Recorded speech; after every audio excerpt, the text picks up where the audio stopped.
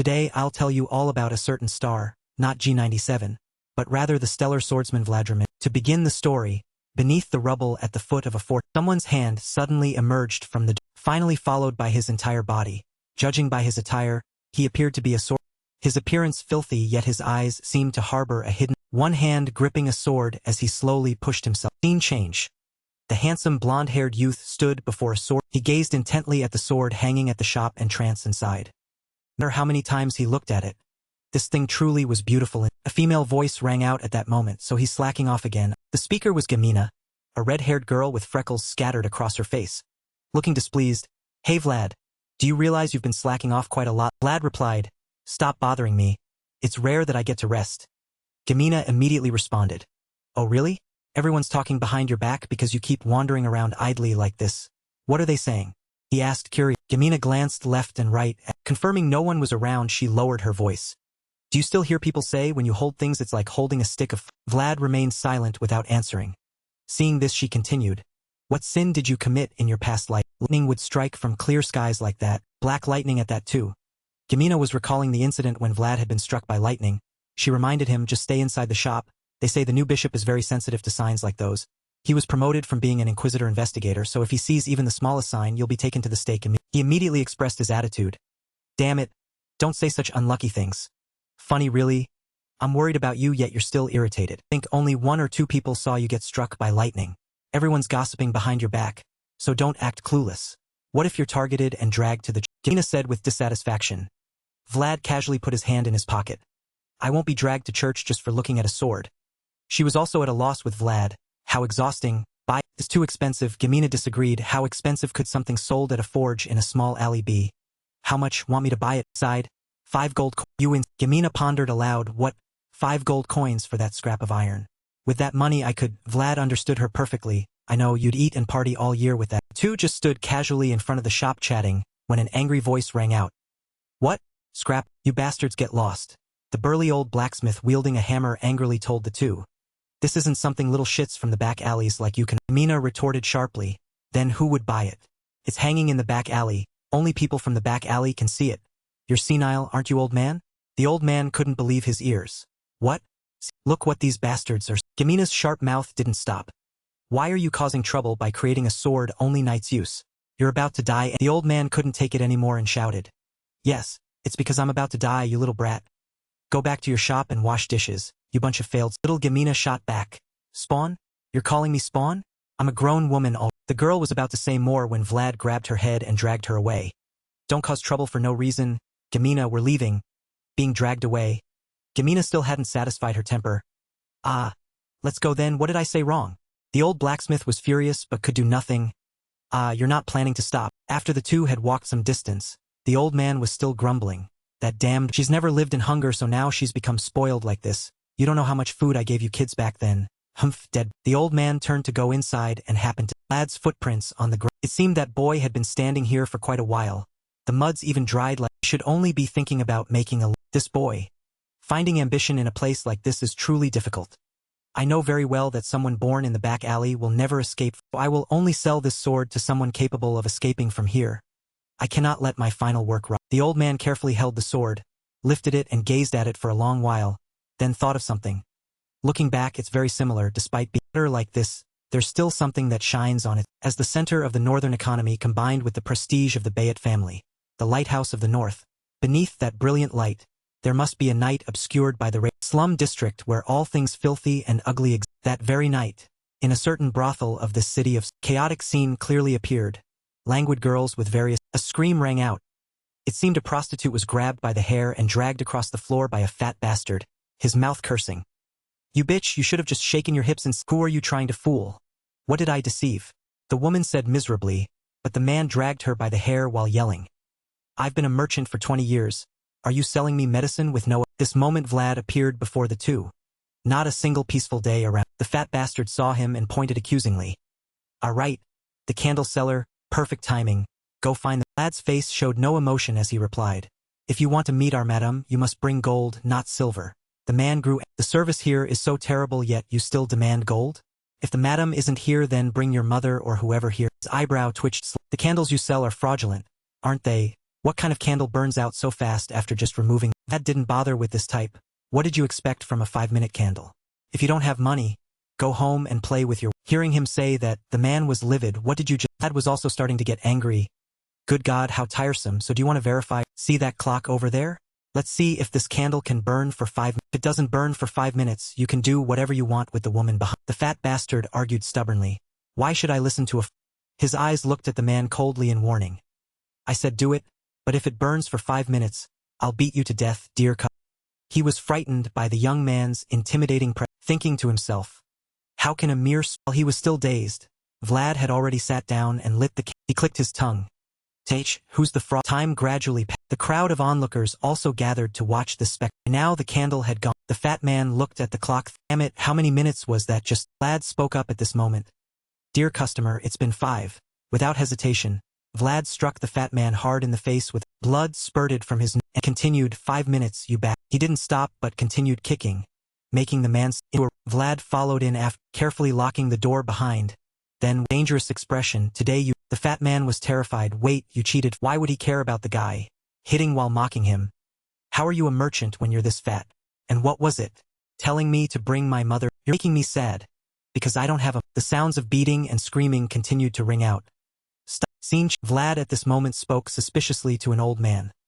I think someone's been tampering with the candles. They don't burn for 5... Do you understand? Seeing the old man just kept eating with his head down, he couldn't help but press him. George, someone is sabotaging our business? Do you understand? George looked at him then sighed lightly. Before he could say more, a girl loudly questioned. What? Who dares? Who dares sabotage the precious... Vlad answered, now we'll have to go find the... Marcelia immediately said, of course you start... Asked in confusion, why should I do that? George beside them had to interject. Actually you already found... Who? He asked in surprise. Marcelia at this moment was somewhat embarrassed, though this coy manner seemed just habitual. She said, it was me. I meddled a bit. I wanted to scam those drunks and make some money. A brief introduction. Marcelia was the madam of the brothel Roses. After she answered like that, the two men were left speaking. Leaving Marcelia's place, he walked while sighing, huh? So I beat up an innocent person. What can be done? When the boss causes trouble, what can the employee... At this moment another man appeared, as if waiting for him because he knew he'd pass by. The guy called him over. Hey, my brother. I heard you caused trouble yet. You're doing your job well, aren't you? I'm wondering how that happened while I wasn't there. You pocketed some money after selling candles yesterday, didn't you? Us brothers have places we need to spend money, but our wallets are too flat. Vlad asked coldly, what do you want? Burley smiled cunningly. I'm not asking you, let's make it. Vlad was displeased. What do you mean by, if you give us some spare change, I also have something to give. It's a pickpocket. A stupid little brat with very poor... Guy grabbed a kid by the hair and held him up, asking Vlad. How about it?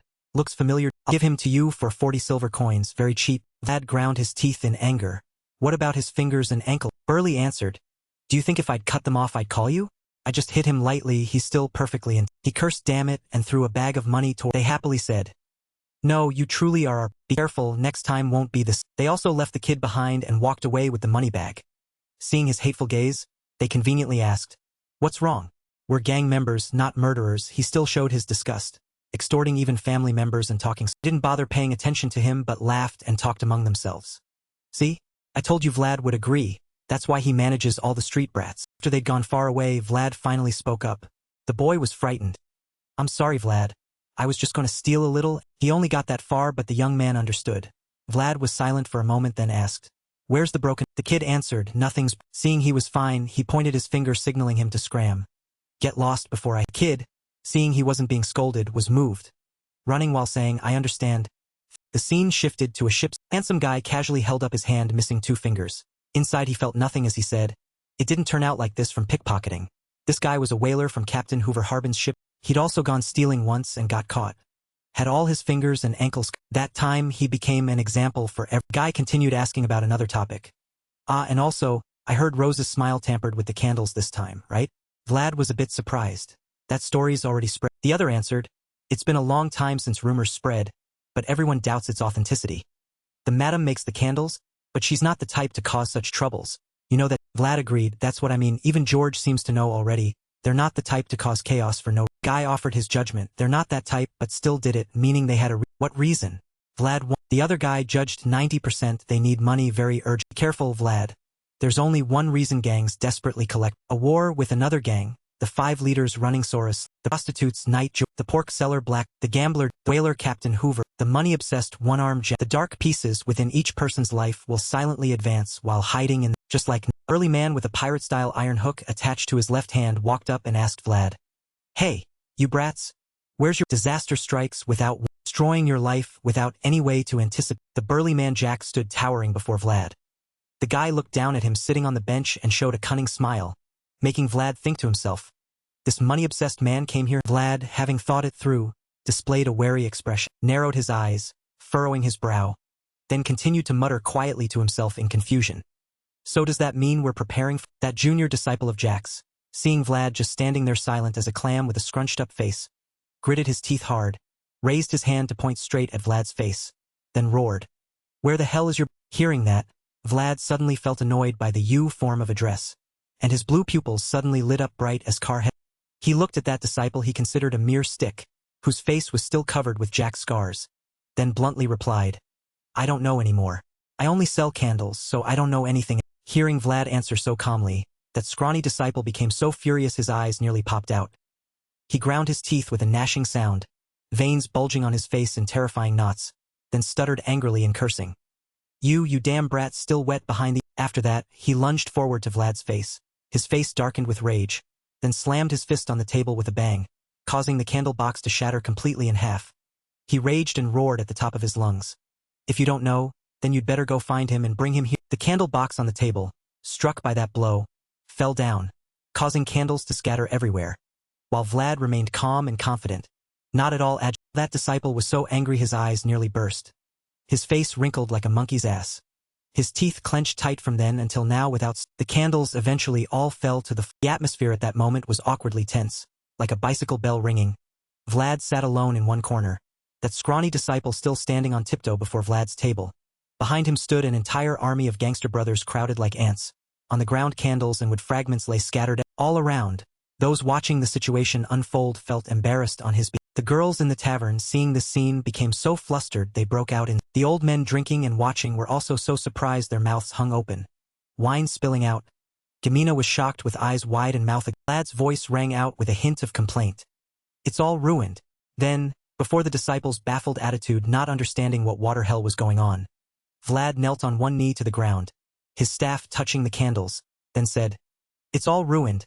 I can't sell anything." Seeing Vlad's attitude of not taking him seriously, that scarred disciple's face darkened with rage, his body trembling with anger. He again wrinkled his face and furrowed his brow, gritted his teeth hard, then asked harshly, "Are you blind, you Suddenly, as Vlad knelt at the disciple's feet picking up candles, he muttered, "Brother, you're—" Seeing that, the disciple suddenly startled, then bent down to look at Vlad, frowning hesitantly and asking again. Vlad's blue pupils lit up. One look and you knew that disciple was about to meet his doom. He looked up, furrowed his brow, stared intently at the other man, then replied domineeringly, "Your leg is about to break. Your leg there." Vlad whacked it hard with his staff. The disciple became so furious his brain nearly exploded. His face turned red as a ripe tomato. His teeth and lips still clenched together as if about to break off completely, his mouth trembling as he called out. Then, while Vlad was still kneeling on one knee on the floor, that disciple flew at him like a projectile. He furiously opened his mouth to curse loudly. Combat is only a small part of warfare. That disciple lunged forward preparing to kick Vlad right in the face. But his skills were still too green and before being hit by that guy's attack, Vlad had already set his face seriously, furrowing his brow, with a disciplined formation and a careful strap. Vlad gripped his staff, his face still emotionless and cold, then lunged forward with the staff and smacked it hard against the disciple's calf, making him jump up like his mouth crying out domineering. Vlad swung the staff as domineeringly as swinging a sword, and with he again gripped the staff with both hands then swung it backward. Vlad's pupils lit up like streetlights. Those are the things that create victory.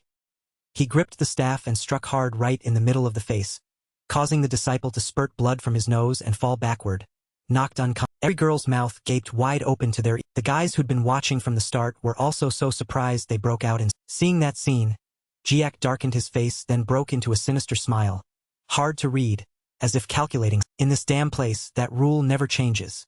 Vlad used a contemptuous gaze to glance down. "Your brother sells candles, but your brother's skill level is what you'd call supreme, darling. The victor stands above." Vlad gripped his staff standing firm as a mountain. That disciple lying sprawled on the floor, and the loser left. The other disciples, seeing their comrade defeated by Vlad as easily as eating cake, each became so furious their eyes turned red. They gripped their weapons and lunged forward, their mouths cursing.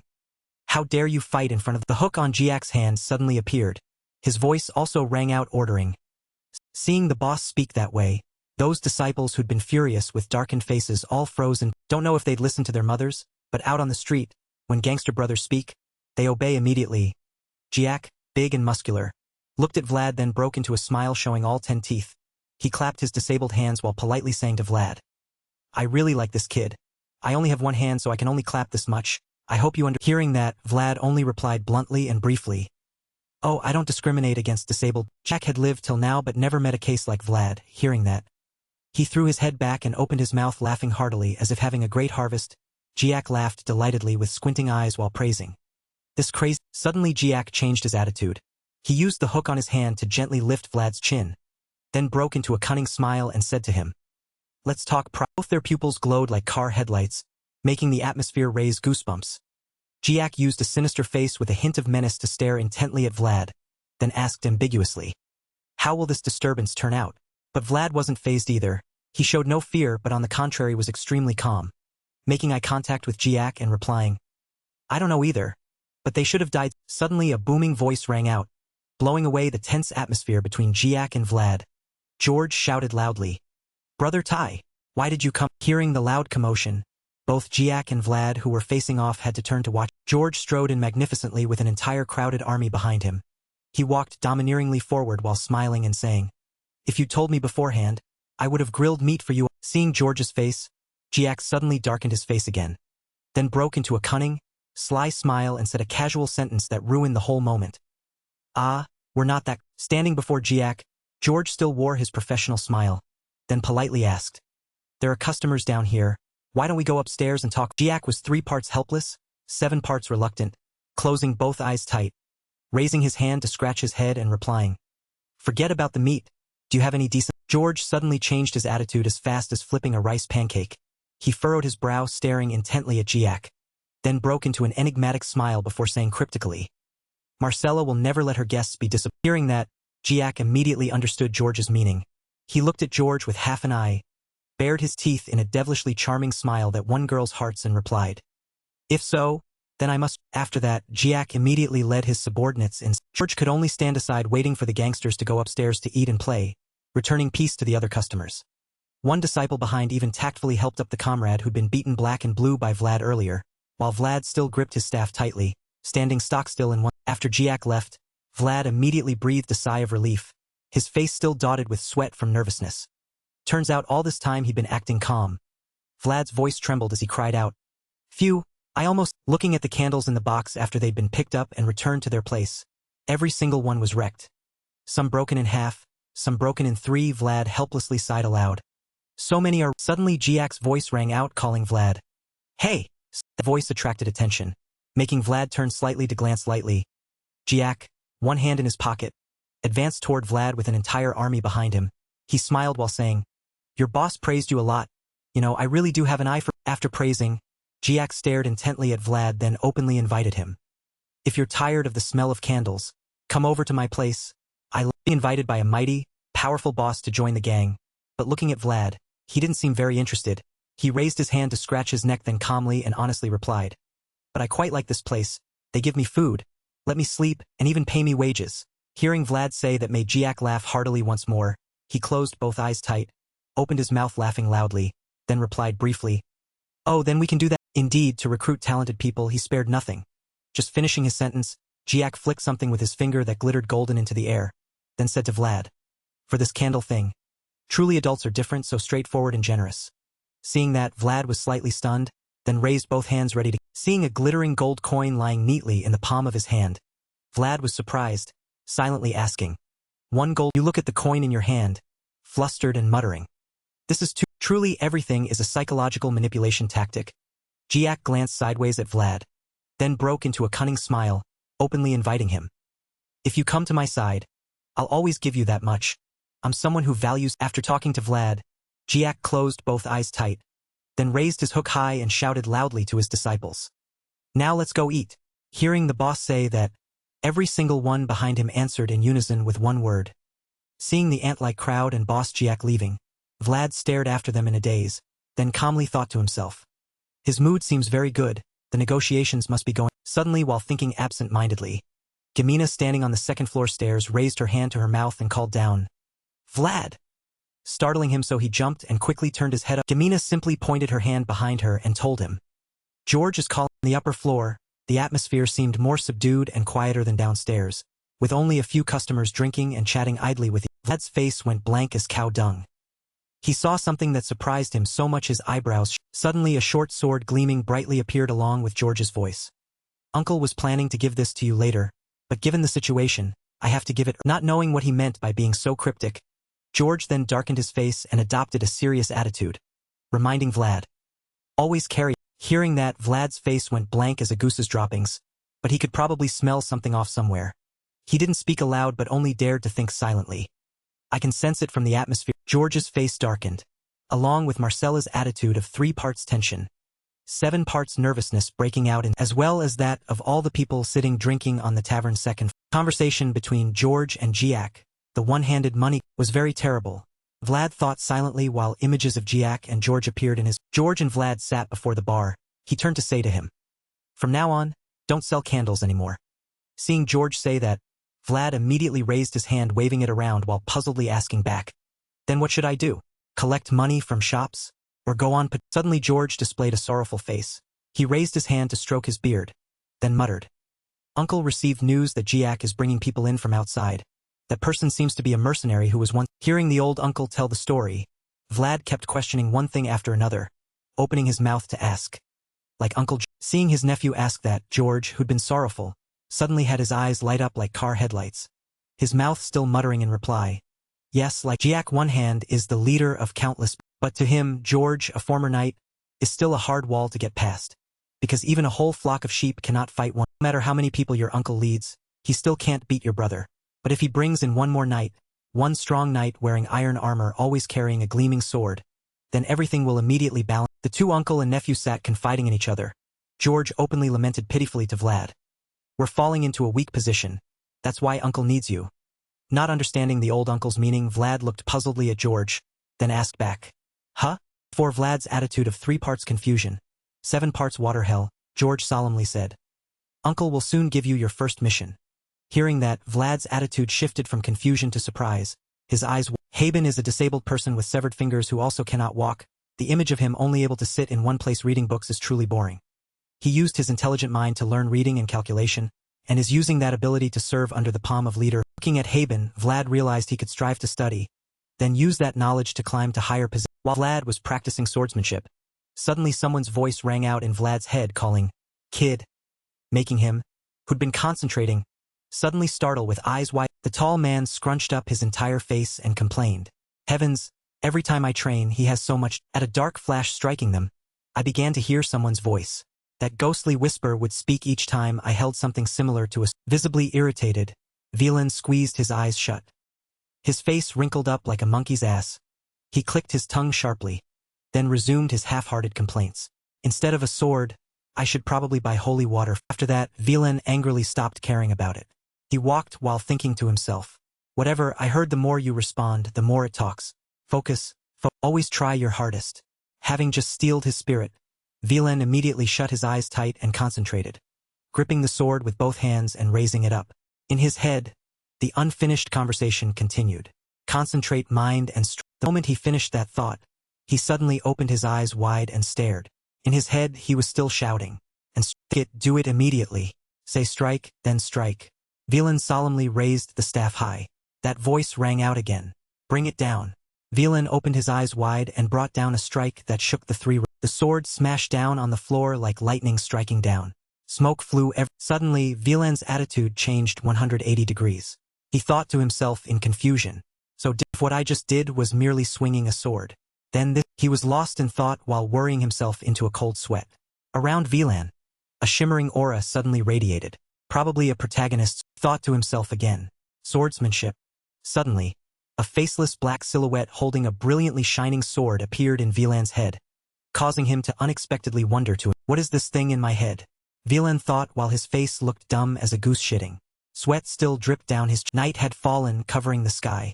The moon was round as a ball, illuminating a corner of the sky. Below, this mountain rose beyond that mountain. Snow blanketed the mountain. In such a poetic, romantic scene, out of nowhere a hand appeared. Still holding a cloth, wiping blood stuck all over the sword blade, completely ruining. Godwin, with white hair, round body in the freezing weather, breathed out smoke and complained. I can feel the eastern winds, bone-chilling cold. Godwin complained. One hand held the sword. The other hand kept wiping the blood on it. Doing such creepy work, yet he showed not a hint of emotion.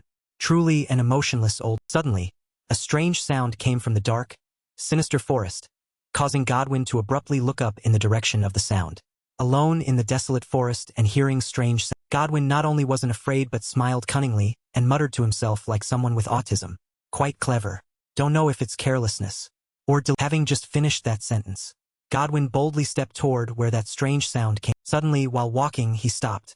Godwin opened his mouth to speak to the void. You there. Stop. The air naturally fell silent as a grave. To break the awkward atmosphere, Vlad's voice rang out asking, Are you only now did Vlad's silhouette appear in the thick fog.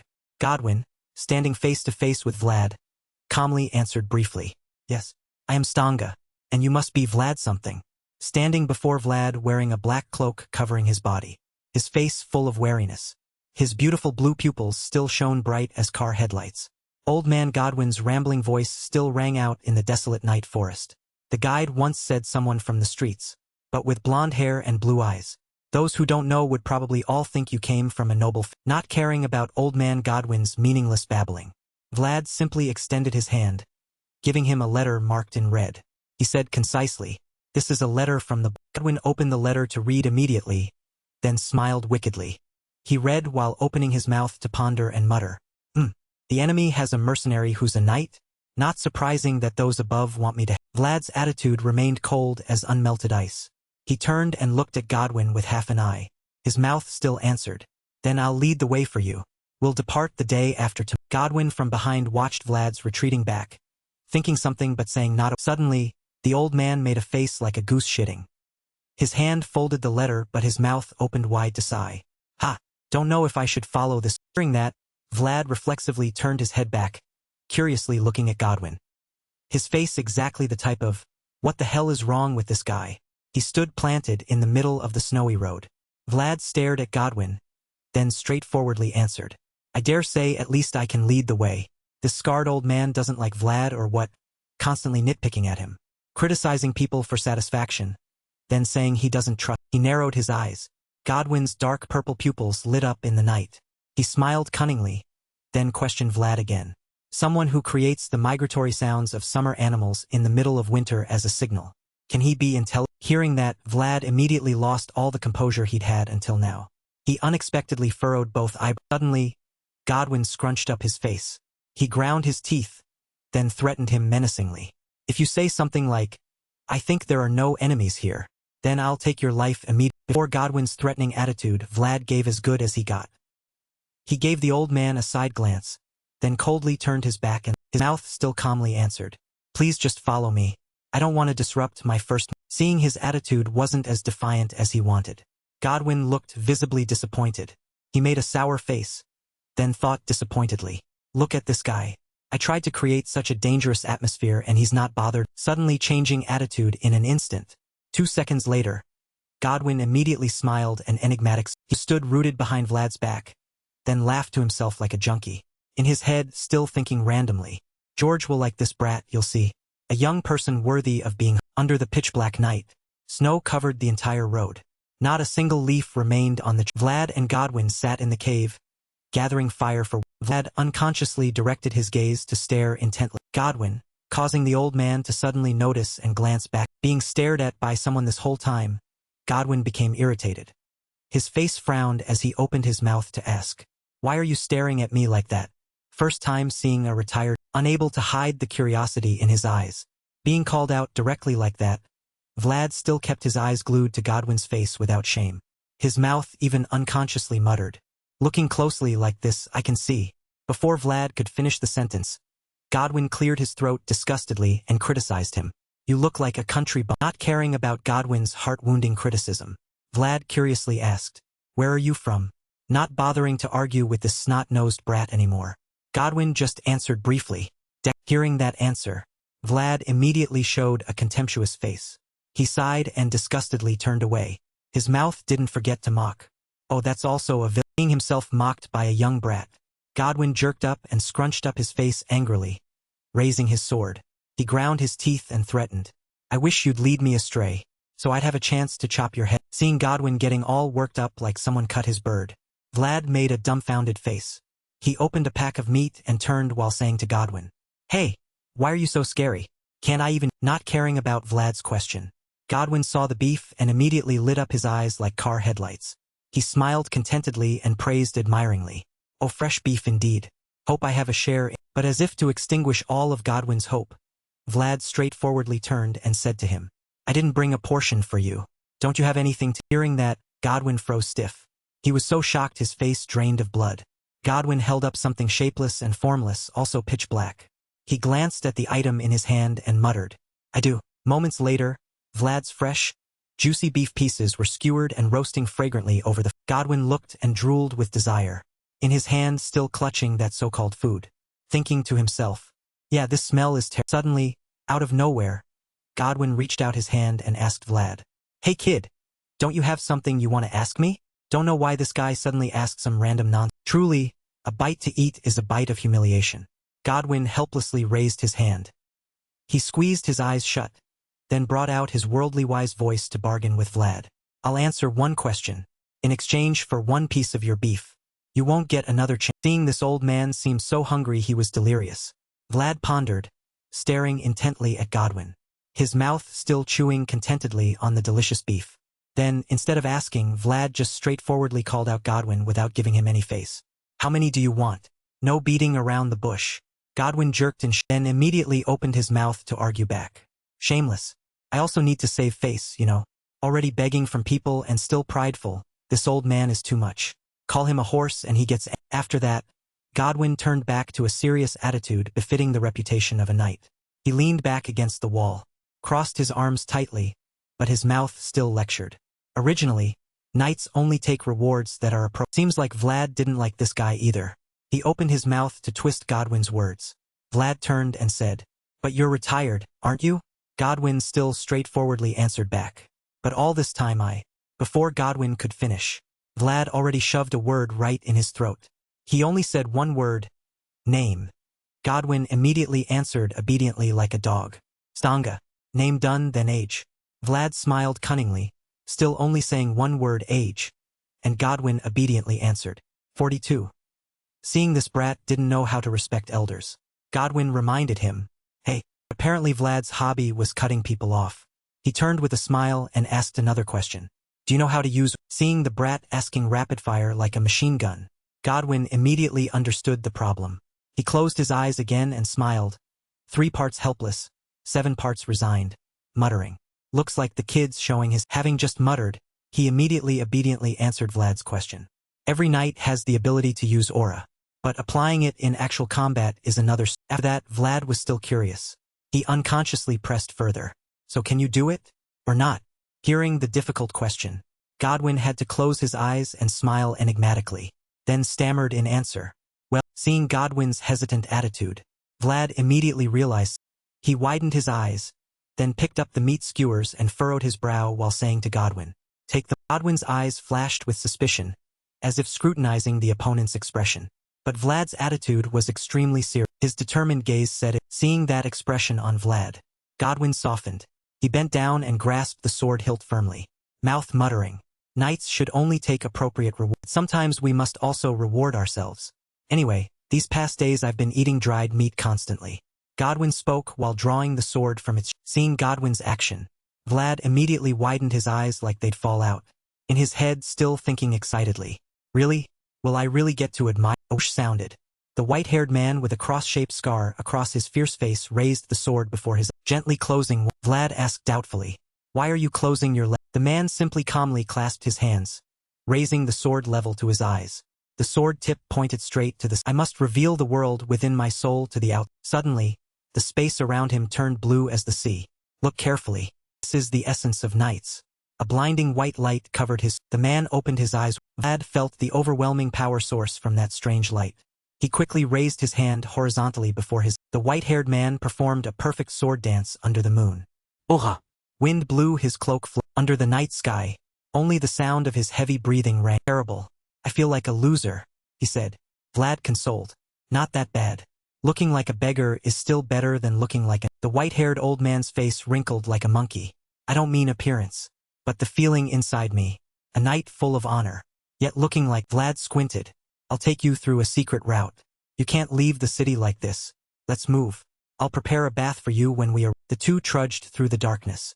The white-haired man said. Too quiet. Vlad answered. Probably because it's. Suddenly both stopped in their tracks. The scene before them was truly horrifying. Corpses strewn across the ground. Still with swords planted right through their. The white-haired man frowned. Is this place always like? Vlad was stunned. The other man pondered. Then this place has been attacked by. Vlad bowed. Let's go then. A gate only members know about. And what about you? The white-haired old man turned and. Vlad calmly replied. I'll go through the main gate to draw their attention. Very well. See you later. After saying that, Vlad ran off like an arrow shot from. After a while, he stopped, raising his hand to wipe away the sweat pouring down his chin like he'd just taken. The chaotic scene before his eyes was truly. George was sitting with Marcella. He looked at Vlad, then slowly said, You've returned safely. Very good. The greedy one has made his move. The skills of those greedy bastards are truly extraordinary. Vlad looked up. Are you alright? George answered. This is the first time in a long while I've had to fight someone at knight rank. But more importantly, were you able to bring him? Vlad quickly replied. Yes. The main gate is being watched, so I told him to come in through the back door. He should be arriving. George's eyes became sharp and cold. Excellent. Tomorrow I'll grab that greedy bastard by the neck. This time I'll put an end to this. By the way, what does he look like? He won't wander off somewhere, will? Vlad continued. No, he'll be fine. He seems like a good person. His body looks quite agile as well. George asked. Did he lose weight? Well, if he wants to live long, taking care of himself is the right thing. Vlad smiled slightly as he spoke. Yes. He's also a knight who can use aura. Tomorrow will definitely be our. George frowned. Vlad insisted. I'm telling the truth. While the two were still talking, the sound of footsteps echoed. George immediately stood up, his hand gripping his sword. He can really use aura? Vlad was confused. Yes. I saw him use. George's face darkened. Get behind me. Sangha doesn't know how to use. Vlad shrank back, but it was. The white-haired man was already at the door, blood dripping from his. Spoke. During this time you've traveled quite a long. It's been a while, senior. His eyes were sharp and cold as. Gogwin sat on a boulder in the freezing cold weather, snow falling thickly, covering everything. While holding a cloth to wipe the remaining bloodstains from his sword after the battle, he sighed. Truly can't escape old age. The winter wind these days really chills to the. Sounded genuine. But were they truly foolish or just because he detected someone approaching? He deliberately made his last sentence loud enough for them. When those people had gotten closer, he also grabbed the sword he'd been wiping, standing up with his face still covered in the blood of those he had eliminated, now lying motionless beneath the. No signs of life remained. With a sinister smile he spoke. You've changed quite a bit, George. His chest, full of wounds wrapped in crisscrossing bandages, gripped his sword. Behind him was Vlad, approaching somewhat cautiously. The old man, anger on his face with veins bulging, voice full of displeasure, demanded, Why have you come looking? The man calmly answered. Duke Gaeta has passed. It's complicated, so it hasn't been announced publicly yet, but soon enough, everyone will know. He slowly filled a glass with. He raised his glass. To our poor Duke. Upon hearing this, the old man lost his patience, glaring at him and cursing.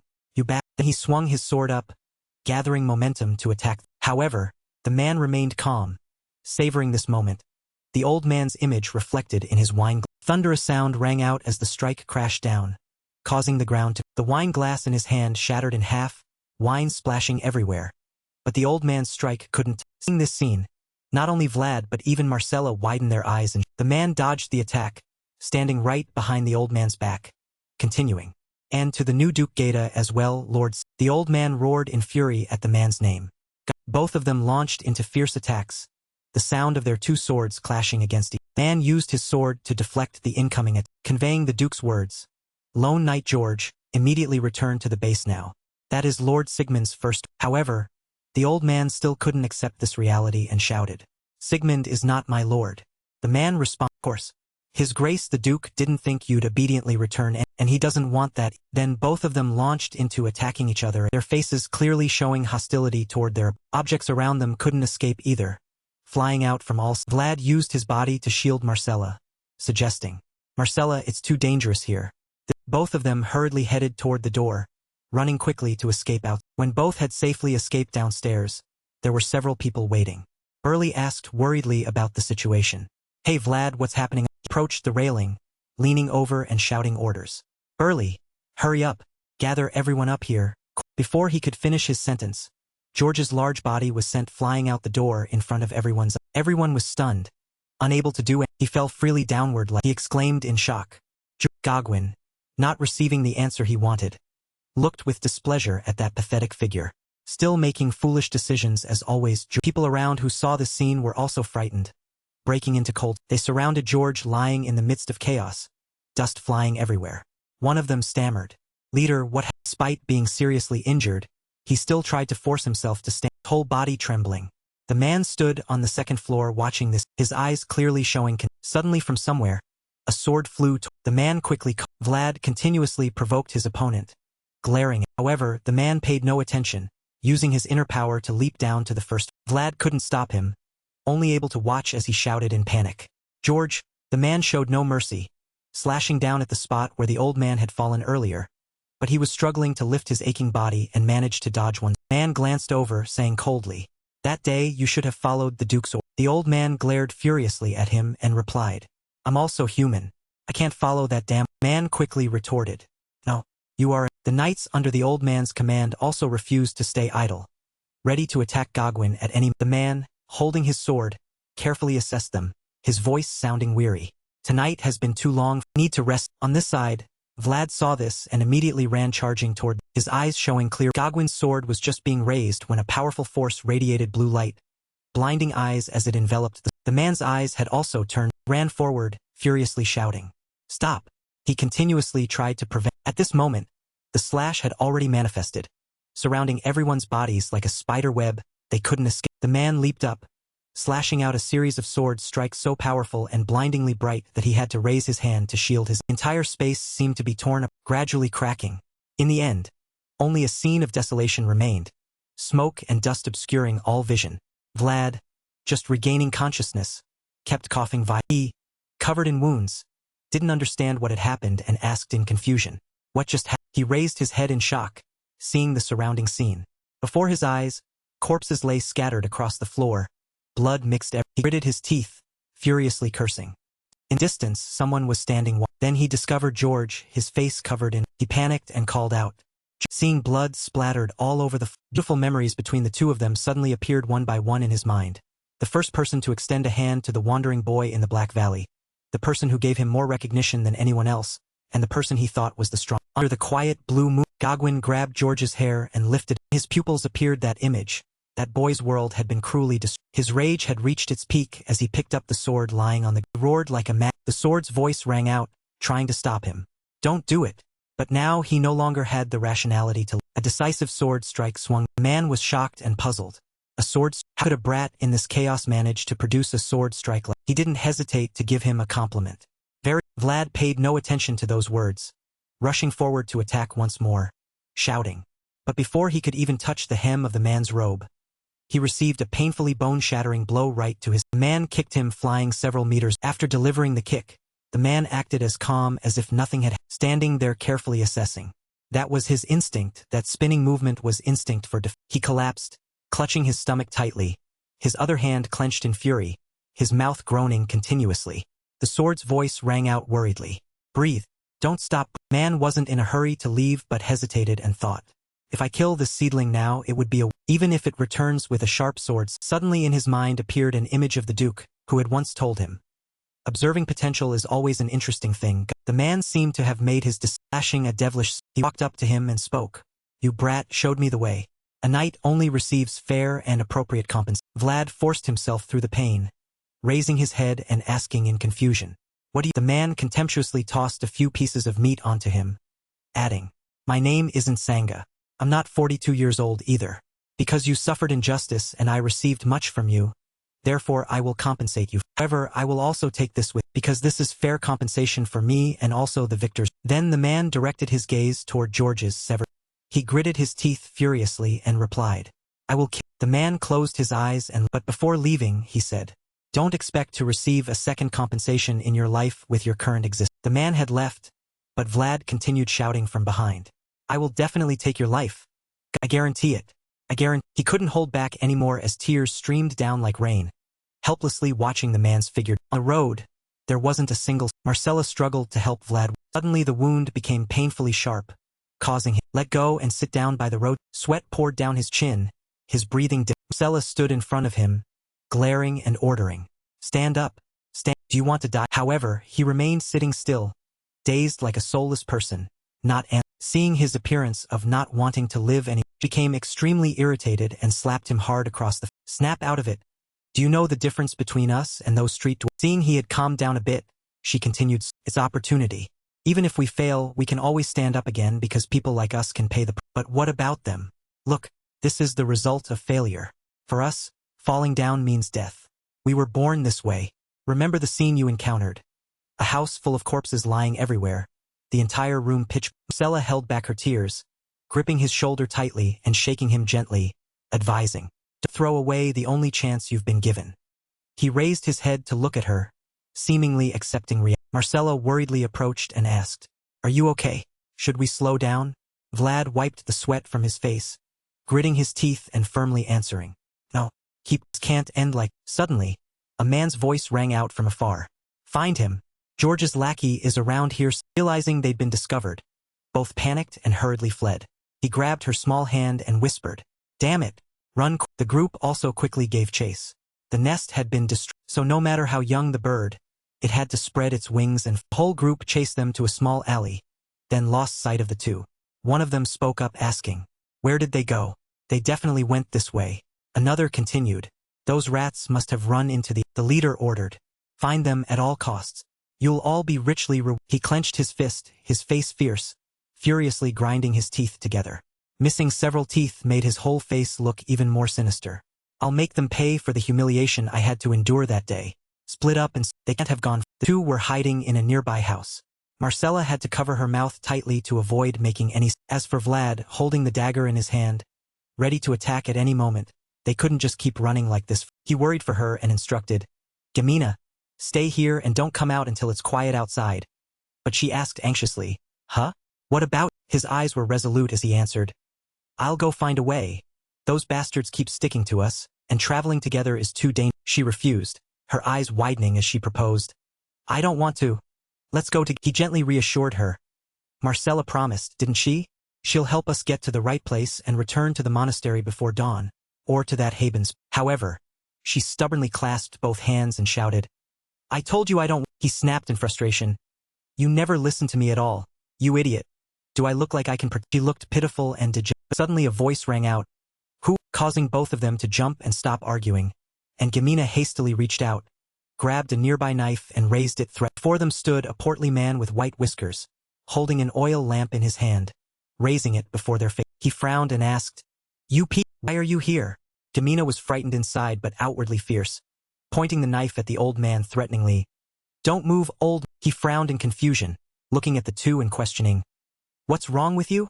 Why did you suddenly barge into someone else's house? Seeing he showed no sign of fear, she became even more aggressive and shouted, I told you not to move. I'll stab you. I really. He looked at both their expressions and lowered the lamp in his hand and calmly replied, I understand now, so put that ugly thing down. He gritted her, gripping the knife more firmly in her hand and making her demand, give me a sword. Seeing him shocked, he could only utter one word. She lost patience and explained, that sword hanging over there. It's very dangerous outside the town right now.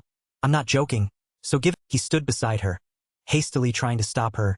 Gamina, put it. She ignored his words and screamed, give me the sword. At that moment, he also realized this was the true nature of people living in the back alleys.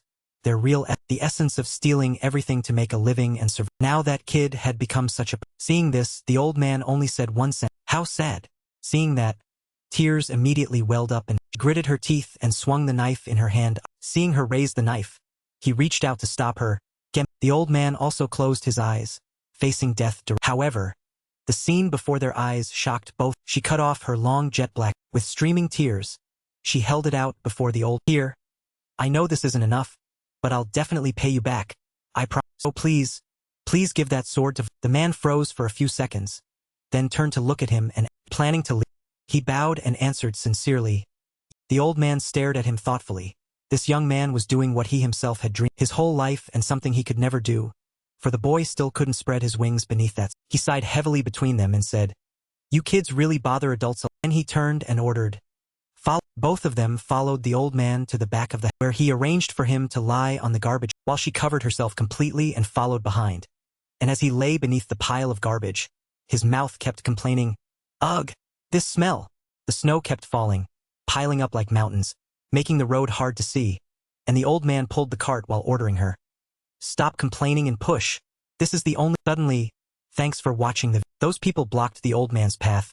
"Hey old man, what are you doing in the middle of?" He was frightened inside. These bastards, were they going to block him? One walked around examining everything, then spoke up, "You're dumping garbage?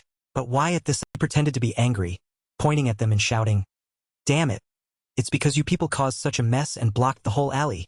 My house is full of garbage now and I couldn't throw." The man looked at the old man with annoyance, his eyes showing contempt. "Oh heavens, this old man is Then he turned to look at the person behind and asked, "Who's that?" "You're not." He looked at them irritably and answered, "I'm too tired, so I hired him in exchange for bread. Why don't you come push the cart?" The man circled around the old man and walked toward him, holding a sword ready and saying, "True, because you're the only blacksmith in the back alley. I respect you, but I have to check this Don't move if you don't want to be cut." Having said that, he pointed the sword at her, cutting off the hood covering her, causing the old man to look on in fear. His whole body drenched in. She had disguised herself quite ugly as a boy, and her distinctive red hair had been cut short by her own hand earlier. Her face also made uglier, her whole body trembling as she spoke in a panicked voice. "Ah, heavens, making a living is so." The man frowned with a disgusted expression and said, "Fine, go." The old man, seemingly relieved of his burden, turned and asked, "What the hell are you looking for?" The man didn't hide it and answered, "George's subordinate, the one with blonde hair. He's the only one." The old man turned and lifted the cart, asking, "Right, can I go now?" Just as he was about to leave, the man spoke up again. "Ah, one more thing. We have to check ordering his subordinate. "Hey, you check the cart." He lay in the garbage, trembling with fear, not daring to breathe, while the other two were also terrified upon hearing. The man added, "Don't do it here or dust will fly everywhere." And the subordinate, holding a stick with one end sharpened like a poker, stepped forward and replied. The man pointed his sword in one direction. Over. The old man pulled the cart, thinking anxiously, "Damn it, should I take them somewhere?" "No, there's nowhere else." The subordinate walked beside the garbage cart, looking at everything piled on it and said, "So much." Suddenly he turned to look at her, making her heart skip, and she bowed her head down with a sorrowful expression. He hesitated for a moment, then uttered a sentence. "Don't be sad. This is my." Then he swung the poker in his hand and jabbed it hard into the garbage, causing her to cover her face in fear while the old man could only grit his teeth and he showed no sign of stopping. "I heard Haben launched a manhunt near so he's probably there. There must be some reason he's doing. But anyway, I'm just letting you." Both froze upon hearing this, and the poker passed right in front of him. Just a little more and it would have been fatal. Then he pulled the poker, his face still calm. "All right," touching his back and saying to them, "This is the 40 silver debt I'm paying back for my." He couldn't help but feel great, whispering, "Thank you." And then the three of them left for the garbage. Upon arrival, the old man spoke up. "We're here." Turning to her and pointing ahead, "This is the garbage dump." And she spoke in a reluctant voice. "Goodbye, Vlad. Take care of your." As night deepened, the wind blew and he was pushed down with the garbage, causing the old man to watch with an aching heart. The first step that boy took had become this old man's and had taken away a little girl's tears, and she clasped her hands before her chest in prayer, tears streaming down her. Moon had risen. He escaped from that, sitting in a cave with a fire lit earlier, holding the sword before him and calling out, "Can you hear?" The sword seemed to respond, "Yes," and his face was cold as he questioned, "Who are you?" The sword only answered, "I don't." He was puzzled. "I can't believe you taught me so many sword techniques when you don't even know who you." Seeing the sword gave no response, he clicked his tongue and continued, "Whatever. I'll help you and I'll become your memory, and you'll become my... I don't care if you're a demon, what I fear is having nothing. Finally it responds, very well, I'll teach you about my... Snow blanketed in the... Joseph Bayet's slender fingers lightly moved a piece on... Too easy, and the second son of the Bayet family was tall, found it all too... Then, Jagger entered and reported, your subordinate has returned. Ah, you're... Joseph responded softly to the man with one eye covered by black cloth. His body in gleaming armor, standing at... Jagger, with his bright blue eyes, asked, are you troubled by... Lowering his eyes slightly, Joseph answered, precisely because it's too... Jagger was confused. The monster subjugation went smoothly with few casualties, and they were all mercenaries. But Joseph pondered, aren't deserters all considered negligible missing persons case? Result with no variables or deserters will make everyone doubt my command, including father and the Lord, and of course Rudiger, my half-brother, as Jagger fell. Joseph was still frustrated. Like this, it'll all be wasted. If I can't become the new duke, what Rudiger does will be too obvious. The Bayet family has brought glory to the army. The proof is in his... Ever since father and his brothers trampled each other to compete for that position. Joseph drummed his fingers lightly. I don't have enough swordsmen. Humph, of course not. Speak up. Jagger moved closer to the table where Joseph sat. Besides that, there's something else I want to report. Speak. There's a very suspicious soldier. And Jagger lowered his voice. Is he a spy who infiltrated? That's not why I suspect him. You'll understand when you see for your... Both went to where the green goblins hung, brutally slashed, with sharp, cruel sword wounds on their chests, and Joseph took out a handkerchief to cover his nose, blocking the smell of... This was probably done by a child who just learned to hold a... Please look at the other side as... These rather careless slash... They're all the... Aren't they? Joseph observed each guy. This one looks a bit more refined, and this one... Heroes. Wait. They're all the same sword technique, but... Jagger. Don't tell me this was all done by the same All of these. A cold wind swept through making the corpses of dozens of goblins sway in the... Jagger nodded. That's right, young master. These appeared and the ones you just looked at were from a month. Joseph was stunned. In just one... Who is it? His eyes became sharp and... A snowy mount. A group of well-equipped mercenaries were surrounding a group of green goblins. Don't let them... Swords, blades, spears. All were thrust into those wrinkled green... And finally they could witness the grand finale. All right, catch the rest. The leader was still gleefully looking toward his comrade when everything went deadly silent. A huge shadow with a massive spiked club appeared right behind him, the creature's eyes gleaming with cruelty. Huh? Before he finished speaking, the giant with the club had already swung it straight down on his head with one, leaving a smeared pool of blood and flesh on the snowy ground. Then roaring threat. All the remaining soldiers were shocked and quickly assumed fighting stance. And the giant charged straight into the soldiers, barehanded, throwing them into the... This is crazy. Where did that thing come from? Screams of agony rang out. It's taken down Squad 5. The whole group ran headlong out and bumped into the person who hired them, riding calmly on horse. What are you doing? Quickly advance forward. Do you plan to collect your reward while performing like... The soldiers shouted back in dissatisfaction. We never heard there were ogres in the mountains. You should have hired more advanced soldiers. Just as their employer was confused. Footsteps on the snow ran, and that blonde hair... Ryman. Thanks for watching the... That's right, it was Ryman the prayer warrior. The young man just mentioned had blonde hair like sunlight, deep azure eyes that were cold and aloof, exuding a cool demeanor, and he said in a low voice, Having spoken, Ryman charged straight at the giant ogre with his slashing straight into its, leaving it deep, gaping, but it still wasn't enough. This sword wound wasn't lethal. The ogre quickly counterattacked, punching down toward his head like a hammer from the head. But with the protagonist's aura, this tough youth nimbly slipped between the ogre's legs and avoided. Damn it, he thought to himself. I failed. A scolding voice rang out. You fool! You can't do it even though I already taught you. The protagonist fumed inwardly, thinking, if I could do it, I'd be a damn genius. Without giving Ryman time to rest, the colossal monster charged at him again, swinging massive club high into the air and crashing down where he had been standing, only behind a huge crater in the snow while Ryman had already circled behind it. His eyes flashing with azure light as he thought, this time for sure, and swung his sword up to strike down. Over at the military camp tent, Joseph slightly furrowed his brow, muttering, Ryman, praying, Jagger. Investigate that name immediately. Jagger bowed his head, replying, as you come. Joseph continued to ponder thoughtfully. How absurd, those twisted, careless sword strikes have actually improved. I didn't expect him to master swordsmanship in less than a... Calling Raymond's cold azure, Joseph broke into a smile, murmuring, he is a genius. On the mercenary side, they were collecting spoils from the defeated monsters, complaining, I hope to find something useful here, but it's all. The squad leader grimaced while his subordinate cheerfully said, Leader, wasn't this mission pretty great? Ryman sheathed his sword, his eyes cold as he replied, Stop the chatter, just take the things I already marked. To which the subordinate grinned obsequiously, saying, Already done. No one dares challenge your number one position. The barbarian mercenary approached tentatively, intentions to propose cooperation for next time.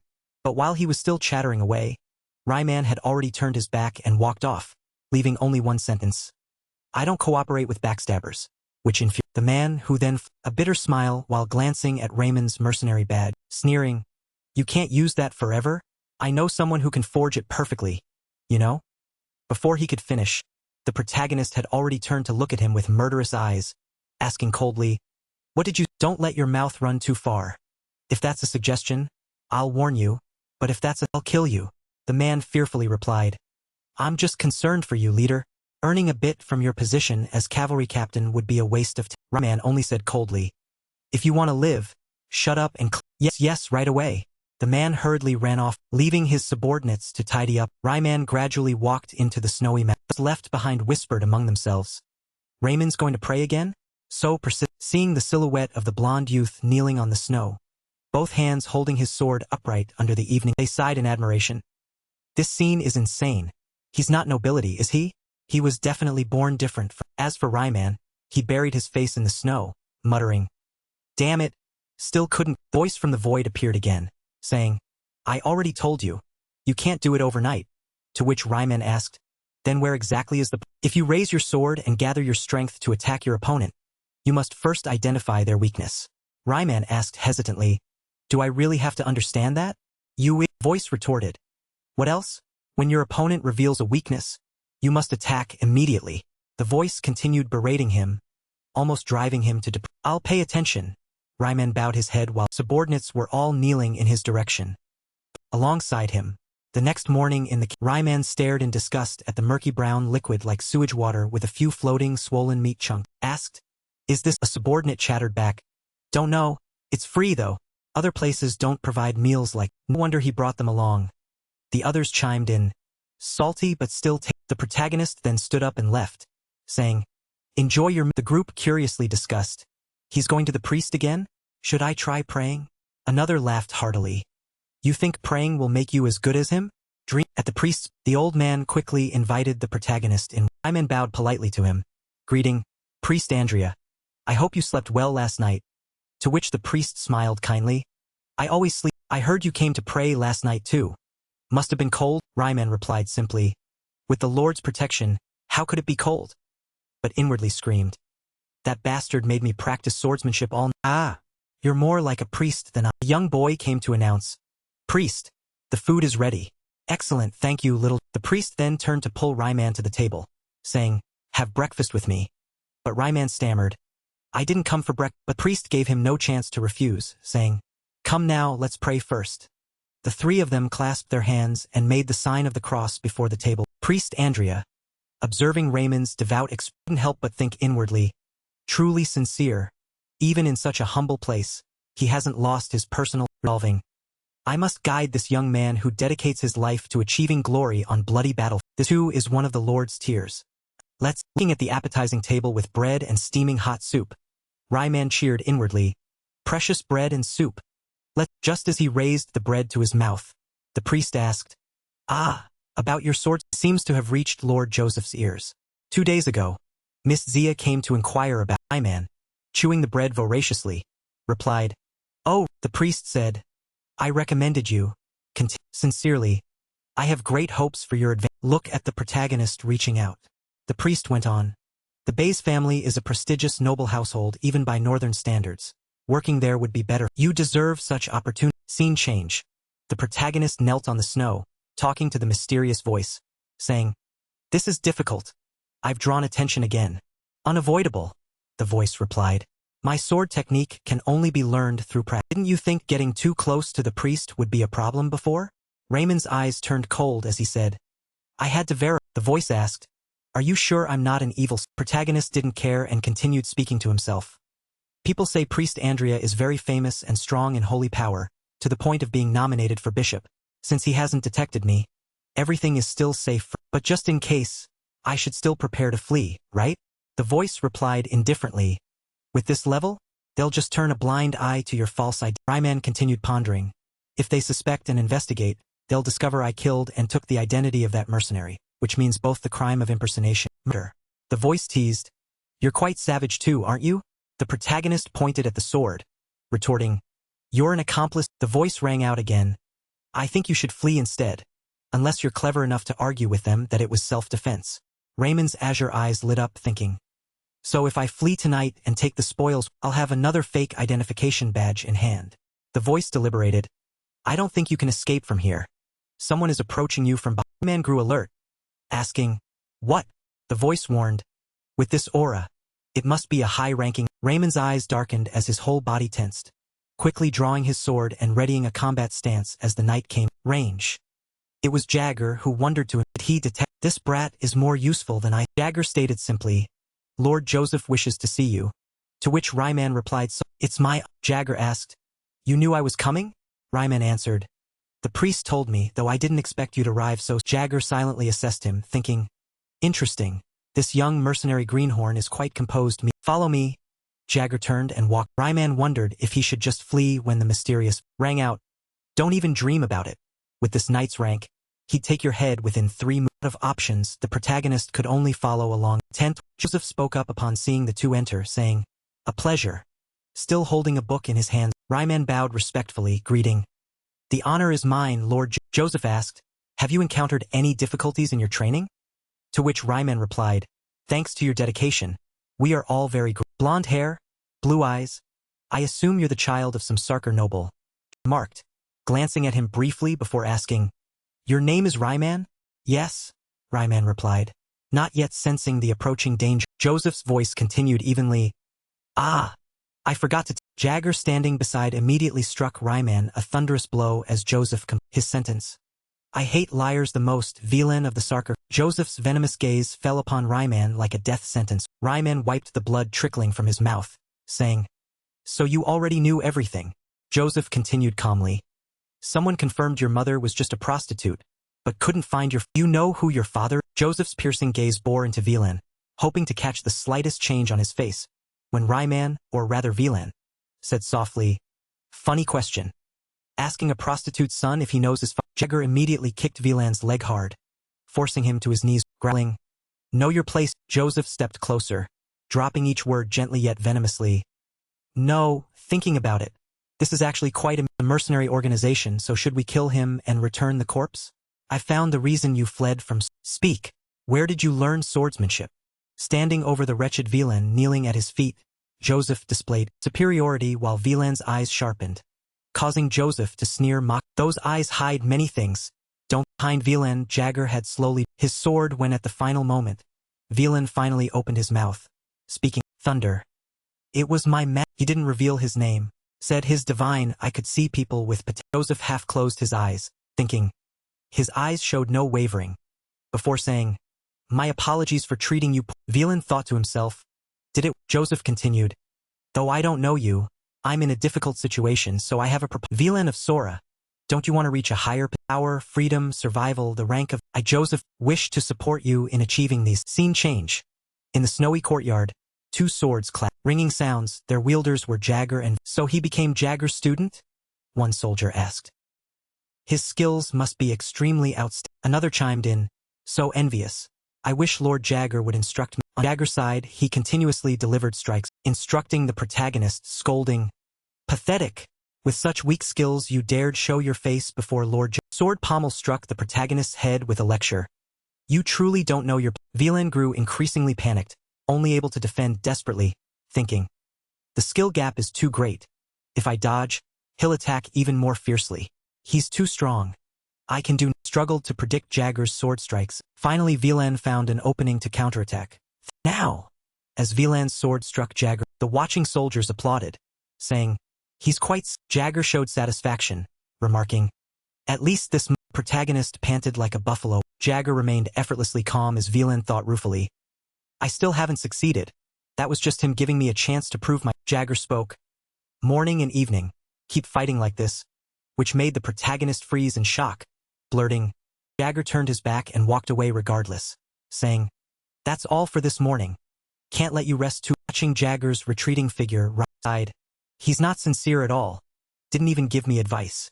The mysterious voice rang out again. "You fought. He mercilessly eliminated your burdens and inferiority complex. There are things you can only learn by being." In Joseph's tent, the Lord asked Jagger, "You fought him yourself?" "What do you?" Jagger replied, "He's not bad, my lord.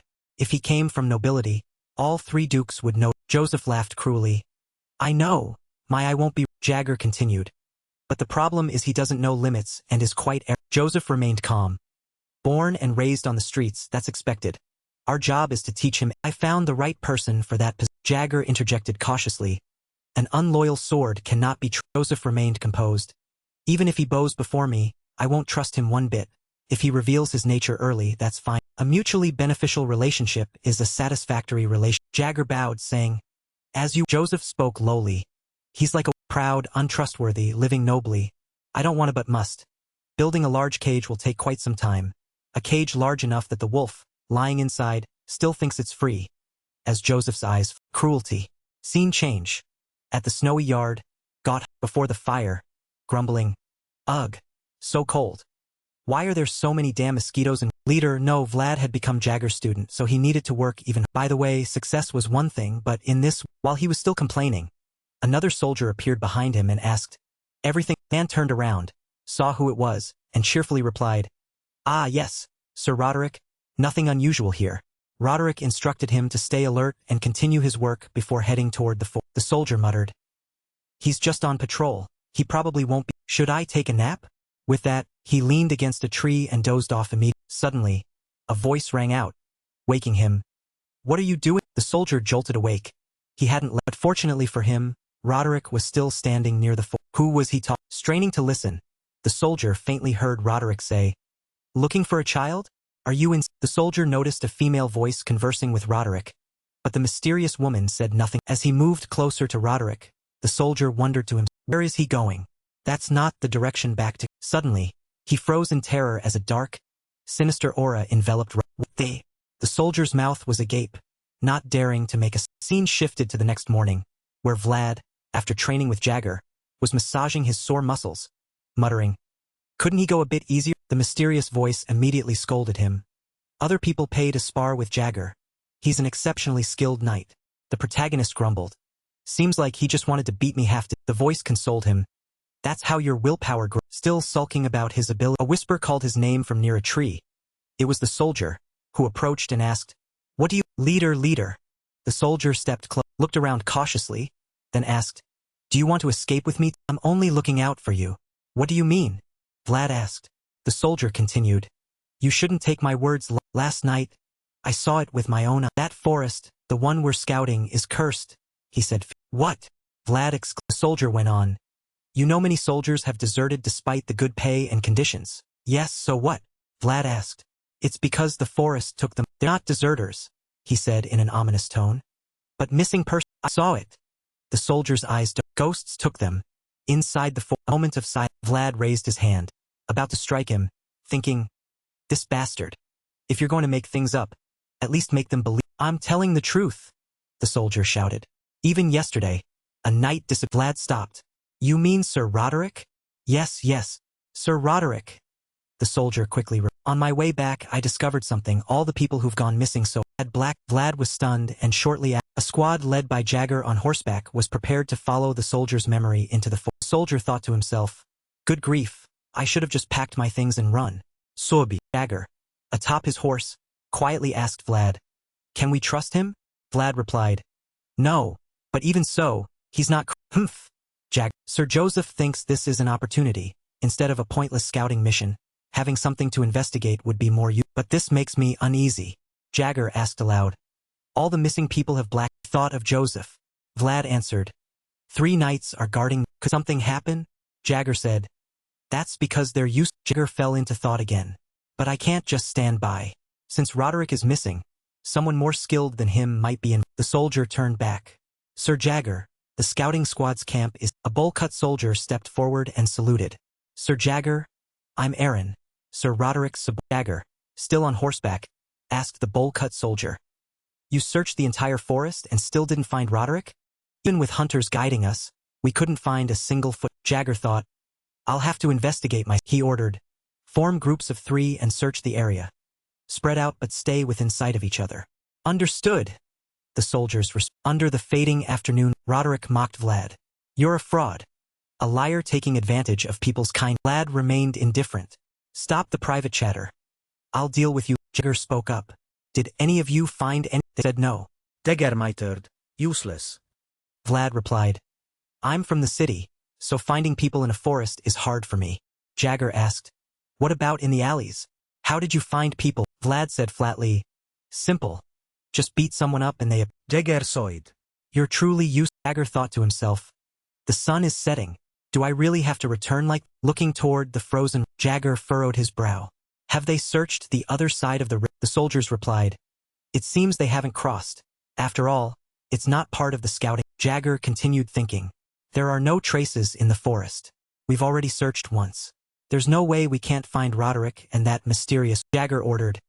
Regroup. We're crossing the river. Understood. The soldier rallied all the troops. Winter's almost over, so the river isn't completely frozen, Vlad said. But it's still enough for us to cross, Jagger said. Right, if we go in waves, it'll be... The soldiers behind them asked. Did we find something? But the soldier waved his hand. No, that's not why I... Jagger said loudly. We're expanding the search to the other side of the river. It's not fully frozen yet. Form groups of 3 and... The soldier shivered slightly. I have a bad feeling about... Vlad waved dismissively. You're just scared. The soldier stammered. Of course I am. I'm not as skilled as you. Someone like me has to rely on instinct to survive. My instinct says we shouldn't cross the... Vlad just stared at him. I don't know about instincts, but if you run away here, you won't die. The only witness fleeing the scene. Even I would hunt you down and... Enough nonsense. Vlad turned and began stepping onto the ice. The soldier, out of options, followed, muttering. Something's definitely... Halfway across the lake, the soldier stammered. Captain, will this break? Pointing at the ice. Vlad said flatly. Yeah, I'll smash it and drown you right. Hearing that, the soldier collapsed to his knees on the ice, too terrified to... Vlad grew frustrated. Get up. We're the only ones left behind. Suddenly, the soldier screamed. Corpses. There are corpses floating under the ice. Vlad, he shouted. In the water. There are bodies in the entire squad. Hearing this, stood crack, crack. Suddenly, the river ice split into large... Ice is breaking. Get to shore. The soldiers, horrifyingly, the corpses beneath the... surged upward, shattering the surface and attacking the... What the hell is this? They've surrounded... Soldiers quickly formed a defensive circle, but they couldn't withstand hundreds of bloodthirsty corpses. Sir Jagger, what do we do? A soldier... Jagger's eyes turned ice-cold. This is a trap, an elaborate one, as if they knew we... Looking at the setting sun, Jagger tensed. Nightfall and dark... This is no longer the domain of the... Corpses roared with terrifying green eyes, closing in from all sides. Inside the priest's tent, he was praying with the bojang. May the Lord bless... Suddenly, he noticed a dark aura gradually enveloping the copper goblet of holy... The wind howled through the snow. Amidst the snowstorm, a female ghost in a long white robe appeared, her black hair cascading over the snow, surrounded by dark energy, her mournful voice echoing, My child, where is my The ghost drifted toward the camp, the dark aura spreading the frozen river. Corpses swarmed the troops like... One lunged viciously at the soldier, who screamed, Captain! Help! Vlad immediately rushed over and severed the corpse's neck with his... More corpses, hearing the commotion, charged at... He swung his sword, slashing at them repeatedly. A severed arm flew toward the soldier, terrifying him out of his... Vlad roared, Get up and grab your spear. But the soldier still couldn't stand, paralyzed by fear. Damn it! Vlad gritted his teeth. The mysterious voice rang out again. Don't lose your composure. Choose a path before deciding to... Vlad looked at the corpses swarming toward him. I can't advance. Is Sir Jagger on the other side? Jagger's sharp blades cutting down over a dozen corpses, but there were two. Several had reached some soldiers, grabbing their heads and... Jagger raged. Damn it! This will go on endlessly. They planned this in advance. I don't know who set it up, but the purpose is... There's no more time to waste. Jagger's eyes glowed with a flickering green, toxic grip on his sword. He charged into the horde of corpses, cutting them to pieces. Seeing this, the soldiers' spirits lifted, cheering each other on. Push forward. Sir Jagger is with... Jagger shouted to Vlad of Sora. Fulfill the Vlad roared back. I'll do it now. Jagger continued ordering. Retreat to the camp immediately and hold out as long as possible. Blood splattered across Jagger's face, making him look even more ferocious. Protect Sir Joseph according to the Teger belloved. Understood. Vlad shouted, then turned and fled at lightning speed, dragging the soldier along. Soldier, hurry up. Captain. As for Jagger, he breathed steadily, then widened his eyes, hoping those he'd ordered could safely reach Sir Jagger continued fighting fury. Suddenly, the familiar figure of Roderick, now a corpse, making Jagger grit his teeth. I'm sorry, Roderick. I was too. Joseph was flipping through books when he heard a loud commotion out. Let me go. Was there an intruder? Joseph, a subordinate, burst into the tent. Sir Joseph, he cried, and what's going on? Joseph asked, but the man just sneered. You rushed here without knowing anything about the situation. Joseph snapped. That's because your safety is the most important. The soldier. Joseph roared. Then why aren't you carrying your... The soldier froze, touching his empty skin. He was still bowing apologetically. Outside the tent, the priest hurriedly entered with two more soldiers. Sir Joseph, it's a demon. Priest Andrea held up the Bible. This is a passage written in holy... Look, the letters are trembling. This is far from... Joseph was stunned. Is there a way to stop it? The priest replied, I'm not an exorcist, but I'll release as much divine power as I can. Though with a demon like this, I may not be of much. Joseph understood. He thought continuously. Among the knights left behind, none are capable of creating a barrier to protect the... But right now, they're my only option. Joseph swept his sleeve and ordered, Move out. His eyes were as cold as the blizzard outside. Hundreds of soldiers writhed and screamed on the snow. Let me go. I'm not your child. Seeing the thick fog, Joseph quickly covered his nose and mouth with a handkerchief. Is this what's making people delirious? The priest replied, Not quite. I can only say this is definitely not a natural phenomenon. Joseph understood. It's affecting me. The ghost woman reappeared, surrounded by dark, sinister energy, looking utterly terrifying, her gaping, blood-red mouth wide open, incessantly muttering, My child! Where's my child? Arms and legs were unnaturally. Joseph's entire group froze at the horrifying. Seeing Joseph, she opened her mouth wide, revealing sharp teeth, and screamed, My child! I finally found. A hand glowing with golden light reached. It belonged to the gaunt woman with a mouth full of jagged, sharp, as if praying. The surrounding words written in script glowed around. Zhang beside him was the same, hands raised to the sky as if turned out the two of them were chanting spells to destroy the demon-like. Joseph felt extremely uncomfortable. So there's no other way to defeat it without ladies. He looked at the two lying sprawled on the ground. Cain, Maxim, they're not worthy. They don't deserve Father Andrea's blood. That demon could only say two words. My child. Joseph Bays stared intently at her, realizing it seemed to be a prayer meant solely for her. He saw her fingers gradually beginning to... Joseph Bays hated this feeling of helplessness. But who else was... Zhang was coughing up. Andrea reminded him. Hold your position, Zhang. The sun will surely rise. Shield was being pierced through by a hand with sharp claws. Zhang wiped the blood from the corner of his mouth and both his hands raised toward the sky, continuing to resist. Once again trapped, unable to advance, Joseph Bays looked at Zhang, thinking, that assistant has reached his limit. The holy song is about to... He worried, sweat beading on his cheek. Is this the end? We can't wait until sunrise. His eyes widened in astonishment, because he saw a figure with white hair rushing toward them from behind the female. Could that be? The female demon sensed that person's presence, turned her head back, strength shifting into it, preparing for going back a few minutes earlier. That thing is cursed, so an ordinary sword cannot cut through it. Vlad wondered. Then what should I... Sword asked. Can you use aura? Vlad felt like he was hearing a joke. Are you kidding me? The sword fell silent, saying nothing. Suddenly spoke up. There is one way. Vlad picked it up and asked, What? The method is, if you let me possess your body for a... Vlad was somewhat skeptical. Is that possible? The sword wasn't very certain. But right now, that's the only method we can use. It said, I'm sure I can use my own aura.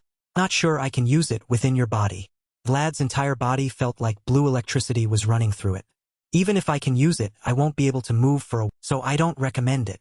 Vlad's gaze turned cold, deep, harboring strong determination. So if I don't kill it, I'll be the one killed. His hand gripped the sword tightly.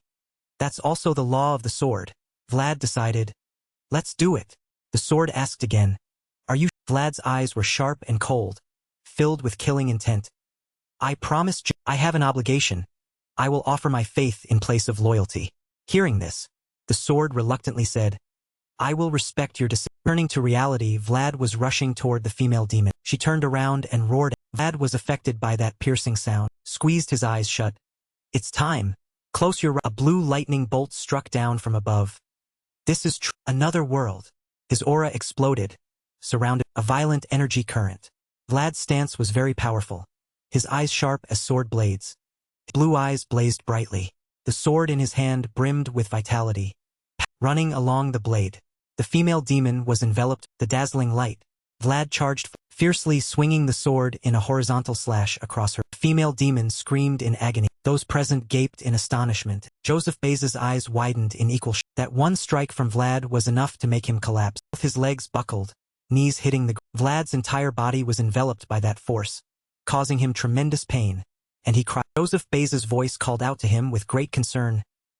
Vlad collapsed face down, his entire body. Joseph Baez immediately realized.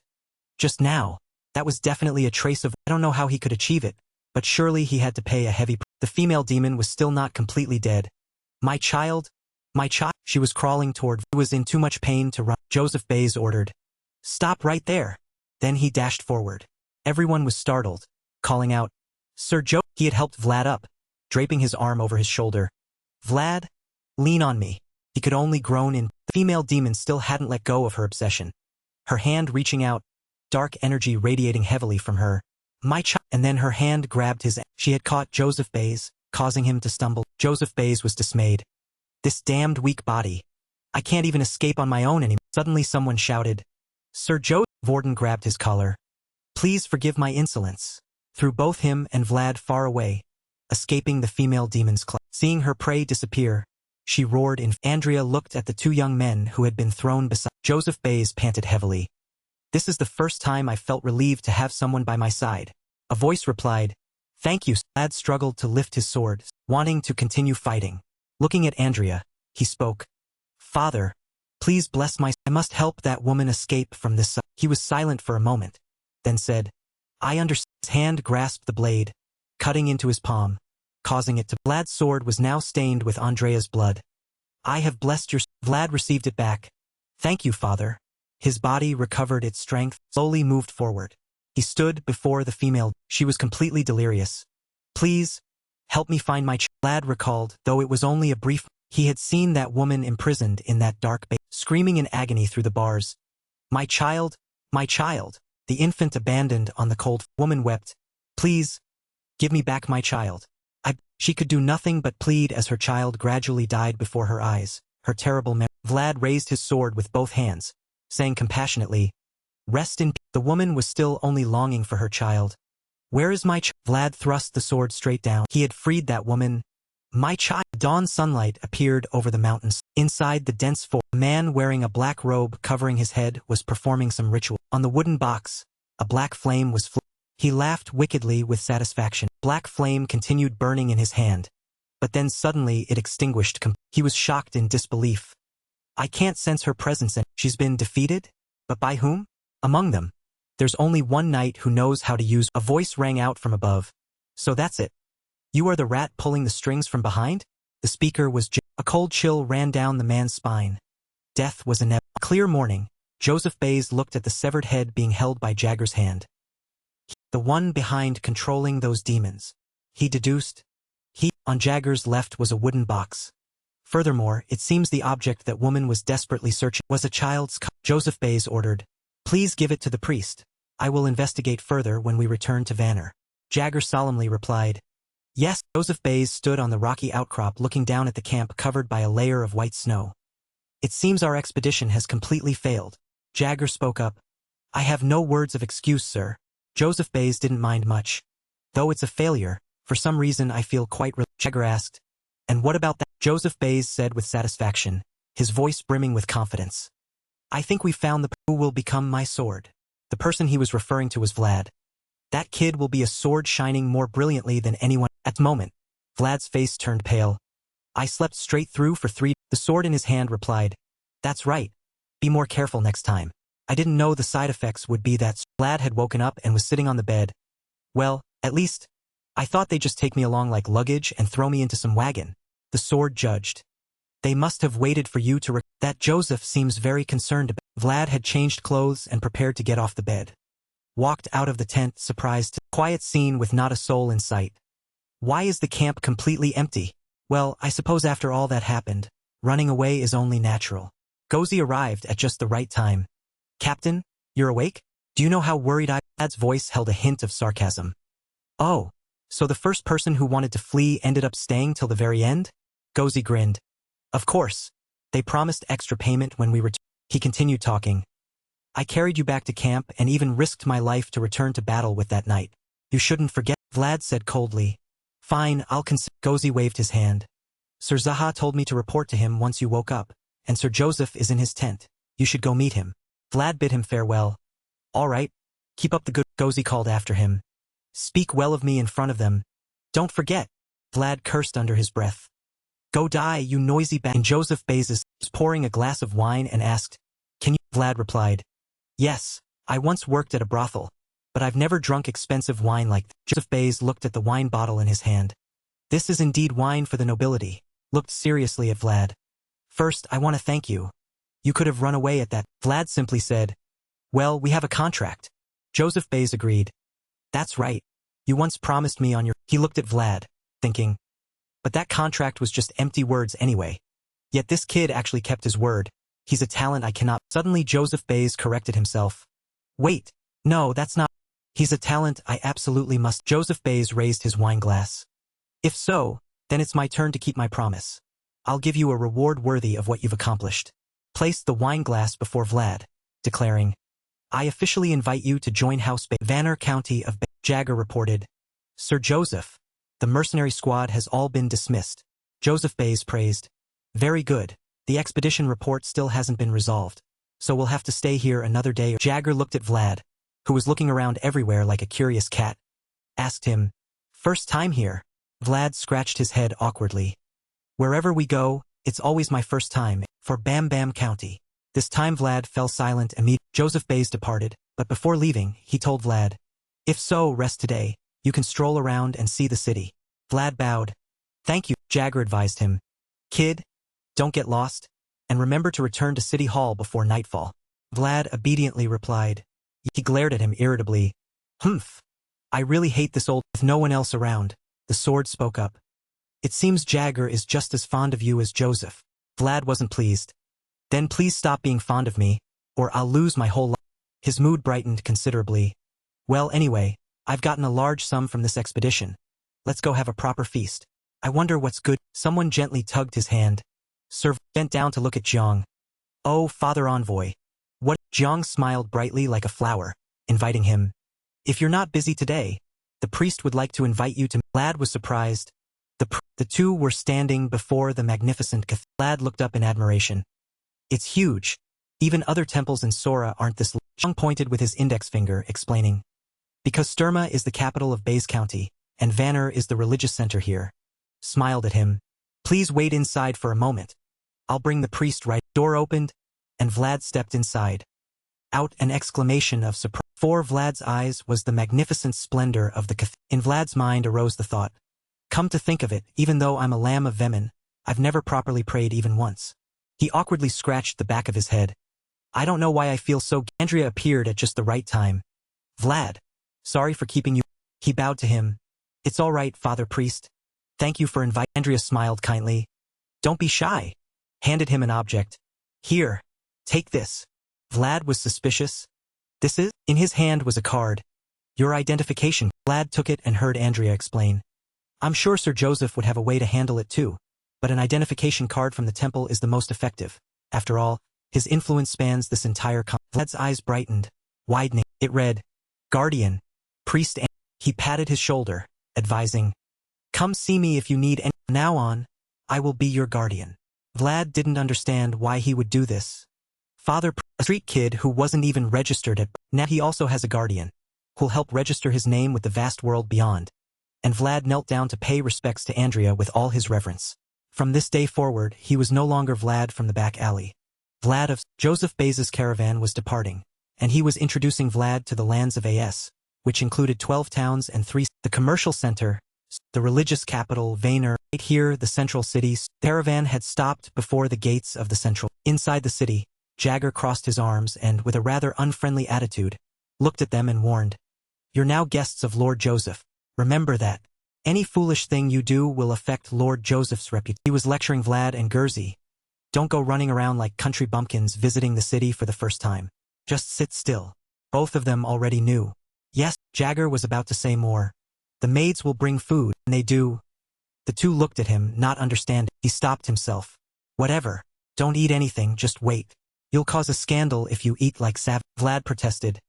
Even so, eating a little. But Jagger, though leaving, still absolutely forbade them. "Shut your mouth. Don't eat anything." The room door opened. Two of them stepped into a luxurious room with a chandelier on the ceiling and chairs and carpet of noble crimson velvet. "For Gurzy's first time here? Is this a guest?" He looked around. "Baze sure is rich, huh?" Vlad knew full well. A voice came from behind the curtain. "I haven't seen you before." Vlad looked at the silhouette of a person behind that thin curtain who was speaking. "Damn it. I was planning to sneak off and take it." That person stepped out. Vlad looked at him. His eyes widened. It seemed he recognized the guy.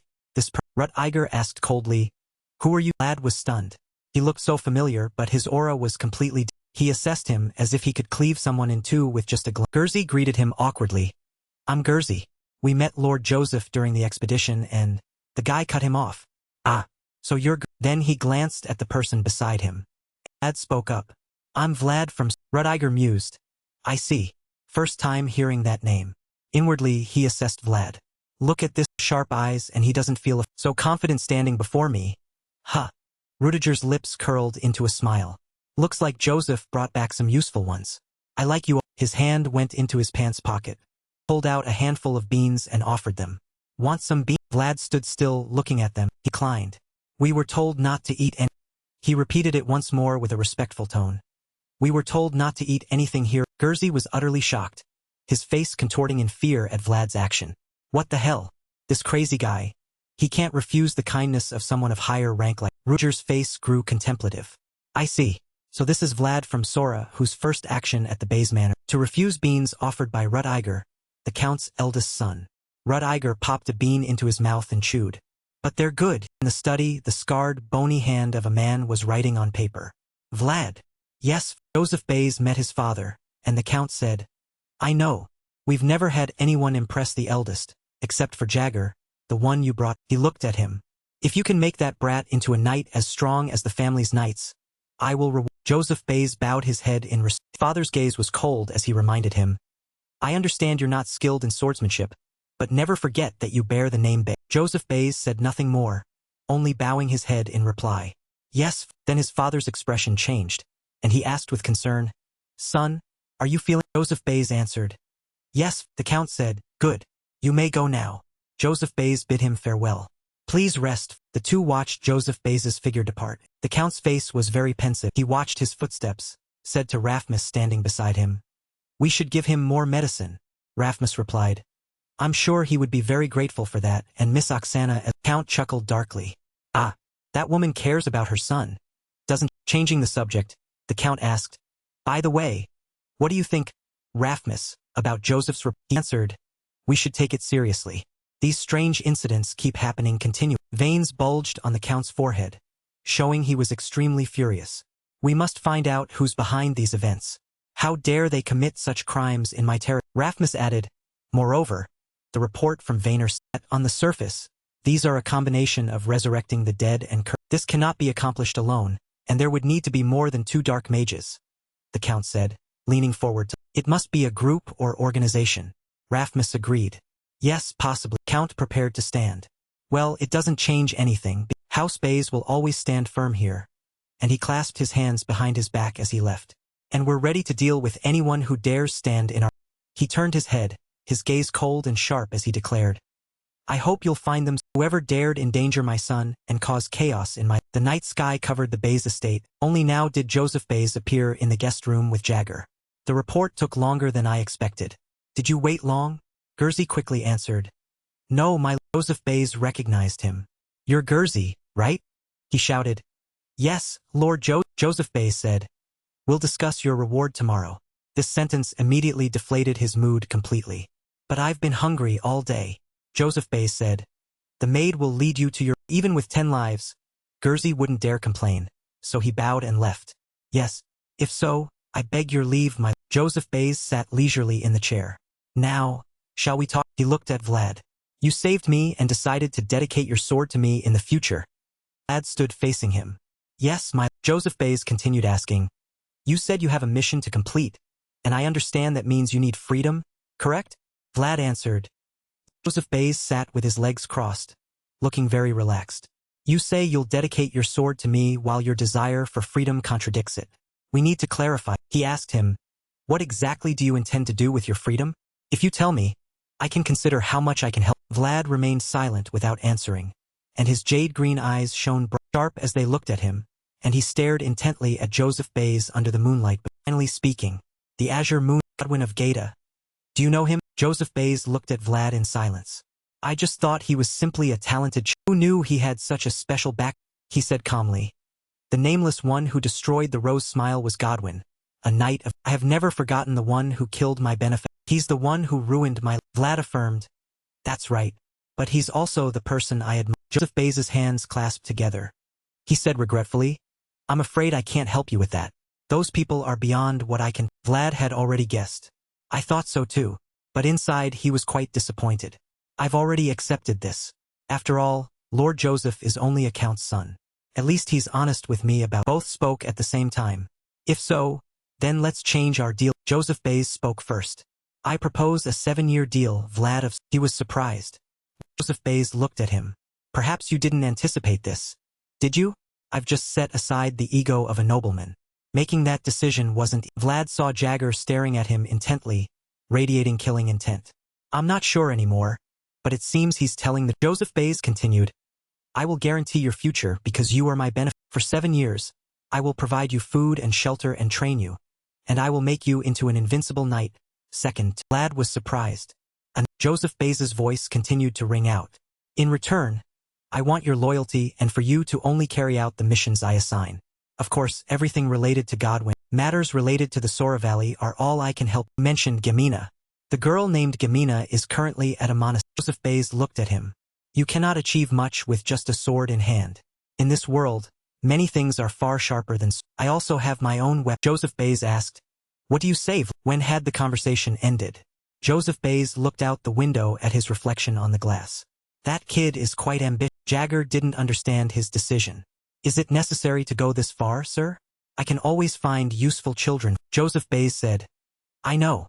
There are many talented children who inherit from where they're born. But being able to use those abilities is another. Jagger looked at him. Isn't he worthy of your expectation? Joseph Bays was very confident about... Of course. I witnessed it with my own eyes. Jagger reminded him. That brat is rebellious and stubborn. He'll be very hard to control. Joseph Bays looked at him. I still have you by my side, Jagger. 7 years is also long enough to raise a wild beast and make it a beast. Jagger relented. If so, then I'll do my best. Joseph Bays assigned him the task. I'm counting on you. The better that brat becomes, the more beneficial it is. Looked outside. I only thought he was a useful wolf, who knew he was a child with the ambition to pursue even the... Sunlight illuminated the Bays manor. Early in the morning, Jagger was already showing Vlad around the house. From now on, this room is yours. It's a bit old, but you have full use of it. Vlad didn't mind. No, it looks... His face was very pleased. The floor isn't even dirty, and there's a bed too. It's like a palace. Hearing this, Jagger suddenly remembered. I see. I forgot you came from that valley and back alley. The other trainees come from well-off backgrounds, so they'll have trouble adjusting. Side. It seems there's no problem for now, unless you create... Speaking of which, Vlad brought up. About the peanut incident, it was because Lord Jagger didn't want to hear it. Forget it. You didn't listen to me from the start anyway. Vlad looked at him, unconvinced. But you also said no eating. Jagger left. After eating, meet me at the training hall. We'll spar morning and evening, and during marches. Just as he stepped outside, he met Lady Oksana. Jagger, my loyal... Jagger whispered to introduce Vlad. This is Lady Oksana, Lord Joseph's mother. Bow respectfully as you were taught before. Both bowed exactly the same. Greetings, Lady Oksana. She greeted back. Good morning. Oksana looked at Vlad.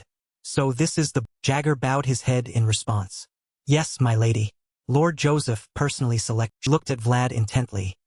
Vlad glanced at her briefly. Oksana smiled. Vlad's face flushed bright red instantly, and he quickly bowed his head. Oksana looked at him. Thank you. I heard you saved my... Vlad stammered. I only did what was... She was now standing before him. I will reward you. You've done something far more wonderful than you think. Vlad bowed. Thank you, my... Oksana stroked Vlad's head. Your hair color is so beautiful, along with those blue eyes. Then she patted both his shoulders, making him flustered. Your shoulders are quite broad, but you're still too thin. You'd look great if you ate properly. I'll prepare some clothes. Vlad's face was still red. Thank you, my... Smiled gently, left with her maids. Do your best, Sir Jagger. Wishing you a good day, my... Only then did Vlad breathe a sigh of relief. Jagger was surprised. What was that just now? I didn't expect you to have this other side. Why so bad? Vlad answered honestly. Well, I've never met a noblewoman before. Jagger understood Simvet. Your first meeting wasn't bad. Honestly, I'm not comfortable being near the lady, Jagger urged. Go eat, he replied. Yet, in the manor's dining hall, a few people were milling about. One person was spitting. Bowl of soup belonged to Vlad. Someone had come to pick a fight. Sobanin laughed mockingly. Sorry about that.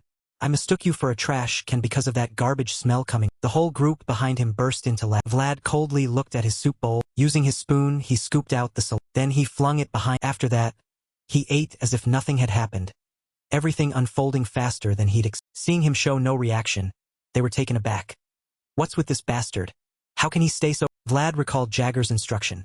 From this moment on, you are a guest brought here by Lord Joseph, and any foolish action could damage his reputation, so be... Vlad was searching for a way, how to smash these idiots without affecting Lord Seeing him show no reaction, Sobanin cheerfully left, thinking, You bastard, you'll see me again soon.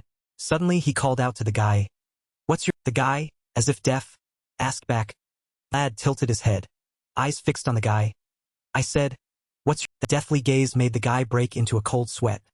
What kind of killing intent? The guy hastily replied. Sobanin. Vlad stood up. So... He left, but left behind a voice cold enough to own. I'll remember that. On the road outside the Bays Manor, a procession was passing. The Count's... He was standing on high ground, looking down at the training yard, where it seemed all the trainees were participating in a sparring. He and Ragnar paused to observe. Let's watch a bit more. Yes, my... His eyes took notice of one... He looked at Vlad. That child, is it? I heard the child has blonde... The Count assessed. Quite cunning. Ragnar looked in one direction. Master, please... He followed his... Someone was hiding and watching them. A black shadow in the distance. Eyes on the training... The Count guessed immediately. Must be Jagger. That child must have bothered... He crossed his arms as if preparing to watch an entertaining... Should we go take... Two wooden swords... Vlad was sparring with a black-haired... Strikes were extremely powerful, pressing close and forcing the guy to retreat continued. The Count remarked. Quite fierce. Even though his opponent is twice his... Impressive. Rathmus couldn't believe it. Really, the Count evaluated. But at the same time, he has courage. He's using everything he's learned in real... Remember this, Vlad. Every sword duel begins with... You can sow your opponent through your footwork, your shoulders, and your gaze. Both sides were exchanging many strikes with each. The black-haired guy attacked. You can control your opponent through your movement. Vlad dodged left. Then, the black-haired guy was astonished to find Vlad had closed in on him in a lethal strike. He had slashed through the guy's body. Lucky it was a wooden sword. If it had been real, the guy would have met the grim... The black-haired guy gasped for air. Overwhelmed. I was sure he was aiming for the left side. Not. Suddenly, his black hair was... Vlad spoke coldly. Sobanin's... Thanks for watching the... Looked at the guy, enunciating each word like a warning. And the guy took a punch right to the... This action made the remaining guys alarmed. Thanks for watching the... Afraid. Thanks for watching the... Rathmus exclaimed. Oh God. We can't let the kids fight during... The Count turned and left, having seen enough. Just let it be. To become a knight requires strong... He glanced at Jagger. That lad over there seems quite satisfied with the result. Rathmus also noticed. Seems so indeed, my... Vlad was still continuously punching the guy's face, when someone ran out to stop him. Stop! The instructor barked. I said stop. Are you ignoring my order? Vlad's fist was now covered in... Only then did he stop, releasing the black-haired guy who'd been beaten half, standing upright like a... Vlad said indifferently. I apologize. I lost control. The instructor was terrified by his murderous... Then glancing at the guy, lips curling, he said. Send my regards to your lackeys. I lose control very easily when caught up in something that excites. Sobanin seethed. Son of a... He stepped closer to the guy. Let me apologize to the others first. Blood spattered on Sobanin. I won't let you off and when I find the right seasoning, I'll call. Sobanin's face turned pale with, this guy's insane. Lord Joseph brought a mad dog from in the dining hall. Gozi said, Captain, I heard you beat up some trainees? The rumors spreading among us, sir. Vlad sat across from him, picking up a sausage to eat with his bare hands. What about you? Working in the stables? Are you doing okay? Gozi smiled happily. Of course. You think I'm working in ordinary stables? No way. I'm in charge of the Count's stables. Wait, that's not important, right? Gozi's voice grew serious in warning. I heard you've been beating up those brats in every estate you encounter. That's a crime. Vlad didn't care. Why are you surprised? Did you forget? I've always lived a life full of sin. Beating them is just violence coming naturally. At this, he grimaced. Right. I forgot about Vlad added. Besides, I didn't beat them clumsily, didn't leave too obvious evidence, and they were the ones who started it. Gozi still worried. How can you think that'll work? Vlad didn't see it as a big problem. Look around now. Is there anyone left who dares mess with us? Isn't it more comfortable? Someone carrying a food tray approached to introduce him, hesitantly saying, I'm Potly. Vlad looked at him. Do you need something from me? Potly stammered Vlad had no patience and snapped. Sit down or get lost. Don't just stay. The guy's face brightened. He sat next to Vlad. Thanks for letting me sit. In Vlad's mind, that wasn't what he meant. He meant the guy should get. Potly spoke up. I've always eaten alone since coming here, in places like the bath. Vlad was annoyed. I'm eating right now, can't you see? This is my precious sausage. Don't kill my appetite. The guy pointed at it. That's good stuff. Potly explained. My father is a meat supplier here. The Cana family provides all the meat and many meat products to many places in the kingdom. My family has raised livestock for generations. He offered Vlad. I saw you earlier wanting more sausage. Do you? Vlad felt insulted. What are you saying? You think this will make layers of meat? Delicious sausages glistening with flavor. Potly led the two into a room full of his meat. My father sent a lot of meat here for me to eat, but eating all this alone is a bit. Only now did Vlad realize. All the trainees here were young masters from wealthy families. He'd forgotten they were people he could never have talked to if he'd stayed in. Having at least a few good relationships with these people wouldn't. Vlad's attitude became much friendlier. Potly, from now on, do you want to eat? The guy rejoiced. Really? I can eat with you guys. Vlad patted his back heartily. Of course trainees should get along, right? He told himself. I'm not doing this for a few sauce. Jagger's steps were serving Lord Joseph and training newcomers wasn't a problem, but it was tiring. He only got to rest when Cade and Maxim. Suddenly, a call from afar. Lord where are you going in such a... Lord Gregory. Extremely annoyed, he frowned. What misery is this? The man laughed out loud. You're showing your annoyance quite openly. As you can see, I'm very... He kept laughing. I'm not surprised. To complete Lord Joseph's mission, you must be very busy. I understand. Seemingly losing all patience, Jagger grew angrier. What do you want to tell me? Still in that gentle manner. Someone like you should have attendants to help with work. Truly, I think it's not too late for you to... What the hell? Just keep it to yourself. Why don't you mind your own business? Why suddenly bring up attendants? Too awkward. He had to scratch his neck, forcing a loud laugh. My boys are all well fed. They need to lose weight. How could Jagger understand that? What do you mean by... Sweat began pouring down his forehead. That Vlad. That kid seems suitable. Manly character. Confident. Brave. Right? He shouldn't beat around the bush anymore. I said I'm very busy. Get to the... Awkwardly forced. You know, a knight interfering in attendant matters isn't proper. I'm a bit ashamed too. Vlad doesn't seem to be receiving proper... So he came here for this. That kid has no friends. He thinks he's better than others, so he chooses solitude. Lord Gregory gradually shifted to a pleading tone. Please just tell him that many people care. I mean, he's my nephew too. I can't let him suffer like this forever. But asking you to tell him feels a bit... Jagger looked with sharp, cold eyes. You mean I'll help for... The man patted his chest confidently. If everything works out as I wish, I'll owe you a... Didn't seem very confident. That kid truly doesn't listen to me. Gregory still persuaded insistently. But that kid works... One person didn't want to accept. The other kept trying to persuade. I told you he doesn't listen to my advice. The man still smiled brightly. He truly does a lot of work. Just switching to another scene, in a small stable, Gozi sat next to Vlad. From what I've seen, the problem isn't with you, Captain. The problem is you can't ride horse. Well, they aren't afraid of people, yet when you approach, they run. This isn't a skill issue. There's something very strange. Even the other horsekeepers say the same. Vlad couldn't help feeling frustrated inside. Damn it. Always like dogs, cats, all animals hate me. They always run away as soon as I... Now horses... While speaking, he suddenly remembered. But I rode Lord Jagger's horse that night when we fled from those assassins. You rode it with me. Gozi was also skeptical. Lord Jagger's horse is very expensive, and it's a battle-hardened war. Hearing that, he couldn't help feeling dejected. So I can only ride skilled, battle-tested, expensive horses? I can't tell others that. I must learn to ride horses at any... Suddenly someone... Lady Oksana has some... Full of surprise. Lady Oksana? Some... Scene shifted to a luxurious... Lady Oksana sat facing him. Looking at you now, who would think you grew up in a rat-infested... That outfit suits you very... Don't tailor it too tight. Make it a bit loose, you're only 17, still growing. Joseph grew fast at this age. When summer comes, I'll have another outfit made for you. After all, seasonal clothing helps you maintain better physique and... His face full of bashfulness. Cheeks slightly flushed.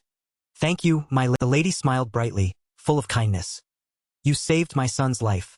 I'm the one who should be... And I apologize for calling you while you were busy training. You may go now. Yes, thank you very much. Sighed the... Vlad breathed a sigh of relief.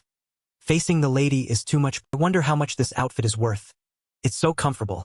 Can't believe it's mine. But being this happy isn't like my old... Can't stay comfortable forever like this.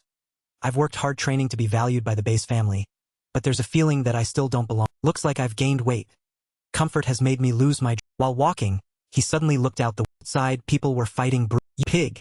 Did you forget what this... This is the price of living in peace. Enjoying it? Now get used to... You must love your new friends. All you trash gathered together? Just looking at you makes my eyes... Cursing, he beat him, delivering painful punches from above onto the other. Vlad stood on the upper floor. Seeing everything, kept thinking, no matter where you are, human nature remains the same. Those living in comfort, those unable to live in peace. In the end, the strong are simply bullying the... Thinking this, eyes grew heavy, with a bit of sadness, draped his shirt over his back and walked off. He'd wear this outfit just for... That evening, Vlad came knocking at the door of the guy who got beaten this afternoon. Who is it? It's... Open up. The guy was surprised to... Vlad standing... What are you doing here at this... Looking at the guy's face, bruised all over, swollen purple, Vlad couldn't help but feel sympathy. I need something from you. Give it to me. While pointing pile of meat in the guy turned to look. The leg? For free? I like it too. He thought to himself. They weren't close friends as he'd hoped. Always wished they could be friendlier rather than like this. Guessed Vlad was just exploiting him like everyone. Even so, this was still better than eating alone there, at least later. Could ask this guy for something, so thinking thus, immediately grabbed a leg and handed it to Vlad. Here you... He took it gently, saying, don't think anything negative. I'll repay you with something worthy of this. Knight I know once said, Knight only accepts compensation worthy of the effort he put. 14 against 1. Even fighting in the slums isn't this crowded. Yes, this was the gang that beat the guy this afternoon. Ringleader, full of ferocity, snarled, shut up. Let's see how long you can keep that stubborn... Not afraid of anyone's father, he replied with courage. Come on quickly, I already came all this way. Shouldn't you guys do something useful right, like poking a sore spot? Ringleader went berserk. Kill him! As the lackeys charged, he just smirked, face full of menace, deep and dark, saying, You finally understand. Blood will flow. 1, then 2, then 3 punches, straight into their faces. They became terrified. Shouted, don't retreat like that. Attacking us. Block him over there. Surround him. Damn. The ringleader, seeing he couldn't win, furious but powerless, cursing, damn it. One-on-one, this guy is completely different. How can that be? He's only been holding a sword for 2 months. Don't back down, hold your ground. Whoever dares retreat. I'll think a leader would bravely stand up to fight, who just gives orders then fumes like this. Vlad didn't let up either, charged him, taunting, you dare talk? You dare act? If you're brave, charge. Bearing the title of eldest brother, had no choice but to engage. Cursing, you may... What the hell are you... He kept swinging his sword forward. Vlad, was merely time to reflect. Throughout the recent expedition, only used all his strength throwing strikes without carefully observing the situation. Yes, the training with Jagger had borne good fruit. He continued to trap his opponent with the distance he created. Found his weakness. Thinking became doing. He unleashed lethal strength. I understand now the gap, space, the breathing, my own rhythm, and with what demonstrated, struck at tricky spots. Him writhe in. Damn it! My... Vlad raised his sword high, stance ready to stab down. The other guy, thinking this was the last time he'd see the world. Into tears and snot, looking like a certified rabbit. He thought it would be the finishing blow, but Vlad only stabbed down there, next to his ear, and just intimidation was enough that anyone in this situation wouldn't dare offend. Heart pounding, legs trembling. He thought he was saying goodbye to his eyes, full of murderous intent. Don't ever look me in the eyes again. Don't cause trouble for fatty. Face drained of blood, stiff, frozen. He was dead serious. This guy really intended to kill him, but under the bright moonlight, between dim and illusory, that handsome face with green eyes and sharp bearing. So I'm done with Jamon's bit. Who else? His ice-cold face turned to ask the lackeys. You guys have to pay for what you call. Looking at that face, those eyes. Who would dare answer? Or a ray of light shone straight into their eyes as if no one steps forward, I'll have to actively seek a Seeing the supreme performance just now plus those threatening jokes, lackeys grew even more terrified. All darkening, in fear of becoming the next target to be destroyed, of course sparing no one, savored today's heaven-sent gift one by one. Screams rose to the sky in succession, utterly trapped. From afar, someone was watching that young man's every. Yes, it was the Count himself. Truly switching scenes to the knight's monthly meeting, long rows of people lined up facing each other. Whether intentional or not, one side was the knights supporting Rudiger, the other side followed Joseph's faction. Along, Newt Antilas, the knight captain, brought out the notice to read to everyone. The work schedule has been rearranged to prepare for Rudiger's absence, and the knights about to undertake new mission. Next is distributing gifts sent by the church. Count sat above, observing everyone around. Today's atmosphere had completely changed. Rudiger's followers looked very indignant. As they could tear others apart right here. Conversely, Joseph's was actually good news, since it had been a while since Joseph's knights had. Suddenly Jagger started, looking toward the. Why was the Count smile? After enough time passed. So the meeting ended. All knights are required to review their missions. They were outside. Jagger was provoked by Rudiger's faction. You stray dog here that bites indiscriminately. Huh? That's why they say origin is very important. Both sides exchanged loving glances, look each other with don't cause more trouble, let's go. So that's his subordinate. Seeing this, Gregory just burst out laughing.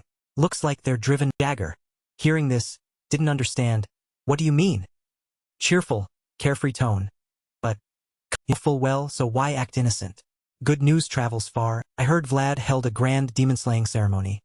Trainer even said he can't teach him anymore because he's exceeded the stand. Jagger, who one would expect to be happy, instead showed indifference.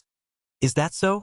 Guy is actually a heap of. Before he could finish his sentence, Joseph spoke sternly. Think about why I brought you. A duel of honor is a rare event. Not to mention this time it's a team. There are also many knights gathering here from different places. Observe them and convinced that seeing with your own eyes is better than just listening.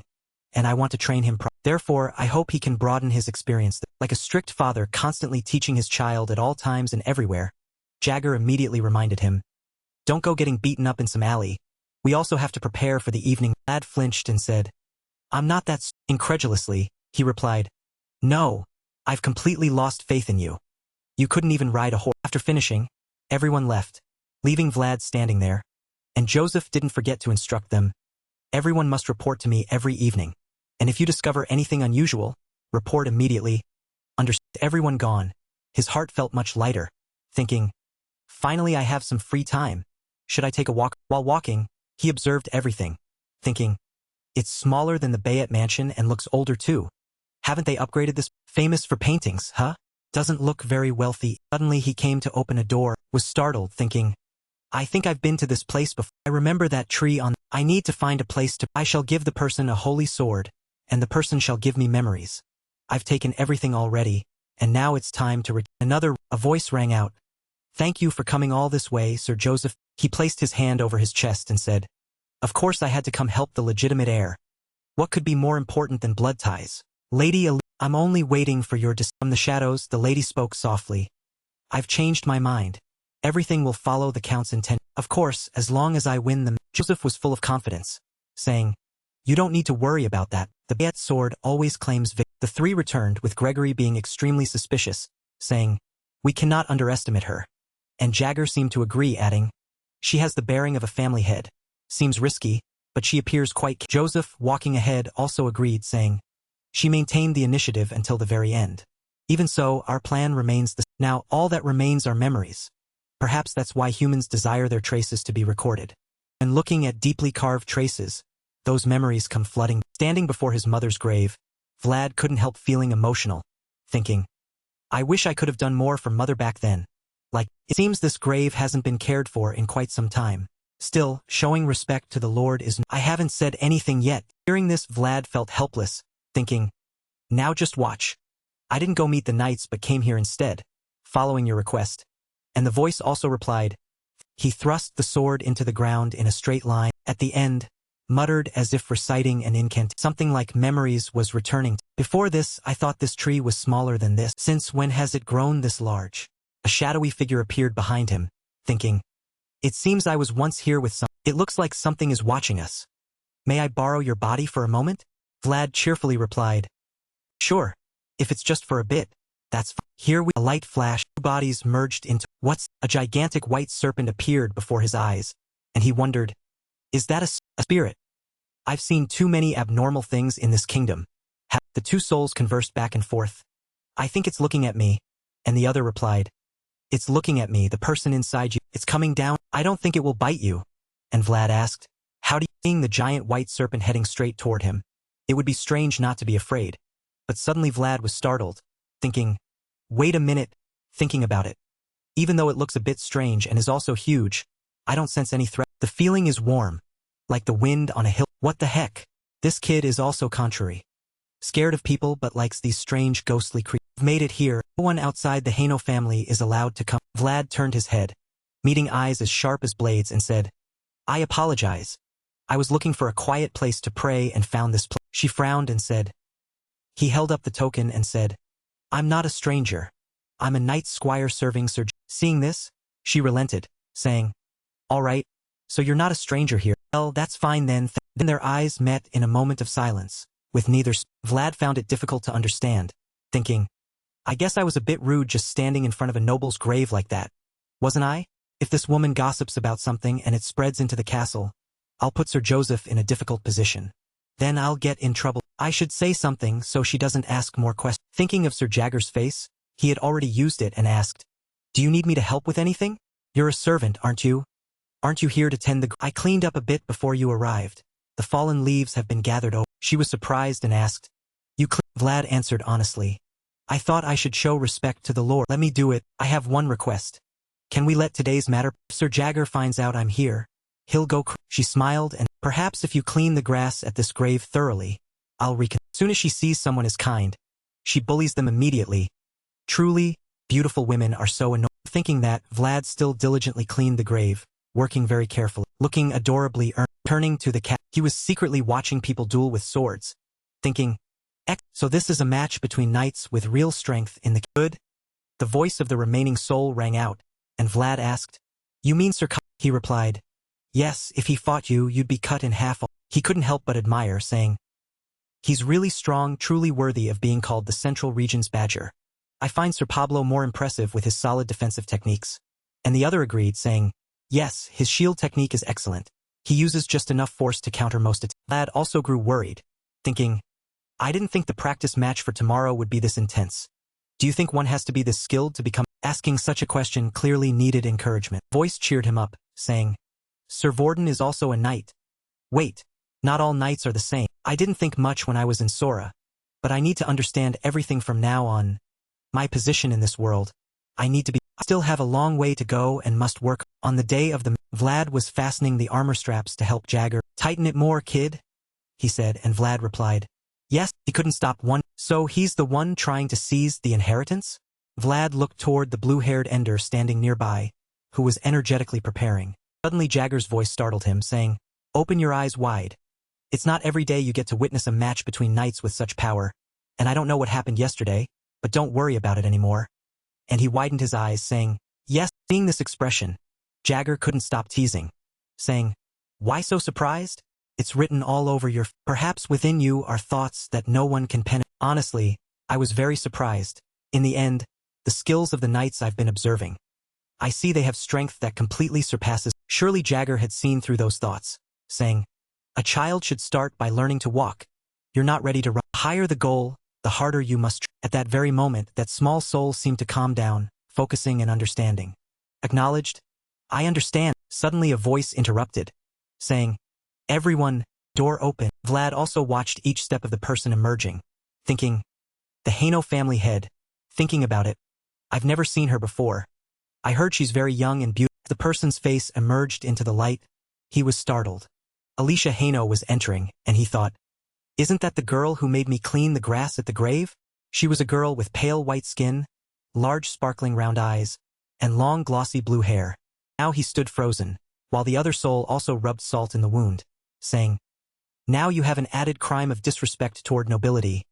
Alicia entered. The two made eye contact. Vlad jerked back, placing his hand over his chest, thinking, I'm really dead now. She recognized me. She just walked past, went straight up to sit. The priest began his duty, saying, now we will begin the one-on-one duel, as all participants are present. Pray that the gods witness us, and let the sun be evidence for this. The life-or-death duel was about to be a battle truly respectable but also truly. The blood of one belonging to the royal family shone with a blue color like the sea. Their veins were filled with responsibility and duty that someone with ordinary red blood could never bear. Alicia was not yet ready to change her blood color. Suddenly she shouted, enough! Stop this! Please surrender! Down in the arena was Duncan, whose uncle was already covered in blood.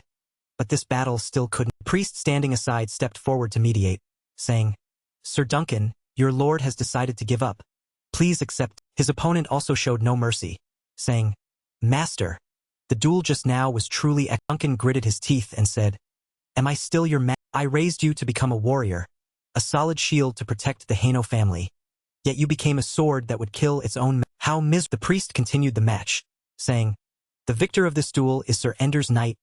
Those around celebrated joyfully, and someone said, a good start, Sir Ender. While the arrogant one grinned and said, need I say? Moving to the next match, the announcer said, next knight, please step forward. I'll repeat to clarify, the use of auras is completely forbidden, and the battle will end immediately if the contestant or master intends to surrender. Furthermore, the duel will be immediately stopped if either contestant is seriously. It was Jagger's interesting match, and he looked toward, pointing at his eyes and saying, watch and learn here, you foolish. Today's lesson will take place right. The opponent was twice his size, raising his sword high to the sky. But with agility and self-mastery, Jagger struck down immediately. He reassured himself, thinking, I only slipped a little. I can win this. Faster, stronger. No matter how hard he tried, he couldn't hit Jagger even. The crowd murmured, saying, his strength is truly astonishing, just as rumored. He's cornering his opponent. Pablo stood listening and couldn't help but corner? Don't we realize that the flow and rhythm of this match is happening very straight? The sword user must have realized by now, as the opponent in the match seemed exhausted, thinking, damn it, why? Why can't I touch? Aha! But you can't. He used all his strength, leaping up and shouting, you bat! Watch closely. What he wants to teach you is about to be revealed. The voice echoed within Vlad. With just one swift sword, the opponent cried out in, that's it, do you see? He's making his opponent miss by countering the attack. That skill is called a riposte. Vlad's eyes were opened, thinking, riposte. An attack used to counter incoming enemy attacks, using the enemy's own force to make them lose strength and create an. After just a short time, the opponent was completely defeated. He belonged to an entirely different class, stood there towering like a wall that couldn't be crossed. Seeing he couldn't fight back, he surrendered, saying, and victory was already secured. The priest only needed to end the match, and the victor of this battle was Lady Alicia's knight, Sir Jagger. While Alicia sat above feeling somewhat relieved, breathing a sigh of relief, as Jagger approached Vlad asking, did you learn it? You were decisive there. Yes. I am extremely grateful for your guide. And now the final duel was about to begin. The two people on the arena introduced themselves to each other. I am Pablo of Einstein. The other one was rather displeased. No need for such elaborate introductions. We've already met before. Once again, his eyes turned cold and sharp, his face darkening. Pablo of Einstein. Now with a face like that, he also had to reluctantly introduce himself.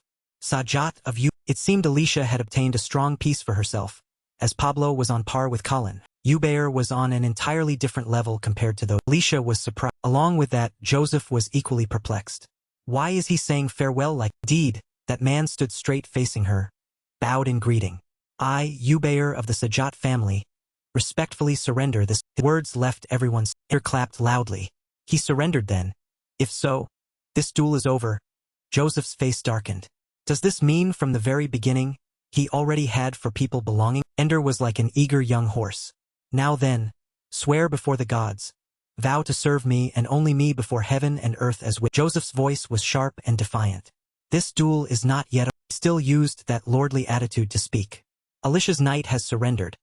I understand your concern, Joseph, however, this duel is already. You are severe, your face cold as ice, full of darkness, and seemingly capable of strangling anyone who dared oppose you. The Bayes family will not accept such an outcome to this. At this moment, a voice rang out in opposition. Sir Andrea, at least we should see what he wants to say. While Joseph, with his gloomy face, frowned, glaring forward with his styled heart-shaped black hair falling down to cover his eyes, as another voice continued to ring out. Sir Joseph represents the northern region. This night squad belongs to the central. If anything unfortunate happens here, it could create a conflict between the northern region and the central region. And increasingly more murmurs echoed throughout. Hearing the cautionary words from the crowd, Ender fell silent in contemplation before speaking. Then what should we? Sir Joseph also had his own thoughts, as the best possible situation was no longer available. And now he could only avoid the worst-case scenario, and currently, only a victory could make the next decision, while Sir Joseph's eyes were filled with contemplative thoughts. Only this way can we build a plan for the future. After thinking, Joseph continued speaking, extending his hand forward. Please let the duel continue. We cannot let Lady Alicia's reputation be tarnished by a surrender. While above, Queen Alicia sat with a tense expression. Continued offering his opinion. Do you have anyone who can replace Sir Zubas? If you do, we will accept your proposal. His voice somewhat provocative, he laughed contemptuously while thinking. Duncan was the only one belonging to Alicia's night squad, and that unwritten rule was that guests shouldn't bring too many knights with them, so there was no way another duel could. Sir Joseph understood his intention, his face wrinkling as he spoke irritably. Fine, I have. Hearing that, Ender was surprised by information outside his expectations, as Joseph continued speaking. I, Joseph of the Bayes family, standing under the honor of Lady Alicia, will select a champion. Saying so, Joseph pointed toward Vlad, the warrior with short stature and a face that didn't understand what was. Joseph introduced him. Vlad of Sora, and Vlad, hearing the proposal, was also startled that he had chosen him, his blue eyes flashing with a bit of fear. Hearing this, angrily shouted, "But he's not even a knight. He doesn't deserve to participate in this." Sir Joseph calmly replied, "Respecting the honor of a duel, anyone bearing a sword may enter." Ender continued irritably addressing Sir Joseph. "But his opponent is a knight. Nominating a mere retainer for this battle is blasphemy against the Einstein." Sir Joseph, now furious, shouted loudly at Ender's face. "And what about your side? You let this happen, so did you think about the honor of the Bayes? You dare provoke the Bayes family with such shallow, trashy tricks?" And each of Joseph's words made Ender flinch in shock and retreat. Joseph continued shouting, "I will stand as witness for his honor." His face resolute, and Ender, now frightened, could only accept. "Fine, if that's what you want to do." While thinking to himself, what could a lowly retainer possibly accomplish? Zaya now approached behind Soldier Vlad to help stabilize his spirit, while Vlad awkwardly asked Zaya back, "Will I really participate in this duel? Fighting a knight in front of everyone?" Zaya coldly reassured. Vlad, still afraid, asked again. "I won't die here," Zaya reassured. "If the situation deteriorates, I will intervene." Vlad inhaled but still wanted to confirm once more.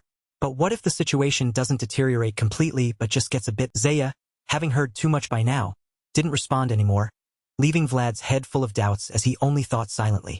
Why isn't he saying it?" Sir Joseph now ran toward Vlad inquiring. Then he embraced Vlad, causing Vlad to stammer in surprise. Oh, Sir Joseph, you don't need to go that far." As Vlad was startled and flustered by Joseph's. Joseph then whispered in Vlad's ear, "Just stall for 10 minutes and that's. I already had a plan ready. I've already given orders to Vorden, you just need to buy us." But still asking back, "Will 10 minutes alone be enough?" Sir Joseph firmly answered. "The longer the." Vlad accepted. "Understood. I will do my best to hold out there." His eyes full of determination. Saying so, he released Sir Joseph and advanced toward the platform, while Sir Joseph wished him luck. "Be careful." And Vlad determinedly advanced forward, strongly responding, "Yes, Sir Joseph." Vlad advanced to the end of the platform, respectfully greeting Queen Alicia. Also somewhat afraid, she could only nod in response. Queen Alicia, with blue lights shining through the window frames, made the scene even more cold and. Vlad introduced himself. "I am Vlad of Sora," then readied his combat stance, gripping his sword firmly while looking toward his. Pablo, hearing those words, quickly frowned and discarded his shield, glaring resentfully at Vlad while gritting teeth and saying, "You are not worthy of hearing my name. The moment a worthless whelp like you appeared here, this duel no longer carries any." Hearing that, Vlad hated thinking about it. Value? I hate that. The scene in his mind showed towering buildings in the capital shining brilliantly where electric lights covered everything. But Vlad's life was in dark basements filled with cold sorrow. As he continued thinking, why do people always value beautiful and shiny things? I may have come from a place without much value. Thinking so, he gripped his sword tightly, preparing for battle and saying, what am I lacking? Vlad thought further. But I have no intention whatsoever of ending here as his eyes now fixed straight ahead at his opponent, asking, what makes you and me so different? Pablo, hearing the question, raised his eyebrows, casting a contemptuous look at Vlad and speaking. The standards of the Bays family have truly hit rock, he said while gripping his sword tightly, ready to finish the battle quickly. You can ignore the rules of this duel if you want. Fight me with everything you— I will uproot trash like you.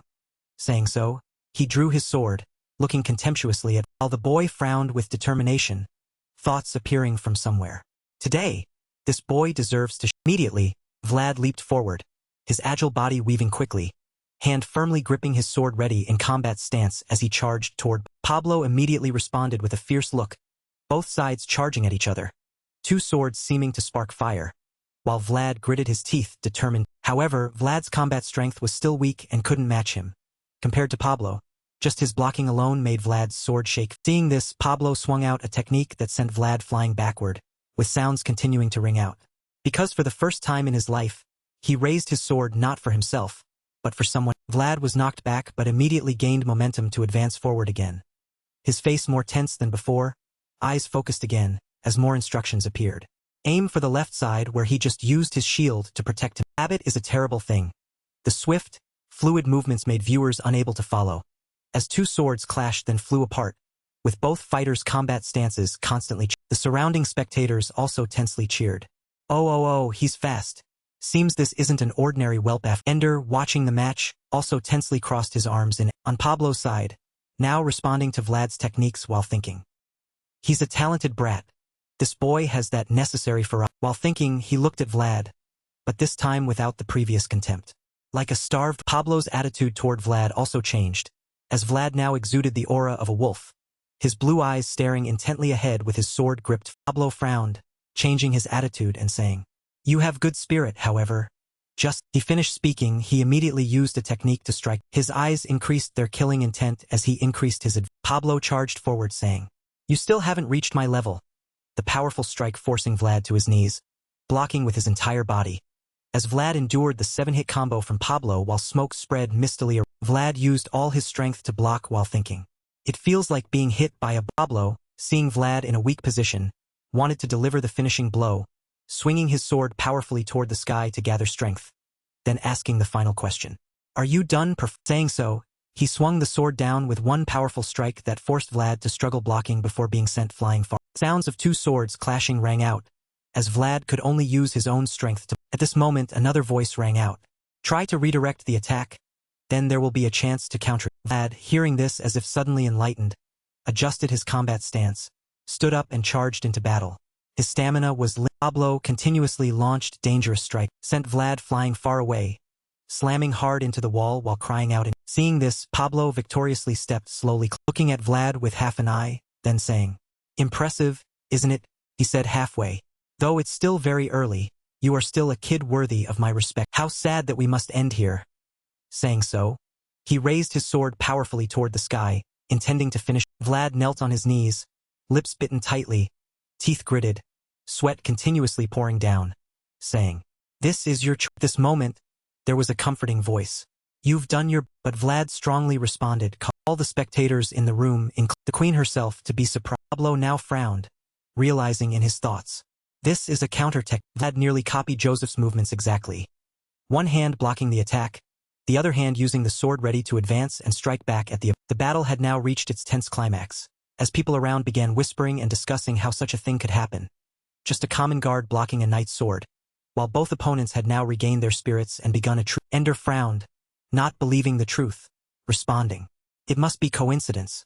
Look at him.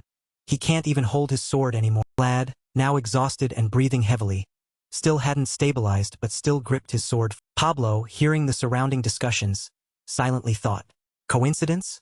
No way. There's something strange here. Even I was quite surprised that he could. Then he focused on Vlad, who was now asking back. Why only? Pablo, hearing this, wondered. Has he lost conscience? Looking at Vlad, whose eyes were now full of exhaustion and delirious. I also. Pablo's eyes looked straight at Vlad, immediately thinking. He's having some thought while in an unconscious state, perhaps a dream or some desire that needs to be fulfilled. As Vlad's face was now hazy, eyes vacant, reminiscing about the days in the... His feet had worn down the sandy ground, and the boy had endured much suffering in the... Always yearning to rise up and stand. He wanted to possess power, to have true strength, and he wanted opportunities. He always dreamed that in the future, he could do what he desired. As Vlad reminisced about his past, gazing at a sword displayed in front of a weapon, he turned his head toward the glittering, majestic castles, his thoughts resolute and determined to reach a glamorous place and erase his past. The flow of time returned to the present, and he solemnly affirmed, I've always longed to get there. At this moment, Pablo suddenly realized something. A flower about to... A radiant flower that no one had ever seen before. The two swords continued to clash against each other, creating sparks that flickered into the... Everyone around was once again astonished by Vlad's performance, and Ender exclaimed in surprise, What's... At this moment, Vlad exerted all his strength, causing both his hands to bleed. Yet he still gripped his sword. Ziha was also surprised by Vlad's talent, thinking to himself, I never taught him those techniques. I only showed him the base, but he's using the knowledge I demonstrated. Vlad continued to use all his strength, charging forward to fight Pablo, attacking relentlessly and forcing Pablo to retreat slightly in Pablo's mind, he thought, the fear and hesitation in him have vanished, replaced by unwavering determination. His spirit has stabilized. Interesting. Thanks for watching the video. Pablo looked at Vlad's fierce attacks and wondered to himself, where does that fighting resolve come? The more Vlad fought, the more blood he lost. Yet his determination only intensified, focused solely on achieving victory in this. Pablo suddenly realized that the sun was also roaring, and he thought, wait, is a flower about to bloom? Vlad gripped the sword tightly as it trembled violently, resisting as if it wanted to end. Pablo understood at this moment, if that was the case, he had to fulfill his duty as a knight, and so he swung his sword in response, causing blue light to radiate from his blade all around. A spectacular... Pablo advanced, returning. A flower was about to reveal its most beautiful aspect, as the two clashed fiercely and repeatedly, their swords colliding again, and all the spectators were astonished, and Ender stammered, What is... Vlad's sword at this moment unleashed its power, radiating intense white flame, earned the admiration of everyone. A resistance overflowing with... Pablo realized the situation and shouted, Shield! Bring me a soldier heard and quickly brought the shield over, saying, Yes, sir. Pablo now held the shield firmly in his left hand and his sword in his right as he called out, introducing himself, I am Pablo Boy, you now have the right to declare your name before... Vlad, sensing the respect from his opponent, introduced himself, I am.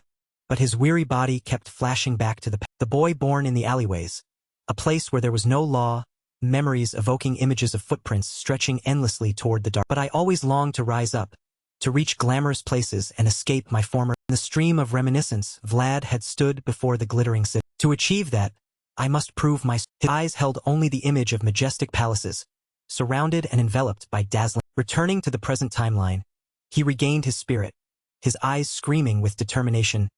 And then he shouted, Vlad unleashed his power, filling the surroundings with white and blue light that flashed together in the palace, causing including the queen, to stare wide-eyed in admiration. Pablo also channeled his power, radiating golden light as he shouted, Come, Vlad! The two forces, opposing currents of blue and gold, charged at each other fiercely, creating a massive explosion before everything gradually faded into the dark. The duel ended with Vlad collapsing, both hands bleeding profusely, yet he still gripped his sword. Pablo supported Vlad at this moment, acknowledging his strength, and said, Well, Vlad lost consciousness from using too much. Peter suddenly shouted from somewhere, Aura! This is a forbidden duel where aura cannot be used in combat.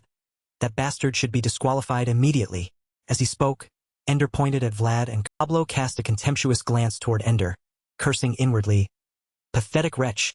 The moment you see a beautiful flower before your eyes, all you think about is pluck. At this moment, Duke Joseph and Ziha stepped. Duke Joseph called out, Sir Pablo, and replied respectfully, Thank you for fulfilling the duty of... Pablo also responded respectfully, I only did what was proper. It was a moment I will... Duke Joseph turned and asked, Reverend, was that an... The clergyman stammered in reply, Yes, it... Joseph continued, Then between the sacred rules of this duel and the joy or capability of a swordsman, which is more important, the clergyman realized and exclaimed, "The master of swordsmanship, a person who was the only one in human history to possess such extraordinary ability, and who performed actions and left teachings befitting that noble." Duke Joseph continued. He also said that a swordsman must demonstrate their full strength, that is both their honor and their duty, and it relates to royal authority and the dignity of. Joseph raised his voice and continued, "Enderhaino, the rules and honor of this battle conflict with each other. Which came first, a swordsman's honor or their duty? No one here can say which is right or wrong. I believe what happened here must be reported to the Council of Swordsmen and the Royal Hearing those words, Ender flinched and Duke Joseph continued, "Until we have a definitive answer from them, the result of this duel will be postponed." A voice rang out at this moment. "All the young people with strength and conviction throughout this kingdom deserve the right to let their flowers bloom. Ability and effort are always something beautiful, and young swordsmen who can demonstrate such beauty are even more worthy of Therefore, everyone must solemnly protect those magnificent moments. All who wield the sword and respect that honor fulfill their duty and obligation as swordsmen according to the word. The master of swordsmanship, the founding king, Frausens, leave." The scene shifted to the emperor seated on the golden throne, with tens of thousands of generals and soldiers kneeling below, respectfully bowing their heads before. The next day, the sky returned to its peaceful azure blue with birds playfully soaring and chasing each other, while at the majestic, in a small room, Vlad lay with his wounds bandaged, both hands completely wrapped, having lost much blood in yesterday's battle, and he groaned uncomfortably a few times. His eyes remained tightly shut as his mouth mumbled a name. Immediately after, the glass of water was filled by Vlad's face still contorted as he moaned, "Ugh! Everything." At this moment, a voice spoke, "Here." As the glass of water was brought near, startling Vlad awake, his eyes snapping open as he exclaimed, "Oh, Lord Joseph." Calmly handed the glass of water to Vlad and replied, "Seeing your health recovering puts my mind at." The comforting words flustered Vlad, who hurriedly sat up and stammered, "I'm sorry, my lord." Duke Joseph gently replied, "It's all right. Make yourself comfortable." Then the Duke placed the glass in Vlad's hand and asked kindly, "Does anything hurt?" Vlad replied, "Nothing." Duke Joseph steered the conversation forward. "Thank you, honestly. I didn't expect you to achieve that much." The Duke's eyes showed genuine sincerity. "Thanks to you, the duel has been postponed." Hearing this, Vlad asked in confusion, "Postponed? What is that?" Duke Joseph explained gently, "It means the duel will be suspended without a result. The situation is complicated because the sacred laws of combat conflict with the code of swordsmen." In an instant, Joseph's eyes became curious. Vlad suddenly remembered.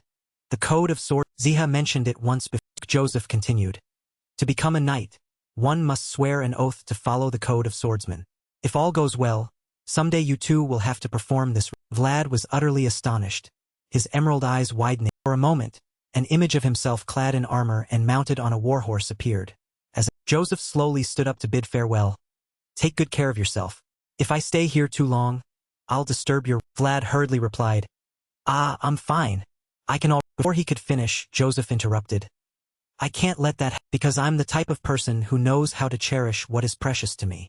Joseph turned to look at him with steady eyes before leaving. The scene shifted to Queen Alicia's quarters, where she asked, "And the guests?"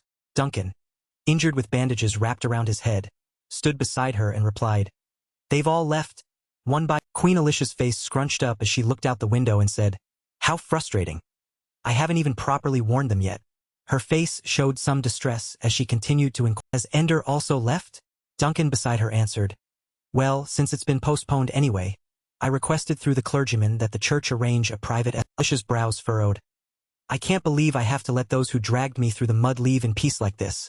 It feels like my heart is being." Duncan slowly analyzed. "There will be a next time. We had no choice given the circumstances. The important thing is that you now have Derma completely under your control." Queen Alicia's eyes showed complexity as she replied vaguely, "I had no choice." She added, "How's the grain situation?" Duncan awkwardly replied, "Not very optimistic." Alicia carefully considered, turning to ask, "If production continues to decline, should I switch to growing?" Duncan immediately objected upon hearing this. "Perhaps we should wait a bit longer and see?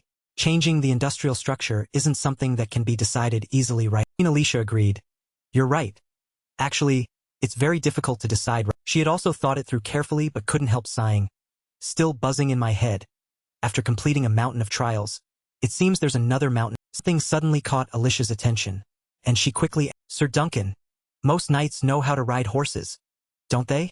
The question surprised Duncan slightly, though he quickly replied, of course, if you can't ride a horse, you can't call yourself a knight.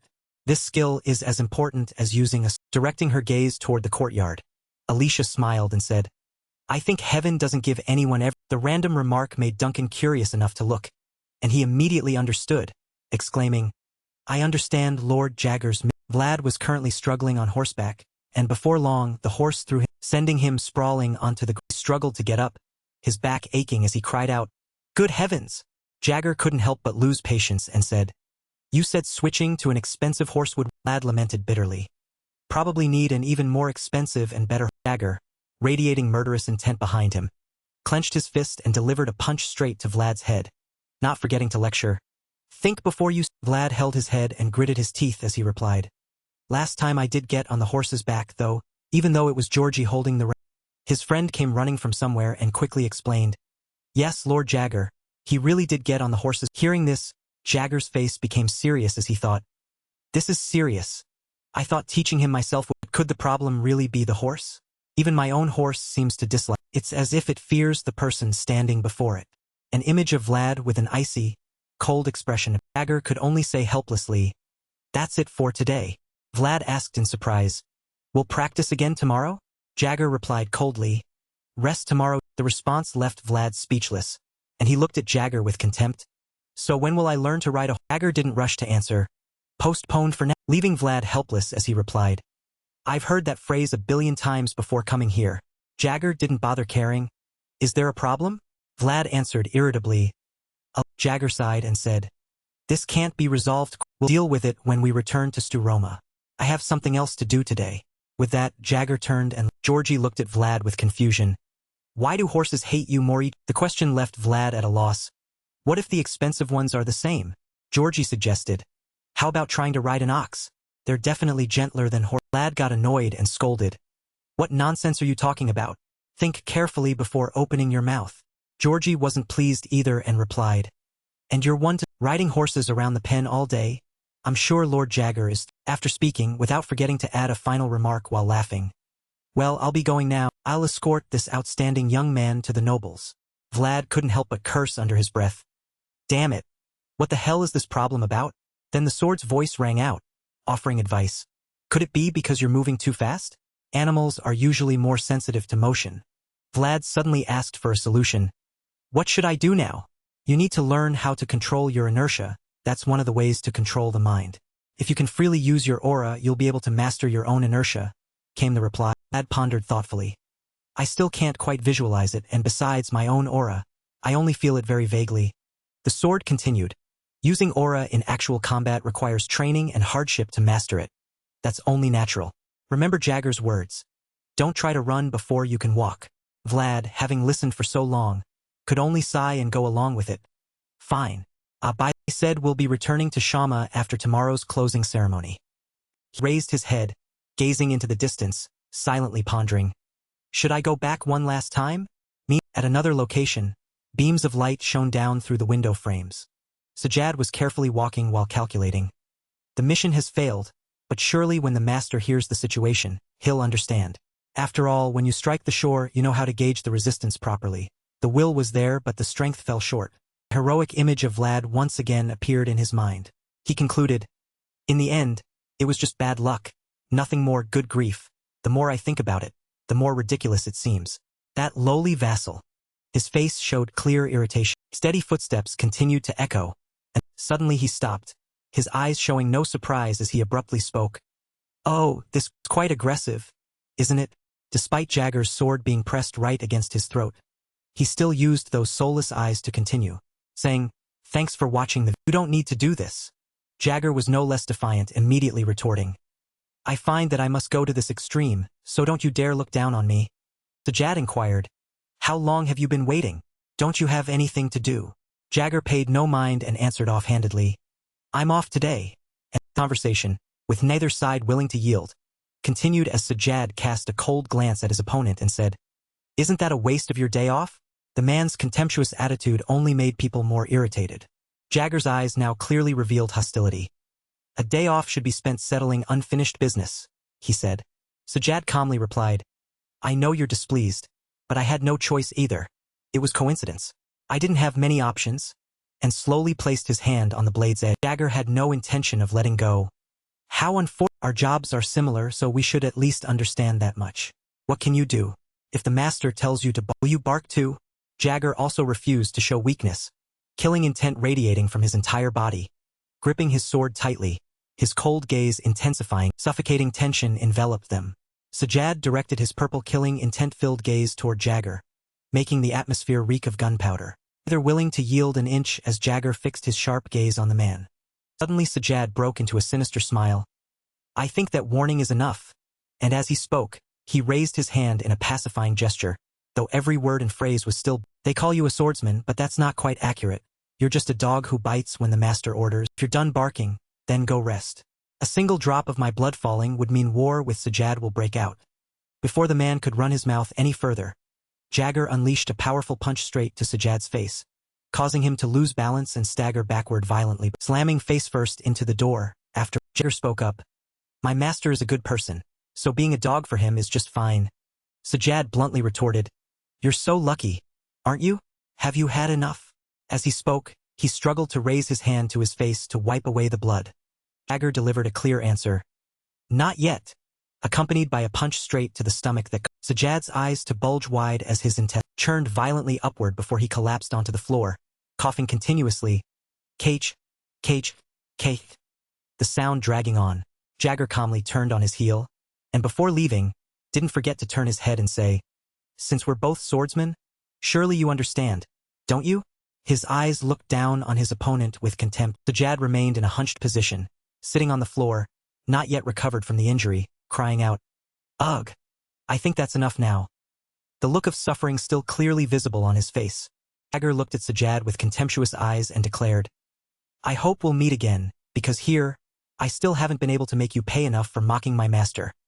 Sajad slowly stood up, hand clutching his stomach, saying, we're bound to meet again. Empire is already in decline, and this isn't the time people can just band together. A sinister expression appeared clearly on his face.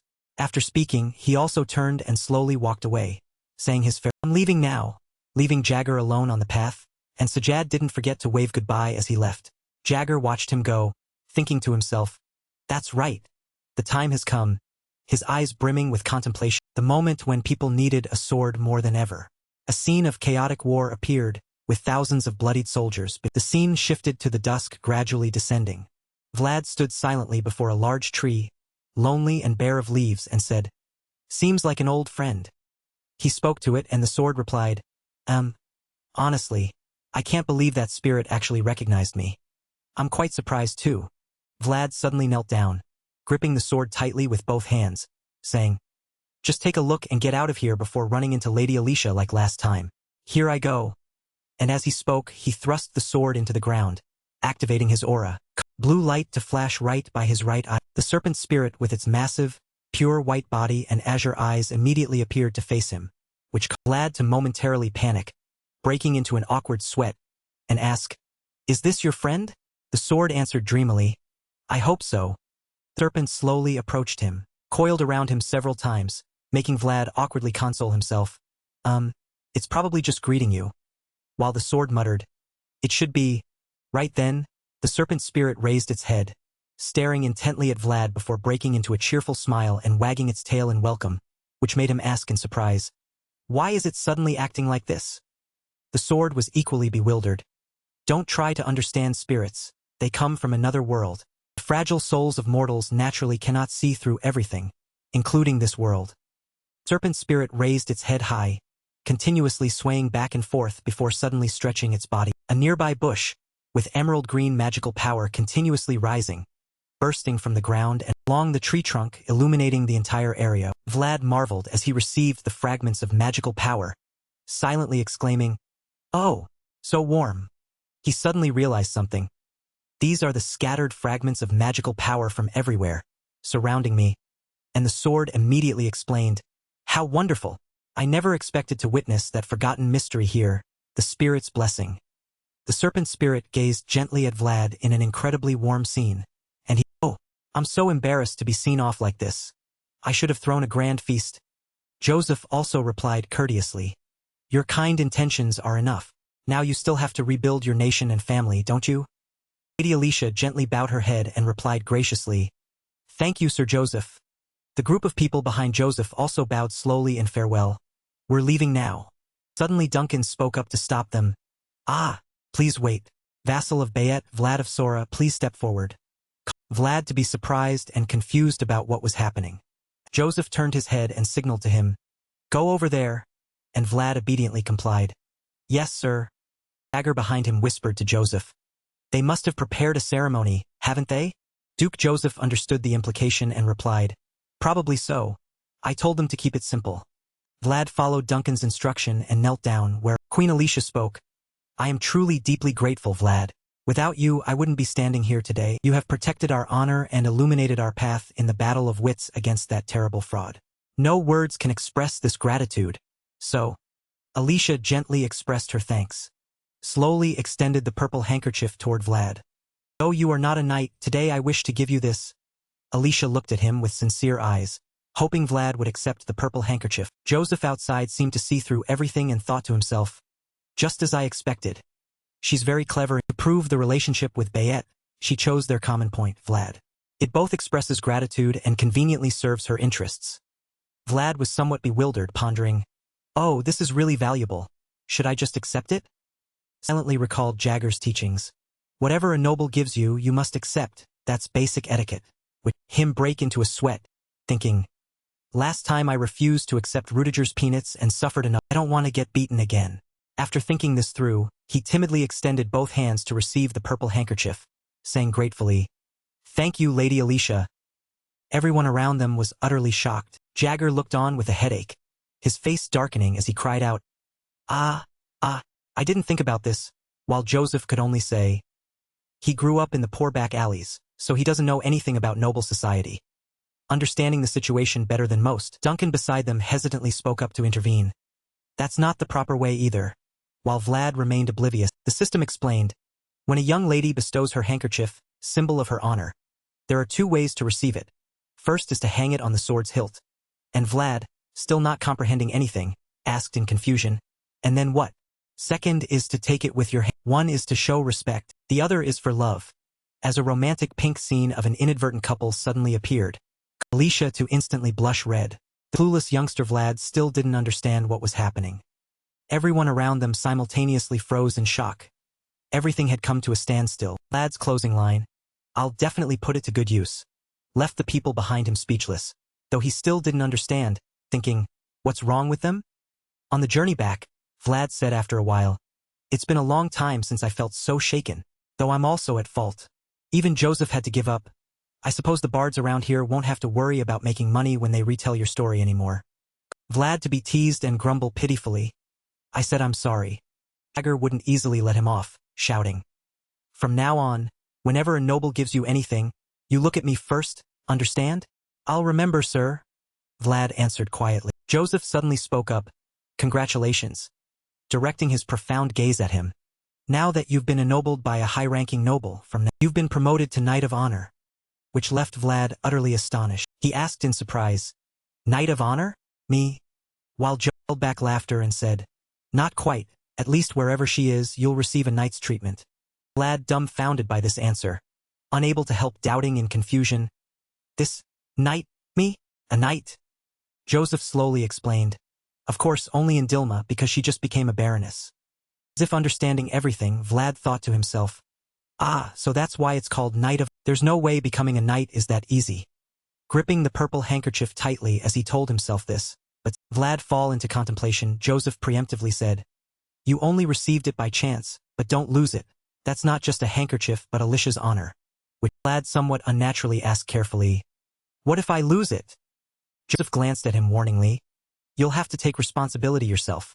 This happened because you received it with both hands. This made Vlad break out in goosebumps, thinking, I can tell from his eyes, this isn't something Sir Joseph can handle. So he clutched the handkerchief tightly and answered meekly, I definitely won't lose it, sir. After Joseph held up the contract with a smile, saying, a very absurd ending, but thanks to you, I don't need to use this anymore. Vlad to ask suspiciously, a contract? That's right, Joseph nodded. This is proof that Alicia borrowed 10,000 gold, which Vlad gaped in astonishment, stuttering, "10,000 gold?" Joseph continued the story, to provide for the soldiers and to prevent the case where she lost the duel. If she lost her position, Alicia would have had to surrender herself. This was the only way to save her from Undergar. Joseph pondered. Of course, she didn't really borrow it. Made Vlad wonder, why did you choose Lady Alicia to lose the duel? That would mean losing the right to inherit. Joseph's expression grew somber as he spoke mysteriously.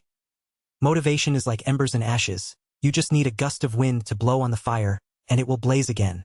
When Alicia is in Bayet's hands, Undergar will definitely feel the pressure. I understand now, Vlad swallowed, thinking to himself. I'm starting to understand a bit about how nobles live their lives, to prove themselves.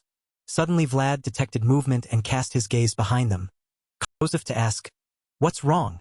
Vlad carefully replied, "I hear sounds coming from the west, from the forest, the other side of the green grassland." A cloud of dust appeared, rising into the sky and advancing toward them. The sound of hoofbeats grew closer and closer, making Vlad even more shocked. A herd of horses was charging straight toward the convoy. Vlad to reach for his sword, preparing for quick combat, and announce, "Bandits!" Stopped by Joe. He signaled for him to sheathe his sword, his eyes flashing coldly as he had already prepared before the confrontation took place. After speaking, both of them dismounted from the carriage. The mounted soldiers stepped down, kneeling before. The commander spoke up at this moment. "Lord Joseph, I apologize for arriving." Joseph looked down with a cold expression. "Humph, is that so? In the end, I had to remind you to do something." And he changed his tone. "You've worked hard. Now." The leader of the Vigilant Sword Unit glanced sideways at. "Is it him? The Viscount who received Lady Alicia's handkerchief? The rumors have spread throughout the region." Joseph sighed. "Yes, just this already? Later you'll come to light." This moment, Vlad suddenly realized the leader was watching him like a predator stalking. He thought to himself, the aura emanating from this person is completely different from other knights. Cold sweat breaking out in fear, like the dangerous scent wafting from dark alley. Instinct told me not to get involved with this. Joseph made an offer. "On your way back to Shuma, why don't you travel with us?" But he skillfully declined. "We must return." Joseph expressed regret. "What a pity. Thank you." The leader placed his hand over his heart and said respectfully, "I am only fulfilling my duty as a secret sword of." Hearing the phrase, secret sword of Bayet, Vlad was surprised, thinking, who are these? What's with that black bag? He turned his gaze toward a large black sack covered in. Joseph noticed his unusual. He smiled. "Are you curious what's inside?" Vlad, startled, replied, "Ah, yes," Joseph said. "It's the world of no old, cool and unforgettable." Inside the large sack was the small, blood-soaked head of Under. At the Bayet Manor, Rapis spoke up. "A group of pilgrims is passing through Sturma territory. Should I receive?" The Viscount sitting nearby answered without interest. It seemed they didn't want him there either. Rapis stood beside him reporting the situation. "They said they only wished to quietly observe the sacred seal and then." The Viscount pondered thoughtfully. "Such an undemanding tone? It's been a long time since I've met such sincere pilgrims." After thinking, he spoke up. "Quietly looking after them should be fine, shouldn't it?" Rapis, understanding his master's intention, replied, "I knew you would say." The Viscount smiled triumphantly. "We have the right to enjoy what we rightfully do." Rapis gently agreed. "Then I shall make arrangements." The Viscount suddenly hesitated before bringing up another matter. By my second son and Vlad. I heard this time they accomplished something miraculous." At this mention, Rapis raised his eyebrows in response. "Yes, there was a phrase written in the report that made this old man's heart." The Viscount sank into reminiscence. "The first rule of swordsmen? It's been a long time since I heard that term. How nostalgic." Training elite soldiers begins with selecting those with clear bloodlines and talent from the start. Rough gems nurtured and cherished, which is why there are rarely cases extreme enough to invoke the first. He nodded and spoke up. "These days swordsmen are so valued that I've noticed." Rapis offered comfort. "If you had been there, you would surely have been delighted." Viscount replied flatly. "Not just me, certainly a few others. The golden generation of." At this rate, the old guard will soon have to coax the young. Lord Joseph must be. The Viscount closed his eyes in contemplation. He was barely hanging on, so I thought perhaps he'd given up. I didn't expect him to rise from the golden mire and bring back something. Must consider this very carefully. In the end, I can only choose one of the two. The Viscount and Joseph faced the dining hall. The soldiers clustered together. "Have you heard the news? Vlad has completed his mission and hearing this news, the entire dining hall immediately erupted in commotion. "Really? I heard he challenged a knight. I even heard he has his own power. Impossible. Ridiculous. One street thug mockingly used aura sound. Hearing these things made his companions. At this moment, the dining hall door opened. Starving to... How long has it been? A month now. Vlad raised his head high and strode confidently into the dining room, which suddenly fell. Not a single person dared speak, whether from wealthy or humble families, whether the gap in status was wide or narrow. None of it mattered any, because the battle of the children born in the alleyways had ended with the appearance of a single person who had stepped one foot into another. On the table sat a plate of donuts and Vlad grabbed one and took a large bite, his cheeks puffing up as he chewed noisily, speaking while chewing. This is eating like this is so Pochi, sitting across from him, said, I think it'll be like this for a while. Everyone has already heard about what happened in Vlad licked the finger that had held the donut, his eyes downcast as if thinking, then said, rumors spread Pochi, as if remembering something, quickly asked, by the way, what are you planning to do this break? Vlad asked. Break. Pochi, seeing he didn't know, explained, you don't know? We get 2 breaks. This week all the disciples have received their Vlad rubbed his chin, saying, I get a break too? I'm not a disciple of a prestigious family, and I don't have anywhere to go. Hearing this, Pochi quickly asked, then do you want to come to my house? My father said he wants to formally invite you. Actually, I've never brought a friend home before. After speaking, he scratched his head sheepishly. Vlad said without hesitation, looks like you've been failing all this time. Pochi said, my place has generous hospitality, and we even provide unlimited fresh grilled meat. Vlad, still thinking, said, Pochi suddenly remembered something, his eyes lighting up as he raised a finger. Ah, didn't you say you were looking for a horse? I told you before what my family does. We can arrange a horse for you from anywhere near. I think we even have some purebred horses better than Lord Zah. Hearing Pochi finish, Vlad's hand froze mid-motion, no longer touching anything, but instead his eyes flashed brightly as he clenched his fist and said, are you sure about that? I need to make sure I'm actually on. Seeing Vlad's excited expression, Pochi instinctively responded, huh? Yeah. After finishing the meal, Vlad was now at the training grounds, holding a wooden sword and sparring with Zaire. Both were using wooden swords, but their sharp sword techniques displayed formidable strength. Zaire raised his wooden sword high and slashed toward, squinted one eye, teeth clenched, uncontrollable beads of sweat dripping. As the 2 wooden swords clashed, Zaire fell silent for a moment seeing his action. Then, focus. Thanks for watching the video. With those words, Zaire's force on the wooden sword intensified, causing Vlad to involuntarily let out a sound. Vlad used his own strength to push Zaire's sword. He gripped his sword tightly and took a stance to thrust forward. Zaire seemed to anticipate his technique, swung his wooden sword power. The sword traced a perfect arc aimed precisely at Vlad's chest, causing foam to spill from his mouth as he instinctively made a sound. Seeing Vlad clutching his chest in pain, Zaire said, I already told you. Don't do what you can. After crossing swords with the knight in Dioma, do you think you've become... Have my words become a joke for you to Vlad let out a soft sound. Then he turned his head, meeting Zaire's. Realizing he had been overconfident, he bowed his head to Zaire. No, I apologize. Seeing him like this, Zaire said, if you're forcing yourself, don't come here, and if you think you can do it without me, don't seek me out. That's enough for... You may go.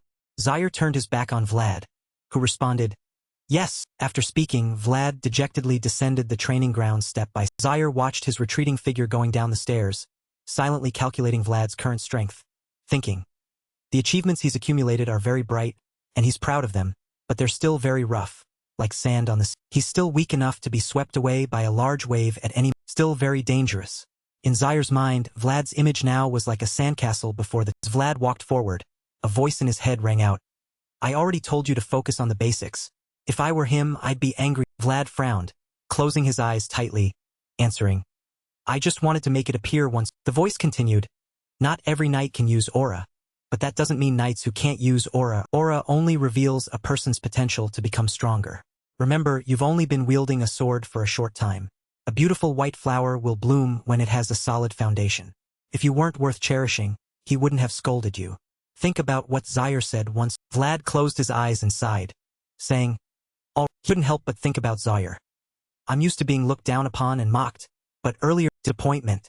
Thanks for watching the... Damn it. That expression hurt more than being struck with a wooden... Seeing him lost in contemplation, the voice reminded him, in the end, you still couldn't ask about the break.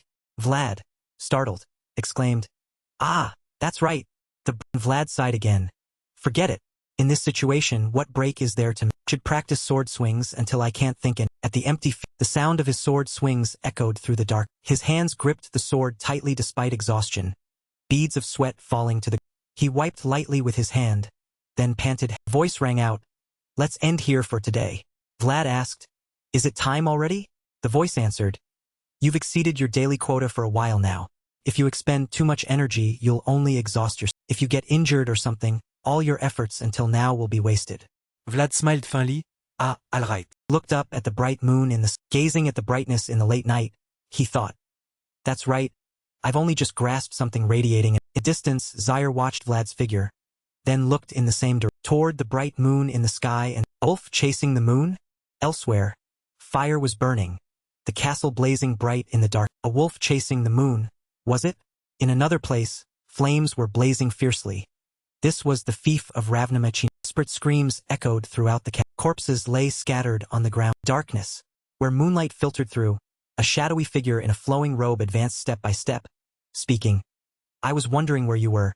You're carrying out your final. As he approached, the sword in his hand caught the moonlight through the glass, gleaming with a cold light, still stained with fresh blood from some unfortunate soul, not yet dry, dripping drop by. The heavily wounded knight sitting on the ground, trembling, spoke.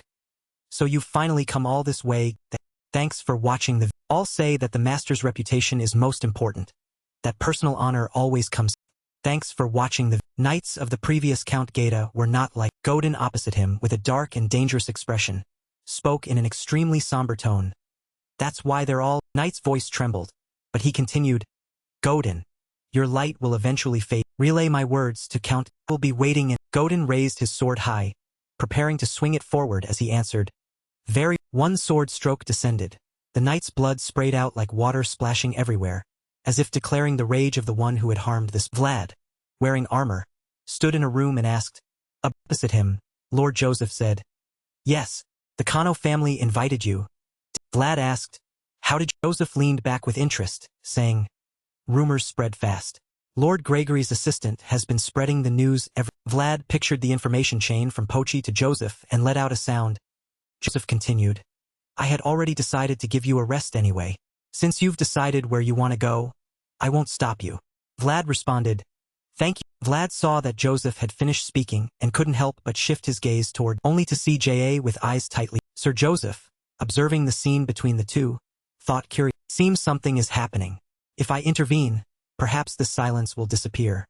Certain relationships must be respected. Vlad, seeing J.A. unresponsive, thought. Even breathing is difficult. Should I just greet him? And Jay's voice rang out, cutting through his train of thought.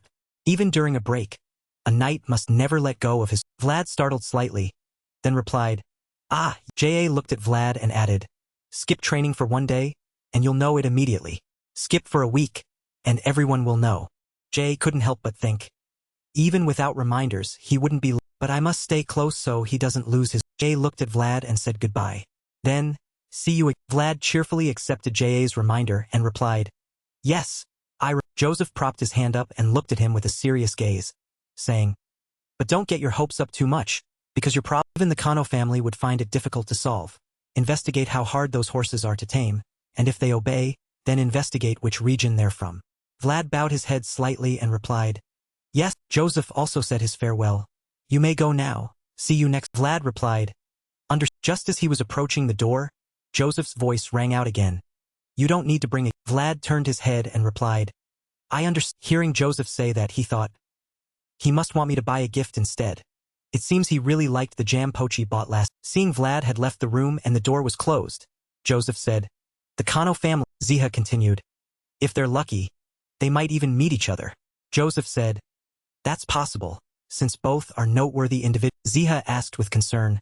What if someone takes an interest? Joseph answered confidently. Then they'll come ask direct. Though I have no intention of granting permission. On Vlad's side, he was being dressed by servants in the final layer of his robe. Standing there, he thought, Why am I here? Lady Oksana placed her hand elegantly on her lap and said, This color suits you very well. You look good in leather armor too, and since you have a strong, fair physique, you look good in anything. You should try on a few. Vlad blushed and bowed his head, saying, Thank you, Lady Oksana. The lady asked him, You're going to the Cano estate during the break, right?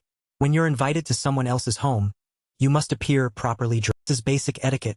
Don't embarrass your parent. Vlad, thanks for watching the felt sad when he heard about his parents, but in that moment, Lady Oksana had already stepped forward and gently placed her hand on his shoulder with a tender expression, saying, "You won't embarrass me." His eyes now looked at that face, and he saw the affection. His entire face flushed. He bowed his head to hide his embarrassment and said, "Yes, my lady."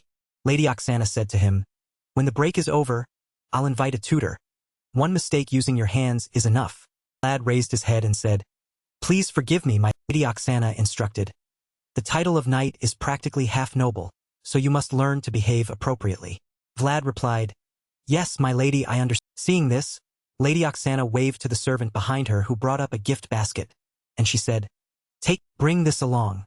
Going to someone's home empty-handed isn't." Vlad couldn't help but be moved, saying, "You're too thoughtful, my." Seeing him like this, the lady smiled and said, "All right, have a pleasant." Vlad left the room with the gift basket, and in front of the door was a glass window that reflected his image in leather garments, and looking at himself now compared to before, he couldn't help but think, "This feels so strange, like I'm wearing clothes that are too big." Then he remembered a girl.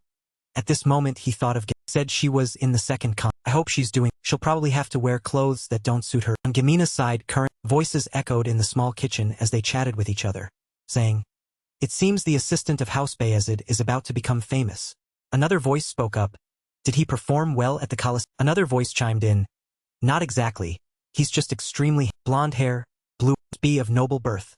The three nuns continued, "So young and already has that glow when wielding a sword.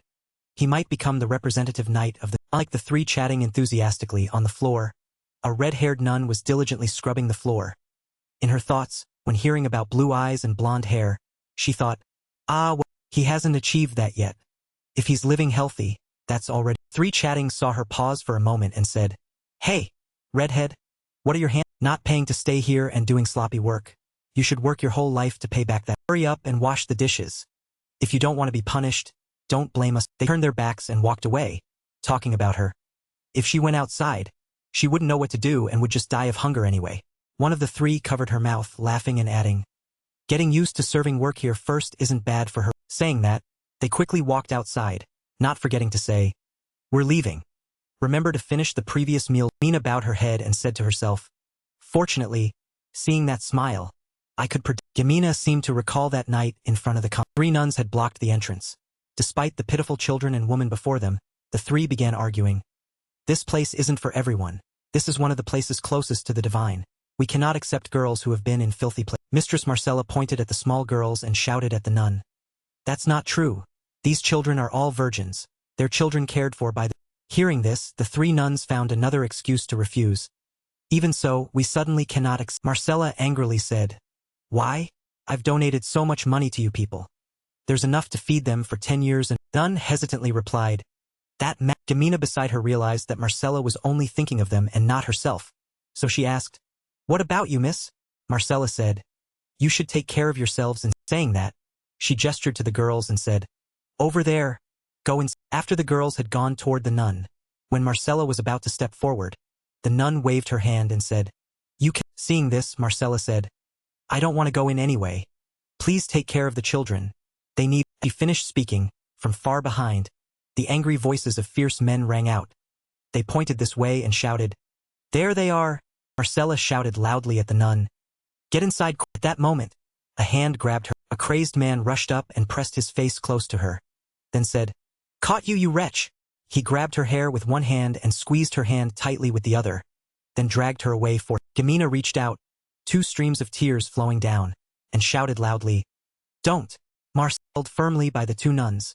She was still pulled inside the convent. At this moment, Gamina could do nothing but shout Marcella's name and watch her being dragged away by that group of fierce people on the freezing. They were so cruel that one of Marcella's shoes fell off as she was dragged. When the convent door closed, it was as if she had shut away that line of. Now Gamina, our girl, was still kneeling, scrubbing the dirty. When that memory appeared, she couldn't help but cry out. The sounds of sobbing rang out, and then in that instant, she called out that name, which was. Currently, Vlad stood astonished before the Cano family estate, thinking, although he's not a noble, people say he has a certain influence in. Looking at this mansion, his wealth is really in. When Vlad and Pochi just arrived at the house, a servant came out to bow and greet them, saying, "Welcome, young man." Seeing who came to greet him, Pochi happily spread his arms and rushed forward, calling out. Pochi hugged the old man tightly and said, "It's been so long. I missed you so much." Seeing his young master like this, the steward also smiled cheerfully and said, "I'm also very happy to see you." Pochi held his hand and asked, "Where's my father?" The steward answered him, "He's receiving some unexpected guests who came to." Saying that, he turned to look at Vlad and said, "If you're all right with it, we can tour the pasture first. It's our..." Seeing the steward being so considerate, Vlad said, "All right, I'm fine with that." The steward nodded and said, "Thank you for understanding." During the conversation, Vlad had been curious before coming here. "But I'd like to see the horses first. I have high expectations for those horses." Pochi replied, "Of course, let's do as you..." The steward said to Vlad, "The master said he would personally introduce the precious horses to you, but it's not bad to see the rest. Please come." The steward led the way to where the horses were. When Vlad arrived where the horses were, when they saw him, they raised their heads, stopped grazing, and, surprisingly, they all ran. Vlad stood. All three arrived at the cattle pen. The result was the same. The cattle ran away. When they arrived at the sheep pen, the sheep also turned and ran. All three fell silent for a moment. Vlad felt embarrassed at this moment, thinking, "Can I just die? This is completely not okay. Not only horses, I can't even ride cattle? But why even the..." Seeing this, the steward spoke up. "This is somewhat serious. Have you visited a church?" Vlad said, "It's not a curse. My guarantor is Priest Andrea, and he said so." The steward apologized. Vlad looked toward the herd of horses grazing in the distance, thinking, "Damn, I'm going crazy. So what if I can use aura? I can't even ride a horse," and he said to Pochi in a distressed tone. "When others are galloping majestically, I'll probably have to eat dust and chase after them." Seeing his friend like this, Pochi said, "Let's see the remaining horses in our pasture. Whether for fighting, riding, working, or slaughtering, I'll show you everything. There must be one that suits you." Vlad said with a gloomy face. "There will be, right?" Pochi answered, "Of course, there are even beautiful and precious horses you haven't seen yet, and at very expensive price. I'll try to persuade my father to let you see." All right, let's see the rest tomorrow. Just enjoy dinner first and let things pass by." Pochi patted Vlad's back comfortingly. The two headed toward the dining hall. In the kitchen, many chefs were preparing dishes for. Seeing this, Vlad couldn't help but say, "Wow, this is really impressive. Is there anything moderate in your house? Everything is so abundant." A voice full of surprise rang out. "Oh, there, welcome. I am the master of this house, Orson Kano. Forgive me for not personally welcoming such an honored." Learning who was speaking to him, Vlad bowed his head and said, "It's a pleasure to meet you, sir. I am Vlad, Sir Ziha's guard." Orson smiled brightly at him and said, I know. Rumors about you have spread all the way to..." Welcome.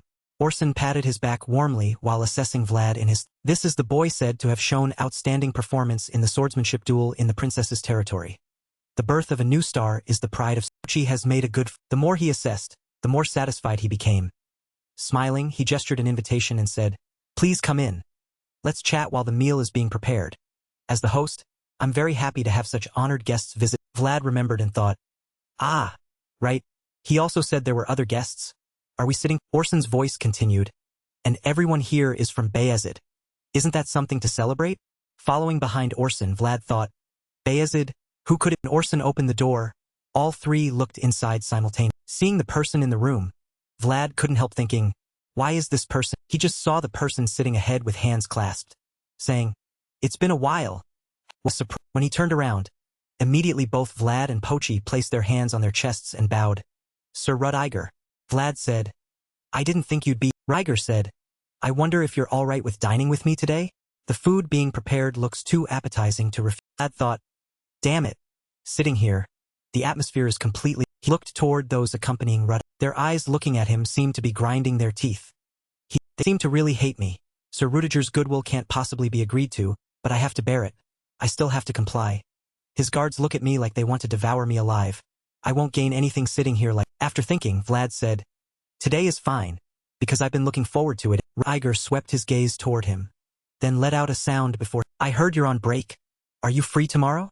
Vlad asked. Ryger replied, "Let's go somewhere to..." The next, Vlad and Rudiger's group went out to... Since no horse would let him ride, he had to sit in the same carriage. Now someone spoke up. "Why do you keep staring at me? First time seeing a beast folk?" A person with 2 yellow ears, that was Dorothea. A beast folk of the Luke. Vlad propped his hand on his face and replied, There's always a first time for every, Dorothea said. Anyway, it'd be even stranger if you had seen us before. I heard you came from some backwater streets of Sora. How did you become a flyer? Vlad replied. Why is that interesting to you? Considering Lord Rudiger's mage is a beastkin, that's stranger than my back. Hearing him say that, Dorothea became angry, asked back, have you truly even used Orb? How can you not ride a horse when you can already use Orb? Even that useless fatty knows how to ride a horse. Vlad replied, what can't happen in this? Dorothea said, unconvinced. Isn't this still a bit too much? I really didn't think a knight like you wouldn't know how to ride a horse. Vlad turned his head in frustration, thinking, does she know anything besides blood? This vacation of mine is going to be completely wasted. Why did it come to this? Dorothea spoke up. Are you even listening? Vlad said irritably. Are all beastkin as talkative as you? Dorothea said. Isn't this person a racist? Vlad asked further. Or are all mages this talkative? Dorothea continued. That's occupational discrimination. You understand? Iger, riding ahead, heard the conversation between the two and spoke up. Dorothea, don't tease him too much. It was very difficult to get him. Dorothea said sullenly. That bastard makes a disgusted face every time he looks at me. Iger said bluntly. Anyone would if you bothered them like. Dorothea annoyedly plugged her ears and lamented. A guard in the group approached Iger, pointed ahead and said, Lord Iger, how about around here? Iger looked around and said, looks good. We'll have a better view since it's all very open around. Seeing this, Bochi said, looks like they're going hunting. Vlad thought, propping his hand. They don't look like they want to go. They haven't even released the hawks from their cages to scout. A guard pointed ahead and said, Lord Iger. Over. Iger looked in that direction and said, we're in. I didn't think we'd encounter a pilgrim group. Raise the flag and show them our intentions, so they don't feel uncomfortable. Now then, I should start looking for prey. On a lush green grass field, there was a beautiful prairie. Here, a herd of horses was contentedly grazing. Among them a black horse stood out most distinctly, and it stood at a high point looking over the vast prairie. Then it itself detected something strange. The ground was shaking violently. It neighed loudly, warning the entire. Rudiger's group traveled parallel to the pilgrim group. One on the high platform, one below. Both groups were very coordinated without bothering each. Seeing this scene, Vlad thought, hunting what hunting? This is clearly an escort. From the very beginning, he never planned to come here to train. His train of thought was cut off when the carriage carrying him just went over a rock. The whole carriage shook violently. He said protectively, ugh, I'm getting carsick.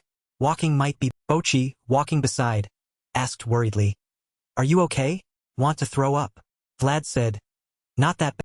He lowered his head, put his hand to his chest and said, but my heart keeps beating strong. She rode alongside and asked, is it because the carriage is shaking too much? Vlad got off the carriage and walked at the horse's feet while lamenting. What can I blame? Just walk a bit and I'm. Vlad observed everything around and said, the scenery here is beautiful. Bochi smiled and continued. Right? I really wanted to show you this. The grasslands stretch to the horizon. Sometimes monsters appear too. But thanks to Lord Joseph, this year we worry less. Vlad asked. Lord Bochi said, that's right. It's thanks to the expedition last winter. You participated too. Vlad remembered and said, ah, that, so I also contributed somewhat to creating this. In the distance, dust flew up like a moving cloud. Vlad saw it and asked, what's. When the dust got a bit closer, it was a herd of horses running hard. Seeing this scene, Vlad couldn't help but let out a sound. But right after that, like an electric current shot through him, making him freeze, only able to. What's this? What's Ahead of the group, one of Lord Rudiger's guards saw it and said, it's a herd of wild horses. All fat, healthy. For now, they're just uninvited guests. Seeing the guard say that, Iger immediately noticed something odd. But are they moving? A guard answered, that's right. Very strange indeed. They should be going north, where the new sprouts will. Iger pondered.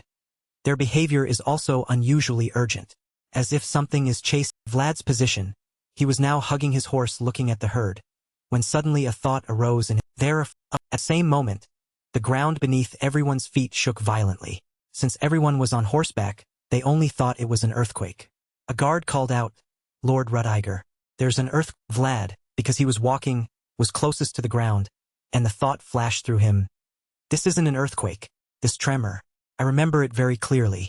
This is, while his thoughts were remembering, in the direction of the horse herd, a patch of earth was thrown up and a monster emerged from. With its massive body, it launched its entire huge form above ground. Seeing this scene, Vlad was certain that one of the remnants of the severed dragon was a death. The gigantic monster slithered its body on the ground, and where it passed, dust flew. It opened its huge mouth toward the horse. Its mouth bit down hard, and a horse completely died in its. Thea called out, "There's something very strange. Death worms aren't carnivorous.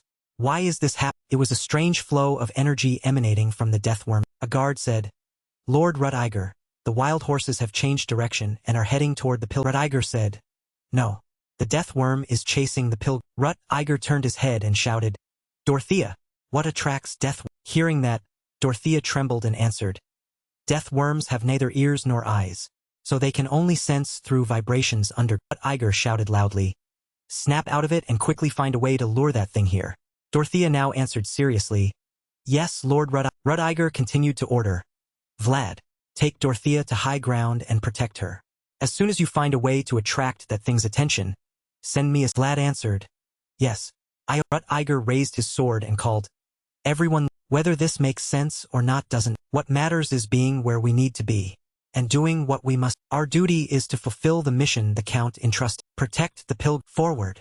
All the guards, after hearing Rutiger speak, simultaneously drew their swords and said, "Follow Lord Rut." At this moment, Rutiger was looking toward the monster and thought, "This worm isn't behaving normally, and this whole situation is very strange. That means someone is behind." A voice rang out like a warning, "You're brave too.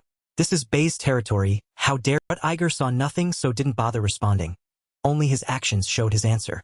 His sword swung up with a flame wrapping around the blade. He rode his horse toward that. At high place 3 people were standing, Bochi and Dorothea, who was pouring out her bag of strange items. She grabbed each item one by one while urgently saying, "Vibration, vibration. What color is the vibration?" Vlad stood guard on one side listening. Seal. The voice from within him answered, "It's a type of myth, along with divine power and mystery forms the Hearing that he thought, "Oh, there must be a reason she became Lord Rutiger's." In the direction of the death worm, a large flame shot up like dragon coils writhing around. 2 people standing in the distance saw this and asked in amazement, "What is?" Seeing the flaming sword, Bochi shouted, "That's Lord Rut." Seeing this, Vlad couldn't help but think admiringly, "He's truly amazing. His level is completely." The voice from within him said, "His swordsmanship is still He didn't have time to prepare. Rutiger, looking at the worm, grew angrier the more he looked. He thought, "You mean to say you're the toughest dragon? Is that?" The death worm lunged toward. At this critical moment, he quickly spurred his horse hard to escape its blood. Next, seeing it couldn't bite prey, the worm instinctively burrowed into the. It burrowed so fast that in the blink of an eye only its tail remained above, but soon after only a large hole remained on the. The guards called out, "Lord Rutiger, are you all?" Rutiger shouted, "Don't let your guard down. This death worm isn't easy to deal." Standing at a high place observing everything, the voice in Vlad rang out again, "It's truly too difficult. No matter how skilled he is, he can't fight an opponent under." Rutiger ordered all the guards, "Find it quickly. It's only somewhere around here." Everyone answered in unison, "Yes, Lord Rutiger." Now Rutiger turned back to look at the large hole on the ground, thinking, "Where exactly?" A guard's panicked voice pointed ahead, "Lord Rutiger, look over there. It's the pilgrims. The death worm is heading straight for the pilgrim." Rutiger spurred his horse and shouted, "Damn it, chase after it." The whole group of guards, hearing the order, also immediately turned their horses and ran forward. The scene was urgent and chaotic. Above, Vlad saw this and couldn't help but urge Dorothea, "Dorothea, I think we need to hurry." As Vlad looked toward Dorothea, he almost swallowed his words. She was now half kneeling, holding her own tail, drawing a strange shape on paper. Seeing this, Vlad's face darkened and "This the time to play?" Dorothea angrily shouted at Vlad, "What are you saying? Am I playing around? This is the wolf tribe's proprietary method. If you hadn't bothered me, I'd have been done long." Paper with the strange drawing lit up a bit, then showed nothing. At this moment, Dorothea said, "Bochi, quickly take this to Lord Rutiger. Just tear or cut the paper in half to." Bochi looked confused, pointed at himself and said, "Huh? You're called?" Dorothea angrily shouted, "Making the positioning seal has completely exhausted me. If you expect me to walk to him now, how will we make it in time? And this blonde guy doesn't even have a horse to." Voice from within Vlad rang out, "Even with a horse you might not catch up in time. Death worms move faster underground than on the surface. Lord Rutiger's night squad doesn't even have a chance to catch up." Vlad thought, "Then it will." He reached out toward the paper Dorothea was holding. Two behind were startled by his action. Dorothea said, "Blondie, where are you going? You idiot. There's a cliff." Ignoring Dorothea's words, he still leapt down without hesitation. At this moment he thought, from the start, Lord Rudiger and Lord Joseph have had conflicts about inheritance. Above all, his knights are all Bayette's elite, so I don't really need to act. However, thoughts of those animals keep circling in my mind. I still remember everything clearly, down to my very bone. Feeling of having the vast world take away my home and being unable to do anything. That voice rang out. Focus. Strength in the toes. Lad. Thanks for watching the slipped, let out a sound, then followed a chain of instinctive reactions. But he still crashed into the boulders on the cliff. The voice from within rang out. Roll. The impacts made him cry out as he hit the in landing, he shouted. His whole body hit the ground in pain. Dust rose up and he shakily got up, moaning. From above, Bochi looked down with tears streaming and said, "Oh." Dorothea looked down, cold sweat streaming, and said, "Falling from that height. How is he completely Had panted. "Oh, didn't expect to still be alive. Thought I'd broken a bone." Or a blue light enveloped. In the distance the black horse saw this, so it stared at him unblinked. Voice rang out. "It's a blessing. Without the Python spirit's blessing, you'd be." Vlad said, "That's great." The voice also agreed. "Yeah, so visit again." Vlad stood up and said, "We definitely still have a chance. Right now, we must go in this direction first." He looked toward the distant direction, thinking of the pilgrim. As he drew closer, he saw a familiar silhouette. Thought of one person, Priest Andre. Is he the leader of the pilgrimage? Where is Sir Rut? He looked toward Rudiger's group and thought, they're still too far away. The death worms will harm these pilgrims. If this continues, the priest will be in danger. Then, the positioning. A voice rang out. Sometimes coincidence appears in the guise of fate and forces you to make a choice. Vlad gritted his teeth, thinking. He raised the positioning seal and thought, I don't have time to hesitate. His hand rested on his sword and drew it as if wanting to say, I need to act right. More precisely, I must act. No more hesitation.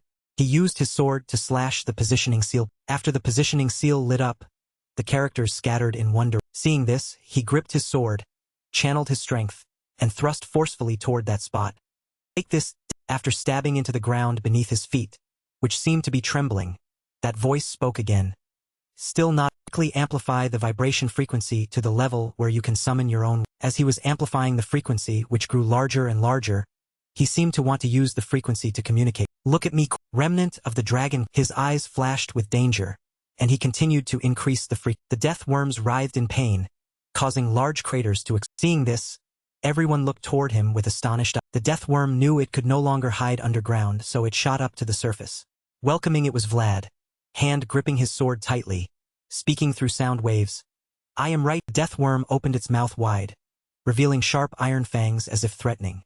Immediately around it, earth and rocks flew up along with clouds of. Vlad was struck by a barrage of flying earth and was thrown. After that exchange, he angrily prepared to retaliate when the voice in his head rang out. Don't even think about fighting it. You should Indeed, this death worm looked very disgusting. Its body was covered in scales, and not only that, these scales had sharp spines. Its mouth had sharp barbs that allowed it to easily drain prey of blood. Perhaps because of this, the voice in Vlad's head continued. Your current strength isn't enough to fight that monster. At this moment truly looked terrifying. Saliva dripped continuously from its mouth. Perhaps realizing that if this continued, Vlad might die, that voice advised him. You've done very well just holding it. Vlad's eyes at this moment seemed to emanate something. He turned to look at Sir Rudiger's knights, grimacing as he. Are they still not? While Vlad was distracted, the death worm seized the opportunity, opening wide its mouth full of small. It aimed to ambush him with this strike to finish him off.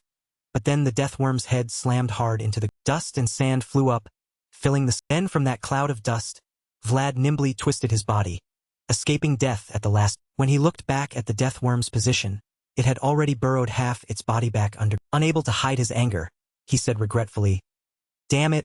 It's burrowing underground. Quickly regaining his composure, Vlad's eyes darted around, trying to find that wretched death worm. Where, to the left or to the. Then, as if realizing the death worm's intention, this was also what Vlad feared. Don't tell me it's heading toward the pilgrim. Suddenly, the ground where he stood cracked open, and that voice rang out again. Get out of the way. Immediately, from the ground, the death worm's large, sharp mouth opened wide, snapping at Vlad.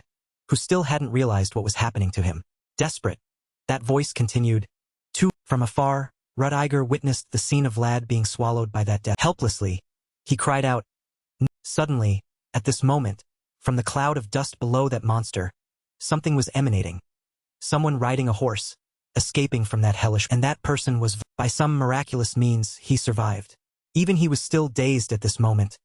A horse, a real horse. I'm riding on the back of a horse. Knowing Vlad was very curious about what had happened, the voice in his head rang out, opening the way for him. Use your soul world to observe its essence. Following that voice's instruction, Vlad discovered something. This is a horse carries the blood of a scenery at this moment was very beautiful. Add to this was the steady sound of hoof. Vlad exclaimed excitedly. The view from horseback is absolutely amazing. At this moment, Rudiger's knights had arrived. Seeing Vlad, Rudiger called out his name loudly, then asked with concern, "Are you all right?" Hearing the question from Rudiger, Vlad answered, "Yes, Sir Rudiger, I'm." At this moment, Rudiger looked at Vlad, then at Vlad's sword, thinking. He always engraves the seal directly onto his own sword. He charged into that ferocious attack without a moment's hesitation. Rudiger's eyes seemed to contain something profound as he thought. A spirit ready to sacrifice oneself for others? This young man charged into action with the disciplined spirit of a sword. Then, while thinking, Rudiger spoke his thoughts aloud. Truly a great and courageous decision. You have fulfilled your duty more nobly than any knight. He asked back, "What, sir?" Then he realized Rudiger was praising him and politely replied, "Ah, thank you." And Rudiger continued, "What do you think? Can you control that horse according to your will?" Vlad didn't understand what Rudiger was saying and looked. Seeing that Vlad didn't seem to understand his meaning, Rudiger switched to discussing the upcoming strategy. Only when that deathworm is eliminated will the pilgrims be safe. Now we must take again. Hearing Rudiger's somewhat bold idea, Vlad hesitantly replied, "But that thing is a dragon." However, with a determined look, Rudiger confidently answered, "You and I can." Knowing Vlad was a bit worried, Rudiger's eyes narrowed slightly as he looked at Vlad and said, "You have Dorothea's seal and are riding on a very excellent." Meanwhile, the death worm continued to rage madly, thrashing about relentlessly. Sand and dust kept flying up. Its mouth gaped wide, full of ferocity. Then Rudiger continued, "So you can also lure that thing away from the pilgrim's attack range and then attack." Hearing Rudiger's plan, Vlad hesitantly looked at this horse, wondering, "Can I really ride this?" Then that horse's eyes flashed with, as if understanding, Vlad said, "So you're also here to save your." Then, after pondering a bit, Vlad accepted. "All right then, let's do our best together." Vlad's eyes were resolute. He had made his decision. "Yes, sir, I can." Hearing this from Vlad, Rudiger explained the plan to defeat this deathworm more specifically. "Good. Circle around that hill and come back to me. I'll be waiting on the other." As soon as Sir Rudiger finished speaking, both Vlad and the horse had already galloped away like the wind, leaving only a few words in reply to Sir Rudiger. "Yes, Sir Rudiger." Vlad separated from Rudiger's. That deathworm still pursued him madly, and it had chosen him as its target. Seeing partial success, Vlad thought to himself, "That's right, obediently chase after." And man and horse continued to fly toward the place they had agreed upon. At this moment, some people in Rudiger's group witnessed Vlad's terrifying speed and exclaimed in surprise, "How can he accelerate so fast?" Both rider and horse are excellent. At this moment, the corners of Rudiger's mouth showed a very faint. This moment on the hill there was only the deathworm, Vlad, and that horse. Then that voice rang out, "Lower that sword to the ground. You must let your very existence flow through the vibration of the." Hearing this, Vlad lowered the sword engraved with the seal. A stream of energy emanated from that sword. This was exactly what that voice wanted him to do, and it can. Look, thanks for watching the. You have a dragon chase. It's following the stream of light you're. Indeed, at this moment behind him, the deathworm was following the stream of light emitted by. The scene shifted to Rudiger's group. At this moment, he was directing support to evacuate the people. "Everyone, evacuate the pilgrims to safety. The remaining soldiers will prepare for emergencies." Hearing the order, the others responded, "Yes, Sir Rudiger." Vlad at this moment was still riding across the vast. Behind him, the deathworm kept charging after. Seeing this, Rudiger squinted one eye and said quietly, "It's." Then he raised his sword high with a majestic. Red flames appeared each time he touched his. Then came an entire forest of molten lava that could incinerate. Running with all his might, Vlad still noticed something was about to happen. He looked toward Sir Rudiger and wondered, "That is." Seeing Vlad's curiosity, that voice seemed to answer. "He's temporarily expanding his perception world. This is a method that only knights who can deeply contemplate their own being can use. Rudiger's flames burned larger and larger, as if declaring the power possessed by that calm-looking person. Then that voice continued, "He's a much more powerful knight than I." Without that voice saying more, Vlad also realized that person was truly formidable. He said, "He's can easily incinerate his own." At the moment, the battle between the death worm and Vlad continued. This death worm became increasingly ferocious, kept targeting Vlad, launching dangerous. Seeing the advantage wasn't with Vlad, that voice continued to guide him. "Not good. The dragon remnant has detected the threat from Sir Rudiger's soul." Angry, Vlad couldn't contain himself and cursed, "Damn it! I can't let this continue. My soul world is too weak to draw that monster's attention once more, so he can have more time to gather." Just as he finished speaking, the horse Vlad was riding suddenly behaved strangely. It suddenly changed direction. Surprised, Vlad exclaimed, "What's this? Are you running to?" At this moment, Vlad completely lost control of this special, ran in a circle, then headed straight toward the death. Fearful, Vlad lost his composure and shouted, "Hey, hey!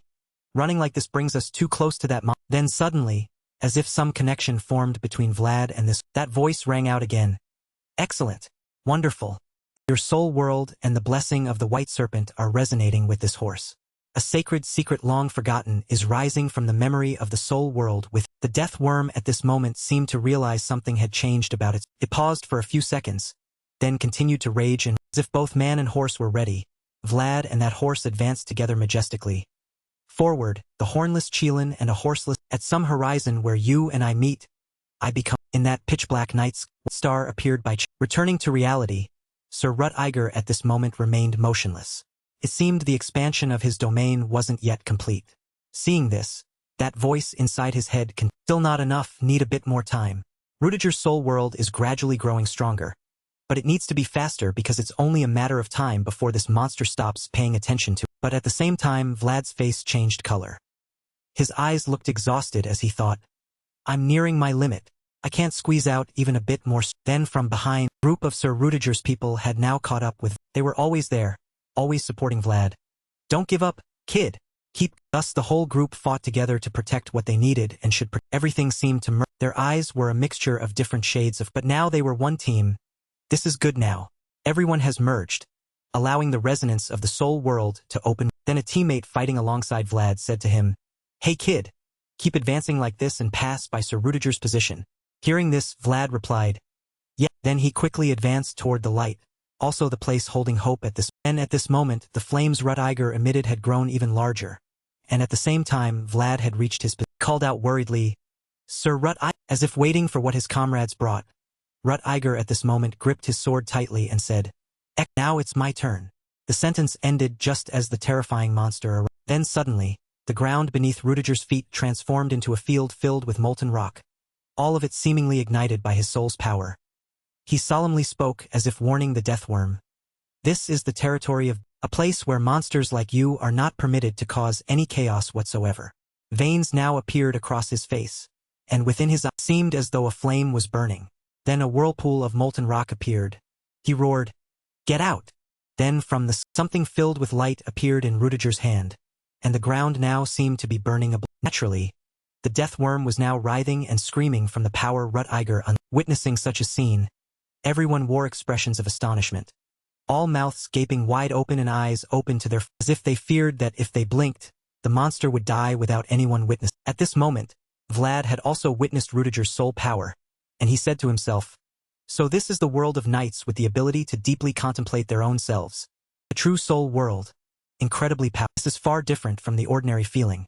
When seeing the soul world of knights, it's like seeing an infinitely tall. I wonder if Godin could do something like that. The memories of his old comrades Sir Jaeger and Sir Pa. Then he also asked himself, "Can I do it?" Hearing this question from Vlad, that voice confidently answered, "Of course you can, if your soul world is stable enough that nothing in this world can A moment later, that giant monster was reduced to nothing but ashes beneath the flames still burning slowly. After the recent battle, Rutiger was so exhausted he had to plant his sword into the ground to keep himself from collapsing. From afar, Vlad approached and asked softly, "Are you?" Hearing Vlad's voice, Rutiger turned around and forced a smile. "Welcome back. You did." Then Vlad moved closer to Rutiger and looked at the piles of fire still burning, asking worriedly, "Won't a fire burning to this extent scorch all the grass?" Though somewhat tired, Rut-Iger still tried to answer Vlad's question. The grass here is quite damp, so it'll be fine. The fire will just burn a little then extinguish it. Finishing his words, Rut-Iger struggled to stand up and said, more importantly, right now I want to quench my thirst with a glass of... Then suddenly his whole body swayed and he collapsed. Rut-Iger said weakly, oh, at this moment, the voice inside Vlad's head rang out. It seems that's the price to pay when expanding one's soul world to such an Seeing Vlad standing there frozen, Rut-Iger extended his hand and spoke. You'll help me stand up? Hearing this, Vlad suddenly sat down and replied, I'd rather choose to fall together. Then he sat down beside Rut. Finding the atmosphere a bit awkward, Rut-Iger spoke up again and asked, you're quite good at riding that horse. Not like the rumors that you don't know how to ride. Huh. Hearing these words, Vlad answered with full denial. Actually, the problem isn't. Instead, having said that, both simultaneously looked toward the strange horse resting on the other. Then Rut-Iger said, that horse is quite agreeing with Rudiger's words, Vlad replied. That's right. Before finishing his words, from behind there was a strong push against Vlad, making him fall forward to Rudiger's bewilderment. Turned out to be a comrade. At this moment there were a few other people as well. This comrade had a facial expression that was somewhat untrustworthy, and his beard made him seem even more untrustworthy. The little brat is quite fierce. Ha! Skilled enough to pierce through our pack of death worms. It seemed these words were just teasing Vlad. This person continued, well done, kid. See you next. At this moment Vlad, holding the back of his head with his hand, smiled politely and replied. The familiar voice rang out, calling his name. Recognizing an acquaintance, Vlad looked joyfully at the priest with white hair but still extremely dignified bearing and said, Priest Andre. Then Vlad placed his hand on his chest, showing special respect for this priest. I'm glad you're... Then the old priest suddenly said joyfully, oh, I understand now. Now I understand. I knew right away that I had seen that light before. The priest's memory at this moment returned to some point in time in his memories when he saw that bluish light. It was the light that pierced through the dark. Having said that, the priest's hand gripped Vlad's hand, knelt down gratefully and said, thank you, Vlad. But not understanding much, Vlad asked him back.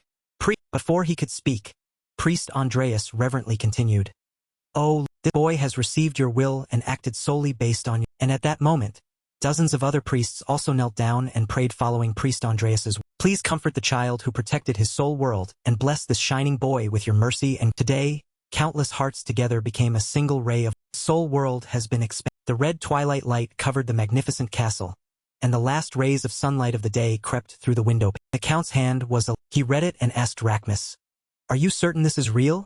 Rachmis, standing behind him, answered, yes, my lord Count. Dorothea sent word through the crystal. The Count was so angry that veins bulged all over his forehead and he questioned Rachmis. I only sent them as a precaution, but now unexpectedly, is it dark magic? Rachmis replied, it seems some of them remained in the Empire has always turned a blind eye to this matter. So ancient cursed creatures have gradually... Having barely finished speaking, the Count's face darkness continued. But at least we still have good news. He replied, you're right. Recently that kid's name keeps appearing Then he thought, last year's hunt, the honor duel at Haino, and now he's involved with the travelers. If not for that boy, Baze would have suffered humiliation. Admirable. Thanks for watching the... He spoke. Go call Joseph. Rachmis was surprised. Are you truly going to... He turned around to face Rachmis. One must grant privileges to those who deserve to receive. On the verdant plateau at night, the fires flickering and more than 10 people sat together, contrasting with that crowded... Vlad sat alone, hands sharpening his sword to make it He thought, looking at you like this, you must have been through a lot. Rut-Iger walked over to him, hand holding a water bottle, and asked Vlad, why are you sitting alone so... Vlad was startled. Sir Rut-Iger asked Vlad, where's the fat one? He replied, Dorothea dragged him off somewhere doing something or... Rut-Iger asked further, and Priest Andreas? Vlad answered immediately, he's praying with the... Then Rut-Iger sighed, everyone's so busy. He offered the bottle to Vlad and asked, want to drink something? But he immediately declined. I'm cleaning my sword. Rut-Iger cut in. How sad. You rejected me. I offered you peanuts and you didn't accept. I reached out to help you stand up and was brushed aside. Thinking back, every time I approach you, you reject everything.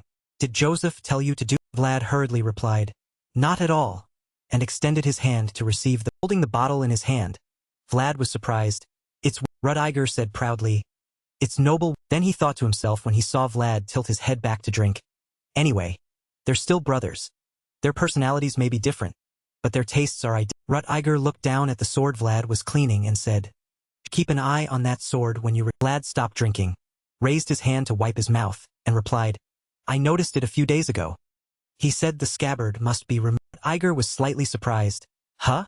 If it's normal, why remove?" Vlad answered, "Because he said the connection between the scabbard and the blade is too dangerous. Unless we find the person who made it, we have to remove the scabbard." Iger said, "That sword is like it's..." He replied, "That's why No, I don't want to lose it. Thing hidden within this sword is a memory." Rut-Iger couldn't say anything more. He asked again, "Even so, you still have to fix it, right? It's a bit rusty inside." Vlad replied, "Yes, that's why I have to find the person who Rut-Iger asked, "Where's that?" Vlad suddenly became serious. Rut-Iger replied, "Ah, I see. You always say you're from..." He thought to himself, "Sora, the land of radiance." Vlad of Sora, a fitting epithet. Today was also the day this young man shone bright. That's the reason why my brother had to run around everywhere to secure his... Rut-Iger took the bottle and stood up, asking Vlad, "You can't fix it right away, can you?" Vlad didn't understand and asked back, but Rut-Iger didn't care about his confusion and continued, "If you long to be recognized that much, then sooner or later someone will acknowledge..." Rudiger's words left Vlad bewildered, a big question mark appearing in... Rut-Iger placed his hand on his shoulder and "What I mean is you've done very well. From now on, that sword will find someone to repair it. Early. Tomorrow we'll head straight to..." He waved goodbye to Vlad, turned and walked away, leaving Vlad to look up and watch that retreating... He thought to himself, "He's right. One day I will definitely be able to fix it. This sword and I have a place we must return." The black horse ran up to higher ground, looked down at where Vlad was sitting. Eyes, gazing at Vlad, flashed with a strange blue. Even its standing posture exuded an indescribable At the spacious manor, lady sat with her maid embroidering a handkerchief. She showed her work to the maid. "What you think? Does it look like the Heiano clan's crest?" The maid smiled brightly and replied, "Yes, my lady. It looks exactly like the picture in the..." She placed the handkerchief on the table and asked, "I suppose I'll embroider one more." The maid turned to a new page, pointed at the picture and said, "This one, my lady." Lady replied, "No need to show me. I've already memorized every stitch and thread in my... This is actually the first time I've done this. When I was little, I only saw my mother..." The maid smiled and replied, "Then it's all the more precious, my..." She looked down at her hands and answered, "That's true. Anyway, this tradition has gradually been forgotten by... The knights of this era are all wrapped in silk and velvet, unworthy of holding that banner. They, the true knights, are permitted to raise this..." The knights sitting on horseback departed, leaving the vast verdant plain. A knight riding alongside Rut-Iger exclaimed with great excitement, "Oh, what a magnificent sight! I've never seen anything like this before." Rut-Iger directed his gaze in the direction he was. It turned out to be the scene of a herd of horses running thunderously, truly majestic. He continued to exclaim, "It's unbelievable that a herd of horses and humans are traveling together so harmonious." Rut-Iger replied, "You're right. This is truly a rare sight. Perhaps this is the first time and also the last." Looked toward Vlad, who sat intently gazing at that scene, and thought to himself, "In this brief meeting period, perhaps both have become very special people to... I know this is the time we must say farewell. I have things I must do. You also have the responsibility to lead your..." Black horse at the head of the herd made a sound. It suddenly stopped in the middle of the field, raising its front legs to form a standing posture. Vlad looked at it and thought to himself, "The time has come. Can only accompany each other this..." Then he said, "Fair..." Andreas appeared behind him and said, "Don't be too sad having to say goodbye." Making Vlad turn to look back, he replied, "Just words spoken in an emotional..." Andreas laughed. "Ha ha. It's truly difficult for humans to speak their true feelings. Our lives are a cycle of meetings and partings. Partings will make you shed tears, while meetings will bring happiness. I feel this has been a wonderful meeting. I wonder when you and it will meet again. Any case, such a bond is not simply determined by the time you spend." Vlad thought, "That's right. One day, we'll meet again. It must be..." Rubbing his forehead, asked Raphmus, "You say Baron Rafnoma's family has..." Raphmus quickly replied, "Yes, my Lord Baron, we just received urgent news." Count tiredly rubbed his forehead, thinking how the West's actions had indeed been somewhat strange lately. Who would have thought things would turn out this way? The Count asked Raphmus further, "Is Baron Gaeta's family really that powerful?" It seems the Western families have centered around Gaeta and formed an alliance. Even Rafnoma, who ruled the West, appears to have been defeated by being overwhelmed in numbers. Why isn't the royal family doing anything? He replied, We cannot find out what is happening at the center. Before he could finish, the Count stood up, cutting off Raphmus. I understand. He thought North had a much clearer distinct identity than any region because it was not influenced by the royal family and central authority, thanks to the solid wall it had erected. But because of this, it had no way of knowing what was happening in other. He sighed. I never thought a region's baronial family would collapse so easily. Not just any ordinary family. A covenant guardian Count frowned, thinking deeply how the laws and traditions of the past no longer held meaning because of the new power. He continued, This is a time of chaos. Raphmus immediately replied, Indeed, my Lord Baron, no matter how unstable the Empire's authority becomes, there must be. The Count thought again that the fall of Baron Raphnoma's family was perhaps a sign of a new. He looked down through the window and saw something that surprised. He realized, damn it, they're not pilgrims. Refugees from Raphnoma. Here with the former Vlad, exhausted, grimaced uncomfortably, thinking to himself, what should I? Rescuing pilgrims is one thing, but I went and helped Sir Rutiger.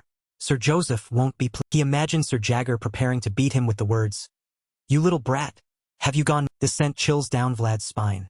Sir Jagger might actually beat me to. He sighed, thinking he couldn't do anything about it, then raised his hand to knock on the door, saying, I've arrived, Sir Joseph. A voice rang out from inside. Come in. Vlad entered. He saw Joseph sitting at his desk, who asked, You've returned today? Vlad said, Ah, yes, sir. That's how things turn. Joseph replied, I've already heard about it. You're not injured? Vlad answered, No, I'm fine.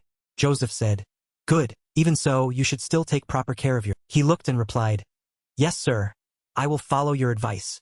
He seemed quite surprised, thinking, So everything is. That day seemed like any other, but unfortunately for him, Joseph was trying to suppress his anger. He thought, I'm done for now. I knew it, he's furious. Joseph spoke. Sora, you see, I don't know much about that person's dark past. Vlad didn't understand what he was. Joseph continued. I hear that conflicts between those gangs only end when all members of the gang are either dead or have surrendered. Is that? Vlad thought. Why is he suddenly asking me about this? But he still replied, Yes, sir, I suppose that's how. Joseph continued asking, So you're saying you can't even send letters there? He said, What? What letter do you? Joseph replied, I mean a letter to your beloved at the monastery. Vlad, annoyed, answered, She's just a. Joseph replied, To me, whatever she is doesn't matter. It's not like I only just learned about the situation there. I'm talking about not being able to send word to Sora for fear that the people there will be. I want to understand them too. But solving this problem will take much time, and that man named Rak has value in his own. Vlad thought, perhaps that's. Anyway, that greedy bastard must have used a large sum of money to establish connections with those in power. And Joseph placed his hands on the desk and stood up, saying, But you have done very well in proving your worth. You have endured much hardship, so I should reward you according to our. Vlad, surprised, Joseph approached Vlad, saying, This is a banner representing a person. I hear that in his grandfather's time, Swiss knights always carried a banner like. Joseph thought, This is something I could never have in my entire life, so I decided I would give it to a knight and you have been very willing to take it with both hands. Thinking this, he looked at Vlad, who was bowing. Joseph took the banner from its holder, saying, You are worthy to carry your own banner. The Sejid family will guarantee that worthiness of yours. As I promised that day, the Sejid family will support you completely. You have received recognition from Lady Alicia and are a retainer of the Sejid family. Vlad, be proud to carry your name under your own banner. Take it and return to your home. Go sweep away the worthless ones who have bound you. Find your true freedom and return to me once. Vlad, moved to tears, about the simple sword given by the girl and the identification papers certified by the handkerchief bearing the noble lady's name, and the banner with the family. All these things had formed the roots of this young. All these things were the achievements he had. Vlad knelt down, his face full of determination, declaring, I obey your command. In the solemn palace hall, the countess sat in the highest position. Below was Jack Musk standing, holding a red book in his. Facing them was a group of people in white robes kneeling. Their leader's name was Andrea. Before the white-robed group was a large coffin locked with many iron chains. The countess sat above, looking down at the coffin, then exclaimed, So that is the covenant's. The coffin was carved with a serpent, covered in countless intricate patterns, emanating a very strange red-black life force.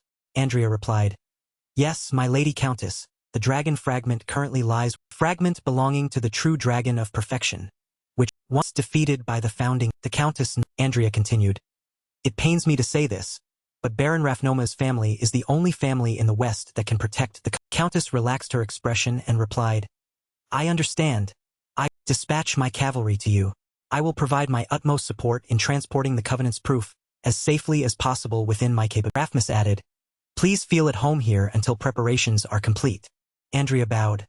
Thank you, my lady. As soon as he finished speaking, the attendants stood up, covered the coffin with a white cloth, then sequentially left the palace. Seeing the Countess's expression looked very Rafmus spoke. Don't worry too much about this, my lady Countess. They have no other Countess replied, I know, from a Western perspective, the only Covenant Guardian family that can match them in strength would be the ruler of the North. Duke Timur Baron. He worried inwardly. I know I can't do much to help them with this, but at least what I'm doing will lighten the burden on those pilgrims' shoulders. He looked out the window and exclaimed, Oh, I haven't seen that banner in a long time. Rafmus asked, What? Curiously stepped to the window to look. Ah, I see. It's very long since I last saw that banner, the Countess asked. He could rest a bit before departing, Rafmus replied. Perhaps he cannot control his own excitement and anticipation. He thought, Right.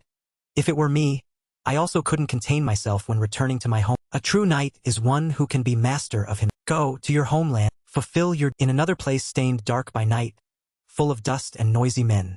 Kept taking turns. When will she come out? Night's my turn. Come play with me. Keep dreaming. Whoever has the most money gets to speak. In contrast to that noisy scene, Marcella sat alone before her mirror, making herself. The Black Rose establishment's madam sat behind her, holding a lit tobacco pipe, saying to Marcella, They're making a racket like a bunch of pigs. If you're ready, hurry up. She stared at Marcella. You have to serve as many people as possible today to pay off your debt. You wretch. Work. Marcella glanced at her indifferently, no concern, which angered the madam. Madam advanced, gripping Marcella's jaw with her bony, gaunt hands with purple-painted nails, forcing her to, Let's see how long you can keep that confident attitude. We have plenty of time. In the end, you'll be stuck here until your body starts. She smirked contemptuously, madam, and taunted. Live long. The madam was irritated with Marcella but couldn't find fault, thinking, This insolent thing. No matter how much I beat her, she always resists the same. She turned away, exclaiming, Hurry up and get ready. Get out there. Marcella set down her lipstick brush on the vanity, heart thinking, Well, I've climbed to a position far better than someone with a shameful status like mine should have. Even so, life here is no different from before. But at least I'm still alive, unlike the fates of other girls who lost their lives in this chaotic whatever. She stood up and walked toward the door where countless men. Shouting grew louder again. She's out. I've been waiting forever. Her heart thought, Is this the path to my own destruction? As those men like hungry beasts looked at her with faces full of animal desire, the madam exhaled tobacco smoke, obscuring that aged face.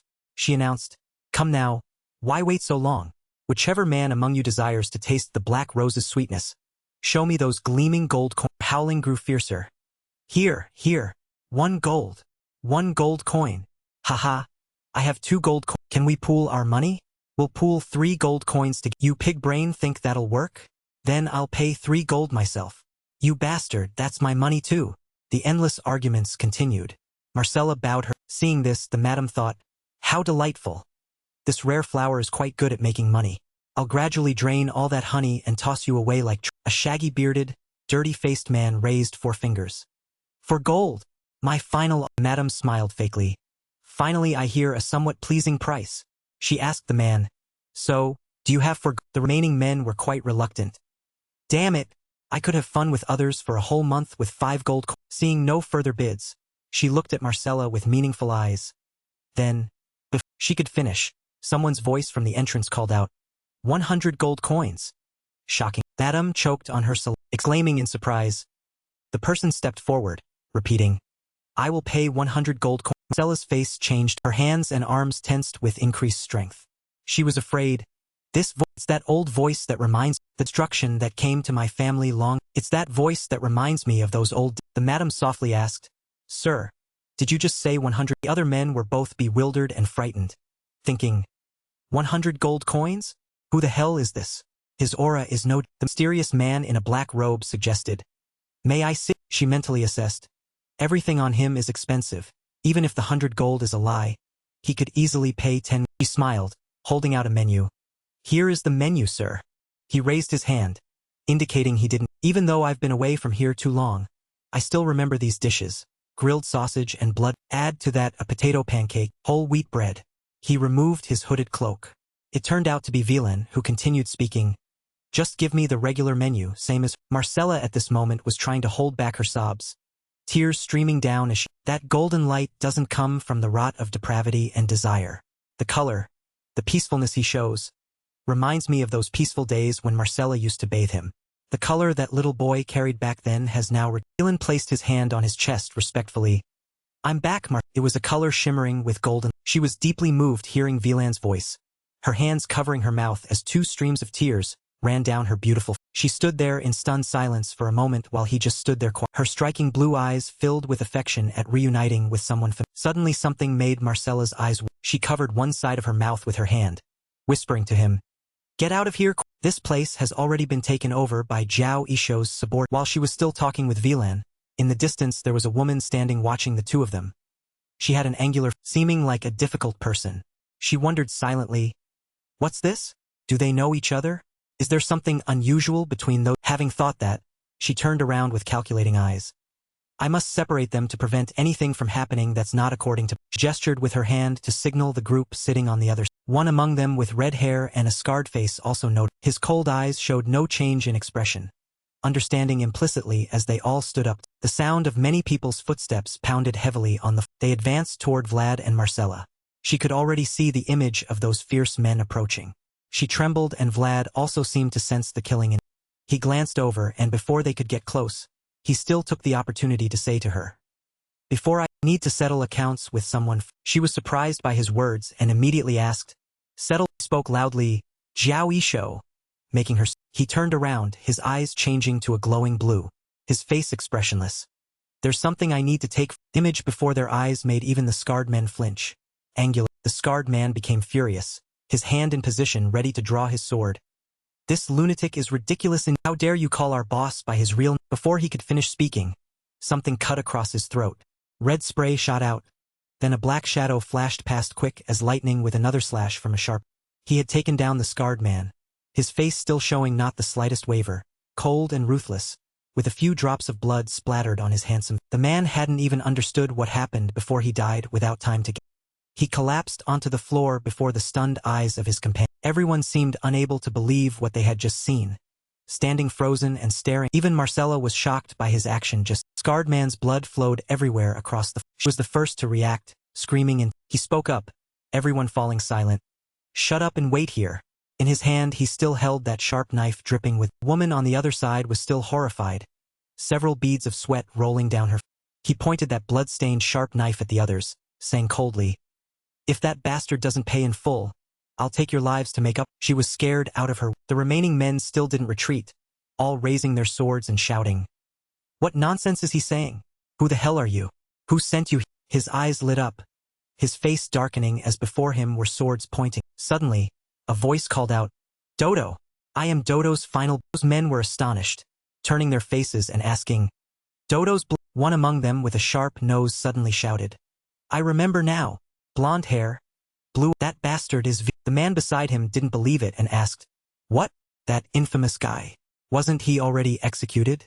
The other laughed cunningly in reply, "How would I know? What's important is his back. If we can get his head, the boss will definitely reward us with countless gold and silver. If you were still alive, you should have known to live quietly in hiding. Now you've come to throw yourself into death." He remained calm, taking firm steps forward. "Enough chatter. It's like that day. Come in here and try to kill." His powerful words and fierce face made all of them break out in fearful. Lad appeared imposing and truly frightening. They worried and asked, "Huh? Is he and that coward from back then the same person? He looks more like a bloodthirsty wolf." The image of a brave blue-eyed wolf appeared in their eyes, full of fierce majesty, able to tear people apart at any. He was irritated. "You're still standing?" Having finished speaking, he rushed forward fast as the small sword demonstrated its skill, one strike taking down the first. While acting, he spoke, "Then I'll attack." Suddenly one man rushed up from behind him, raising his sword high intending a sneak. Instantly he spun around blocking the man's action. One thrust of the sword right into his stomach, leaving him frozen in. Another man died by his hand. The remaining men still didn't retreat, running straight toward him, chaotic. He alone stood among them. He targeted another man, his cold, sharp eyes fixed directly on him. Sword pierced straight through that man. Each sword slash brought a cry. Each cry meant a life. The blade kept slashing. One man, 2 men, 3 men. One after another leaving this world under Vlan's handsome blood-cold. Until your blood equals the tears Marcella has shed. Only then will it. Marcella witnessed the bloody scene before her eyes, trembling as she covered her mouth to not make a sound. Her face still wet with tears. Elsewhere, the image of a woman with beautiful red roses was framed in a burly man was still drunk, downing one bottle of wine after another. The sound of something placed heavily on the Zhao Yisho sat slouched in his chair, tilting his face up to look at the thinking, George, since he disappeared, the back alleys of Sora have practically become my terror. I need to go further. I'm not the type who likes standing still in one. He raised his hooked hand up into the air, admiring it. So I don't hesitate to seize all the wealth and territory of. Don't hesitate to everything from up to plunder, that's all. How wretched. He wiped away the few drops of wine still lingering on his. Suddenly a subordinate, his underling, hurriedly burst through the door shouting, Boss, we're in. He looked and asked, What's. Other's face was covered in sweat as he answered, We're surrounded. Hearing this, he asked urgently, Huh? Where? By. The subordinate quickly pointed outside the door. The entire back alley. Soldiers have surrounded. Another man in the room immediately went to open the window and look down, startled and crying out, Boss! It's true. The back entrance also has soldiers. Those people are Sora's security. The other men in the room also began to panic. What the hell are you saying? Why would the security team be here? We already paid this month. How should. Isn't it just them on normal patrol? Look how many heads are out there. It's all real. So dangerous. Ignoring the underlings in the room, Zhao still sat there silently, his face frowning as if. Then he burst out laughing, thinking, I had a premonition this day would come. So it's today. He showed a dangerous smile, his face radiating overwhelming killing intent, looking truly frightening. All the better. Instead of having to rack my brain deciding where to fight, killing them right before my eyes is much easier. In the darkness, Vlad's image appeared holding his blade in. Beneath his feet lay thousands of corpses. Blue eyes glowed on his. At the camp, a group of soldiers was gathering together with the mayor of Sora Town, and mayor stood behind Vorden, speaking up. We have received orders regarding the completion of troop deployment. Vorden glanced at the mayor and asked, The other alleys have also been completely blocked off. The mayor was anxious, pulling out a handkerchief to wipe the sweat from his face as he answered, Of course, sir. We've done our utmost. Vorden looked straight at him and asked again, Oh, you say you've done your utmost? Then why did you let things develop to this extent? You know as well. Even Count Baze has found. He could only stand there frightened, wiping his sweat. I have no words of excuse left. Zhao Yisho is very capable, so. Vorden glanced at him with a. The mayor could only wipe his sweat, avoiding his. The mayor looked at him wondering. Who is this man? How can a knight know the situation of Sora's dark alleys? So the mayor changed to a fawning expression toward Vorden. Even so, now that you're here, I'm very glad that those who made Sora rot will be eliminated. He glanced sharply at the mayor, thinking silently. You are the rotten one. How could a leader of the dark alleys control such a large system? Vorden imagined the mayor with a pile of gold, eyes shining bright, and cursed. You're the one behind all this, secretly letting everything happen under the mayor's title. And of course the price you receive is a huge compensation. Vorden sighed. He knew it clearly, just like anyone who's ever eaten meat knows. Anyone who's ever taken bribes also knows very clearly. Just one look and Mayor, seeing this, hesitated and asked, When will the knights come inside? The ones sent by the Baze. The mayor was still hesitating, not knowing what to say when Vorden spoke up. He's already arrived. A pair of feet in blood-soaked shoes were gradually approaching. Vorden looked toward the door at the shadow of someone approaching and continued, It's the person right. The mayor couldn't believe it, his face wrinkling as he asked, Just one person? He worriedly gestured, frantically asking, Sir Vorden, will he be all right? I've gathered all the knights assigned to Sora. We should leave this to them. Vorden shook his head and glanced at him with contempt. That won't do, the mayor asked in confusion. Huh? Why? Vorden just glanced at him, then answered in his own mind. Because Sir Joseph has poured so much effort into preparing for that large dark shadow was Vlan, approaching in blood-soaked clothes covered with wounds. Vorden thought silently. Vlan's official debut. Vorden asked hesitantly, Are you sure you'll be? Don't be like that. How about letting soldiers go with you? I heard there are over 50 people there. If you get injured in there, how can I face Sir Joseph? He replied, Even if I get injured, I guarantee you won't meet disaster. Vorden looked at him disapprovingly. I told you that can't happen. He looked at him with a face having nothing left to looked forward serious. He finally relented, speaking, "You've promised." He handed the flag to him, saying, "Here." He looked at the flag in his hand and heard him "Sir Joseph told me to give it to you before ever." He handed the flag to him, then continued speaking, "Now then, let's begin." He received the flag and replied, "All right, Sir." Gripped the flag and thrust it forcefully into the flag struck the ground hard, sending dirt and stones. The flag was released, and he stood beside it gripping the flagpole with a somber face, making everything mysterious. A soldier standing in formation immediately exclaimed in surprise, "Oh, that's the flag. All this time I thought that tradition had been forgotten." Another soldier continued, "Who exactly is he? He's so young. How can he receive that?" Another soldier added, "They say the Bayes family personally sent that." His silhouette appeared before them, making him seem low. His eyes became stood there alone like a solitary king, silently declaring, "Right now, this land is my territory. For the honorable names that have vouched for me, I will exercise my authority over your life." And his face became serious. Vorden pulled out he shouted loudly, "You scoundrels in the dark alley, Jiaoisho, listen, you have not followed the rules and laws of the Bayes family and have drained the lives of the people. So I, Peter Bayes, lawful master of Sora, can no longer tolerate your wickedness and have sent my representative." He stood coldly beneath the banner, listening as the man continued to read, and from this moment forward, all the authority he exercises is authority granted by me and by the church. The man shouted loudly, "Jayap one hand and your subordinates. Open the gates immediately and let my lawful representative." As soon as he finished speaking, the soldiers simultaneously slammed their spears into the ground, creating an incredibly magnificent spectacle. All the soldiers shouted in unison, "Bayes! Bayes! Bayes!" The dark alley were so furious they ground their teeth in. Jayap was sitting on a cushioned chair with bottles scattered all around and a bottle in his hand, hearing every shout from the soldiers loud and clear. "God protect the representative! Kill Jayap one." Odan rolled up the scroll, glanced at him, saying, "Now both justice and the people stand on your side. No need to hesitate anymore. Go ahead and strike as you please." He raised his sword and spoke. "Thank you." The man advised him, "Remember to be careful." He stood before the dilapidated building holding his sword and replied, The voice of the sword spirit echoed in reminder. "He must be preparing now. Expand your field of vision. He will attack from all directions to take your life. This battle will be completely different from all your previous." He closed his eyes to clear his mind. One of the fundamentals of combat is taking the initiative, so start with a grand opening. He stood calmly holding the sword as if entering another world, thinking to himself, "On that day, if I hadn't called Godwin, would George have lived to see?"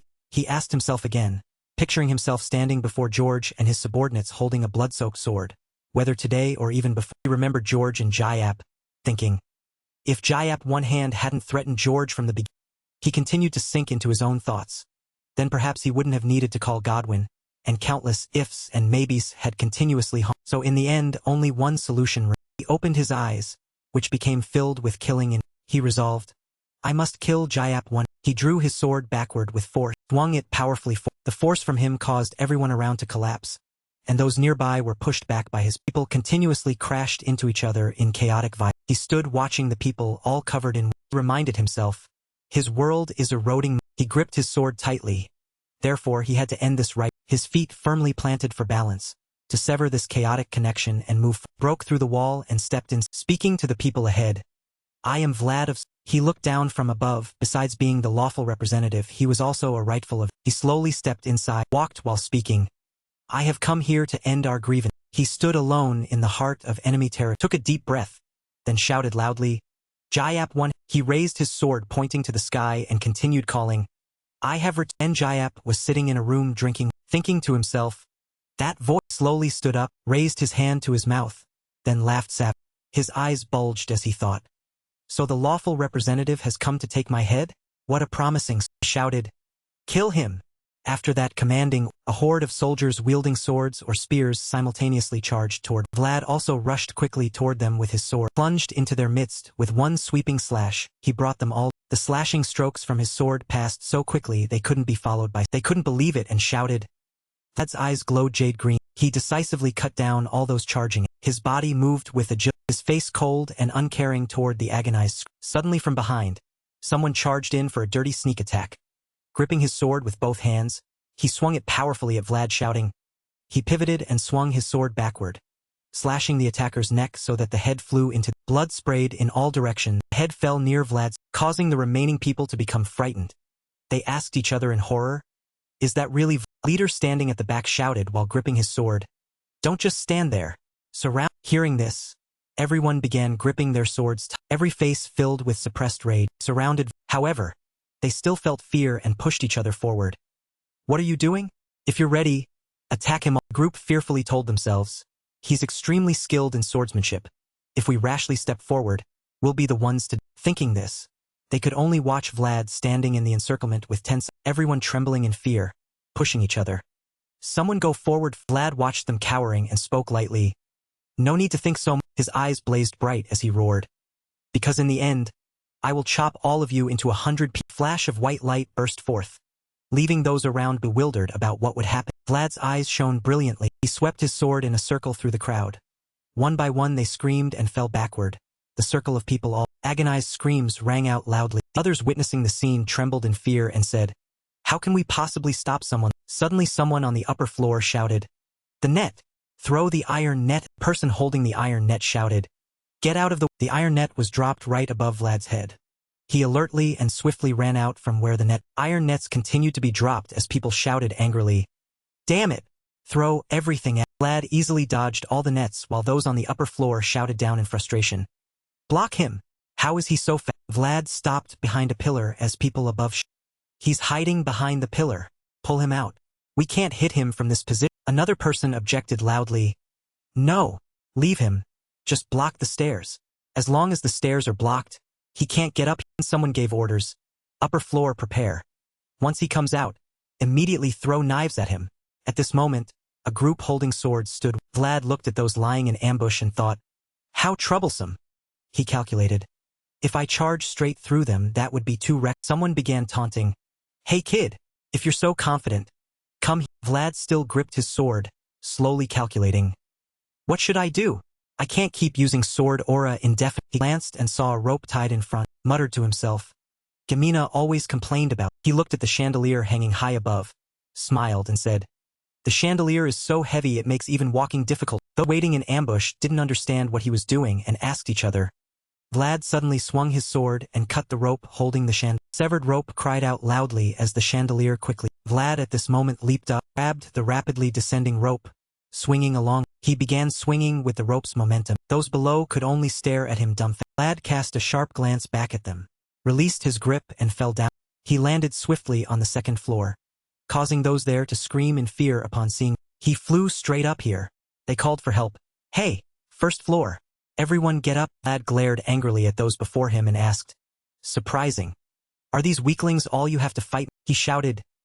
Then he charged at the group standing before him. They simultaneously raised their swords and rushed at him shouting, "Kill!" Vlad nimbly dodged the attack from the lead fighter, swung his sword at his neck, causing him to cough, followed by a series of those behind being struck. He skillfully evaded while swiftly dealing with these, fighting while thinking to himself, "They possess sharp sword blades. The way they move and approach me is unbelievably." He easily dispatched them one by one.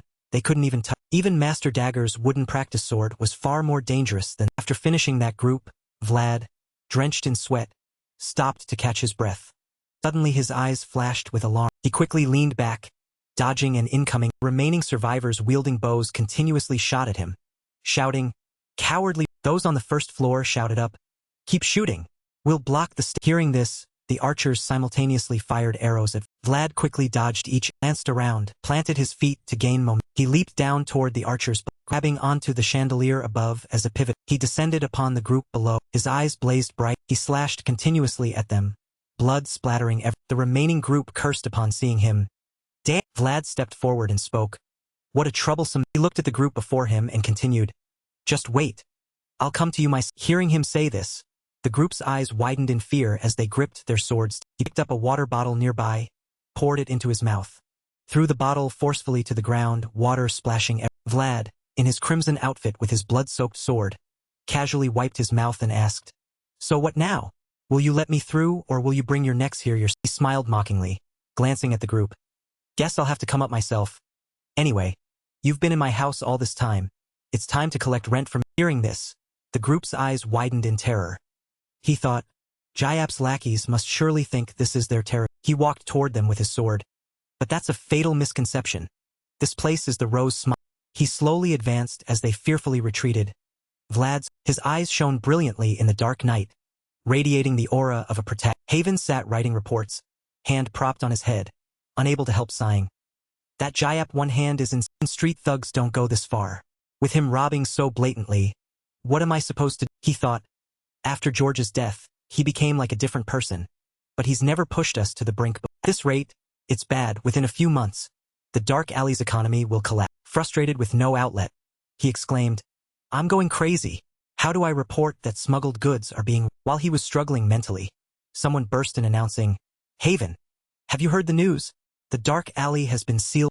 He looked up at the person before him, panting heavily, wiping sweat from his brow, and confirmed again. What did you say? Who sealed off the dark? The man immediately replied. Sturma's people, of course. They've come to capture Jayap 1. All of Sora's guards are surrounding us on all sides. He pressed his hand to his brow, thinking irritably. So Jayap finally went too far. I can't even be happy about it. Even if Jayap goes down, this entire dark alley will become a sea of... The man spoke up questioningly. But I thought you were close to him? This left Haven confused about whom he was referring. Somewhat puzzled, he asked. Why suddenly bring... The man scratched his neck, honestly explaining. I didn't see it myself, but there's a blonde kid from Sturma's council. Haven scribbled something, looking displeased, glancing at him once. Good grief.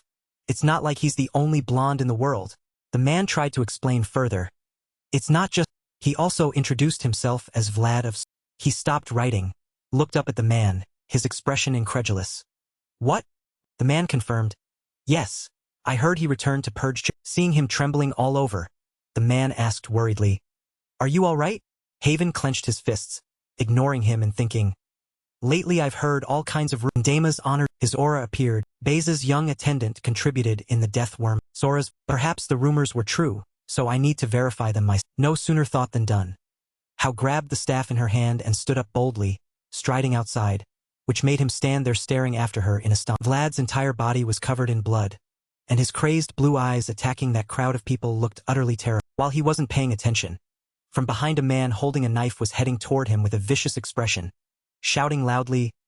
He had just severed the leg of the person in front of him, then spun around, throwing a knife that struck the man behind him square in the chest, sending the wretch flying off to meet his... Then all the remaining ones simultaneously charged forward to attack. He decisively cut through them with a single sweeping strike that brought down the entire... In no time at all, he had finished dealing. Behind his back, the shadowy, ethereal figure of a man appeared, who couldn't help but sigh in admiration. Speed leaves one utterly speechless. Talent and relentless effort, plus an iron will deep... The brat is a born... Vlad paid no attention to that man, instead used his foot to pin down one survivor, then drove his sword into the man's... His eyes lit up with a taunting smile. I gave you plenty of time. Perhaps you've even regrown your teeth by... The man, terrified, trembled all over, his eyes rolling white, tears streaming down, mouth stammering without forming. He raised his sword, eyes cold as ice, emphasizing each word. Seems like you don't need them anymore. Opponent's arm trembled as he raised it, as if trying to block the... But he showed no mercy, driving the sword down, leaving the man unable to close his eyes even in... At that moment, the sword's voice rang out, and he also stood up and looked around once. Corpses everywhere, blood flowing in streams, then replied, this is more than... I can't recreate that exact scene from back then, but it's time to put an end to He turned and climbed the stairs step by step, drops of blood from the sword's tip dripping down as... In another room, a man sat with his back to the... He pushed the door open and stepped in. His eyes glowed with blue light as he greeted, I'm here, but... In the room, items lay scattered everywhere. Yet Jack sat leisurely before the bar and casually... Oh, so it's the new star, welcome. Want a drink? He said, placing a glass of liquor beside... Seeing him still standing, Jack gave a thin smile. You're no fun... He then looked at his own reflection in the glass of liquor and asked, So you're really Sora's Vlad? I heard the rumors but didn't believe... He raised the glass in his hand and drained it in one gulp. Then continued, Should have welcomed you sooner. Should have had the overseer give you a proper Probably not. Might have already killed him. Vlad, his entire body radiating fierce energy, silently listened to him. Suddenly, Jack stood up, drew the sword from his waist and said with a smile, At least you're the one I know killed him. Actually, I overlooked you because I didn't want to deal. I'm someone who likes a chaotic neck. The dark world is eroding my. I no longer feel the reverent light I once worshipped. Now I'm certain his world can no longer stop. Vlad also prepared his stance, ready to attack at any. I came. Jack replied with a look of disdain. Fine. He decided to charge forward and attack. Even if your existence is like my, I will treat him with all sincerity one last. When the two attacked each other, a massive energy was released, causing both to brace themselves against the.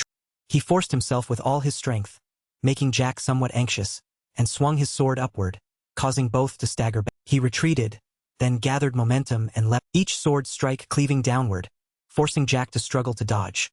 This was the dark alley's way of showing. It terrified the opponent even more than brutality. Vlad gripped his sword and lunged at Jack who used both his sword and iron hook to catch the. Struggling as he grunted, he used all his strength to shove him away, making him stumble backward and without giving him a chance to counterattack. Jack swung his sword down, but he was quicker and dodged it, and Jack kept attacking relentlessly, forcing him to keep. Jack's tone was contemptuous. How surprised! The new star who once held a wooden sword has changed now. Impressive. At least you had to become this strong before coming back here to avenge. Jack leapt high, looking triumphant, his large hands gripping the sword ready to strike down, and he found himself at a slight disadvantage. His face tense as he raised his sword to. Jack flashed a sinister smile of praise. Admirable progress. He recalled old memories and recounted.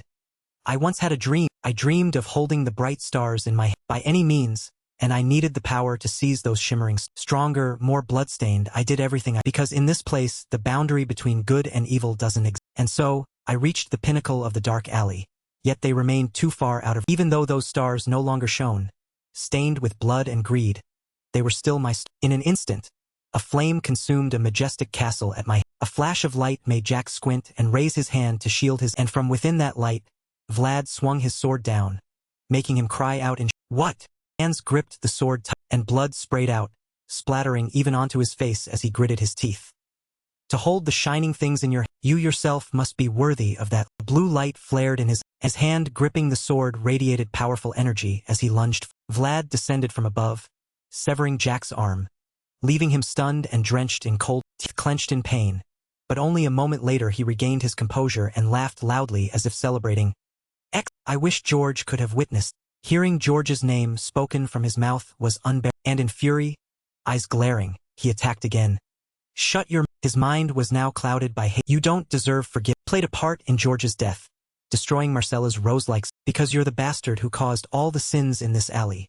You deserve to. Vlad swung his sword at Jack, but Jack managed to block it, blood from his wound spraying everywhere, splattering all over. Yet seizing the opportunity, Jack struck back with his iron. Jack laughed maniacally. What a joyous. I should uncork all the liquor stored in the dark alley to sell. You'll go further than I ever. Seeing that mocking expression, he attacked in a frenzy, shouting, I said and both lunged forward. Their swords clashed and sent them both flying back. Jack used that expression to provoke him, which angered him into attacking. Jack also charged. A stream of blood sprayed. Blood flowed onto the floor, forming a large, and the shadow of Vlad's sword pierced through Jack's chest. Its reflection cast upon the. Blood poured from Jack's mouth as he smiled with satisfaction. Yes, this is. Rather than being cut down by George back, dying at the hands of a brat still climbing toward the pinnacle of glory is far. He calmly spoke his final words. Do you have any last excuse? Jack lowered the iron hook in his hand, said with a smile. You did. When you've rested enough. He watched him then withdrew the sword from his. Blood continued to flow onto the. Yet he still struggled to support his body, replying, Enough. While thinking to him, I lived an evil life, but it was a passionate one.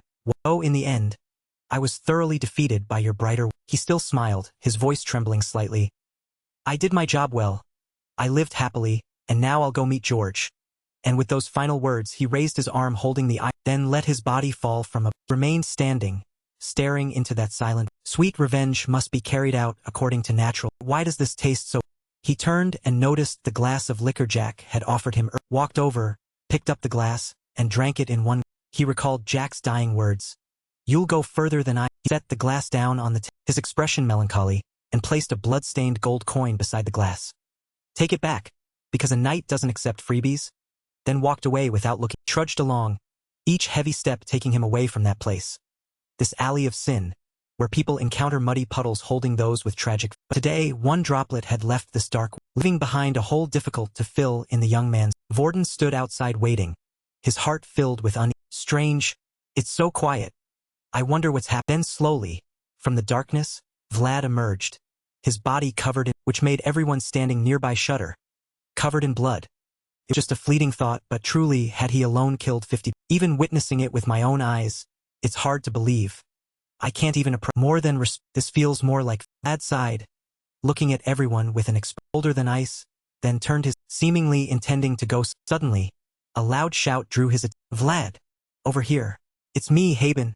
Hearing that familiar voice, he slowly turned around, recognized Haben trying to call him over despite the soldiers blocking. Vorden, seeing the two seemed to know each other, told the soldiers to move aside. Haben slowly approached Vlad and asked him, "Are you okay?" Vlad smiled faintly, his sword dropped closer and leaned up, saying, "Ah, damn it.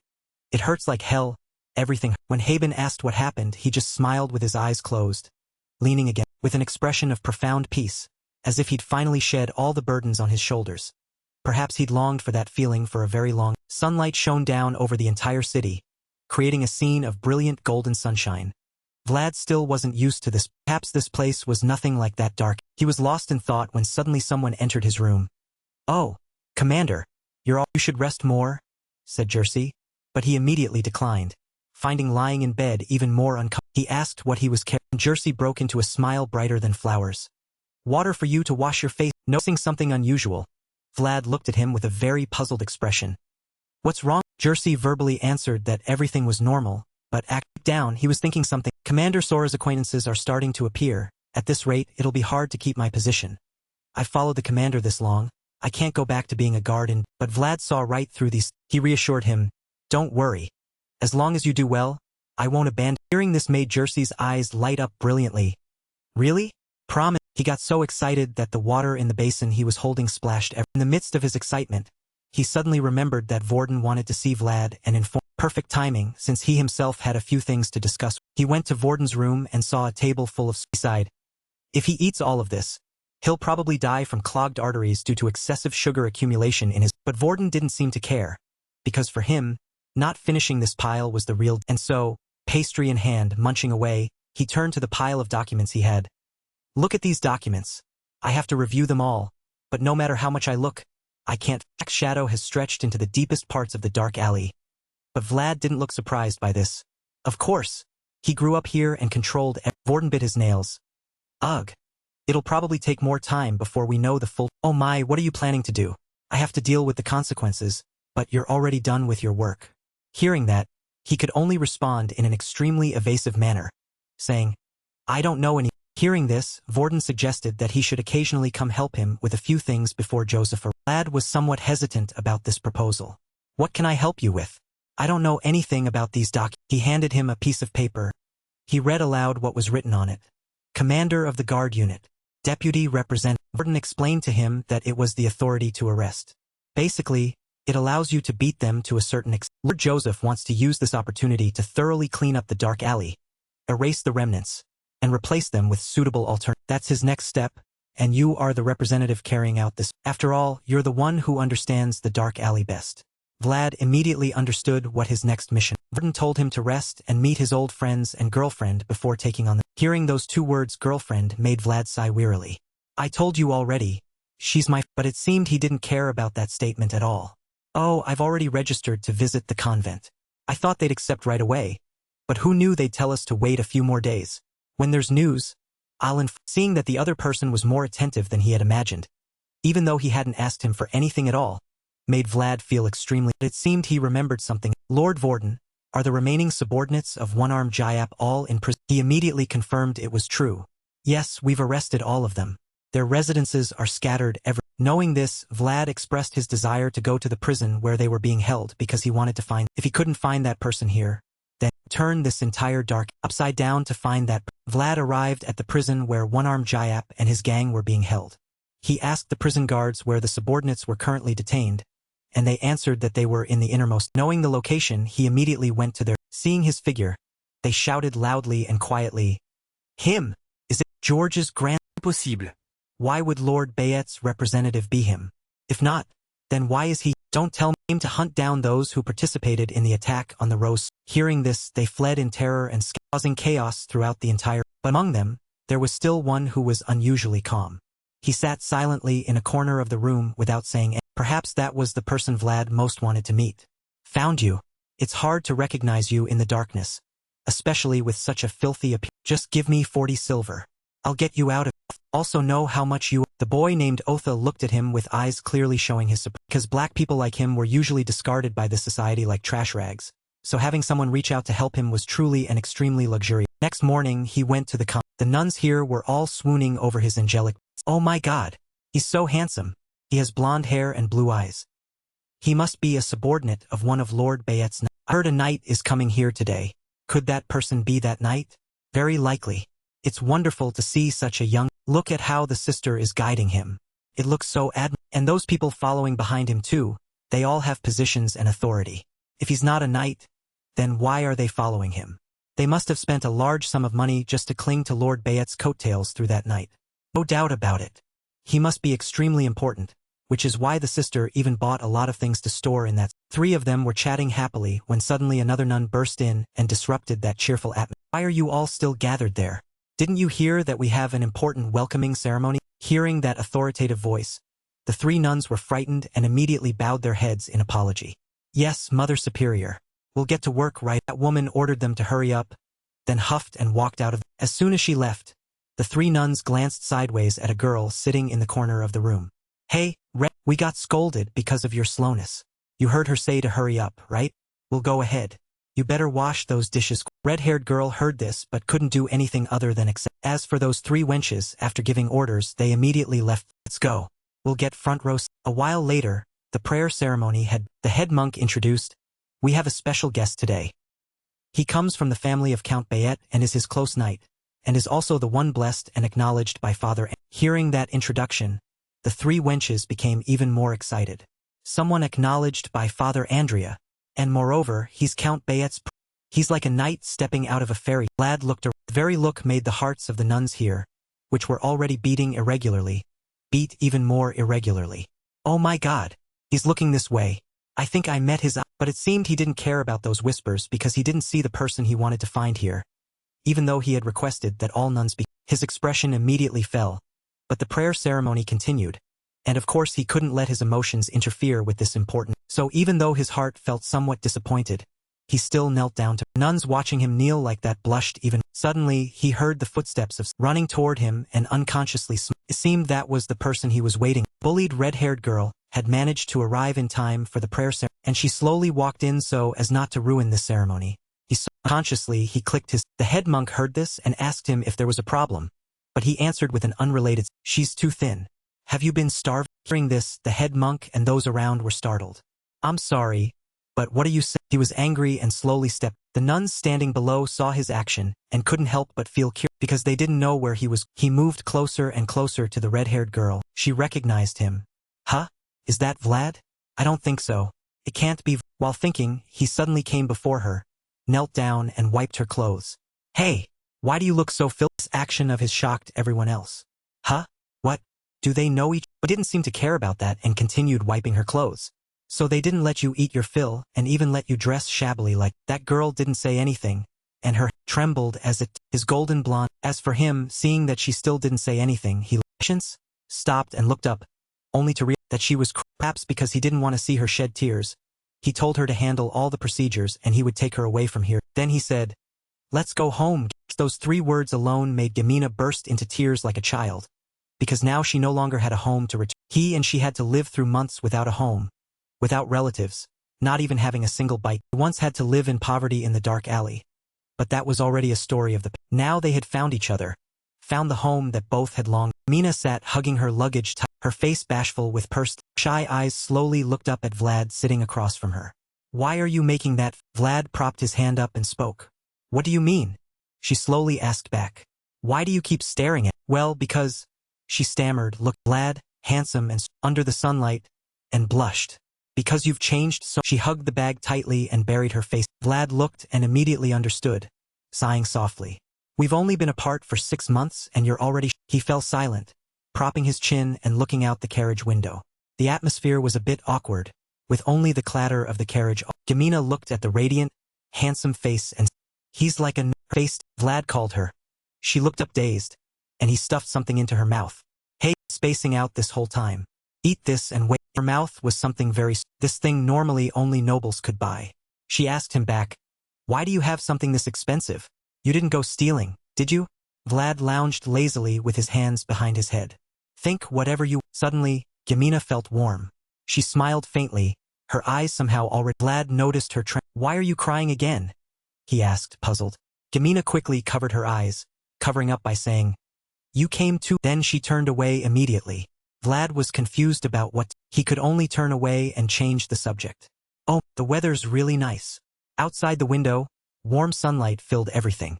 The sky was clear and no matter where you were born in this world, everyone deserves to cherish a star in their... However, letting that star return to the night sky is another. In a dark alley, the forge was still... The white-haired blacksmith sat before the roaring furnace, looking at the burning coals.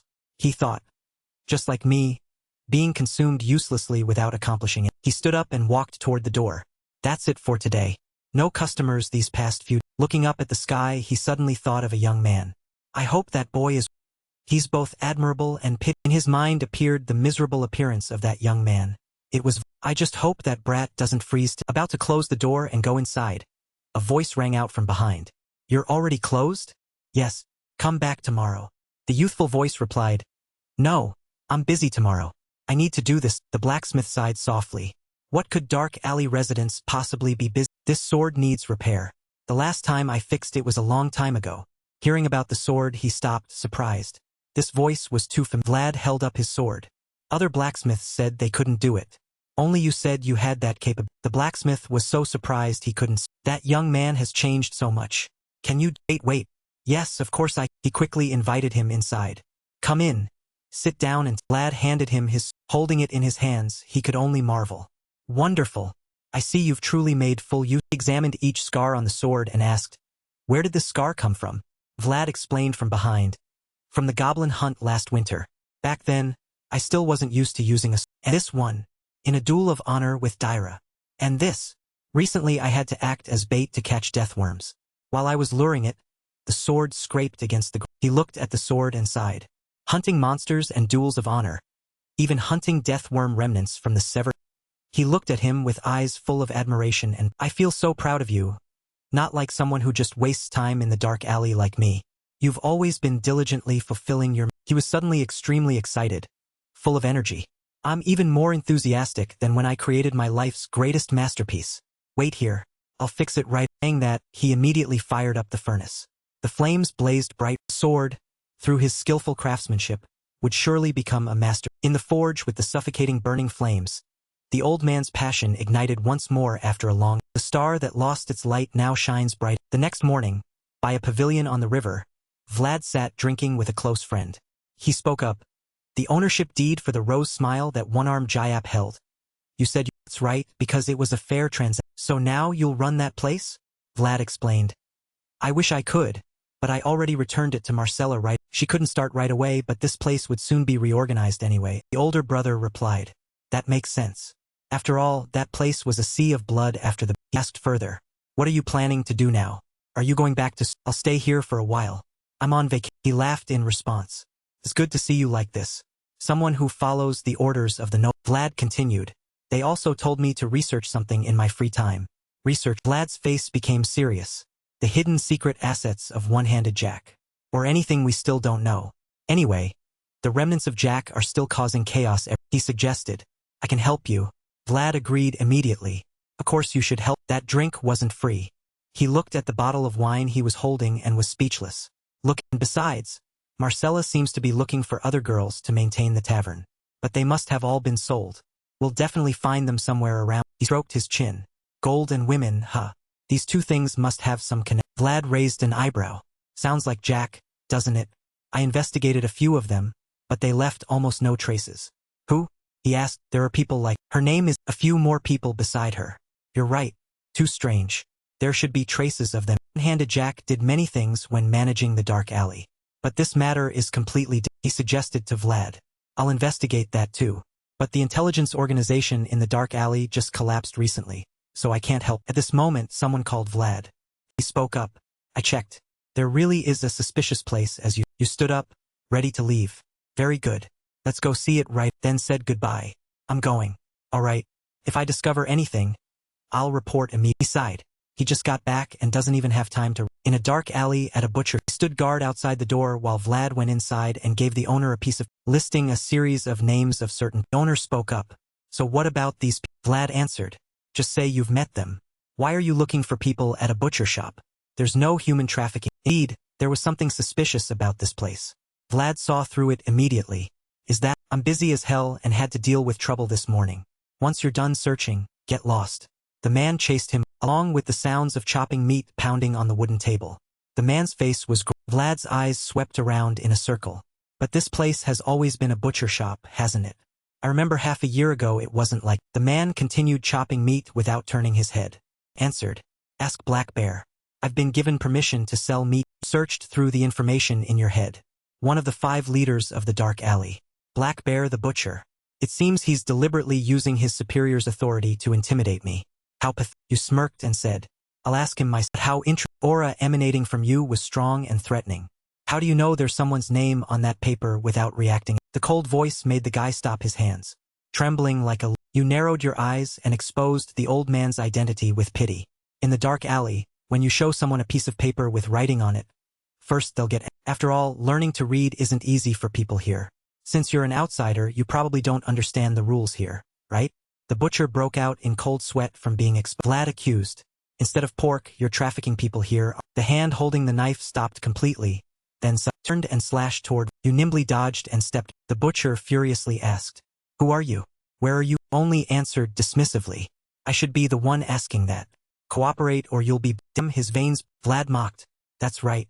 That's more like a dark alley. Drew your dagger and called out to the door. Ota closed. Today's business here is finished. Your eyes looked like they could kill that guy on the. Vlad wiped the blood on the dagger. Asked Ota, who was eating beside him. When did people like this start coming? Recently, many people like that have been coming and going. One-handed Jiak can't possibly manage them all. Is it that chaos? Since that day he has changed. Blood on his head. Vlad recalled the scene from last night, pinning the fake butcher down on the table and stabbing the knife into his hand. The guy panicked and screamed out loud. Confessed all the information he had. I'm just a middleman collector. The slave traders know the details of that. You furrowed your brows, thinking, why would those people traffic people from the dark alley so brazenly? And I don't have any legitimate reason when starting to investigate this. Where is the root of the problem? Vlad continued with Ota. We're just looking into that matter casually. I'm sure that's the right thing to do, of course. But the other high-ranking knights will investigate the details of that matter themselves. Ota. At this moment, a child ran over, calling out loudly. Brother, I went to gather information about what you asked. Some kids. Vlad was satisfied and praised, then gave the kid a meat skewer. Excellent. Take this. The child's face lit up with happiness. A meat skewer turned and asked, which kids saw it? It was a brown-haired girl named Anna. My friend said he saw her get on a strange carriage about a month. Vlad thought to himself, just as I predicted. Has she already been sold somewhere? The child was chewing eagerly, then seemed to suddenly remember something. But there was something very strange. What happened? He said all the women on that carriage were Vlad was surprised. What? All? That's right. The kid confirmed that the girls' bellies were all quite low. Ota spoke up. That's strange. Why would they buy and sell pregnant women? They can't. Is there a problem? Is there something wrong? He said, then looked over at Vlad, who was deep in thought with a dark expression. The fact that Anna was pregnant was already hard to believe. Why would anyone buy and sell pregnant women? Even in the dark alley, those women couldn't do anything. This shouldn't be possible. Suddenly, the image of a wild-haired, crazed monster charging forward flashed in his. Crazed women locked in. You thought of something? Could it be? Will they turn into women who lost their children and become those monsters? You must pay attention to warnings from your own thoughts. A bad premonition could be the start of every. Your face turned pale. Damn it. I hope what I'm thinking isn't. But there's nothing wrong with being prepared for risks. Thinking this, he stood up in panic and at some office, an extravagant table of food was laid out. Someone's voice asked, have you discovered any unusual activity? Vlad answered, that's right, Mr. Vero. The man eating breakfast asked Vlad again. Seriously? Aren't you planning to? You were the one who told me I had to keep an eye on one-handed Jack. Virodia said lazily. I didn't think you'd investigate everything this quick. The man complained wearily. How can I rest if you don't stop and investigate even more? I just finished the paperwork. Is the matter so serious that you can't stay here for a day or two? It seems so. Vlad answered indifferently. Think it over carefully. This isn't a problem we can Vlad answered seriously. If this matter exceeds your authority, I can report it to the mayor. Virodia had no choice but to say, it's not like, I just don't want to do this work on my day. He stood by the window looking down at the main road. A military convoy was approaching, carrying the golden flag of the Bays family. Virodia sighed. Are you people forcing me to work from all? He said he wouldn't arrive for another 2. Leading the troops was Jagger, Joseph's confidant. Approaching the city, Joseph stepped down from the carriage. The mayor was already standing at the door, rubbing his hands warmly. Mr. Joseph, I'm truly honored by your... He walked straight past the mayor, heading directly to Vlad and Virodia. Is everyone doing their work well? He asked. Of course.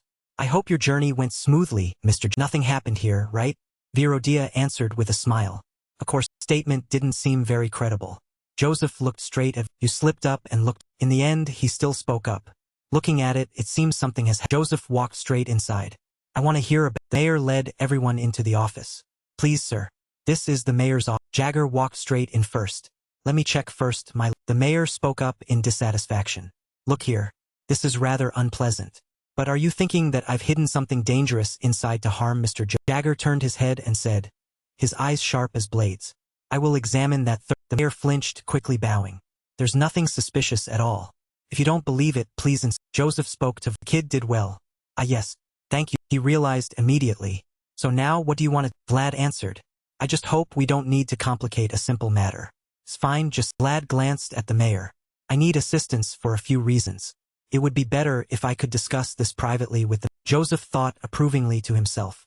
The strict education and training finally paid off. Now you can handle things on your own. After all, even with my family as support, I can't guarantee you forever. You must handle everything yourself. He spoke. You've made the right decision. In the room, Jagger reported.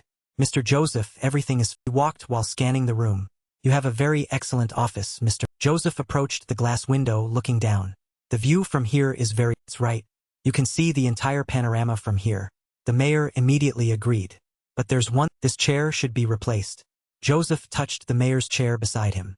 It looks too big and unsuitable. The mayor stammered, not understanding. What, sir? What's wrong with that? He immediately understood. Mr. Joseph. Can't be. Joseph had already swiftly sat down in that chair, propping his hands up to give... Now, Vlad, you can speak freely without... Continued to the new mayor of... All 3 people in the room were surprised, mouths agape. Joseph became mayor so Vlad could present... Vlad walked on the uneven road full of blood and muddy... You complained. This smell is driving me crazy. This place is also too difficult to move through.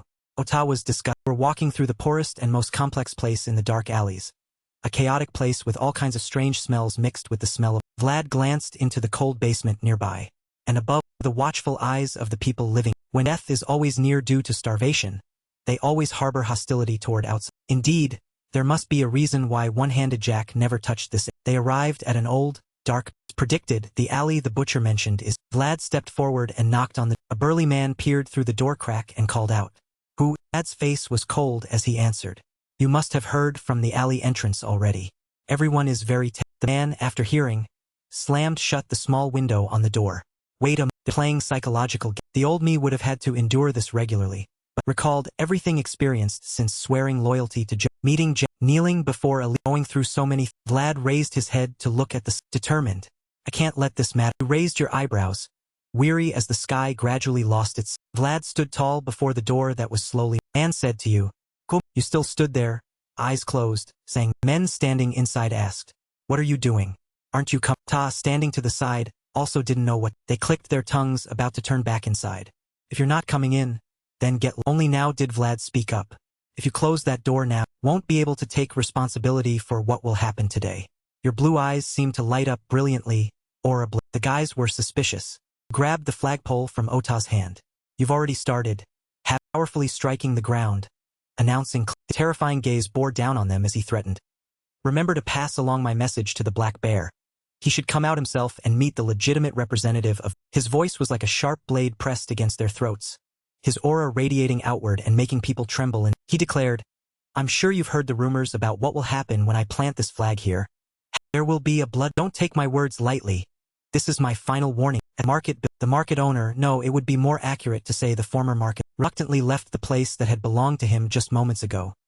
His eyes full of resentment as he looked from a high floor, Joseph looked down and said, I wasn't intentional just now, so I feel somewhat. Jagger replied, he's just suffering the consequences of his own actions. Countless corruptions of the ruling class in the city have been exposed, so he won't be able to avoid his punishment in. That's true, Joseph continued. But because of me, his punishment came sooner than expected, so I feel a bit. He then glanced at Vlad through the window and asked, by the way, what did the black bear? The young man reported the situation to Joseph. He said he would do his best to cooperate. Things seem quite easy. I thought he would be stubborn, Vlad continued. Perhaps the fact that he and I both came from the dark alleys helped. Joseph laughed with a hint of disbelief. That can't be. No matter what, he's still the leader who controls an entire. This kid isn't familiar with this kind of work, so he should have run into trouble. But he completed the mission. He watched Vlad progressing rapidly, extremely satisfied with him. The plan to train him to become a perfect knight rather than just an ordinary swordsman was very successful. Joseph turned back and praised. All right, well, at that moment, Jagger sheathed his sword, producing a sharp. The troops immediately stood solemnly and valiantly before Jagger. He reviewed each person. 5, 1, 10 officials, 30 elite soldiers, and 1 guard, that being. These were the subordinates who would share his. If he became the next head of the family, they would enjoy privilege. It was eliminated from the competition for family head. They would all rise to glory or fall to ruin. This battle would have only one victor, and Sora would be the stepping stone for everyone. Joseph declared clearly, from now on, I will begin governing Sora. His face was more trustworthy than ever as he told himself, I will do my best, but I won't have time to worry about anything. He thought, although we still can't fight against the darkness that has shrouded the streets of Sora, we also can't prepare for everything. If until now we've only been stumbling along, then from now on we should start truly taking steps. This moment is perhaps the last opportunity given. Joseph turned back and said to everyone, therefore, this matter will be handed over to Sir Gregory. Please select the members of the investigation team. Right. Gregory placed his hand over his chest and bowed, accepting the order. Thank you, my lord, for trusting me with this responsibility. Indeed, Joseph had already planned for all of this. He must have had his reasons for choosing. A knight always maintains neutrality, even within the family. He wasn't someone who would be blinded by the battle between. Although he wasn't completely his subordinate, he was capable enough to be responsible for these. Gregory continued, due to the nature of this mission, there will be many cases where we must pursue. I want to work with Cade, who has excellent tracking abilities. The person mentioned was a handsome young man with notably curly. He smiled warmly, extending his hand toward Vlad and said, I hope we'll cooperate well together, promising. At night, rain fell lightly at Mosiam, the residence of Baron U. Cold lightning illuminated the entire room. A child lay on the face pale with. The Baron stood beside the bed, hands clenched. A woman's enchanting voice rang, looking at his son writhing on the. The Baron made his decision in agony. Then I'm counting on you entirely. His face crumpled, tears streaming down. As long as you can save my son, I'll pay any. Don't grieve so much, my lord. The voice rang out again as a woman stepped onto the. Opening her purple eyes slightly, she continued. Because the gods cannot see through every. She wore clothing that looked like a dark mage's robes, cloaked and hooded, hands clasped as if preparing some. Dark magic radiated throughout the room, her evil eyes flashing, her smile becoming crazed. They could never know that someone like me exists. Dark magic enveloped her. Gloomy night, rain fell heavily everywhere as a group of people in rain cloaks stood in the down. An old man with thick eyebrows looked at the weather and said, the weather is terrible. Brad stood beside him, gazing into the distance, and replied, such a pity.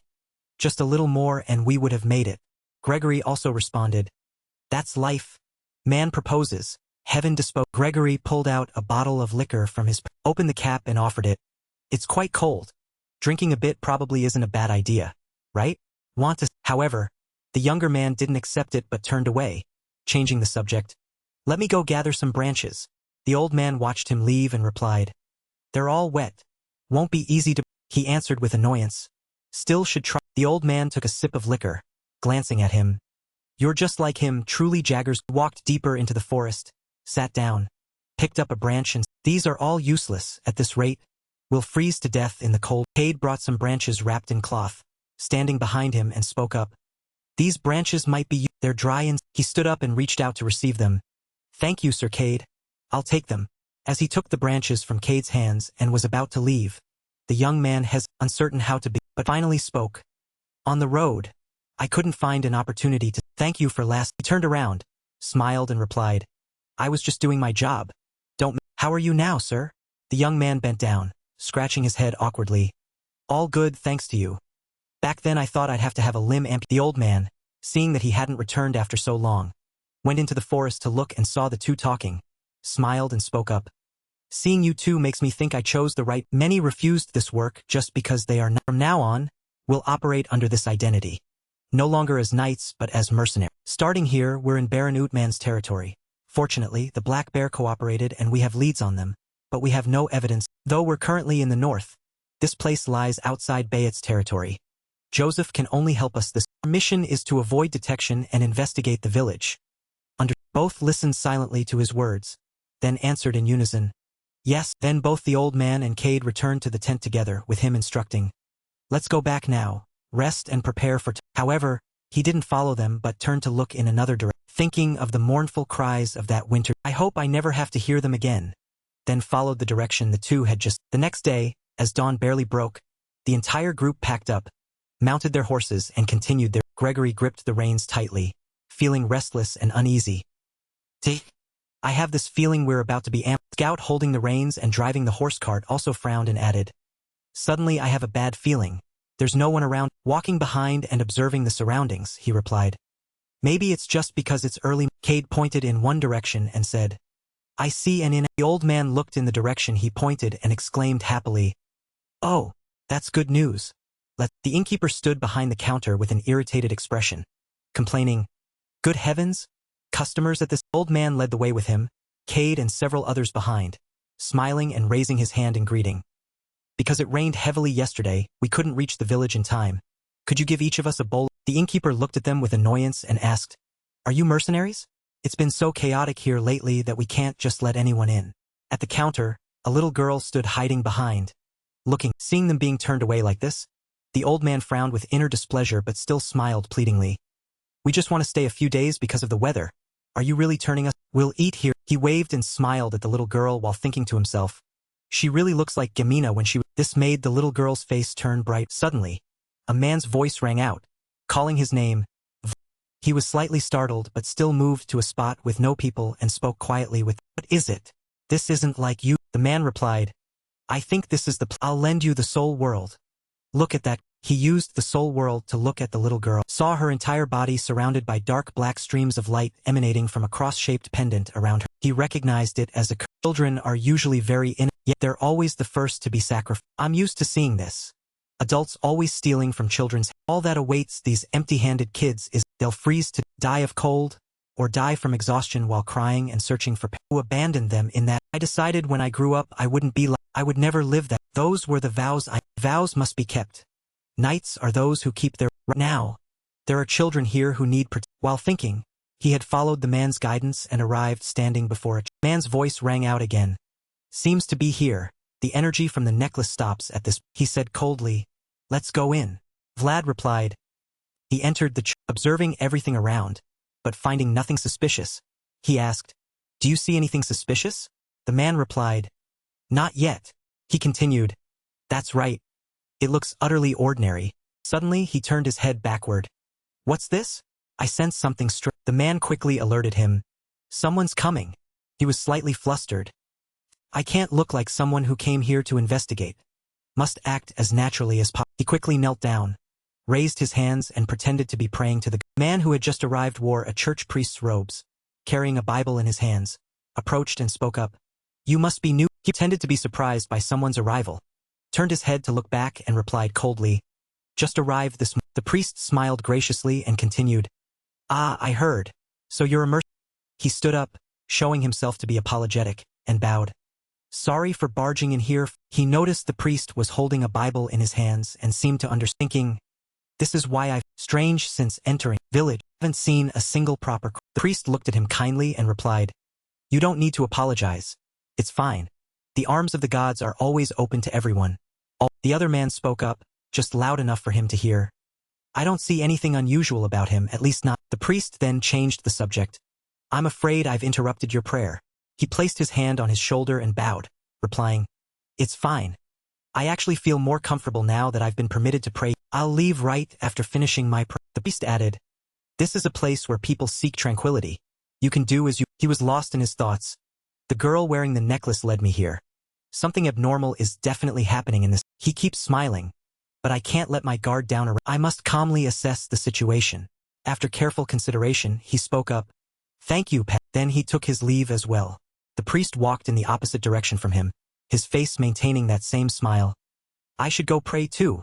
Please don't let the epidemic spread in this area. Hearing the priest's words made him startled, muttering under his breath. The pastor pushed up his glasses, spoke loudly enough that she intended for him to hear, saying, Protect our children, the children of... He left the church and, encountering the old man clearing dry grass, approached to inquire, and the old man was astonished when he heard the question, wondering aloud, A plague? Where did you hear such a... He honestly recounted. When I was praying at the temple, the pastor told me. And the old man, continuing his work, replied, Well, if the pastor said... Seeing the old man speak halfway as if tacitly acknowledging what the pastor had said, he smiled with a worried expression and replied, According to our plan, we must stay in this town for several days, and hearing there's a plague here makes me... The old man stopped and used a cloth to wipe the sweat from his forehead, reassuring him, Well, you don't need to worry, because it's just a plague that harms children. Castle lit up in the dark night. He asked in confusion, Only children? But how? The old man, leaning on his staff with one hand, turned to look at him. How would I know? I heard it's a plague spreading across most of the territory of the southern Baron Yumeng. Perhaps God is angry, hard to believe, but that's the situation. Having received the answer he sought, he thanked the man and left, saying, All right, he thought, women disappearing in Sora, and in this place only children dying from disease. It seems these things are connected to each other. This is not an ordinary... I still have no clues. Should I return to Sora and borrow some relics to bring here? And the man's voice rang out again, saying, The relics they lend you won't be I think this is a curse cast by some dark mage, and it must be a high-ranking, trained pastor who can detect... Asked in confusion, How do you know such important things? And the man replied, I'm not certain either, just speculate. His face showed bewilderment, thinking, So confusing. I'm quite sure my feeling is correct, but I still have no clue. Voices of several children talking to someone wearing black robes with their head covered drew his attention. As they said, The pastor gave this caught his attention, and he stood hidden in a corner. A small, slender girl smiled and introduced, The pastor also gave it to my... The person in black robes with their head covered was holding a necklace with a cross. Examined it for a moment, then returned the children and left as... Standing behind the wall, he saw the entire scene and speculated, This person is suspicious. If I'm lucky, I might find clue. The man's voice rang out again with a warning. Be careful with your actions. That person emits quite a strange aura. Not someone easy to deal with. But he replied with determination, I used to be a bandit and thief, but the job I did longest was pickpocketing. And the man mocked. I don't think that's something to be... Followed the person in black. He thought in confusion. Why do I feel like I'm being lured out of... The man's voice rang out again with a reminder. Hey, Master Pick... He leaned back against a tree trunk, thinking, Since I've already memorized his appearance, I should return and report to Sir Gr... The man detected something abnormal and announced, It seems he won't let you go. Hey, The figure grabbed his sword and swiftly rushed to attack. Being warned in advance, he drew his sword to defend him, but the opponent's strength was very powerful, causing him to retreat back. Angrily gritting his teeth, he exclaimed, What is... The man suggested, Don't stand still, dodge the strike. Watch out on the left. He followed the man's advice and dodged the... Retreating back, just from those few sword strokes, I say that person is whether he's a knight stripped of his title or a current... I cannot accurately assess his capability. So, then the secret of a fatal sword that can bring an opponent to death through surprise. Breaking from his train of thought, his eyes radiated killing and he launched an attack against his... I only have just one moment. That... His sword seemed to sense its master's thoughts as emitting brilliant blue light as it attacked the sword in the opponent's hand, along with his left, emitted yellow. He recognized it with shock. The mysterious man's voice rang out to stop him. Vlad!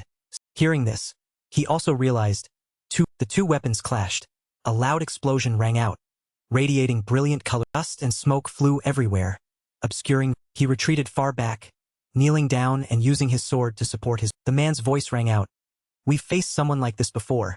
As the opponent slowly advanced, he discovered the opponent was a girl with white... The man recognized her. That's a holy knight. And he replied in a low, Holy knight. Meaning I should reconcile the misunderstanding with that person. The man replied, Well, I think it's too late to talk. The faster the sword, the fewer the... And that person has already decided to defeat you first. Then, both of them advanced and launched into each other without anyone saying anything. he felt somewhat worried, thinking, heavy.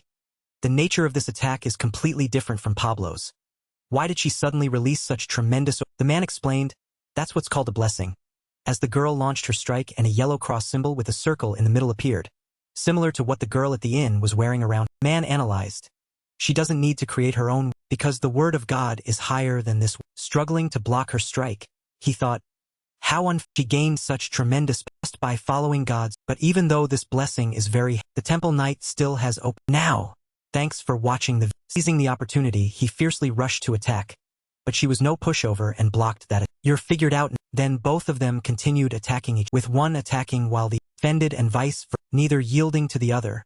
And seeing him getting careless, the man reminded, concentrate, quickly regain your battle. Both fought fiercely for a long time without determining victory until finally he was at a disadvantage and was defeated, lying flat on the pointed her sword at his, not giving him a chance to resist. His entire body covered in sweat.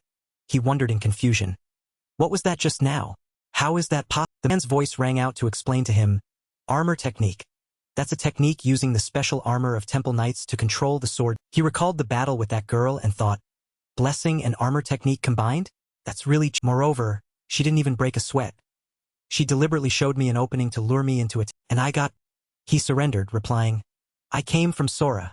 I have matters to investigate. She frowned and said, from Sora. After resolving the misunderstanding, he led her to... She bowed and introduced herself. I am Ayuscha of the Northern San Logino Diocese.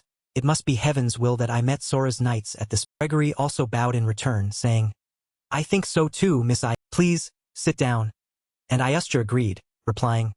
Two of them sat down at a nearby table, with Alat and Cade standing behind them. Ayuscha began to recount the story.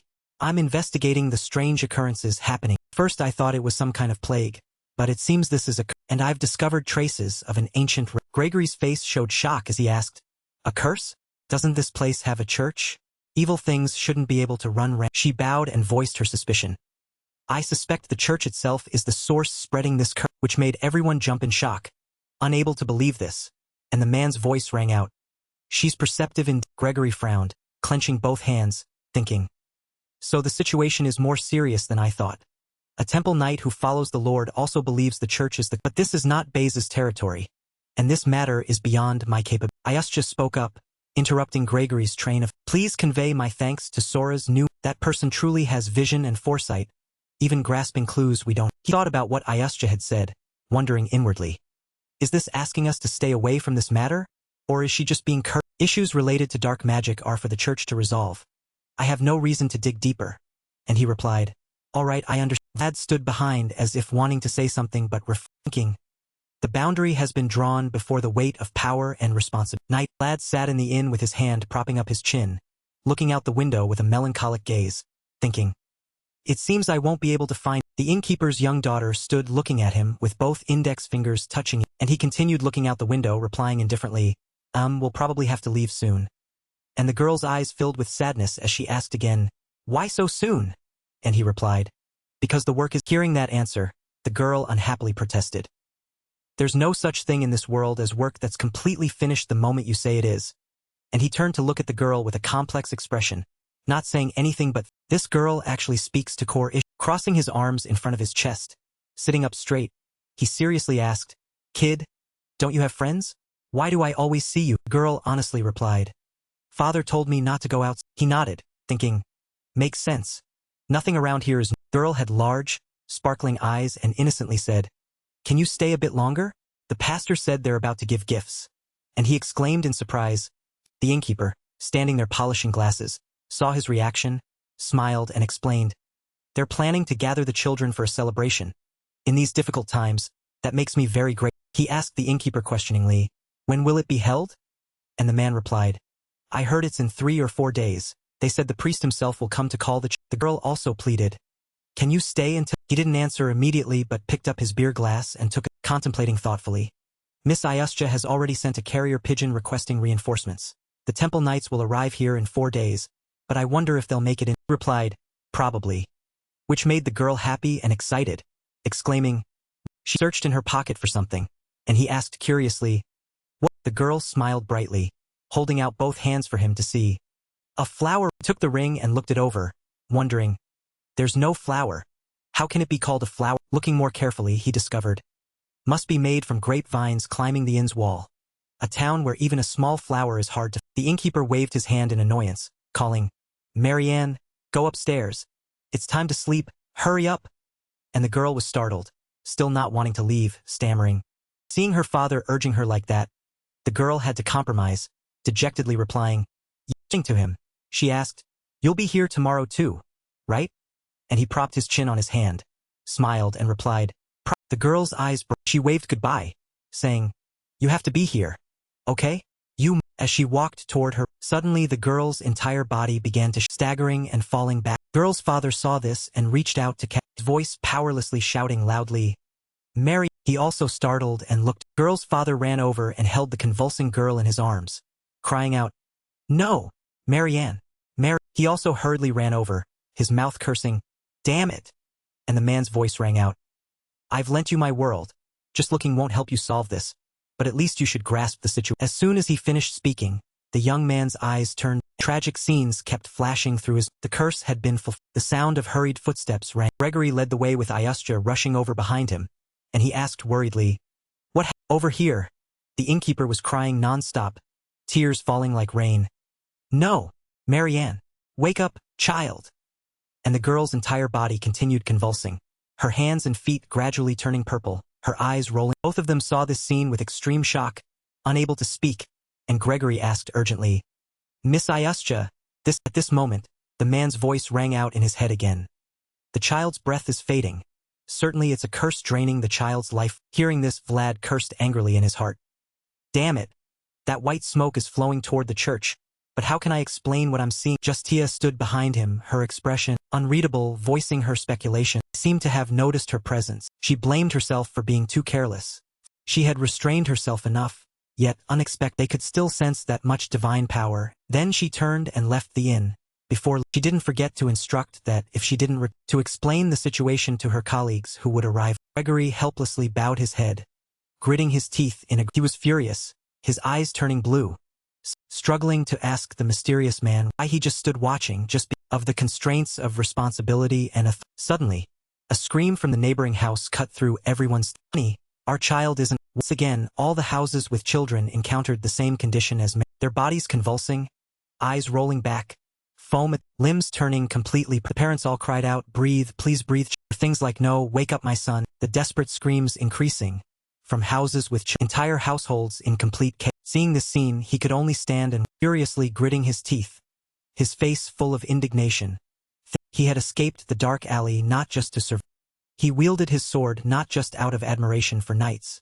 If he just stood watching, it was no different from choosing to stay hiding in that filthy dark. He had to move forward and drew his sword to fight the church's people. He hadn't gone a few steps when Gregory raised his, blocking the hilt of his sword to stop. I understand your feelings, kid, but listen, you have potential. A knight's sword must, as heavy as its sharpness, you certainly become a knight, so remember, our swords demand justice and responsibility. Vlad frowned, annoyed, replying that if he couldn't what needed protecting, then what good were justice and responsibility? Gregory glanced at him, seriously saying that the kid understood. Now repeat what he asked in confusion. Repeat. Gregory explained that right now, this was the only could rely on.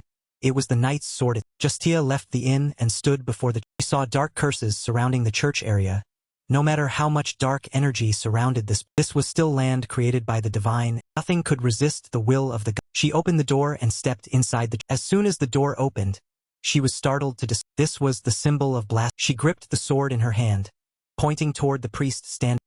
He stood with his back to her, immediately speaking up. You arrived earlier than I thought. Why did you come alone, just you and... How can we send prayers to the people here, right? He turned his head to look. She fell into contemplation. The people... This place was filled with strange energy. There was no one here. Suddenly, she frowned when she saw what was the curses. The priest raised both hands, joyfully the stream of light emanating from within those curses.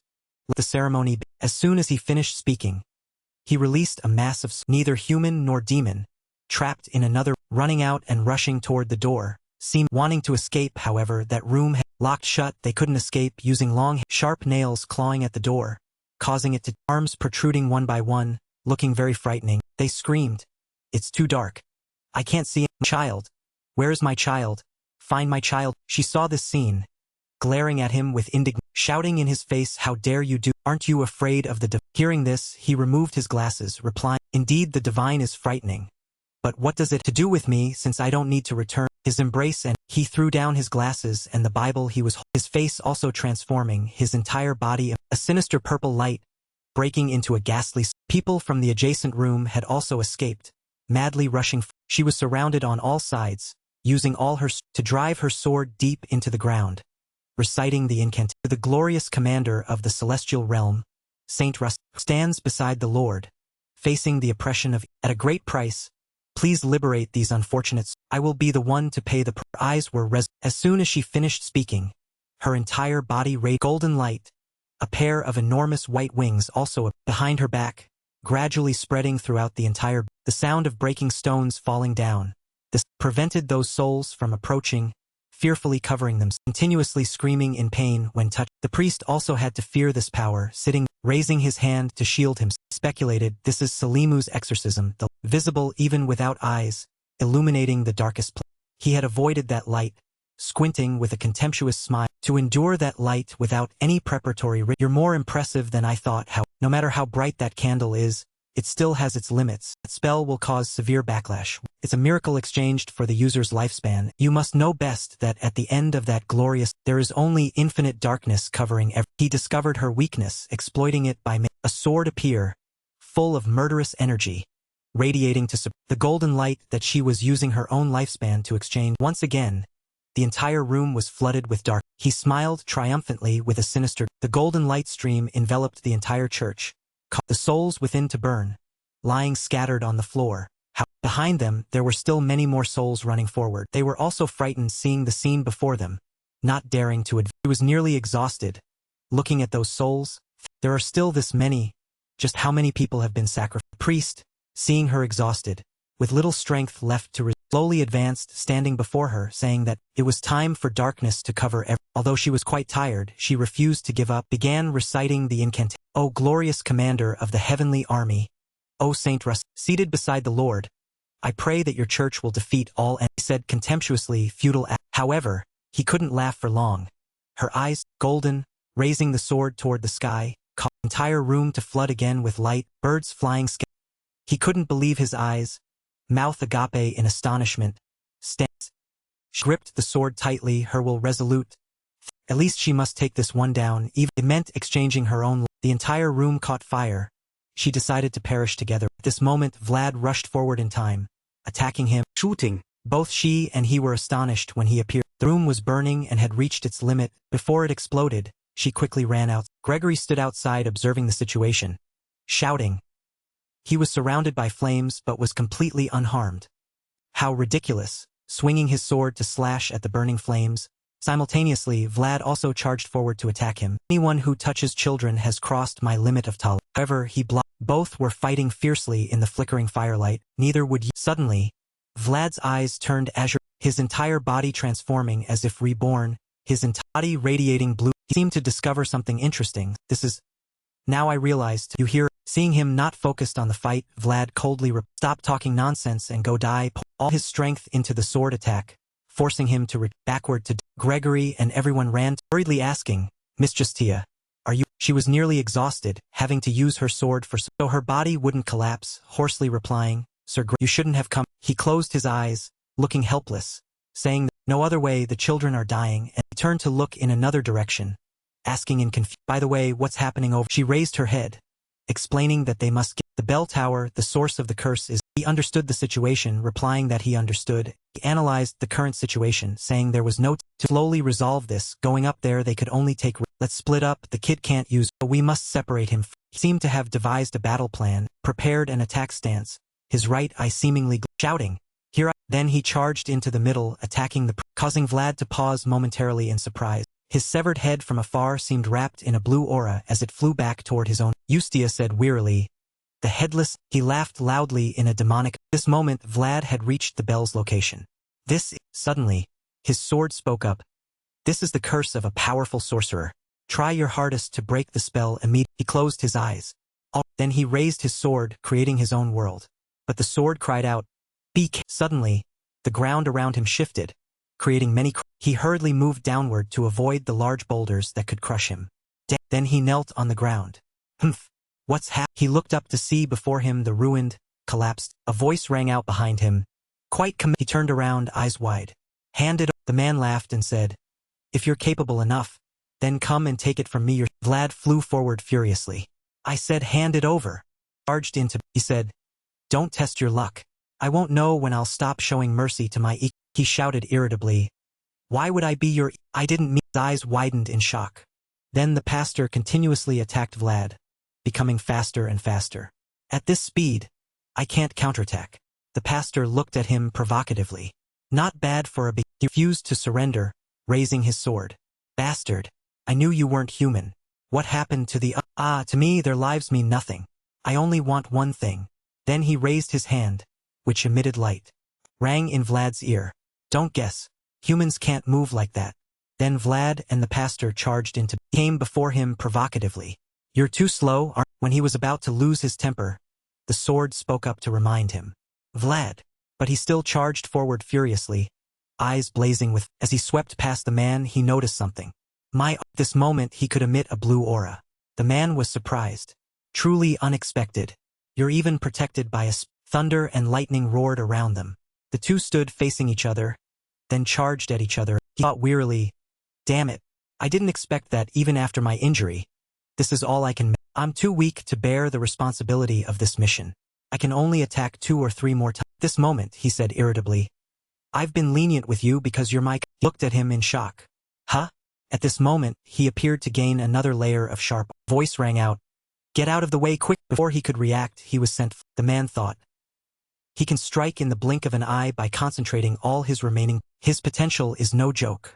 If I let him develop further, then what I'm seeing now seems a bit different from what I imagined. Nevertheless, I must eliminate all potential future threats. Threats I cannot. He walked to where the young man lay motionless and said, "Didn't I tell you that you'd regret a Then he raised his sword to stab down at him. Hand grabbed the sword. He looked at the man and said, "What you've done has crossed the line. That kid said it once. Don't lay your filthy hands on children." His eyes a radiant light appeared.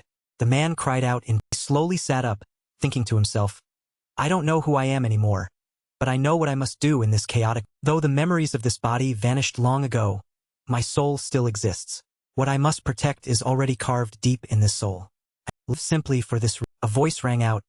"Now fight like a true." At this moment, he looked more powerful than ever before. What? He couldn't defend in time, then was attacked continually. He pinned him to the ground. "You think you can defeat me with such pathetic?" The man cried out in pain. "Who are you?" He spoke in an icy voice. "I have no business talking to a disgusting blood-sucking parasite. So now it's time for you to pay for your sins." The man suffered as radiant streams surrounded. "How can this be? I didn't expect to feel fear when faced. He'll definitely defeat me. A monster is approaching. That young man. He's approaching as if to devour." And suddenly he vanished. That bastard disappeared. Where? Left or? Suddenly he appeared behind him. "How can you still boast about your strength when your reactions are so?" He wildly swung attacks at him, but suddenly, someone's voice rang out. "I never expected a lowly creature like you would dare mock my disciple like." In the battle with Vlad, the transformed pastor was at a disadvantage. Much weaker than Vlad. He screamed in agony. "This is a body that escaped death and rejected pain. So what is this feeling? What is this vivid pain draining my..." Vlad delivered strike after lethal strike. He looked utterly red. Strikes fell like thunderbolts, blazing bright, exploding like fireworks. Heaven and earth shook. Rock and earth shattered. Loud explosions. He was flung far away. His entire body slammed into the hard stone. He was terrified. How can such a powerful presence exist in this? Vlad advanced, using his glowing sword to stab straight into his heart with all his face twisted cruelly. "By my command, give it back. All the souls you've stolen. Give them to me." Vlad's rage had reached its peak. He roared, threatening him, and struck the pastor's body again with white light exploded continuously, illuminating the entire sky, accompanying Vlad's fury. He didn't answer because he had exhausted all his strength. Vlad reached in with his hand and pulled out a heart emitting a ghastly light. A dark purple, ominous color. He paused, then rejoiced. "Here are their souls. Now everything can Vlad stood up, plunging his sword into the ground. It emitted white light that dyed the entire blade. Lightning appeared again. The pastor used all his strength to cry out in despair. No! Ah! But Vlad paid no attention to those. He smashed the heart onto the hard stone floor. It shattered, releasing sparkling new lights, pure white, obscuring the dark, ominous. Wind blew, dust flew thick. The radiant light made the sky suddenly bright. Despite the dark sky in the heavy, Marion was carried in his father's arms, with deep hollows under his eyes and a gaunt face. He lay in his father's arms in terrible. Suddenly, a stream of pure light entered the boy's body, merging into his flesh. His face contorted in pain, mouth wide open, eyes showing only. The pastor crawled. Vlad was also exhausted. He thought, I'm certain I know, but right now I can't remember how to destroy these bastards. Vlad sat fully on the man. He was terrified. He's not on my side. I thought he was also one who escaped death and pain. Vlad spoke. I can't remember how to destroy you, but that doesn't mean I don't have other ways to do. Vlad stood up, raising his sword. I just need to cut off all your. Pastor tried to flee despite having no legs, trying to avoid the descending strike. But the sword blade swung down, taking one of his arms. Vlad said, one more arm, then brought the sword down. However, it wasn't over. The pastor raised his remaining arm to the sky, shouting, Lamastu!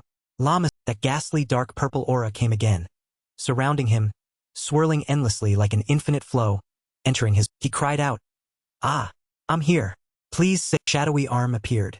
The pastor tried to reach. It gave him the power of darkness, entering his. Vlad thought, that power is restoring his immortality. Darkness extinguished his life, forcing him to disappear, consuming him. He cried out in despair. No! Lamastu! Lamas! Before Vlad now remained only the dark purple, ominous aura. The pastor was. Vlad thought, Lamastu, I have no memory of that being, but I have a vague feeling about this. What is that exist? Oh God! It seems I've exceeded the limits of this. Even so, his development is clearly excellent. I'm proud that he could endure while I borrowed his body until now. I'll have to apologize when he wakes. That person vanished.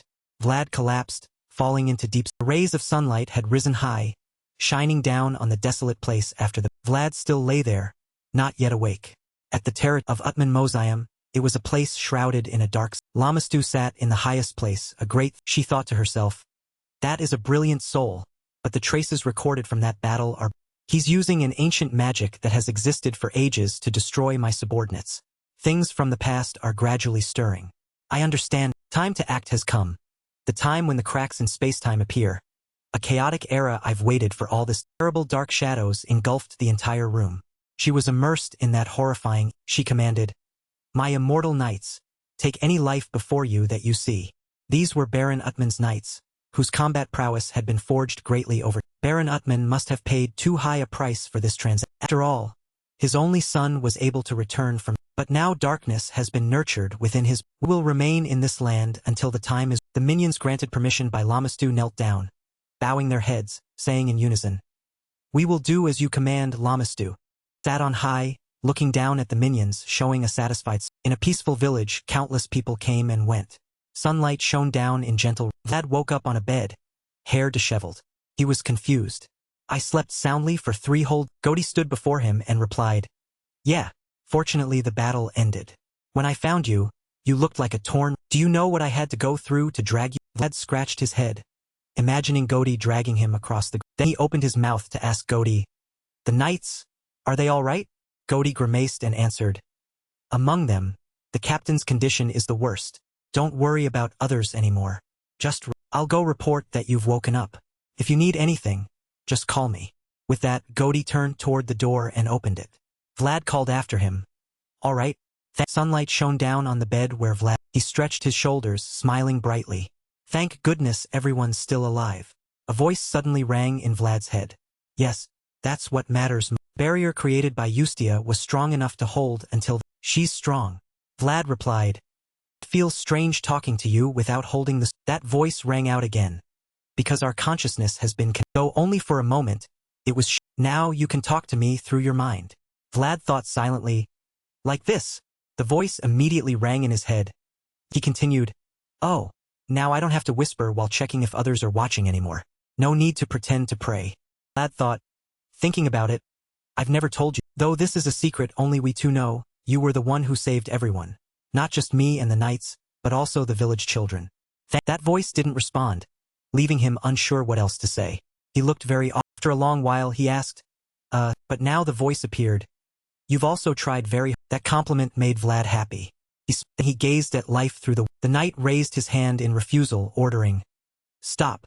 Don't come any closer." Vlad stood facing him, hands clasped respectfully. "I come from Sarah. Lady Eustia will recognize who I..." The knight looked suspicious, stood pondering for a moment, then said, "Wait there." Then he turned and left, leaving Vlad standing silent. He looked around and assessed. Though we arrived late, the holy nights finally came. Now the villagers can rest peacefully. The knight returned and told Vlad, "You may enter." Vlad replied, "Thanks." Stepping inside, he was horrified because people wrapped in white cloths were arranged in long. He thought to himself, and feeling so panicked at the time he hadn't noticed. He never expected there to be so many victims. Yustya held the red notebook in her hand, glanced at Vlad, and asked, "Vlad, what are you doing?" Vlad bowed his head respectfully, saying, "Miss Yustya, may I search this area?" Yustya replied, "Sir Gregory has already confirmed the missing." Vlad said sadly, "There's someone I need to find." Yustya said, "Remnants of the curse may still linger, so come receive a blessing from me after you're done. All right?" Vlad bowed his head, showing reverence, and said, "I understand." He approached the bodies covered with white cloths and lifted each face one by. Suddenly, he noticed a familiar head of long, stepped forward and pulled back the. Upon confirming it was indeed Marcella, he thought to himself, "I had hoped I wouldn't find her." He recalled the day when she was still alive when they had talked together. He'd said, "Your eye is bruised. You should rest for a few days." She'd replied, "It's nothing. Like I'm not used to worse than broken bones or." That day, Vlad had given her an egg, and Marcella had responded. Vlad had said, "I'm just doing what needs to be done. Keep it and roll it evenly over the bruised area around you." Marcella, with her sunken eyes bruised red, had smiled and replied, "Is this a bribe? Next time, I hope you'll help me." Yet now, that face was battered, pitiful, and devoid of. Vlad whispered, "This world is truly repulsive. Next time, don't do dangerous things like this anymore. Be born as the daughter of a truly good family, and grow up surrounded by." "I'm sorry I couldn't be there." At the order's headquarters, Yustya stirred a cup of tea and placed it on her. She asked Vlad, who sat before her. He was suddenly sucked into a black hole? Vlad replied, "Yeah." She brought the steaming teacup before his face and asked, "Give me more details." Vlad reached out to accept the teacup and answered, "That's all I know. I was too busy fighting. Just deflecting his attacks was troublesome." Voice echoed in Vlad's head, saying, "Excellent lying, because you mix truth with falsehood. The story sounds believable." He responded to the voice with his thoughts. "Well, I did work with prostitutes who used their mouths to make a living, so my words sound Yustya thought to herself that the traces left after the battle were nothing but ruins, which showed signs of feeble resistance against an overwhelming. However, she couldn't know what the true ending was. Vlad's words interrupted that train of thought. "Oh, it seems he uttered a name at the end." Yustya exclaimed, "A name?" Vlad pretended to scratch his head and answered wearily, I can't remember. My mind wasn't clear at the." Yustya pulled an apple and a knife out from somewhere and said, "Wait, would eating an apple help you remember?" And Vlad replied, "I think it sounded like." Yustya looked up and asked again. Vlad answered, "Yes, that's right. I think he called it." The apple in Yustya's hand dripped juice because she had unconsciously squeezed it. She said to Vlad, "All right, thank you for your cooperation." Vlad looked surprised, but Yustya had already stood up and said, "San Rosino will not forget your Go home and rest." With that, Yustya turned and left, leaving Vlad alone in the room. Vlad said, the voice echoed again, "What a relief. Fortunately, she doesn't suspect you." He said, "Setting that aside, did you see her?" It was as if she had just become a completely different. At a grand mansion, gentle sunlight shone down upon the. Joseph poured tea and offered it to the person opposite. He asked, "When did you return to Sora?" The man accepted it and replied, "Actually, it's been a while." Joseph said, "If you'd told me in advance, I would have come out to." He sipped the tea and responded, "Right now, I'm just a lowly person, so why would I trouble someone like you to go to such lengths?" Young man set down the teacup and said, "Most important, where is that?" In the study at City Hall, Joseph sat with Laman, both discussing Vlad. "Right now he's out on a mission. He's in the territory of Viscount Utman, and we should hear from him soon." Laman seemed surprised by this information. "Oh, just a servant, yet already sent on mission." Laman suddenly became serious. "Actually, I met with the clan head before coming here, and I only have 1 ducat left, so I'll be." Hearing this, Joseph understood somewhat. 1 ducat. So he didn't come here because of Laman added. The servants at Sturma are all idiots. I can't believe that those bearing the Bay's name would hire such a... Looked up and asked directly about Vlad with a sarcastic tone. I wonder if the servant you're raising is like... Jagger smiled and replied. He's completely different. He's more the type who does what he... Before the old man finished listening, he started teasing. Oh ho! For a picky guy like you to praise him so wholeheartedly. He must be something special. No need to be so surprised. When you were little, you already showed me all your shameful sides. While begging constantly, Laman suddenly jumped back to the previous topic, leaving Jagger speechless. The atmosphere remained serious, but his expression was truly difficult, not knowing how to react to the old man's... Even Joseph didn't know what to do, only silently looking toward the back of the long chair where Jagger stood, displaying a smile both mocking and Laman closed his eyes and returned to serious conversation. I hope I'll find that brat in... He thought of a guy with dark lips, wide eyes, and a face constantly scowling in the practice yard, brooding like a warning. If he's also like that Sojanin or whatever, always acting superior because of parental backing, then I'll personally beat your servant to... Joseph spoke up to defend Vlad, asserting that this boy had no backing whatsoever and wouldn't be arrogant like the person Laman just mentioned. My servant is an... Joseph thought to himself that after learning Laman's intentions, he had to stimulate the old man's interest as much as possible. Joseph continued. He grew up in a back alley without parents and reached this point through his own... Joseph furrowed his brow, thinking that mentioning Vlad's origins was deliberate, as it could evoke memories of the old man's own difficult past, reminding him that he too had climbed to where he was on... Oh ho! Laman said, seemingly showing some interest in this. Joseph, feeling he'd somewhat achieved his purpose, asked Laman for a favor. You don't necessarily have to give him that ducat, but I hope you can teach him a thing. Laman continued. Humph. I've never liked the younger generation but since you've I'll test him myself. Laman stroked his long white beard, speaking very gently, but his intention didn't seem gentle at all. Looking at his frightening appearance when saying this, Vlad would likely face no small difficulty in passing through Laman's. On a day with blue skies and gentle white clouds, in a village in Viscount Upman's territory, all the villagers gathered in one place, sincerely expressing their gratitude to the knights about to... Yusja stepped forward, representing the San Rosino Knights, carefully bowing and saying, We of San Rosino will not forget everyone's brave act. Gregory smiled and replied to Yusja, I hope you'll speak well of us. Our lord isn't the petty... Yusja still carefully bowed but didn't forget to speak frankly to Gregory. I cannot lie in my report, but I will do my best to repay Sir Gregory's service. Hearing Yusja's honest words, Gregory suddenly felt uneasy, and his face also sprouted a few beads of cold sweat. Then just don't mention us at all. That would be... Yusja suddenly noticed the person by the horse carriage over. Vlad, holding a flag in his hand, sat unhurriedly rolling. Yusja asked Gregory curiously, Vlad has a... Gregory nodded vigorously. It's been a while since Housebays found someone worth keeping an eye on. The boy receives excellent treatment. He thought to himself, traces of a fierce battle. A servant possessing the will to defeat Dunlahan. Those two things alone are enough to prove he's... Gregory bowed slightly. Then we take our leave. Yusja also nodded in return. May Saint Rosino's blessing always be with you. The knights mounted their horses and departed to the grateful cheers and waves of the village. Vlad turned and waved his... Behind him, villagers waved their hands and bowed in gratitude. Their smiling faces illuminated by the clear sunlight, the fog dispersing and making the village look much... Gregory said, This place has always been filled with sunlight. Everything that happened in the village was because... Vlad looked ahead and smiled with satisfaction, thinking with relief that unlike himself, buried deep in the dark alleys of Sora, Anna wanted to live in a sunlit village like this. He hoped she would find warmth from this place. Though recalling his own unhappy childhood, a pure smile still appeared on his... Perhaps he felt some peace in his heart looking at this sun-filled... Before long, night fell, and the knights stopped in a forest on a hill. Flickering firelight provided cozy warmth in the dark, murky space. The accompanying knights had wrapped themselves in blankets to sleep, with only Vlad remaining awake on... Sat leaning against a tree trunk, his expression sad and frustrated beyond words. I failed completely, Vlad thought dejectedly.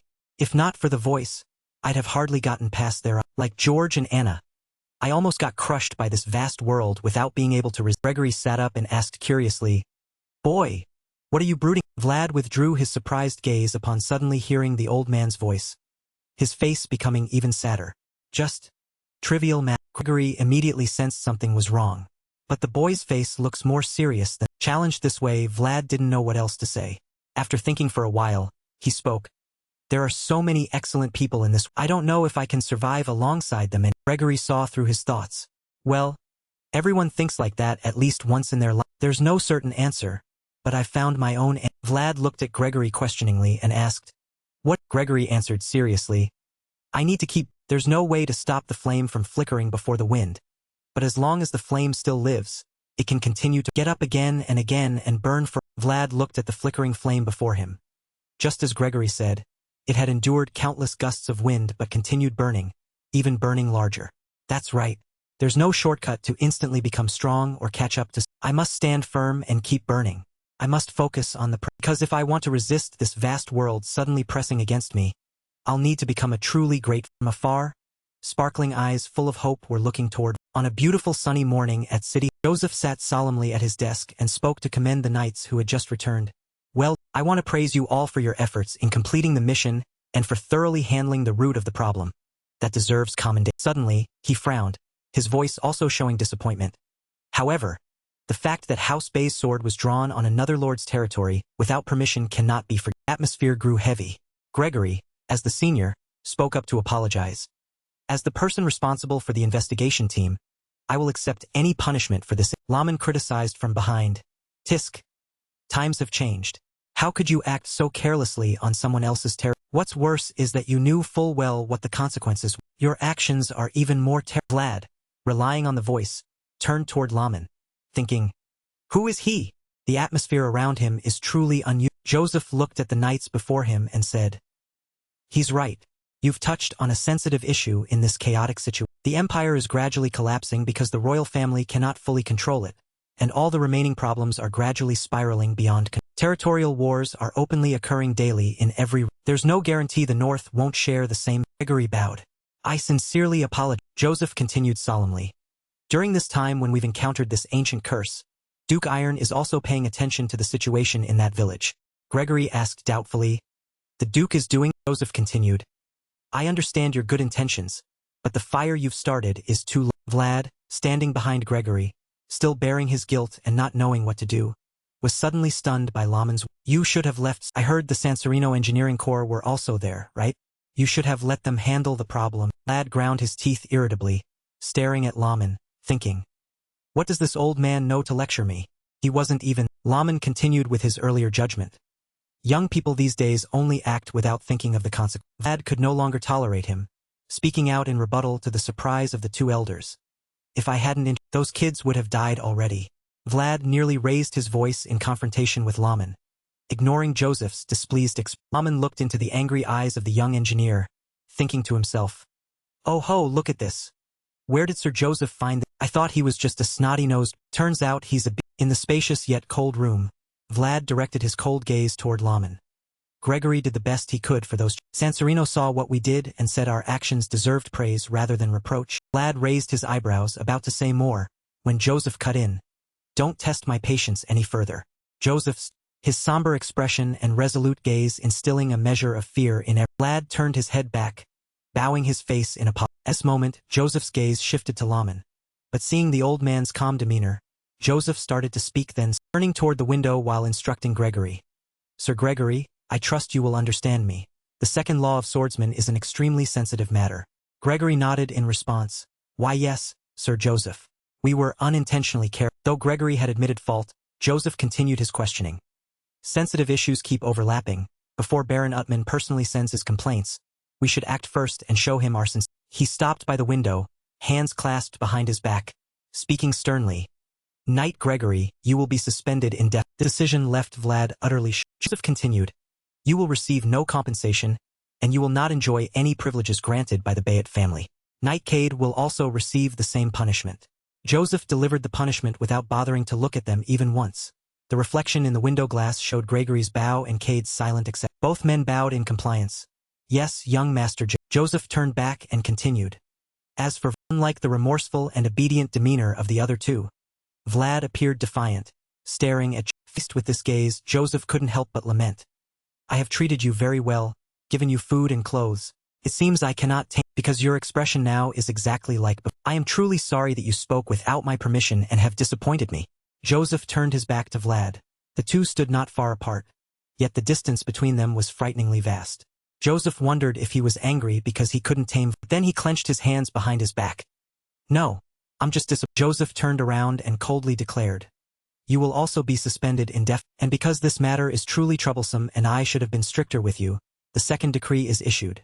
You are not permitted to see me unless. These words from Joseph made Vlad freeze, completely unable to believe what had just reached his ear. Vlad walked alone down the corridor. The only light source followed him along the hallway, but no matter how bright the light, his heart remained. His emotions at this moment were utterly chaotic. Recalling the gazes Joseph and the others had given him made him deeply uncomfortable. He never expected to face those cold, unfamiliar looks. Before long, he encountered Laman, the old man's words making him startle. Though merely a lowly subordinate, you have truly saddened Master. So, your name is Vlad. Vlad didn't bother nodding, only silently looking at the old man leaning against him. Catching the uncomfortable look in his eyes, the old man spoke patronizingly. Tiskay, look at you. You don't even answer when an adult is speaking. Suppose you've never been taught social etiquette, have you? The old man's words made the already unhappy Vlad even more irritated. Clenching his hands into finding his teeth, wanting to retort. I've been taught plenty by the lady, who looked at me with eyes like a kind mother. The image of that lady gradually appeared in his mind. A middle-aged woman who still bore youthful, noble features, her green hair neatly tied up, her attire carefully chosen, her jewelry sparkling elegantly, and especially her gentle amber eyes. Vlad placed his hand on his chest, bowing to the scheming old man. That's correct. May I presume to ask your name? He used the most polite, proper words, yet his eyes maintained that frightening severity. Scheming old man that gaze made it seem as though he were asking an opponent's name before. The scheming old man suppressed a delighted smile, thinking, my fighting spirit is starting to stir again. It's been so long since I felt such powerful. The scheming old man stood up. Very well. You want to know? Fortunately, I have no name I can tell you at this. The old man tapped his staff on the ground, and to Vlad's astonishment, various symbols rapidly appeared on the staff he carried. I am simply one who walks the lowest. I have yet to complete my. The image of a ruined empire gradually appeared. The sky red as fresh blood, the earth blackened by the blood of those who had sacrificed before, the ancient walls burned in seas of homes left desolate beyond recognition, the ground littered with corpses and the footprints of the onion. Amidst the desolate ruins still stood the figure of a nameless knight, still gripping tightly a gleaming sword. There are wandering knights who never tire, for they could not fall honorably on the battlefield, so they traveled across the 6 continents to the lowest places, seeking to regain the honor lost along their own. Like the kings who founded kingdoms on this continent, a swordmaster also has duties to fulfill until the final moments of. A magnificent white building stood beneath the azure, and inside one of its rooms, Duncan and Alicia were discussing political matters.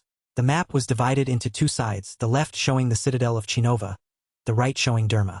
The Chinova citadel's defenses were distributed quite reasonably, surrounding nearly the entire territory, while Derma's fortifications concentrated only in. Duncan looked at the map and sighed.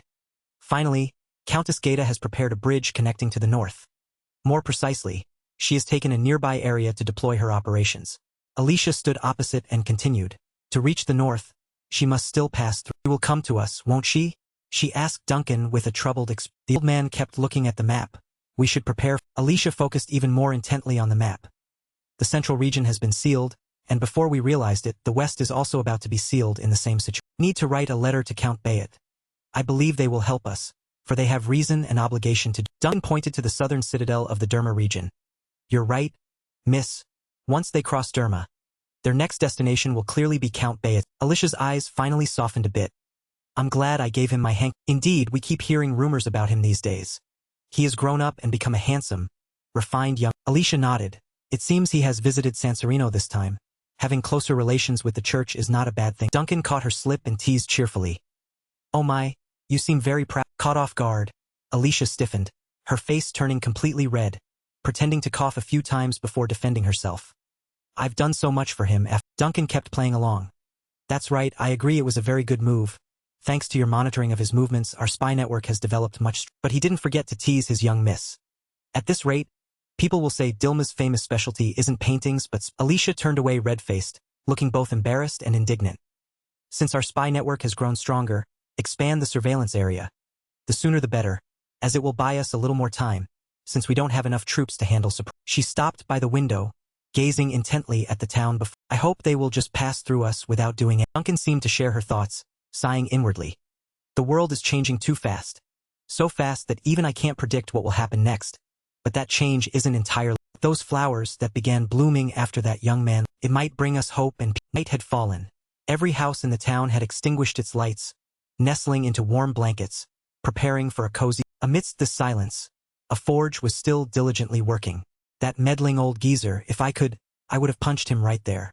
Vlad sat cross-armed in the corner of the forge, complaining about the earlier The blacksmith kept hammering the sword but still engaged in conversation. What did you do to this sword? I just repaired it not long ago. How did it end up like this again? A headless one. He was a very strong opponent, he said matter-of-fact. But that information was far too little for the blacksmith to understand why he had to repair the sword with such frequency. Vlad rubbed his jaw, thinking of how to explain to the old. Deeper I venture into this world, the more I must fight enemies I've never even seen or heard of before. I think that's my. Blacksmith plunged the sword into a large water basin, suddenly pausing before saying, "Hey, isn't it time you replaced?" The blacksmith brought the sword before Vlad. Despite his dedicated repairs, the scratches and nicks on the blade could not be. According to the blacksmith, this sword is only slightly better than the dull blades of mercenaries. You're lucky it can still cut monsters. It's simply made of iron, and the one who made it was an average-level black. But Vlad still didn't fully understand the old man's words, asking. The blacksmith held the sword in his hand. If you keep you will shatter immediately before. The blacksmith recalled. Last winter, a knight with brown hair, quite mature looking with a long scar by his right eye, came to this forge, asking me to forge him a dragon-slaying, which left me asked in confusion. The blacksmith contemplatively recounted. I wondered what he was talking about. Clearly he knew your name.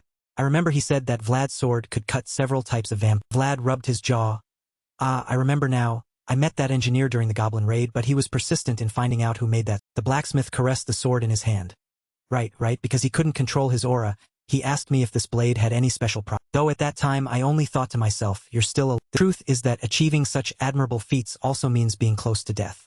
Vlad looked at him in confusion. What? The blacksmith looked at the young face before him, thinking silently. You must have gone through extremely difficult obstacles, becoming stronger because. Then looked at the blade covered in countless scratches. This blade has maintained its shape through all. If the blade breaks, it won't be the only thing shattered. The blacksmith seemed to see an image of Vlad collapsing when the sword broke.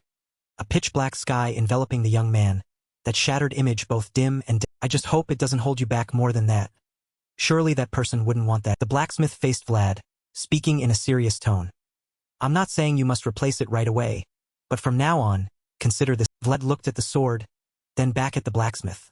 You still take commissions. The blacksmith closed his eyes, touching the blade. This is my final work. Go find another Vlad fell silent, looking away. His eyes sad as if he had just lost something very important. The blacksmith saw it all. No matter how much he's grown, seeing him like this makes me realize he's still the same as before. He looked at Vlad's sullen face and couldn't help but sigh that it was natural for young people to feel sadness when parting with something they cherished. But for an old man like him, old things were just possessions. The blacksmith continued. Besides that, are you planning to take it with you today? It's not urgent, but, it's nothing. I'll use it. The blacksmith brought the sword back to the whetstone and helped Vlad sharpen it a bit. The blade grinding against the whetstone sent out small sparks that illuminated a corner of the finished product. After sharpening was a gleaming sword. Vlad looked at his face reflected in the blade and remarked, Wow, it looks very new. Perhaps even sharper than when I first. He laughed heartily, thanking the blacksmith, and told him he would continue to rely on him for a long time. The blacksmith, seeing this behavior wasn't quite right, pointed at the sword and said, Come by occasionally, but don't exploit this old man. And Vlad sheathed his sword. Next time I'll bring you good meat. But facing him was the blacksmith, leaning on his cane with displeasure. This damned brat, just meat won't good enough. Vlad smiled brightly and waved to him. All right, I'll bring some good wine. Blacksmith also raised his hand to greet him. That's more like it. I'll be waiting. Remember to return safe. Vlad walked out of the alley like that. The blacksmith behind watched his gradually disappearing silhouette. As that silhouette grew more distant, his illness relapsed. The blacksmith hunched over, coughing for a long while. I have to close shop today. I've tried my. Then he turned to look in the direction Vlad had gone. Footsteps full of confidence and surely he'll be able to easily escape that harsh. He hoped that young man's figure wouldn't have to walk in darkness like this anymore. Hopefully he would walk toward the course. He hoped so. The blacksmith went inside, firmly closed the forge's door. Perhaps it was already midnight now. The pitch-black sky enveloped the entire. On the deserted road, Only Vlad trudged, suddenly noticed something. Since earlier, behind him, there had always been a feeling that someone was following. And indeed, it was correct. Not far from where he was standing was a figure hiding behind a small house, watching him. The man carried a long wooden staff, wore a cloak over himself. Perhaps this was also a knight. Vlad continued walking. That guy followed behind. Vlad deliberately turned into a hidden corner behind the town's large. While monitoring him, the man's eyes lit. Suddenly, the guy noticed something. In an instant, had lost track of. Laman chuckled with satisfaction. Couldn't help praising the young man for having very good insight. From behind, the sound of a fluttering cloak appeared. Without knowing when, Vlad was already standing behind Laman. This move made Laman understand somewhat why this young man could wear bazes. Vlad looked at the person before him and cautiously asked, "Why are you following?" Laman didn't bother turning around, only tilted his head, glancing at him with questioning eyes. "What are you saying?" "I'm just walking my own." Vlad spoke sternly. "I know you've been tailing me since I left the town hall." Laman maintained the same attitude as before, questioning back. "So, making Vlad even more annoyed. It feels like you wanted to pick a fight with me from the first." Laman chuckled with satisfaction. "That's right. I like that sharpness of yours. A bit more force. Don't let your rage control you. Learn to master. He has more potential than I." Suddenly he hunched over. "Thinking about your performance earlier wasn't bad. So why were you But when seeing those eyes both determined and found the image of him saluting in the town hall corridor appeared. His eyes and gestures remained as determined as looked at him. It seems he deliberately disobeyed and only acted according to his own. Laman turned around. "You should have restrained those reckless actions from the beginning," was what I said. Vlad answered straightforwardly. "Please tell me if there's anything bothering you. Don't beat around the." Another point about Vlad that pleased Laman. "It's been so long since I've seen this spirit. How nostalgic. How well." Laman placed his hand on his sword. "You probably prefer swordplay over conversation." Vlad saw Laman's arrogant demeanor and became somewhat cautious. Properly trained knight. I don't know who he is or why he acts this way. However, in any case, he is someone close to Sir Joe. Does this matter have some hidden agenda? Vlad raised an eyebrow, gripped the sword in his hand tightly. "You started this." With that, the two charged at each. Blades clashed. The steel gleam between the two swords flashed like lightning tearing through the night curtain. The space seemed to freeze as the two faced off. As cold as ice. Aura blazing like fire. The battle began with lightning speed. Everything would end if either broke. The two held their swords for several seconds. "So you know a few combat tricks." Laman's mocking voice made Vlad even more irritated. He narrowed his eyes, gritted his teeth. He swung his sword. The steel gleam once again flared brilliantly. Vlad advanced continuously toward Laman. The following sword strikes came fierce as a storm. Neither side would yield. The steel blades clashed incessantly. Sparks flew brilliantly amid the wind, thick with deadly and metallic sound rang out, echoing like a scream. But the advantage didn't last long. His attacks were blocked by Laman's. He braced himself to parry the man's sword strikes, struggled to turn the tables to escape the attack. Vlad quickly realized. He deflects all my attacks with his sword tip. It's not by chance. He read my movements after just a few exchanges. I can tell from the way he has been through countless duels. So the image of Laman before Vlad was not an ordinary knight. His age was just experience. His strength and will remained terrifying. Laman curled his lips, asking him, "Is that?" "Certainly not." Vlad answered to Laman's surprise. He stepped back, lowered his center of gravity. His eyes grew even more determined, looking toward him. The sword that had been through countless battles still shone brightly, carrying a special luminous aura around it. This is only the beginning. Vlad was truly special. In just one night, he had made Laman marvel countless times. And once more looked at Vlad in amazement, thinking to himself, "These days full of chaos. There aren't many people who can use aura this powerfully at that age anymore. It makes me feel alive again." Laman's eyes also began to shine, truly coming alive. Swift as lightning, he rushed toward Laman. Laman remained calm, jumped back one step, one hand holding the sword, placed behind his back. The two blades touched, and the auras of both clashed.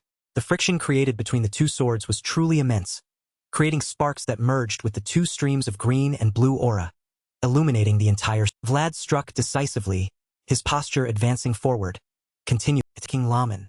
Meanwhile, Laman maintained a calm demeanor, both feet firmly planted in one stance, one hand clasped behind his back, the other hand leisurely yet decisively, not allowing Vlad's sword to pass the towering wall Laman erected. The two swords clashed continuously, The metallic sound grew louder. The two streams of aura also opposed each other, a beautiful arc along the sword's path. Vlad raised his sword high. Green aura emanated from his eyes. Wrapped around the sword, Vlad swung his hand. The beautiful sword arc accordingly slammed down forcefully, creating a beautiful stream of light that's powerfully against the wooden wall. The wall cracked. Wood fragments fell scattered on the ground. But it absolutely didn't hit Laman at all. He was quick and agile, dodging Vlad's fierce strike. In an instant he had retreated, calmly watching Vlad destroy the wall before his eyes. I like that spirit of you. Laman leaped away about 3 steps. Vlad drew his sword close to his side, pointed the tip toward where Laman had just jumped, quickly rushed forward. His eyes not only blazed with aura but also shone with determination. I won't let him escape. Even though my experience and technique don't match his, can overwhelm him with strength because I'm younger. The two swords clashed once more. This time, Vlad's sword arc was much sharper, seemingly pouring much strength and aura into it. But Laman only needed to turn around, his index finger as a fulcrum for the sword to block his attack. Vlad's blade slid across Laman's sword. A stream of white light burst forth like an explosion, in parallel with Vlad's aura. The force from both sides was so great. The two swords pressed against each other in a cross shape. On the soft muddy ground, the footprints of both gradually deepened due to the enormous supporting. Laman began to slide backward before Vlad's strength. The ground also left long sliding marks from his. Laman still maintained his arrogant expression, looking straight into Vlad's eyes. Time is truly. Vlad raised an eyebrow, perhaps provoked again by that arrogant expression. Let's see how long you can keep. Laman closed his eyes. Your strategy is very, but you've chosen the wrong opponent to use it on. With that, Laman opened his eyes. From them shone a white silvery light. A similar silver aura like Vlad's earlier gradually. Two swords began to vibrate. Vlad's body was suddenly pushed back bit by bit. Laman calmly looked at him, not rushing, explaining, "This is physical enhancement." Vlad gritted his teeth, trying to resist Laman's suddenly surging strength. Ugh, this strength isn't like his earlier. White power enveloped Laman's hand. Surprise is still too early. If you're familiar with it, you can even use it like. He grasped the blade with his bare hand before Vlad's astonished. Truly insane. He gritted his teeth with all his might to pull the sword from Laman's hand. Completely couldn't. My sword is locked tight. He didn't hesitate to release the. This action of his wasn't in the man's calculations. Him off guard. From behind his back, he drew a short broken sword. Quickly responded. Vlad slashed horizontally at Laman's face. Though still surprised by his action, he could still dodge very quickly. His body's reflexes were pre-programmed. Laman was delighted, silently praising him. Ah, Truly a clever brat. the decision to abandon the sword was smart. This isn't something a trained knight would think. That boldness only those bearing the mark of a monster could possess. Laman also released the sword accordingly. Vlad, who was charging forward, was astonished by Laman's next step. His hand was enveloped by a dazzling aura. His hand clenched into a. Laman gritted his teeth and charged forward. A tremendous force was unleashed, straight at Vlad. The young knight with little experience completely didn't expect the opponent would use this move.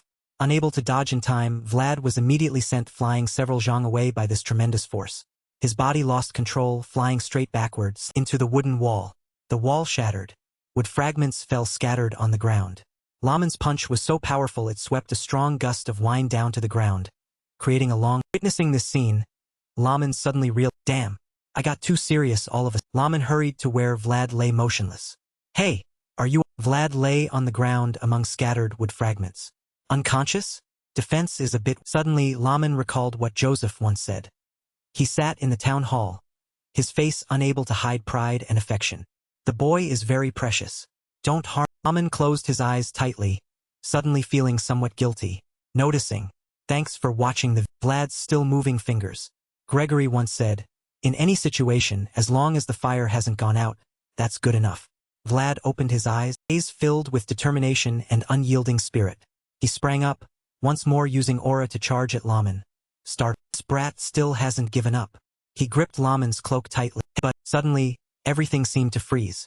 The smoke and Vlad's aura dissipated simultaneously. He gradually lost strength. His eyes became vacant. His hands also relaxed. With that, he collapsed to the ground. It seemed he was completely exhausted. Laman rubbed his shiny head. Phew, nearly got hit properly.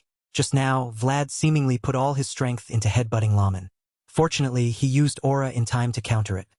You are definitely You passed on a beautiful morning at the Count's beautiful sunlight passed through the transparent glass panes into the study, where the Count was talking with Rachmus.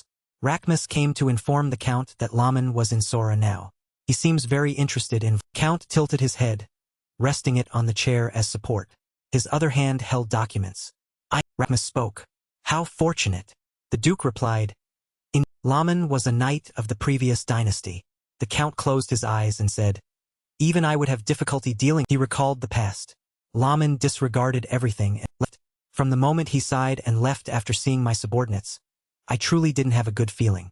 I don't know whether to say we've regained our pride or sigh because all we have is his Rachmus continued his words. Laman is living proof of time's cruelty. Recalling that time, Laman was a talented knight. He led hundreds of elite soldiers. Rachmus said. Because back then, he became a knight starting as a common soldier. He won't be interested in the coddled soldiers of. The Count placed the paper on the desk. No matter how time changes, some things remain the same. When he speaks of time, it's not simply disgust or complaint, a feeling of some deep sorrow. The Count rubbed his hands, as he gazed at the battle armor is being displayed with brilliant splendor and pride. Rachmus said, as the one whom San Racino personally gifted the armor, their recognition makes him all the more special. The Count continued, and I should send a set to Sereni. He closed his eyes, seemingly smiling. Fortunately, it hasn't been completely severed yet. And the tradition of House Bayet continued. All thanks to one soldier. Vlad woke up wearing his familiar sleepwear, sitting on the bed with his head throbbing again instead of just aching, and a large red mark clearly remained on his. He rubbed his head with his hand. Damn that old man. My head still. Never seen that technique before. I can't believe he used aura on his own body instead of his. Recalling Laman's appearance last night, Vlad's head echoed with the words. He is someone you can learn much from. True masters don't reveal their. Well, perhaps everyone respects him so much precisely because he's strong to that. Suddenly the room door was kicked open before his bewildered. Mina entered carrying a large pile of clothes in her arms. Awake now? I thought you were still knocked. Vlad looked at her with helpless eyes. Seriously? You should knock before entering? And Gamina showed him the pile of clothes in her hands, asking back. Do I look like I have hands free? Vlad asked her in confusion. Why did you wash my clothes? You could have just left them and I would wash them myself. Speaking seriously with an unusually sweet voice, this is precisely the service at our tavern. I'm just doing my duty properly. After all, you're a guest on the 4th floor, the most expensive. Vlad sat on the bed feeling somewhat strange. A guest? Hearing her speak so seriously, well, I don't have much money to pay you. Yamina placed the neatly folded clothes on the table. It's free for you because your being here already helps us. The Crimson Smile is now a tavern with quite a few troublemakers coming here without knowing it. Vlad asked in puzzlement. My being here is enough? Yamina answered that Marcella said your name alone is already valuable enough. You have the mayor backing you along with the 2 young heirs of House. And besides, you're also an all-round craftsman. Vlad rested his hands on his thighs. Not yet. Don't go telling others about. Yamina took from the pile of clothes a deep purple handkerchief with prominent yellow patterns along the border. From what I've seen, you are a Lady Alicia's craft. Vlad's face darkened. Huh? Oh, that right there was. Yamina's face darkened, her voice becoming even more serious. I found it very satisfying cutting your hair and helping you hold the sword. You really made something. Vlad raised an eyebrow, not understanding what was going on but couldn't help feeling a chill down his spine. He paused for a moment before daring to say. But in response came a loud bang as Gamina had already left. Vlad sat alone in the spacious, beautiful room with lovely sunlight and tidy furnishings, scratching his head in confusion. I've always been grateful about that. Talented individuals can shine anywhere. In the silent night at a desolate hill and mountain area, there were still hurried footsteps. A black horse galloped straight ahead so fast it kicked up all the. Behind it was a group of horses controlled by commoners, and people always crave such individuals. This solitary black horse was more beautiful than all the horses chasing after it with its pristine beautiful black coat, smooth and glossy muscles, and especially its bright brilliant beautiful eyes. Mystical horse, strangely beautiful. It tried to run as fast as possible away from them, always remembering that day and always searching for that. Mounted people swung out ropes aimed at the mystical black horse, wanting to tighten them around its head to make it. It's too fast. The black horse jumped to one side, easily avoiding the ropes meant to. The people who couldn't catch it grew more frustrated. Damn it, chase after it, we can't let it. Whipped the horses' rumps, forcing them to run faster. These people, perhaps consumed by greed and pride, angrily pursued closer and the horse seemed to remember something about the deep green plateau, the color of hope, where it and a craftsman had freely wandered many places together, moving forward together. But that boy who rode it that day was not present. It had to overcome this trial by itself, its eyes becoming more determined, running straight ahead with the distance from those people growing ever greater. but perhaps it still hadn't realized that its beauty wasn't coveted by just one. From above, a long-haired muscular man led a troop even more ferocious than those currently chasing it. They rode horses heading toward the mystical black horse. We must. A long night at the inn where Vlad was staying, perhaps already midnight. The other rooms had turned off their lights with only Vlad's room on the fourth floor. Hot food was neatly arranged on the table, not just hot soup with bread but also sausages, and Vlad held a fork in one hand and a knife in the other, cutting one of the two sausages while listening to Laman keep insisting that he had already apologized. Let me make it up to you, kid. Don't be mad at me anymore. Vlad didn't even bother looking at him as he took one. There are things that even money can't buy, and seeing Vlad's sulking appearance, Laman sat there not knowing what. I really like that armor, Vlad said seriously before putting the sausage piece in his mouth. You being angry isn't wrong either. Your favorite armor had been shattered to pieces after yesterday's battle with the left arm piece no longer intact and essentially unusable, and Laman raised his hand making it seem like no big deal. I know this armor is only given to supply soldiers with, continued sympathetically.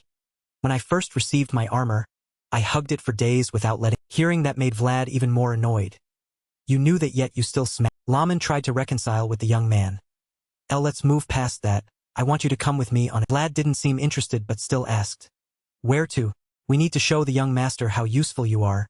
If you just wander around during your suspension period, people will just see you as a trouble. Vlad turned his face away while chewing and thinking. That does make sense, and that's right. After all, Joseph treated this old man very curt. Vlad swallowed his food and turned back to continue talking with Laman. What do I need to do to prove I'm useful? Seeing that the kid finally paid attention to his proposal, Laman laughed and answered. I want you to do something for me. We'll report it. What is it? Vlad asked, and Laman stroked his beard, asking Vlad an extremely confusing question. Do you like horses? At a certain plateau region with harmonious blue sky and white clouds and vast mountains and forests, amid the poetic scenery was a group of horses pulling carts with Vlad and Laman among them. The two sitting on an uncovered wagon with the high sky above and soft grass. Laman leisurely lay stretched out on the hay while Vlad sat properly in the far corner, and Laman now explained more about what they were about to do. People say there's a black horse wandering all over the place. One day it suddenly disappeared, as if possessed by spirit. Coachman turned pale. I've also heard about this. The guards often call it the spirit horse? Vlad asked again, and the young coachman answered. Right, I have a bad feeling about. What if it's related to the headless horse? I heard he can control women like If the rumor about the spirit horse is true, then there's a possibility both are connected, and Vlad bowed his head in contemplation. He noticed wasn't the coachman's story but Laman's calm lying posture. Is it okay to just lie sprawled out like that? Though Vlad's words carried a reminder, Laman didn't care much. At this moment we're just following the merchants, so there's nothing. But Vlad countered. At least we should be on guard around us. While Laman remained very relaxed, closing both eyes with a smile, enjoying the fresh air of this plateau region. Just rest, that horse will find us on. Vlad took his words as a joke but still asked in puzzlement. What, it will find us on its own? How? Laman explained leisurely. The horse people call the spirit horse is not only fast but according to rumor it also has unusual behavior, and Vlad looked at Laman in confusion. It often stands at a distance observing if it sees people riding horses or sitting in. It knows exactly what it's doing. It's not an ordinary. Vlad rubbed his chin thinking. I'm starting to feel uneasy. If it really is a horse controlled by an evildoer, then the investigation team will have to come to Sora to examine the traces. Seeing him suddenly silent like that, Laman somewhat guessed what was in his head. I don't know what you're thinking, but racking your brain with speculation won't accomplish it. When the time comes you'll naturally know what needs to happen will happen. Just. Laman lay leisurely on the straw smiling, thinking to himself from the beginning the horse wasn't important at all. I just want to observe the kid up close for the next few. If I find it worthwhile, perhaps I'll teach him a few things, and Laman opened one eye, cheerfully asking Vlad. How long have you known how to use? Vlad seemed to recall. About 3 months? Or was it 4? Laman closed his eyes.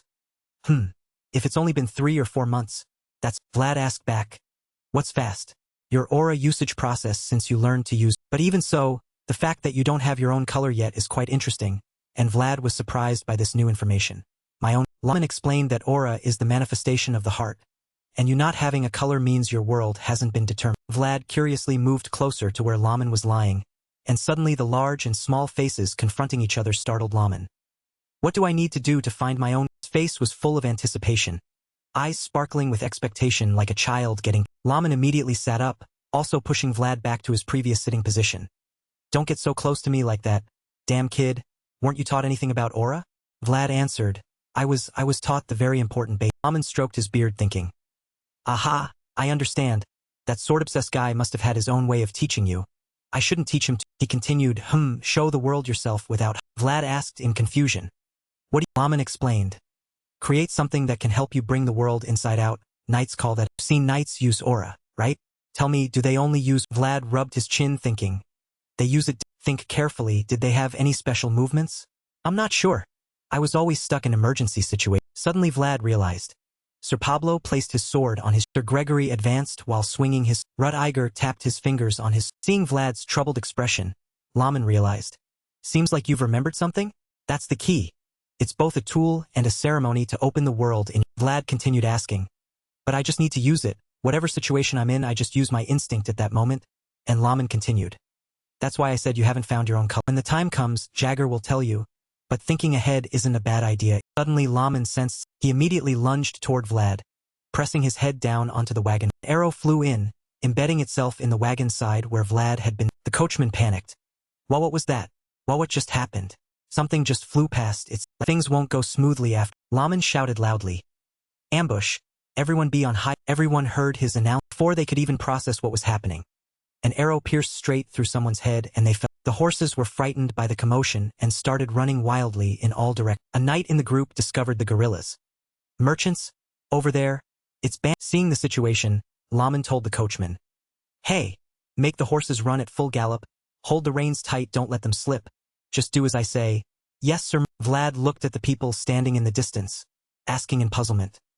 Bandits? Laman looked seriously in the same direction as him. Not just ordinary bandits, they're far more formidable than regular bandits. This race typically has muscular builds with distinctive tattoos extending from chest to left arm on the upper quarter of their bodies. Riding horses with scythes in hand, they are the thousands of arrows shot from the manji flew swiftly toward the mounted. The mercenaries present in the group simultaneously raised shields to block the arrows. Damn it! Hold the line. Maintain for. The manji drew their bows and continued releasing arrows. As expected, they're targeting the mercenaries. Fortunately, being at the rear of the group gave them more. Vlad watched the fiercely battling manji with confusion, wondering why these manji who lived beyond the northern border were here. Laman answered his question, saying, yes, this was also the first time he had seen the manji venture so deep into the kingdom's territory. Did you think this would be an easy journey? Laman drew his sword from its sheath, at the same time, asked the coachman to bring out the saddle. The coachman didn't understand, explaining it was a draft horse. Laman said seriously that running on foot would be even worse. To deal with them, they needed horses.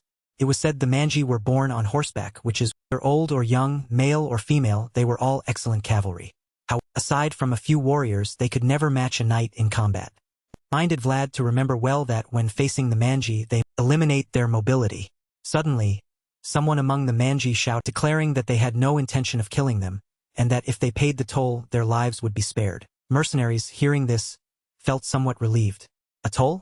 If we pay the toll, you'll spare us? The travelers stood up abruptly and said hurriedly that he would pay the toll, asking them to name their price. Anything but their lives. Smug figure stood beneath the sunlight, his arrogance towering, and declared he should leave with both hands empty. Anyone who kept anything would to pay the toll to the underworld.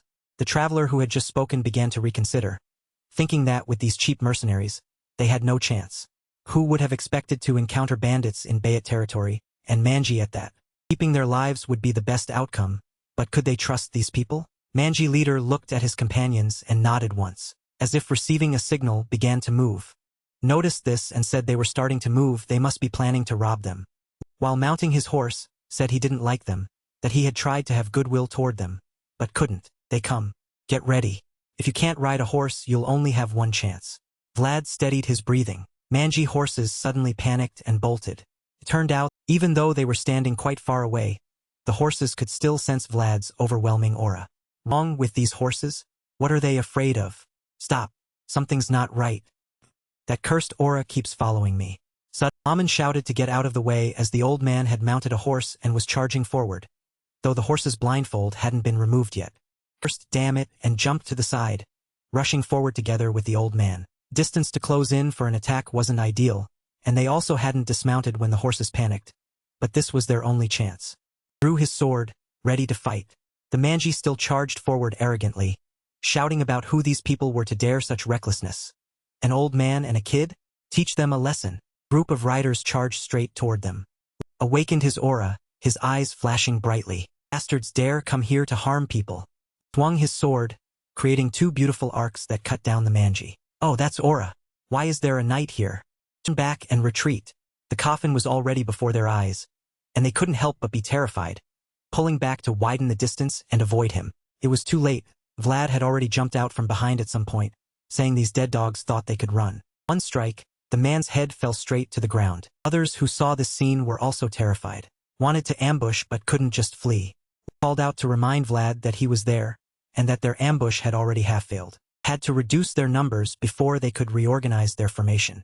Noticed someone planning a sneak attack from behind the old man, shouted out, "Behind you!" Turned around and quickly drew his sword to block the man's scythe. Where did this one come from? How did this manji realize the aura in the old man's hands? "You a kingdom knight?" Thought to himself.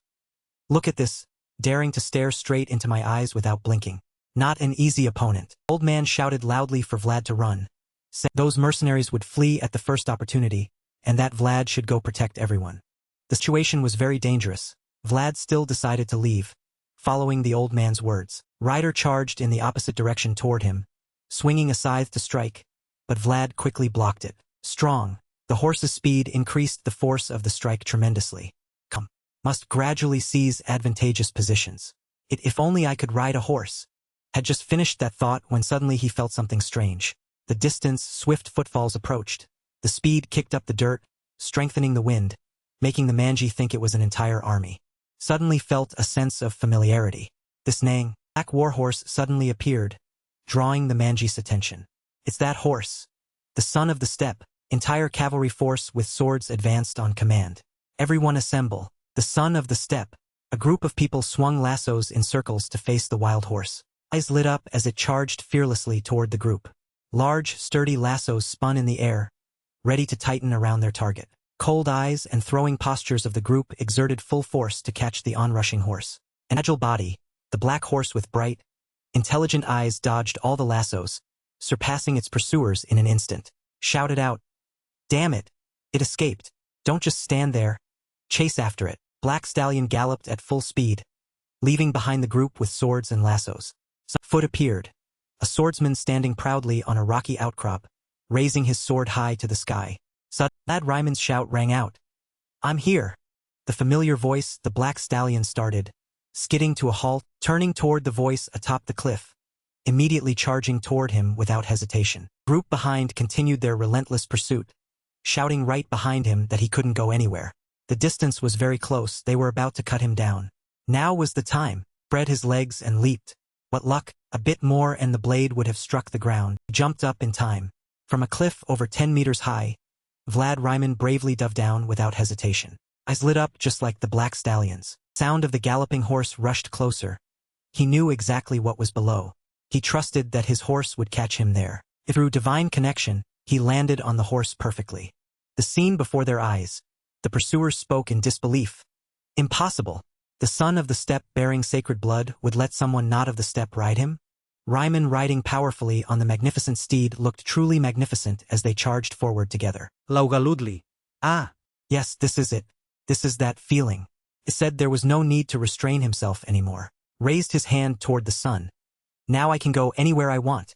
The horse merged as one, advancing forward. How the group behind wouldn't let them escape. A fierce-looking man pointed his sword at him and called to his companions to catch him. They couldn't let the son of the steppe fall into the hands of an imperial bastard. Fleeing, he turned to face the army directly. Eyes of man and horse lit up together. With that, a glowing horn appeared on the horse's head. Light made the crowd somewhat surprised and frightened. Light pierced straight from the front to the back of the crowd in a long line. Speed of light was faster than human reaction. The light slashed across each person's throat like a blade. Fast they could only gasp out, "Wah!" Vlad Ryman charged. Light and sword cut down countless enemy soldiers. Were now terrified. Damn it! That bastard is also a knight. Turned to each other asking how many he had killed already, telling each other not to engage directly but to avoid him and attack from a distance. Man and horse had weapons to face the enemy as they turned 180 degrees to face the enemy from behind. Tide of battle had now turned. Damn! He's circled behind us. Leader gave orders to split to both sides and surround him from both flanks. Son of the steppe with its sharp horn sword neighed ferociously, startling the other horses. Black stallion's neighing made the other horses feel threatened and afraid, and they began to lose control. Crowd asked each other in confusion, What's wrong with our horses? They won't change direction. The horses are terrified. All wondered what could frighten them so much. He turned back to find the cause. His eyes became even more terrified than the horses, and spiraled around his body like coiling snakes, constantly transforming into whip blades and spear points. In the moment the light flashed, his eyes opened cold as blades. White light pierced through his hair and clothing, as if preparing to unleash a devastating strike.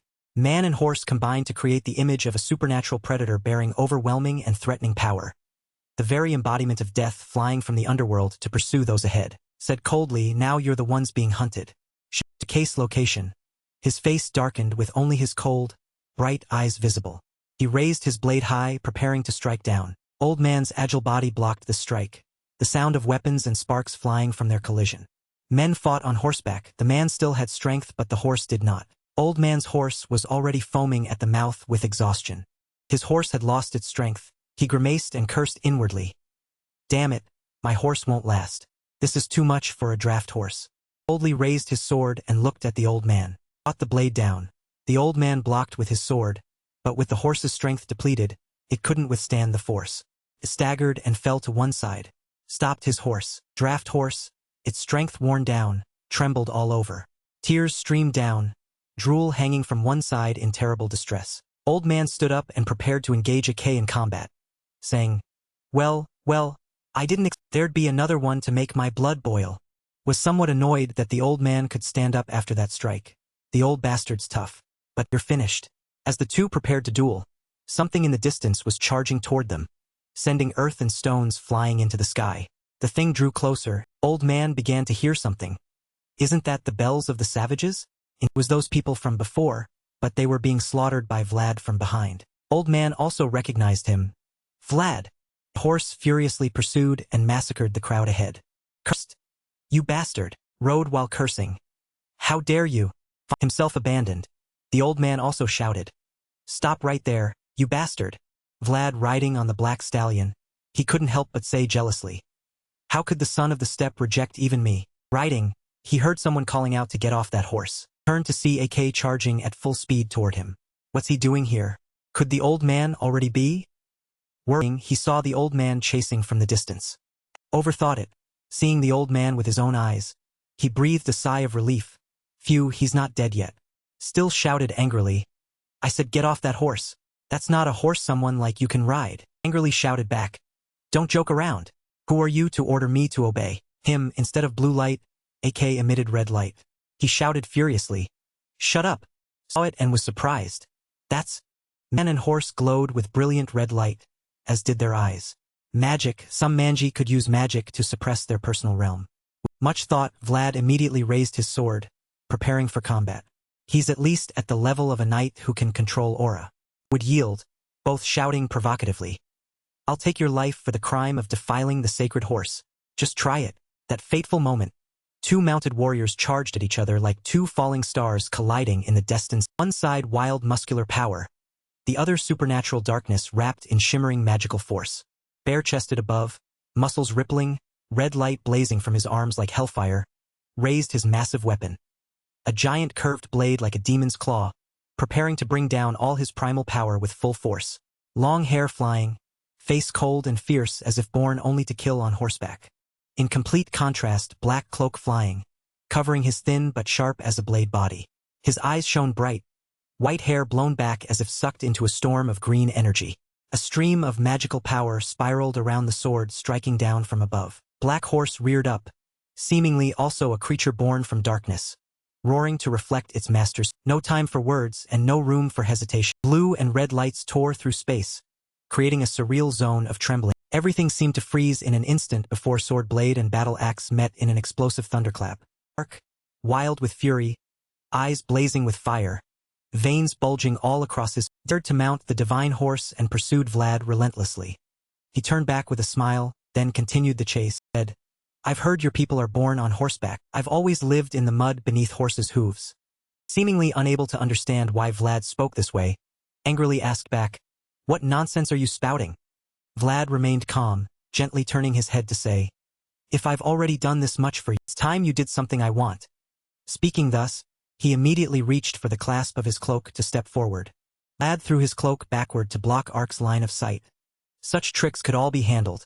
as Ark caught the cloak and flung it further back, saying, "Your petty tricks won't work." It wasn't as he thought. He knew his opponent's intention. But no, Vlad had already moved one step ahead. Leaping off his horse, lunging straight at Ark with his sword, Vlad hooked his arm around Ark's neck, pushing him backward, and both surprised and breathless, coughed once. "G.U.H." Vlad declared his purpose. "Let's fight in the mud." Ark asked back in shock. "What the hell?" As the landing was quite strong, causing both men to roll several times, drag along for quite a distance, with nothing to stop their rolling momentum. The two continued rolling right off the cliff edge.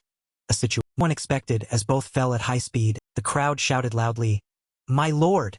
And the old man, seeing this, also stammered, "Damn it." He rushed to where the two had just fallen with an ominous premonition, for even if a knight were strong, falling from this height would surely. Speaking thus, he looked down at the deep, seemingly bottomless rocky ledge, but then discovered something.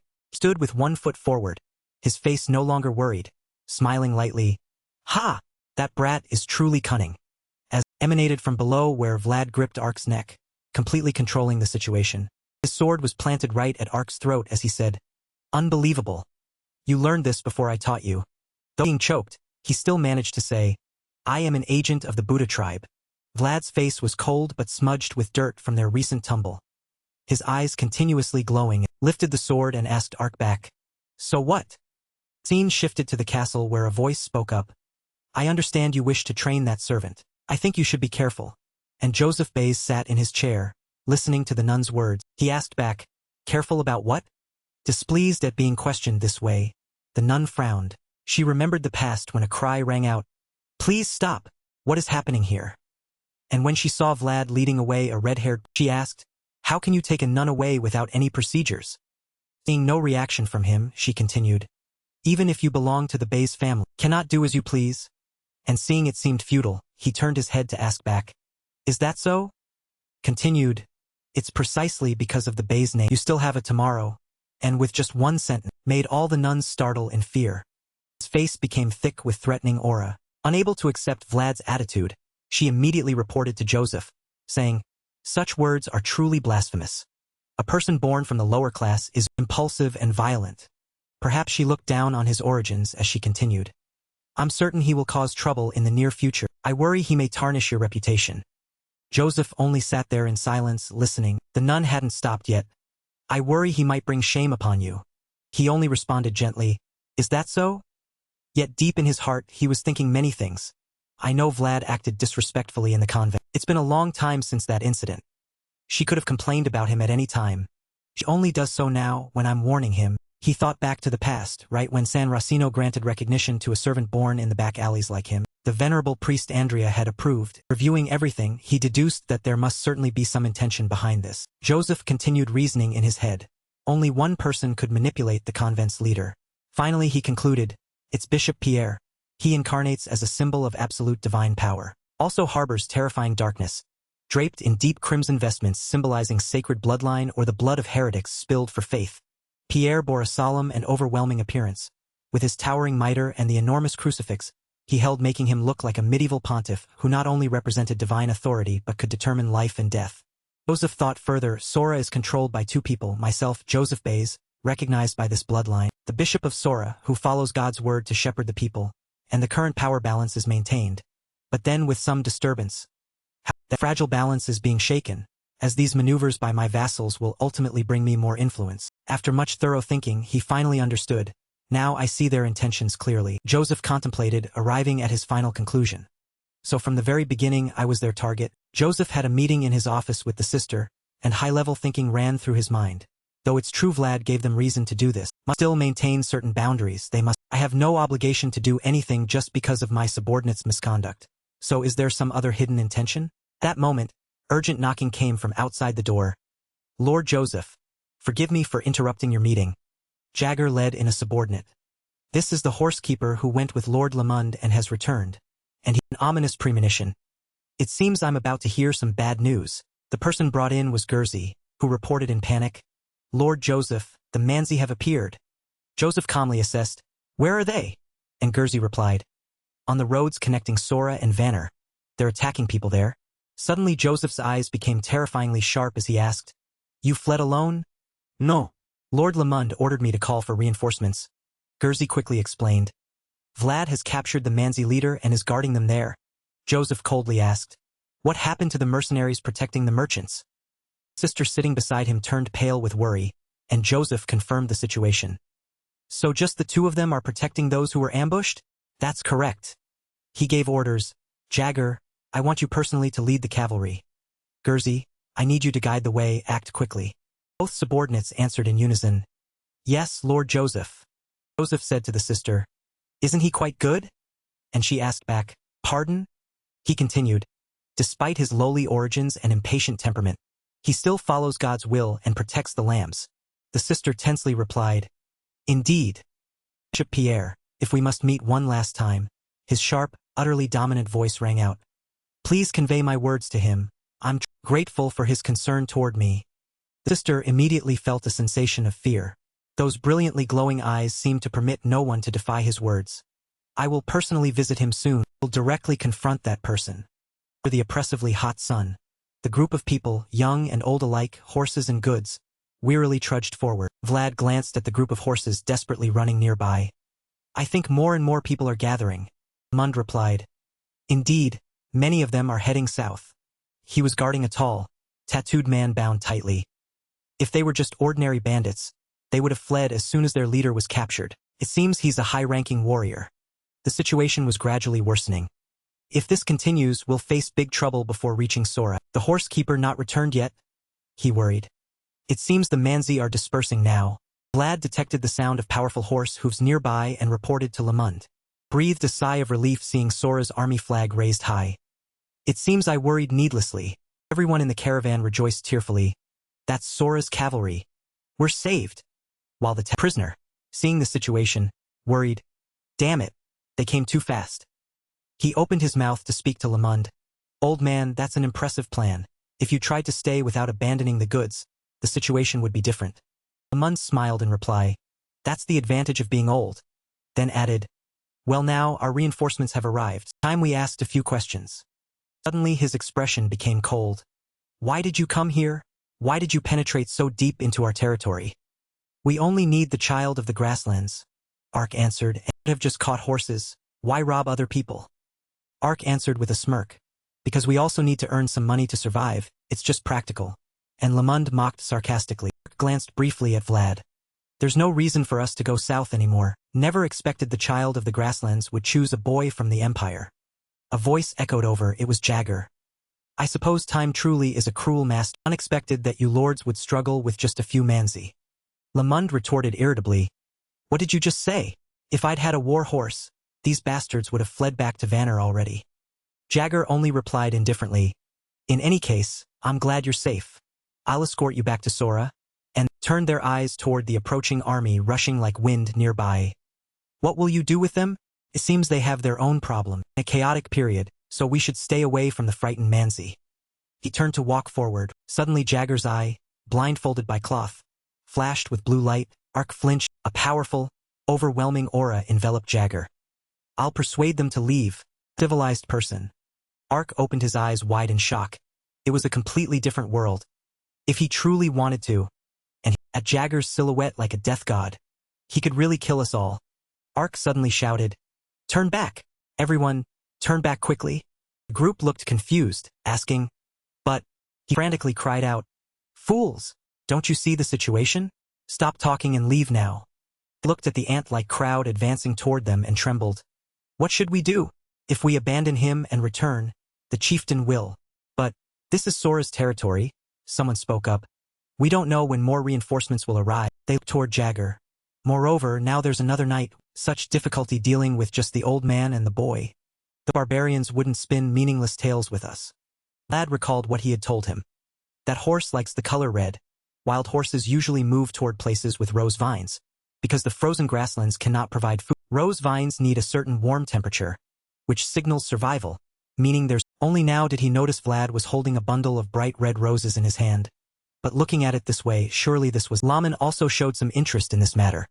If you already know what the horse likes, you'll find a solution. Vlad seemed to have just thought of something, stroking his chin thoughtfully, saying, I guess the more red the better. Perhaps so, Laman chimed in. The bigger the better, bigger is usually better for more vigorously too, he said, then glanced up at the second where Yamina's bright red hair was peeking out as she carried a pile of bedding to her. Laman seemed to have understood his intention, laughing heartily. That certainly deserves to be called a rose. But he worried about another issue. Are you sure you'll be okay? Your relationship isn't exactly great, Vlad answered with extreme confidence. We've been at each other's throats since our relationship goes far beyond whether we like or dislike each other. Clearly, as confident as Vlad had been just moments ago, he now got slapped with a painful reality. Gamina threw him a look of utter contempt along with 2 words, "Get lost." Vlad froze stiff. I haven't even said anything yet. She was, with the pile of bedding, answering irritably. I'm working. Don't obstruct me anymore. Just a moment. Hear me out. Suddenly Gamina became cunning. Tell Miss Alicia. Vlad persisted. I need your. She furiously turned and shouted in his face. I said I'm busy. Can't you see I'm. She turned. What struck her eyes was the large bouquet of roses Vlad held in his hand. She stammered. What? Vlad held out the bouquet and said, I want to give you this, and Gamina still refused.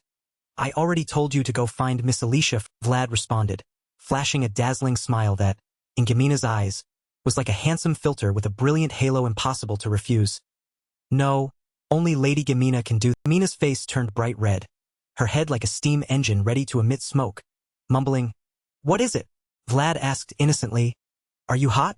Why is your face so red? In a deep, remote prison, Joseph and Jagger arrived before a cell. He spoke up.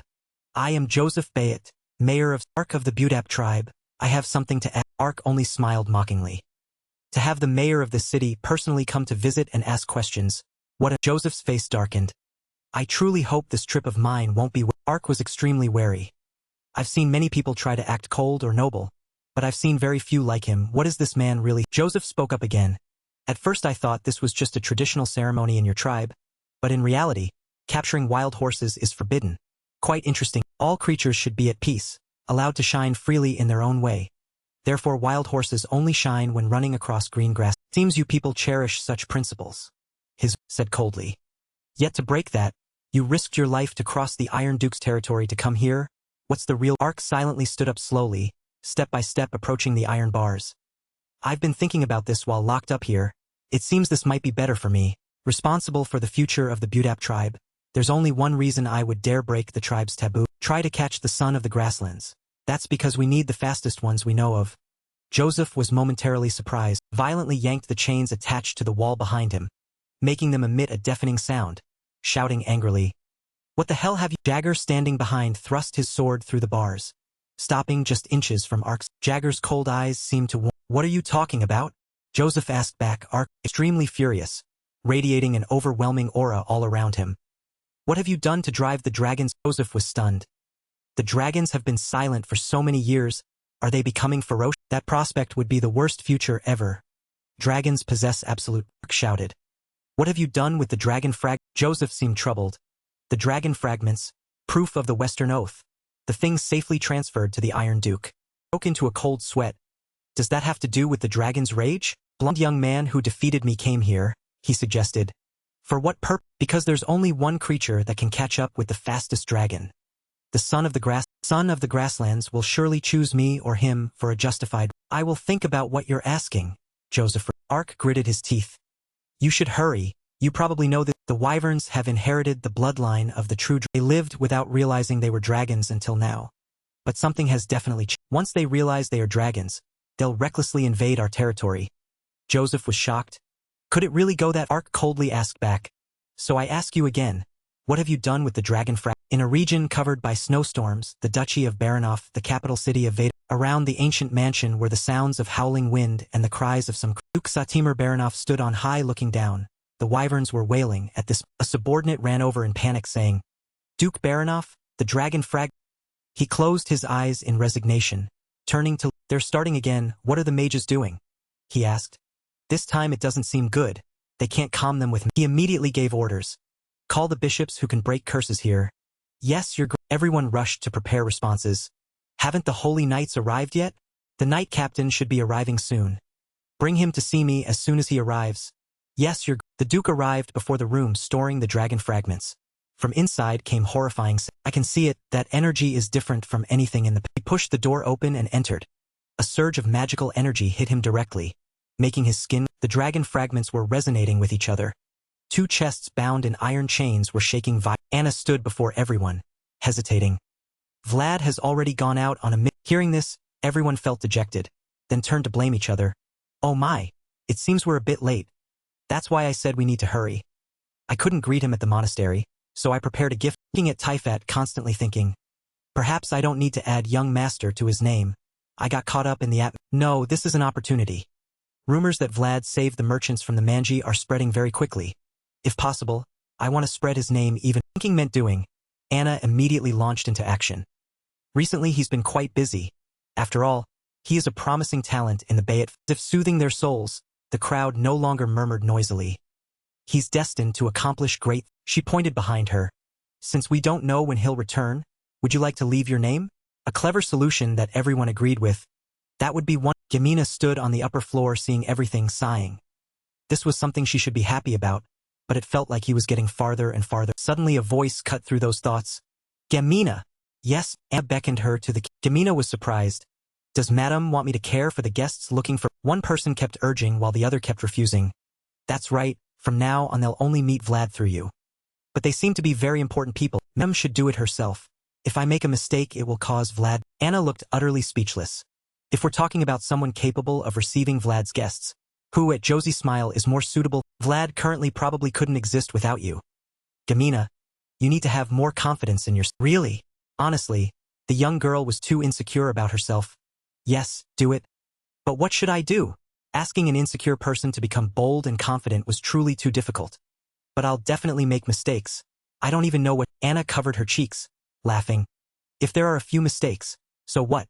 Vlad has to accept the risk for you. I heard he asked you to help attract a horse's attention.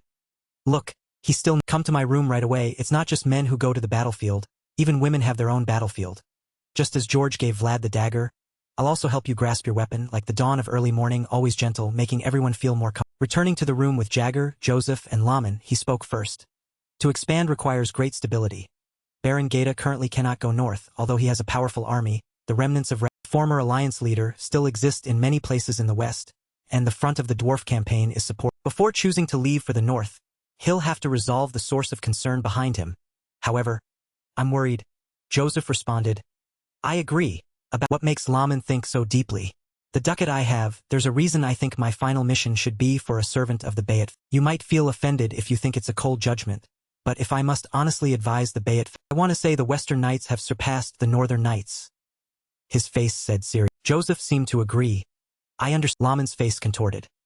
It seems I've been too complacent when I walked the lowest path and looked at the Western Knights. Thoughts like, I haven't fulfilled my duty, flashed through my. Colder than honor in any other region is a monster that relentlessly drives away the. Colder than the northern wind is the indifferent discrimination from the center. The Knights are those who struggled and fought against every. Now what? The North's strength was once very strong, but it's gradually weakening as we gain stability. On the other hand, the West's progress is slowly strengthening. You must not underestimate Baron Hino's request. You need to prepare before it's too. He clasped his hands and nodded. I completely agree with you, even the part where you say the current North is different from the old North. Nevertheless, North continues to produce mighty. At this point, both looked out the. That right. A new generation will always rise to replace the. Vlad rode his horse, standing under the bright sun. What's this? Why are there so many? Is there something interesting here? Of course they had to come out and see. What's interesting? Well, think about what you've done up till. You tried covering the horse's eyes to lead it in. Tried pulling it with pure strength.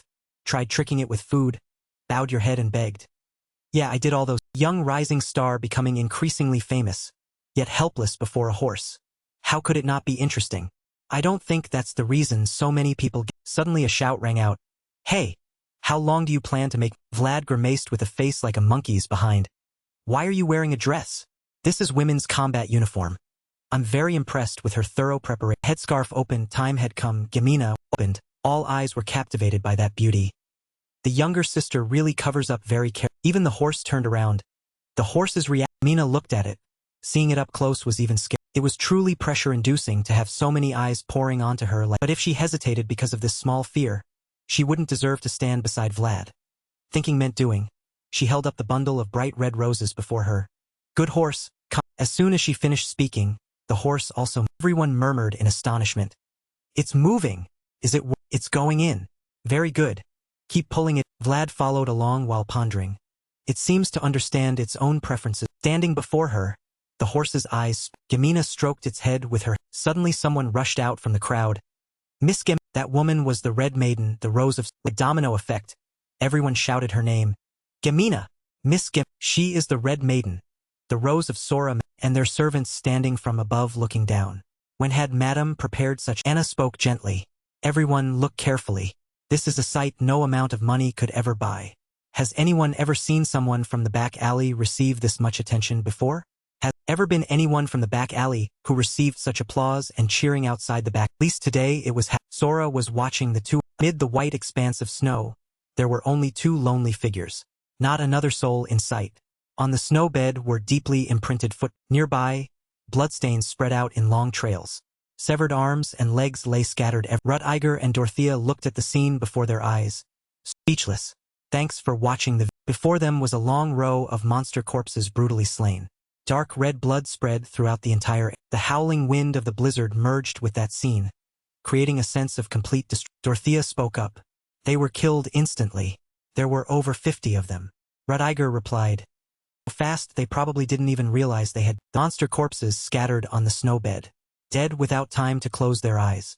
On their faces remained the look of shock from before. Joseph's report was correct, wasn't it? Dorothea's expression became serious. She said, yes, they had realized most perfect existence had been torn apart by a swordsman. And when it fell to the ground, its blood spread throughout the world. In her mind appeared the image of a massive dragon covered in blood falling from the. This was how the dragon remnants. Some dragons lost their wings. Some lost their scales. Some lost their eyes. They were divided and forgotten, losing their origin. One of them, for unclear reasons, had realized it was not a dragon. Yes. They turned and continued toward where the blood still. A giant footprint imprinted on the snowbed, probably belonging to the perpetrator of this massacre. It fell. On the seashore, groups of soldiers and refugees from the boats set foot on an island. The gloomy weather made it even more desolate. Life was an endless cycle of choice. Because no one could decide for you, there were times you had to face the situation yourself. And the moment of that decision was when they truly realized what kind of creature they. On the gleaming sword reflected a sturdy figure. It was Sigmund, fully equipped with sword and. He spoke up. Do you intend to ignore my orders, George? George showed anger and hostility. He replied. You are not my lord, Sigmund. The two looked at each other with eyes like bull. He raised a scroll and said, execute all remnants of the dwarf front. This order bears the seal of our lord, Count. George grew more furious. If you have eyes, look carefully. They're just refugee civilians. Behind George were civilians cowering in fear on the ground. Old people, children, women, and adults all. Sigmund simply said again. Perhaps he has decided these people are no different from one another. George objected. There's no way the Count would make such a decision. Sigmund's expression darkened ominously. You doubt the decision, which means you are disloyal. You have abandoned the oath of loyalty you swore under the gate of. George ground his teeth tightly. I am human. I cannot follow such an absurd. Sigmund sighed deeply. I understand. Turning to the soldiers beside George. What about you all? Do you intend to keep following? Soldiers fell silent, but broke out in cold. One by one they spoke up. I'm sorry, George. As if their courage had been drained, they all turned and left. I'm sorry. I'm truly sorry.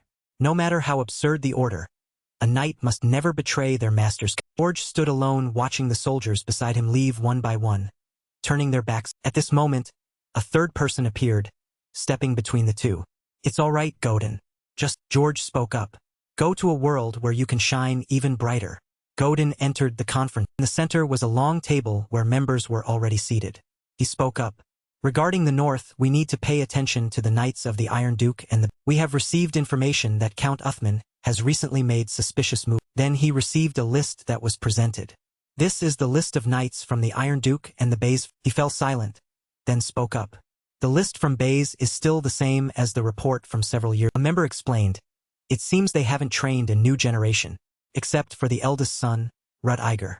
Recently there haven't been any new knights worth mentioning. Godin's eyes sharpened, looking as if he wanted to devour someone alive. Don't jump to conclusions. Others grew apprehensive, no one daring to say anything. Spoke again coldly but with full pressure. The weight of the Bay's name cannot be assessed through a simple report.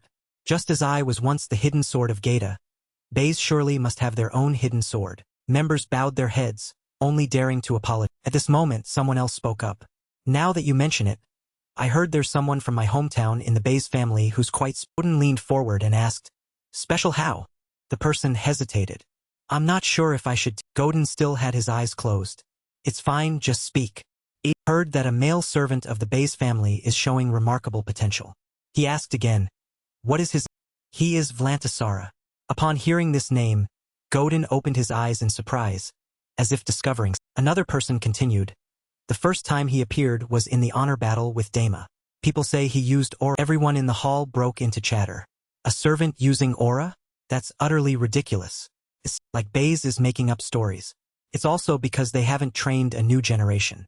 That's right, at this rate they might claim they'll kill a dragon." The laughter and chatter grew more boisterous. Godin sat with his hand propped up, deep in thought. He remembered that name. Uzara. Vlant. In his mind appeared the image of a brat with a crazed, bold demeanor from that brat was. He was about to say something, but then thought better of it. Memory, he only remembered a name and a face. Godin closed his eyes, recalling. But that truly shone, to the point that he himself wanted to take him. The memory of a wounded youth covered in injuries but with eyes burning brighter than ever appeared. "I don't know if he's still alive." The scene shifted to Vlant, lying slumped over the table like a dried-up sack. "I think I'm going to." A voice rang out. "Stop whining like a child and eat your." Vlant recounted. "This morning I had combat guidance with Sir Jagger, body enhancement and aura technique training with the old man in the A mocking voice rang out. Vlant spoke as if death was at his doorstep. "I also have a training progress discussion. I really think I'm going to die. You don't know how lucky you should be grateful to have someone teaching you." He clearly looked dejected. "I know. That's why I'm gritting my teeth and do." Just then, Gezi approached cheerfully with an oversized pile of luggage on his back. "Hey, Captain. Are you okay?" Vlant glanced over. "Why are you carrying luggage?" "Sir Joseph told me to stay here from now," replied indifferently. "What?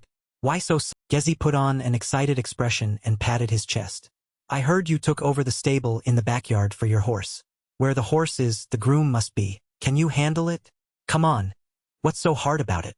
"I'm the horse groom of the Bays family." Vlant simply replied, "Good luck to you." Gezi looked confused. "Luck with." "You're done? Then go. I don't have the strength to talk anymore." "I'm not done yet," Gezi announced. "What? Sir Joseph told you to come." Vlant immediately opened his eyes and forced himself to sit up. "For what?" "He's calling you back to lift that pun." A short while later at a man. Vlant cursed himself for trusting Gezi. "I'm such a fool for believing his lie." In the room were others who looked like him. Everyone's face was before him sat two stern-faced people and felt like a This was not the atmosphere in which he would lift my pun. Before Vlant sat Joseph Bays with a cold, emotionless face. He said, "On a certain day in one of Count Uthman's villages, you defied my orders and rescued the Is that correct?" What seemed like just an ordinary question carried an invisible pressure on Vlant. He broke out in cold sweat as he answered, "Yes, that is correct." "If a similar situation were to happen again, what would you do? Would you still defy my orders?" Vlant felt as if a boulder was pressing down on his shoulders. He straightened. When looking into those deep, unfathomable eyes, he felt "I swore to be honest before, therefore I cannot." His hands clasped behind his back clenched. He pursed his lips, then answered, "Yes, I would still do." Joseph fell silent but thought to himself, "That's right. This is precisely why I chose." He stood up from the table. "Unlike those who can only shine through honor, you shine through con." Joseph approached a cloth covering something, then moved forward. "And when lost, it becomes the compass that helps you find the right, because you have found your own." He pulled away the cloth. "I hope this armor will help you protect that hidden quality." Behind the cloth was a gleaming suit of. Vlant was surprised. That was armor made by Sanrus, an organization that created the most exquisite armor. This armor was made using many diverse tech. Vlant hesitated, touching the armor on his body. "This armor," Joseph understood immediately. "I know you cannot remove it. Each scar is proof of the person you have been until. However, this armor is evidence of the path you have found." Vlant asked again. Joseph continued, "Come closer." He approached, looking at the armor and reading the inscription on it. "For the knight who protected the children's life." The others in the room broke in, satisfied smile. Joseph, thanks for watching the declared. "That's right. This is the path you will walk from now." Vlant looked at his reflection with the armor in the blizzard covered an area. Faintly visible were the fires of some punitive army. Volkov Baron, heir to the Iron Duke, looked into the distance at other army shadows. There, the sound grew closer. The sound of horses running on snow merged with the howling. A tremor, a white dragon with brilliant blue eyes was chased. Damn it! We're about to be caught. Someone shouted loud. They frantically urged their horses forward. Just a bit more. Just a bit. Ahead of them on that high mountain peak, Volkov with a magic arrow was aiming as the white dragon roared. His eyes emitted fierce killing and the arrow shot down from the mountain peak. The knights called to each other to that white dragon had detected the. Just when it seemed they had successfully brought it down, Volkov was pleased. We've got. But in those final moments before the arrow could strike directly, it still dodged my arrow even at that close range? Volkov was surprised. I knew it was fast, but I didn't expect it to be this. The fastest dragon indeed. He shouted the order loudly. Go! Don't let it slip away. Then immediately obeyed and turned around, shouting loudly. Surround it. Block its. Lindblom saw itself surrounded and, enraged, opened its mouth to condense a massive magic, wanting to blow them all. The knights had noticed and immediately responded. It's dragon breath. Scatter. Volkov was furious. You think we'll let you use that? Once again firing an arrow. Lindblom had noticed in time, quickly dodging and stopping that. Its eyes glared with fierce killing intent at Volkov. The two stared at each other intently. Turned and knights immediately reacted. It's trying to run again. Chase it. But it had already used its fastest speed to quickly leave them far behind. It's gone. We can't catch up. Flew away. Volkov stood on the mountain peak in fury. At a certain tea room, Rudiger leisurely sipped his. Indeed, you truly have appreciation for tea ceremony. There's no place with tea as good as. Opposite him was Joseph Bays. He wondered, what are you doing here? Did you really come all this way just to drink? Rudiger replied casually, why are you so rigid? Can't I visit my older brother without having been? Then he set down his teacup, becoming serious again with the conversation. It seems Uthman was right after. Joseph immediately tensed, secretly guessing what had happened. Which, it was indeed the issue they were worried about, and Rudiger's face turned. That's right. A dragon is heading this way. They'd be talking about the strongest dragons. If the west had death, then the north had Lindblom, living in freezing snow and wind, in the coldest places, the coldest and fastest dragons. Joseph protested. But it's not even their migration season yet. Rudiger explained. It's not that they migrate every. It seems some incident has occurred. Just as the deathworms were unusual last. Lindblom has already tasted the blood of Oros Sham Dragon. We must eliminate it before it goes. Joseph asked again. Which direction is it heading? Unknown. It moves too fast to track. It's dangerous. But we can't just stand by and. Rudiger agreed. Of course not. That's why he assigned me the mission to exterminate Lind. What can I help with? Sora will provide full support. Along with thorough reconnaissance of the surrounding area, I request deployment of. Joseph fully supported this request. How many knights do you? Rudiger's expression was completely serious. Joseph thought to himself. Just one. You need strong swords to fight a dragon, and even if I brought all my knights, no one could. Joseph skeptically asked his younger brother. Really just one person? Rudiger explained. Unlike deathworms, Lindblom can definitely be pierced by a. Naturally, if the sword can reach it. His expression changed to one of great. So who should I send? Joseph. Rudiger smiled. He had already chosen who would carry out this difficult mission. And at this moment there was a knock at the. Joseph acknowledged. Vlad entered, bowing in greeting, and Rudiger spoke up. Sorry. It was urgent, so I summoned someone without asking permission. Long time no see. The North's best dragon. At night, in an inn room under flickering lamplight, Vlad sat polishing his. He told Gamina, who sat on the bed. It'll take over a. Mina sat mending a shirt. It's good you're busy. You're excellent. She bit her lips slightly. If only she could see you. Hand polishing the sword. Vlad asked. Why suddenly bring that up? It's nothing. Just randomly thought. He murmured.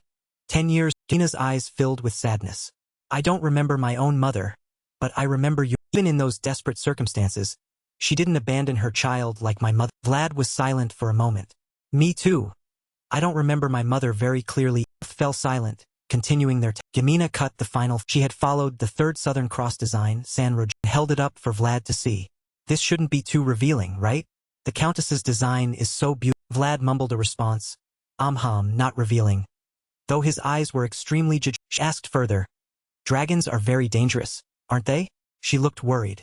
They're called living calamities. After Vlad stood and sheathed his sword. It'll take over a month just to get results. Autumn passes, so it'll be winter when you return. Gamina then approached and handed Vlad a handkerchief. Then take this. Yet he still asked. Can't you tell? It's a handkerchief. He looked at it for a moment, then guessed. still hung up. She angrily threw the handkerchief at Vlad's face. What? I felt bad for you always carrying that silk handkerchief you can't use, so This is cotton, she shouted, blushing. Use it. Then she rushed off. Anyway, be careful. Vlad shuddered in admiration. Such a stubborn. He held the handkerchief, smiling slightly. She says to use it freely, so why embroider a name? The handkerchief was Gamina's name in soft script, along with in the desolate wilderness of majestic mountains. White snow and thick fog surrounded a cavalry unit on the. Vlad had set out on his. Rut-Iger said, I only requested one person, yet he sent 3. What does this mean? Vlad guessed. Probably for extra safety? Rut-Iger refuted with some annoyance. No, I know his nature well. Surely that bastard is dissatisfied with me about. Because otherwise, he said, turning to look at the 2 behind them glaring daggers at him. Why would he give me this chaotic team composition? Rut-Iger thought to himself. A Manji warrior and an old Baze knight. Used well they'd be very useful, but currently they can't cooperate. Then turned to Vlad. From now on, these 2 are under your management. Vlad startled. I don't have the authority. Rut-Iger continued. Not even mentioning the Manji. How can I command a former master's knight?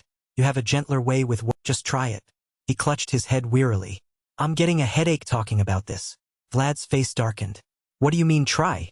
I don't have any method either. Looking behind where the 2 still hadn't stopped. Feeling like lightning might shoot out any. Laman taunted.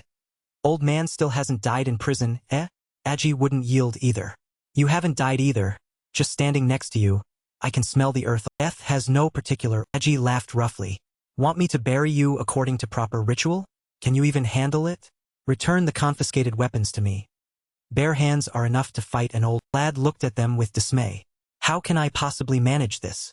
I want to go home. Suddenly a light breeze blew in, faintly carrying the scent of blood, and he looked toward where the wind came from. Blood, Thea exclaimed. Are you a dog? Smelling blood in the middle of all this. Seeing Vlad's serious expression, it was probably. Iger thought briefly, then ordered, lead the way. He chose to. After traveling a while, before them lay a blood-soaked battle. Dozens of corpses lay scattered everywhere, with an entire area collapsed into a deep. Rut-Iger said, Indeed, they've swept through devastation. He turned to Agi. Is this your tribe? He shook his head. It's a neighboring tribe we used, but the fact they came this far south means our tribe has also migrated. Laman spoke up.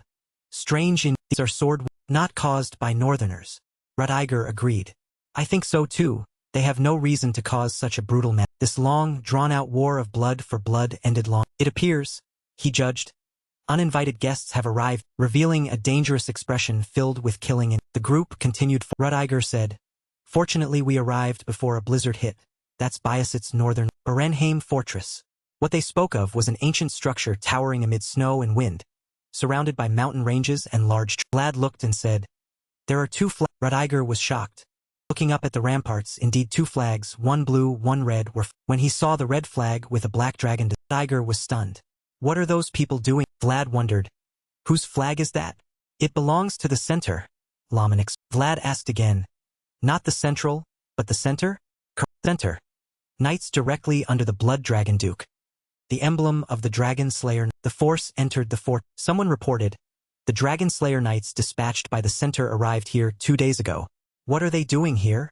Rut-Iger asked. They say they came to exterminate Lindblom. Hearing this, he ground his teeth in fury. They're fast with information. Vice Commander. He turned to the person beside him. Yes, Sir Rut-Iger.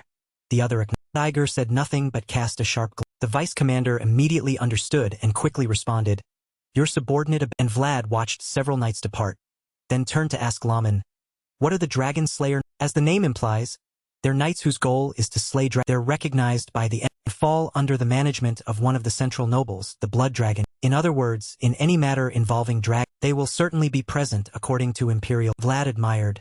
So very strong knights have come. Passing a tower blackened by fire caught his attention. Seems this place experienced a major. Laman said, This fortress is essentially a beacon tower. Barenheim Fortress is also called Biasit's Beacon. What's that? Vlad, raiding and being raided in return. To rebuild the burned fortress. This is the massive wall against Manji and monsters. And they both looked toward Rut-Iger, thinking about how they dared raise their flag without permission at Biasit's. No wonder he was so furious. Rut-Iger pushed open the double doors and a voice rang out. You've finally arrived. I've been waiting quite a while. Standing on the platform above was a dignified man with golden hair and blue eyes. Spread before Ruddiger was a knight squadron standing in neat. The man introduced himself. I am Mice, captain of the Dragon Slayer Knights. Mice is also direct bloodline of the Blood Dragon Duke. Mice Roger's face darkened. Seems another important figure has arrived without my knowledge. He stared at Mice like a bullet. Mice. I'm the temporary commander of Berenheim Fort. Mice's lips curled in a smile. His gaze contempt, while Ruddiger returned a hostile look at this person who dared act so arrogantly in his terror. Vlad standing behind also sensed this fiery confrontation. Mice glanced at those behind Ruddiger, and immediately he felt an invisible pressure as if to swallow him. Vlad was shocked. What is this? The feeling is exactly like seeing a death worm. Why am I sensing this? As the two looked at each other, Mice said, "This is what must be done.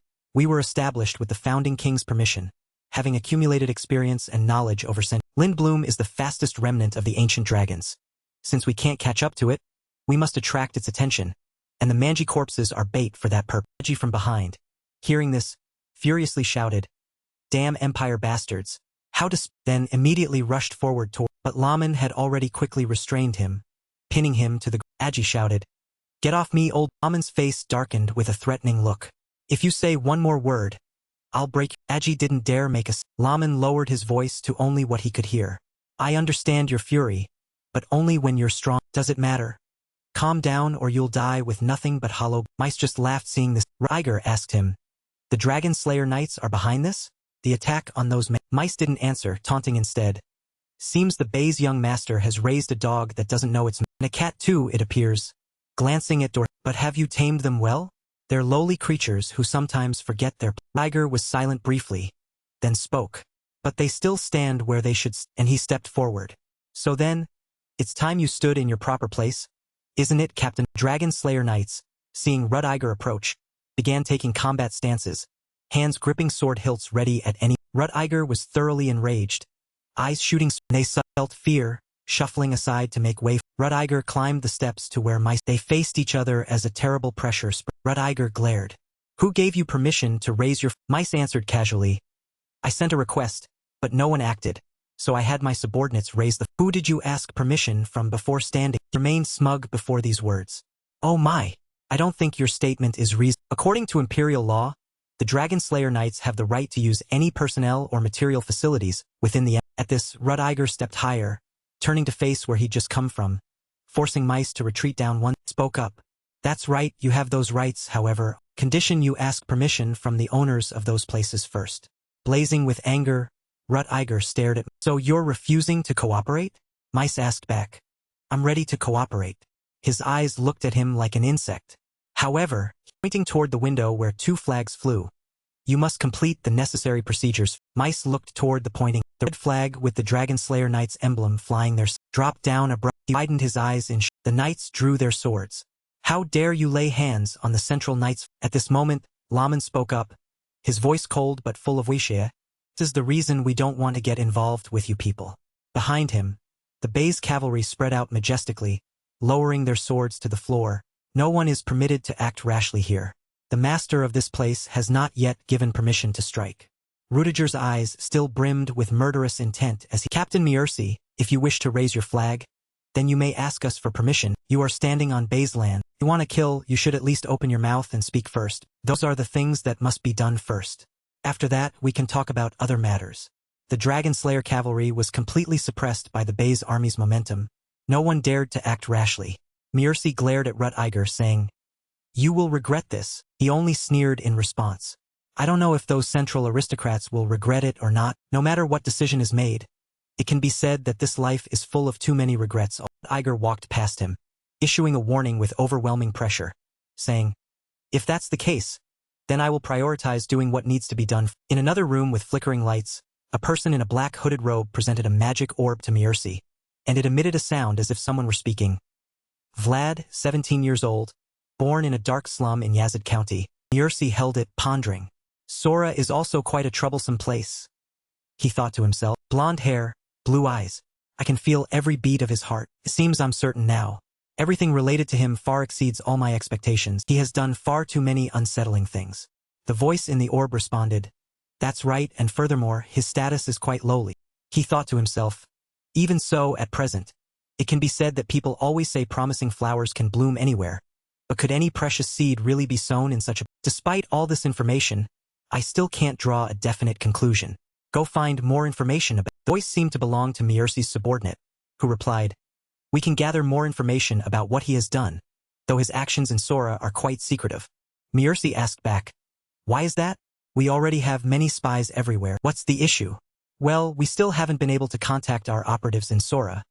After becoming the mayor, he has had all operatives monitored and controlled throughout the entire... Miercy raised his wine glass and continued, but he hasn't been mayor for very long. That's right, but with the recent disappearances, he has used that as a pretext to strengthen his force. Miercy's eyes turned cold, saying, swords and power alike, truly flexible and sharp, and along with that, one must strike quickly and accurately. Joseph Bayet. I've heard he can't even lift a sword, but no one understands his true strength better than I do. Seems the children of Bayet are also worth paying attention to. Both are talented, but the position of leadership is only... Seem to have just thought of some scheme, laughing sinisterly. I can exploit this weak... On the Bayet side, a meeting was taking place. Laman said, in my time, schemes and tricks appeared less often. Even so, no one could have predicted this. We found the attacker of the village right after. This matter can be said to be like dragon knights using magi as bait to lure dragon. Rudiger continued. Of course, that's because the dragon was too fast for us to catch up. There was no other choice. Dorothea said, if we can't kill that dragon, then those people will have an excuse to stay in this place. This is also within Rudiger's expectations. That's right. If we let the dragon-slaying knights kill that dragon, they will take that opportunity to carry out their intentions in the central region of this northern... Rudiger turned to the vice-captain, asking, how long will it take to make a trap to lure the swift dragon? There don't seem to be any livestock farms nearby. Best way seems to be asking the Potley family for help. Rudiger clenched his fist, saying, we have about half a... Or should we go capture some manji? We could go raid some demon tribe members captured by the dragon slayers. Someone suggested. Laman immediately objected, saying, don't say that. The demon tribe members in the dragon slayers' hands belong to aged people.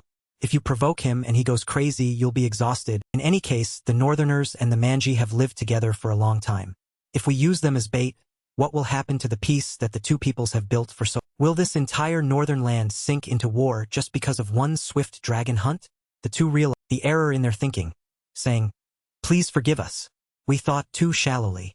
Laman sighed deeply, saying, this is truly exhausting. Rudiger pondered thoughtfully, saying, Lord Laman is right. No matter what we decide, there will be consequences. This may be the very situation that the Central Knights desire. They want this northern land to destroy itself through... He thought of something, saying, I've heard that Vlad has a horse that runs quite fast. Upon hearing this, Laman broke into a sweat and hurriedly waved his hands, saying, ah, please don't think about riding it. Everyone in Sora knows that horse doesn't obey anyone. I see. Seems it hasn't been tamed yet. Has it? It's very stubborn. That method won't work either. I wanted to use it to bring down the swift... Clenched his jaw in frustration. So what the dragon-slaying masters do isn't just empty reputation. I don't want to admit it, but I must say that hunting dragons is extremely difficult and requires detailed calculation. This won't work.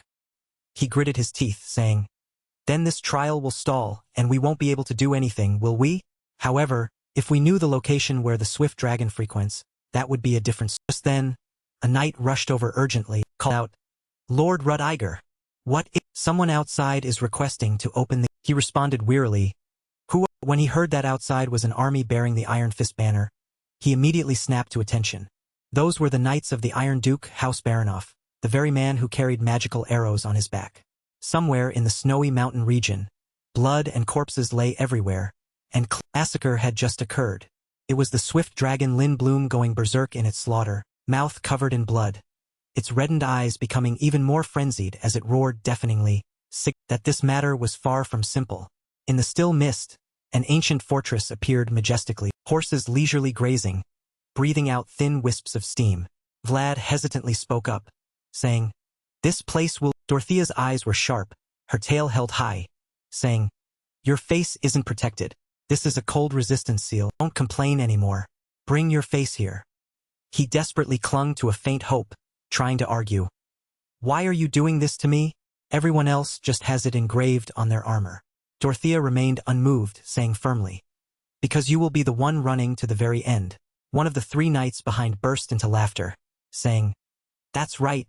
The best dragon herder in all. This time, run as enthusiastically as you did when fighting the deathworm. Their words left Vlad feeling utterly helpless, sweat pouring down like a stream. Dorothea moved like lightning, using her tail to frantically draw symbols. The seal was formed with extraordinary speed. Vlad stood still as a statue, astonished, robbing him of speech. In moments, the seal was confirmed, then faded and disappeared, and his struggles, his face still betrayed utter helplessness. She carefully instructed every detail, saying, "Anti-magic seals aren't invincibility. Remember to dodge its breath." He answered clearly. Dorothea was preparing to turn and leave, but still turned back to say, "I'll also remember what you said about that." Vlad's face still held an indescribable helplessness, saying, "Ah, be careful not to let it." A contemptuous smile flashed across Dorothea's lips, not hiding the mockery in her eyes, saying, "Is it a horse or a dog? Bite what?" Suddenly, terrifying memories flooded back into Vlad's mind. The image of that ferocious horse suddenly rearing up, its sharp teeth clamping onto a young man's head. "It does bite," he thought to himself. That guy was bitten when he tried to climb onto the horse's. At this moment, old Laman's figure suddenly appeared from afar, each slow step advancing forward, asking, "Are you ready?" Vlad stood up solemnly, bowing his head slightly in response, saying, "Yes, old." He began to thoroughly recount the situation, saying, "The scouts have returned. That dragon has taken the bait that the dragon-slaying knight set. The situation has become complicated." These words immediately made his expression turn serious. Old Laman continued without negligence, speaking about the issue, saying, "Age witnessed it firsthand, so he will testify that it wasn't the northerners who provoked the dragon. But tensions with the Manji will continue. For now, we must do our utmost." His eyes briefly glanced at him, concealing a trace of worry, asking, "Have you clearly understood your mission?" He looked over quietly, the corners of his mouth curved into a meaningful smile, saying, "What's so difficult? I just need to lure the swift dragon Lin to the designated location." Hearing the correct answer, old Laman immediately confirmed, carefully instructing the tactics, saying, "That's right. When you lure it to the eastern mountain ravine, Rut-Iger, who's lying in ambush, will emerge, and simultaneously, Volkov's spear will also be launched toward it." After analyzing every aspect of the strategy in detail, he stopped and turned, saying, "All right, if you have any questions, ask." With an expression so calm it was difficult to understand, Vlad seemingly had no opinions or objections, saying, "There's nothing to." Hearing this, he paused, and after a moment of silence, finally spoke, saying, "Just ask. You understand that you are the center of this dragon hunting campaign, right? Remember, this is not an ordinary dragon hunt." He was completely surprised by what was just said, exclaiming, "Huh." Old Laman lowered his head gravely, perhaps extremely serious, saying, "The future of the North depends on this hunt." A feeling of shock mixed with anxiety surged in Vlad's heart as he thought about what was about to happen. His voice lowered, beginning to speak about the two most powerful people here, saying, Baranov in the northeast, Bayet in the northwest, the two pillars supporting the north. The next generation of both families is directly participating in this dragon hunt. Moreover, old Laman hesitated slightly. The eldest son of the Dragon Blood Duke from the Central Knights Council is also here. Amid the solemn scene, a tall figure draped in a blood-red robe appeared. Just the existence of one of these three forces is enough to threaten the empire. The fact that the heirs of these families have gathered in one place, not normal. The family bloodlines, through 3 successive generations, have appeared one after another. If, by chance, the remnants of the dragon that even the two pillars of the north combined cannot defeat are eliminated by the dragon-slaying knights, Central Knights will use the dragon as a pretext to intervene in the north. The image of the Dragon Blood Duke's son eliminating the white dragon will remember, that dragon must definitely be killed by the sword of the north. His cold expression took on a darker hue. The lad was so angry that veins bulged on his face, gritting his teeth, saying, "Yes, this is the only way to save Age's tribe being held captive." Among the knights bustling about preparing for battle, suddenly a loud noise shattered the atmosphere. Old Laman and Vlad, standing from afar, also noticed the tremendous sound.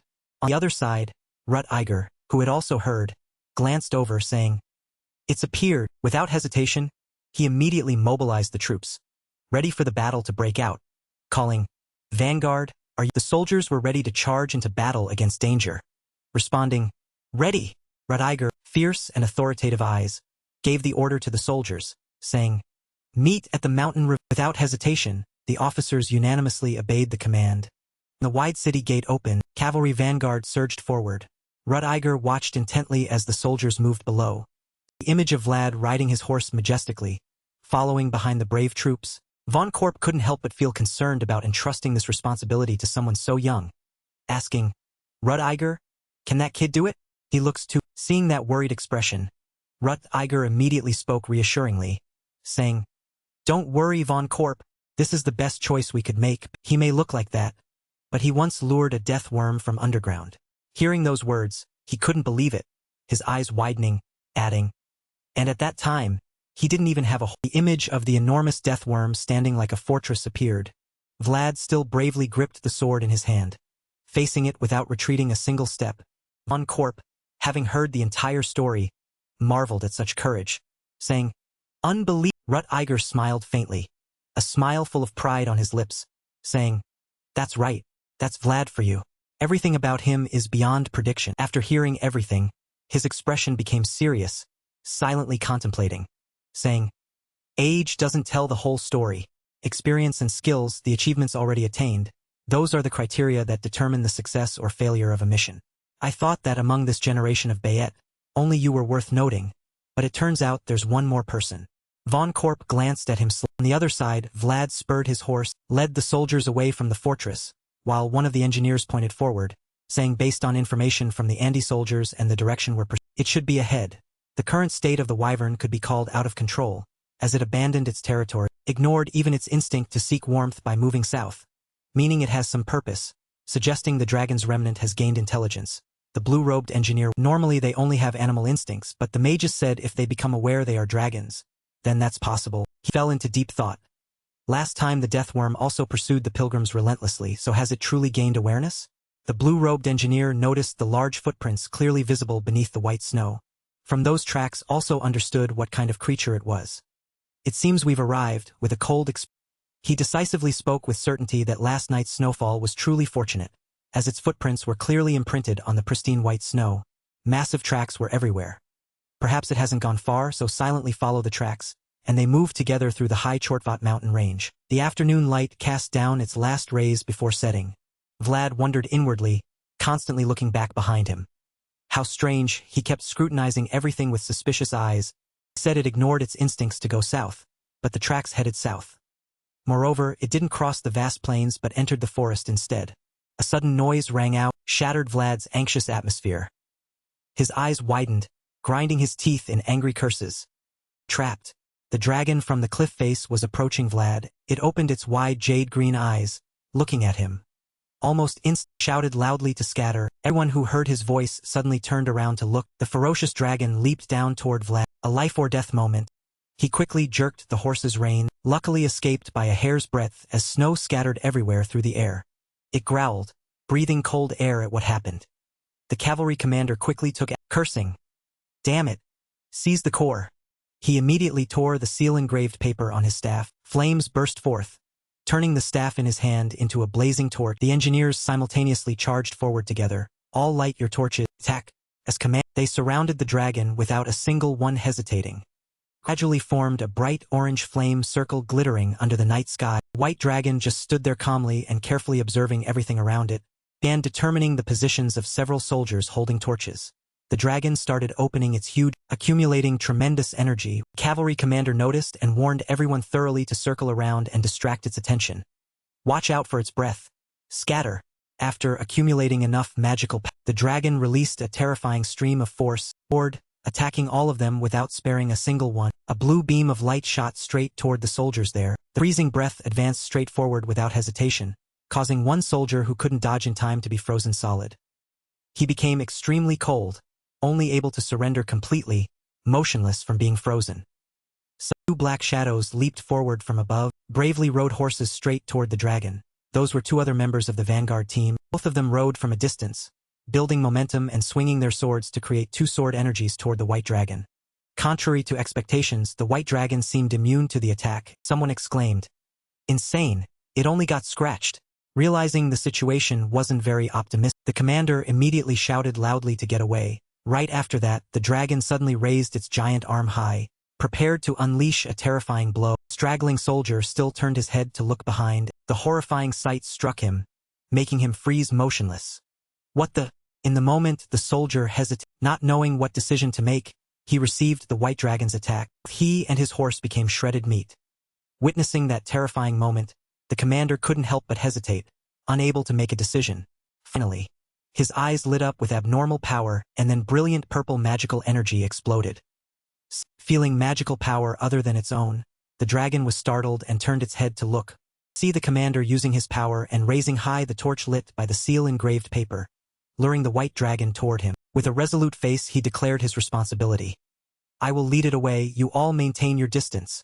Proudly holding the blazing extraordinarily brave commander spurred his horse forward. The white dragon excitedly chased its prey rapidly. All the soldiers, clearly hearing what their commander said, immediately took action. He led as the bait, luring the white dragon to chase. Behind, the cavalry also followed closely. The dragon realized that troublesome ones were tailing it from behind, and without hesitation, decisively launched itself into the air rapidly. Using the nearby cliff face, leaped up to travel above, closely following the commander ahead. So he felt himself afraid. When the time was ripe, the dragon jumped down, opening its mouth full of sharp fangs, coveting the prey before it with drool dripping. Quick as lightning, it was right in front of the commander. With nothing left to hesitate about, it opened its giant mouth, preparing to give them a cold, freezing breath. He screamed in terror to scatter. Unfortunately, that power was too cold and froze the horse's legs. Them surprised by the white dragon's action, the dragon's breath directed downward created dense clusters of sharp ice shards on the ground. Vlad, with quick and skillful agility, rode his horse leaping high to avoid the frozen area below. It was close. He nearly touched death's door waiting there. Vlad gritted, his face covered in sweat. Damn it, that dragon is quite intelligent. The commander wasn't very lucky, because the horse he was riding was already frozen at the legs. The situation before them no longer held any advantage, so the commander had to quickly provide a solution. The plan has failed. Everyone dismount quickly. The soldiers simultaneously abandoned their horse, landing safely, block at least one of its legs. Despite the terror lingering in their hearts, the brave soldiers still stood firm before the giant dragon. The white dragon's green eyes opened wider, gleamed with impatience, like a predator waiting to pounce on its prey. The commander pressed his lips together, silently weighing the next move in his heart, wondering if it could still be done.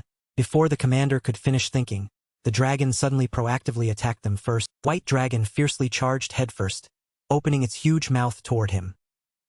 A splash of fresh blood appeared where no one expected. A thick, pungent scent of fresh blood wafted by, causing the white dragon to pause before its prey. The soldiers were utterly astonished, eyes wide, not believing what they were seeing. Someone who wasn't afraid to die cut his own hand, causing blood to flow continuously. Over here, this is the blood you want.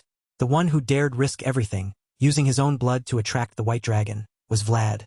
Dragon, detecting the blood scent and prey above it, could no longer control its instincts. It narrowed its eyes, watching the drops of blood flowing down, the restraint causing its eyes to begin showing red veins. Like that, each drop of blood from Vlad's hand kept flowing without stopping, making it unable to control its craving. When the next drop of blood fell onto the snow-covered ground below, also when it lost control of itself, mouth full of drool, madly roared. Vlad saw its ferocity and exclaimed extremely, "The effect is amazing." The sword spirit couldn't help but say, "But did you need to go that far?" Quick as a starving tiger, it leaped toward where Vlad was standing, forgot about the prey it was approaching earlier. A tremendous snow explosion occurred, blinding everything. Vlad had acted one step faster, riding his horse down toward the cavalry to avoid it. The commander didn't hesitate, throwing the torch in his hand toward him. Vlad, without betraying expectation, caught the torch. The commander shouted, "Run!" Vlad, hearing the order, quickly rode his horse away. The dragon wouldn't let its fat prey escape from its grasp. Pursuing closely behind the horse's back, Vlad had to try to reverse the situation, his eyes emitting a blue light, using extraordinary power, and the transformed horse. "Let's go!" Between two towering giant cliff faces, exuding an extremely terrifying cold aura. From the hillside ahead, a bright red and deeply ominous streak of light suddenly flashed. That was the unchangeable signal for the crucial moment. Subordinate standing beside, looking intently through the telescope, discovered the red signal indicating the important moment. "It's coming." Vonkop asked about the situation. How much longer? Through the telescope the emitted light could be seen. "It's right ahead, about 5 minutes, 4 minutes, 3 minutes. The signal drew closer to them. Subordinate shouted in alarm. 1 minute. He suddenly looked at his hands, not believing it would come so fast. Right now, right ahead. Vlad's figure in the telescope, riding his horse majestically, voluntarily acting as bait to lure the dragon into the predetermined plan. Hearing this, Vonkop hastily ordered those around him. What the hell? Fire the signal. Another cavalryman fired an arrow that produced sound toward the important person. The shot meant they'd reached the mountain ravine. Inside, a dignified sword-wielding figure stood before them. This was Lord Rudiger's territory. And approaching the destination, he suddenly felt pain, like electric currents running throughout his body. The sword spirit worried. Vlad, what's this? The horse was also affected. Not only, the white dragon behind also felt terrified, trembling. He painfully clutched his heart. My heart feels someone squeezing it. The sword spirit suddenly remembered what it was. A binding curse. Vlad tried to suppress the, gritting his teeth. A binding, what does that mean and who exactly is it? Suddenly he detected something. Far behind Rudiger's, there was another cavalry unit's silhouette. Vlad gradually stared intently at their leader, a blond-haired man with a sinister face. That was the eldest son of the Dragon Blood Duke from the Central Knights Assembly. He angrily cursed. That dead dog. Rudiger began to panic, not understanding why things weren't going according to the planned strategy. Why did you suddenly stop there? Large feet with sharp claws were approaching. The white dragon raised its head high, preparing its ready stance. Rudiger shouted loudly. All in charge. Hearing the command, Old Laman gripped his sword firmly. We're going up, cut off all its escape routes. With unflinching courage, the cavalry charged straight ahead with determined resolve. Both cavalry units simultaneously advanced forward. Rudiger worried. Lord Volkov. He held arrows and quickly commanded to fire everything forward. The arrows were enveloped by extremely majestic purple power. One of the unit members wondered, has it fallen yet? In the misty whites, Old Laman estimated the situation. Scatter. The white dragon from the mist spewed cold blue power. He noticed that transcendent attack. Blue power surged forward relentlessly. Old Laman rode his horse very fast, thought of countermeasures. If the best choice can't be, then the second best choice will have to do. In the distance, Vlad painfully clutched himself. With his horse stood motionless, unable to move. The old man gradually unleashed terrible magic. Old person like me having to go out in this weather means the cold penetrates to the bone marrow. The soldiers were stunned by his words, the terrifying power he emitted, an opportunity to shoulder responsibility for the future. The image of his robe billowing in the wind appeared. At that, Vlad's side was extremely critical and precarious, as the sword spirit kept reassuring. Concentrate, Vlad. The desperate voice kept calling his name, echoing, having crawled out of the dark pit behind the alley. Eyes filled with utmost sorrow.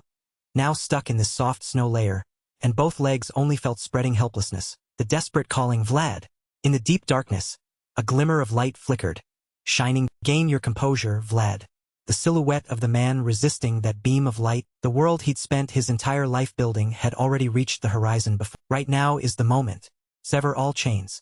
He began to awaken fully after everything he had endured. Vlad resolutely risked his life to draw his sword. The sparkling light flashed forth like a new, as if understanding the brilliant truth of the swords. The light gradually cracked under Vlad's magnificence. One who created all of this was none other than the eldest son of the Dragon Blood. Vlad charged forward, shattering the protective formation around Old. Mercy had to pay the price by suffering magical backlash, with blood flowing from his eye socket. Thought to himself, the boy does have some. Old Laman was now strangely calm. Go on, I fulfilled my duty. Now it's the lad's turn. Vlad was bewildered. Before they could exchange words, the hateful white dragon unleashed a new tech. That brave figure soared swiftly like a bird cutting through the wind, leaving behind a brilliant streak of light through. Vlad magnificently spurred his horse forward. The cunning dragon refused to, because that strike had made it impossible for Rudiger, standing on high, to determine their position. Everyone bore the mark so they could withstand the cold, but all still found it difficult to move at this. I open my world now, no one will be able to escape. Anxiety overwhelmed his mood now, making Rudiger unable to decide. Gritting his teeth.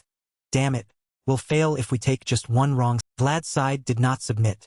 In that instant, his power surged dramatically. The white dragon went mad, roaring as it charged like an. Vlad struggled to handle it.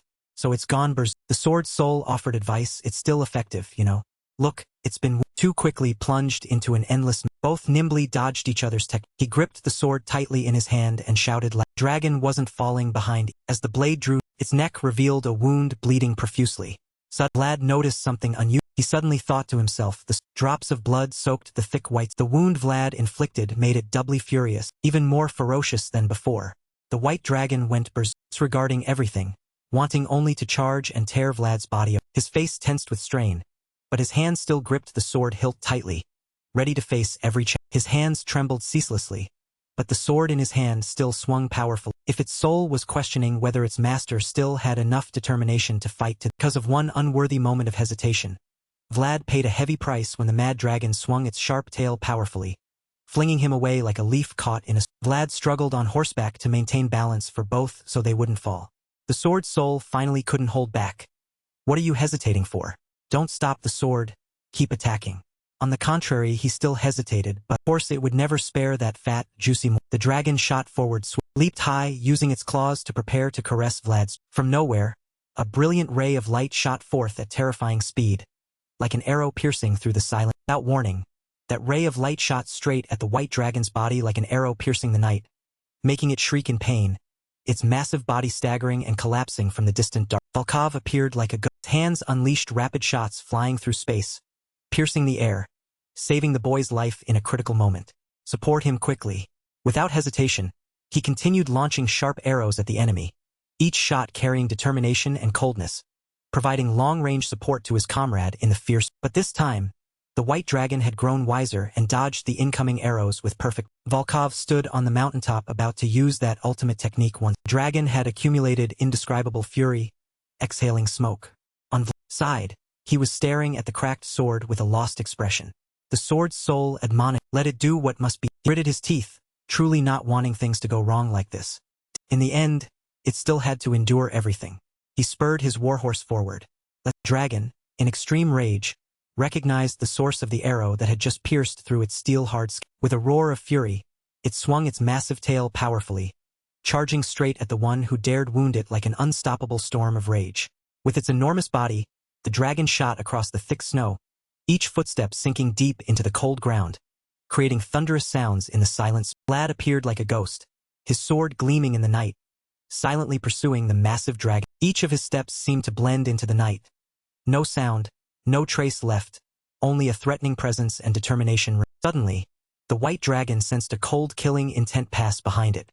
It turned its head, its red eyes discovering a figure gliding fast like a monster, the sword gleaming in the dark. Though the massive dragon's speed was incredibly fast, its pursuer showed no sign of slowing, as if tireless. Vlad, with cold, determined eyes, gripped the sword in his hand as if it were his last breath. Each of his steps rang with the sound of steel striking ground, creating a deadly rhythm in the silent night. He no longer cared about life or death, having only one objective: to confront the massive white dragon charging toward him. Vlad drew near the white dragon, the sword in his hand flashing like lightning, containing powerful mana. A mighty slash rained down, cutting through space, carrying the power of nature. It made the dragon shriek. The white dragon roared a miserable cry, the sound echoing throughout the space, as if heaven and earth must tremble before its ultimate. Vlad unleashed slashes like a storm without pause. Each slash contained power and iron determination. The sword gleamed in the silent space, creating brilliant streaks, each slash aimed at the dragon's weak points, as if he wanted to create a miracle, an indelible mark in him. The slashes once more, from the void, arrows shot forward swiftly without gaps, like lightning piercing the night. They drew deadly arcs, giving the massive dragon no chance to dodge, coming in succession like a storm. The sword gleamed with cold sharpness, cutting through the dragon's hard skin. Each slash contained power and iron determination, creating brilliant streaks across its body. He stood frozen, eyes panicked, hands trembling as they gripped the sword. A cry rang out, not from fear but from creeping anxiety. Stop! I said stop! The blade in his hand scraped against the dragon's. The sword in Vlad's hand had cracked. The tip bent as if unable to bear the pressure. It remained steadfast. The steel gleamed once more. He couldn't help cursing, damn it. Countless wounds covered the dragon's massive... Vlad's warhorse had run so fast to block the dragon's legs, wanting to make it stop, which caused it to crash down onto the pristine white snow. Thick smoke from the fall made its form appear. Once more, from the void, arrows shot forward swiftly without gaps, like lightning piercing the night, drawing a deadly arc, giving the massive dragon no chance to... The white dragon could only stand still, eyes fixed on the approaching arrow. The arrow gleamed with an eerie purple, piercing through space like lightning. When it stabbed into the dragon's body, a roaring shriek rang out, painful, and that arrow pierced straight into its leg, the wounded limb trembling ceaselessly. It was precisely that throwing force that had severely injured Volk. That very arrow saved his life once more, all thanks to Vlad. Without any hesitation or doubt about anything anymore, Vlad spurred his horse. Finally, his eyes shed tears, his gaze overflowing with pain and resentment. Inside, he steeled himself to endure, unable to utter a word, only silent resentment burning in his eyes. The sword lay still in his hand, the steel gleaming under the light, reflecting rays like countless stars.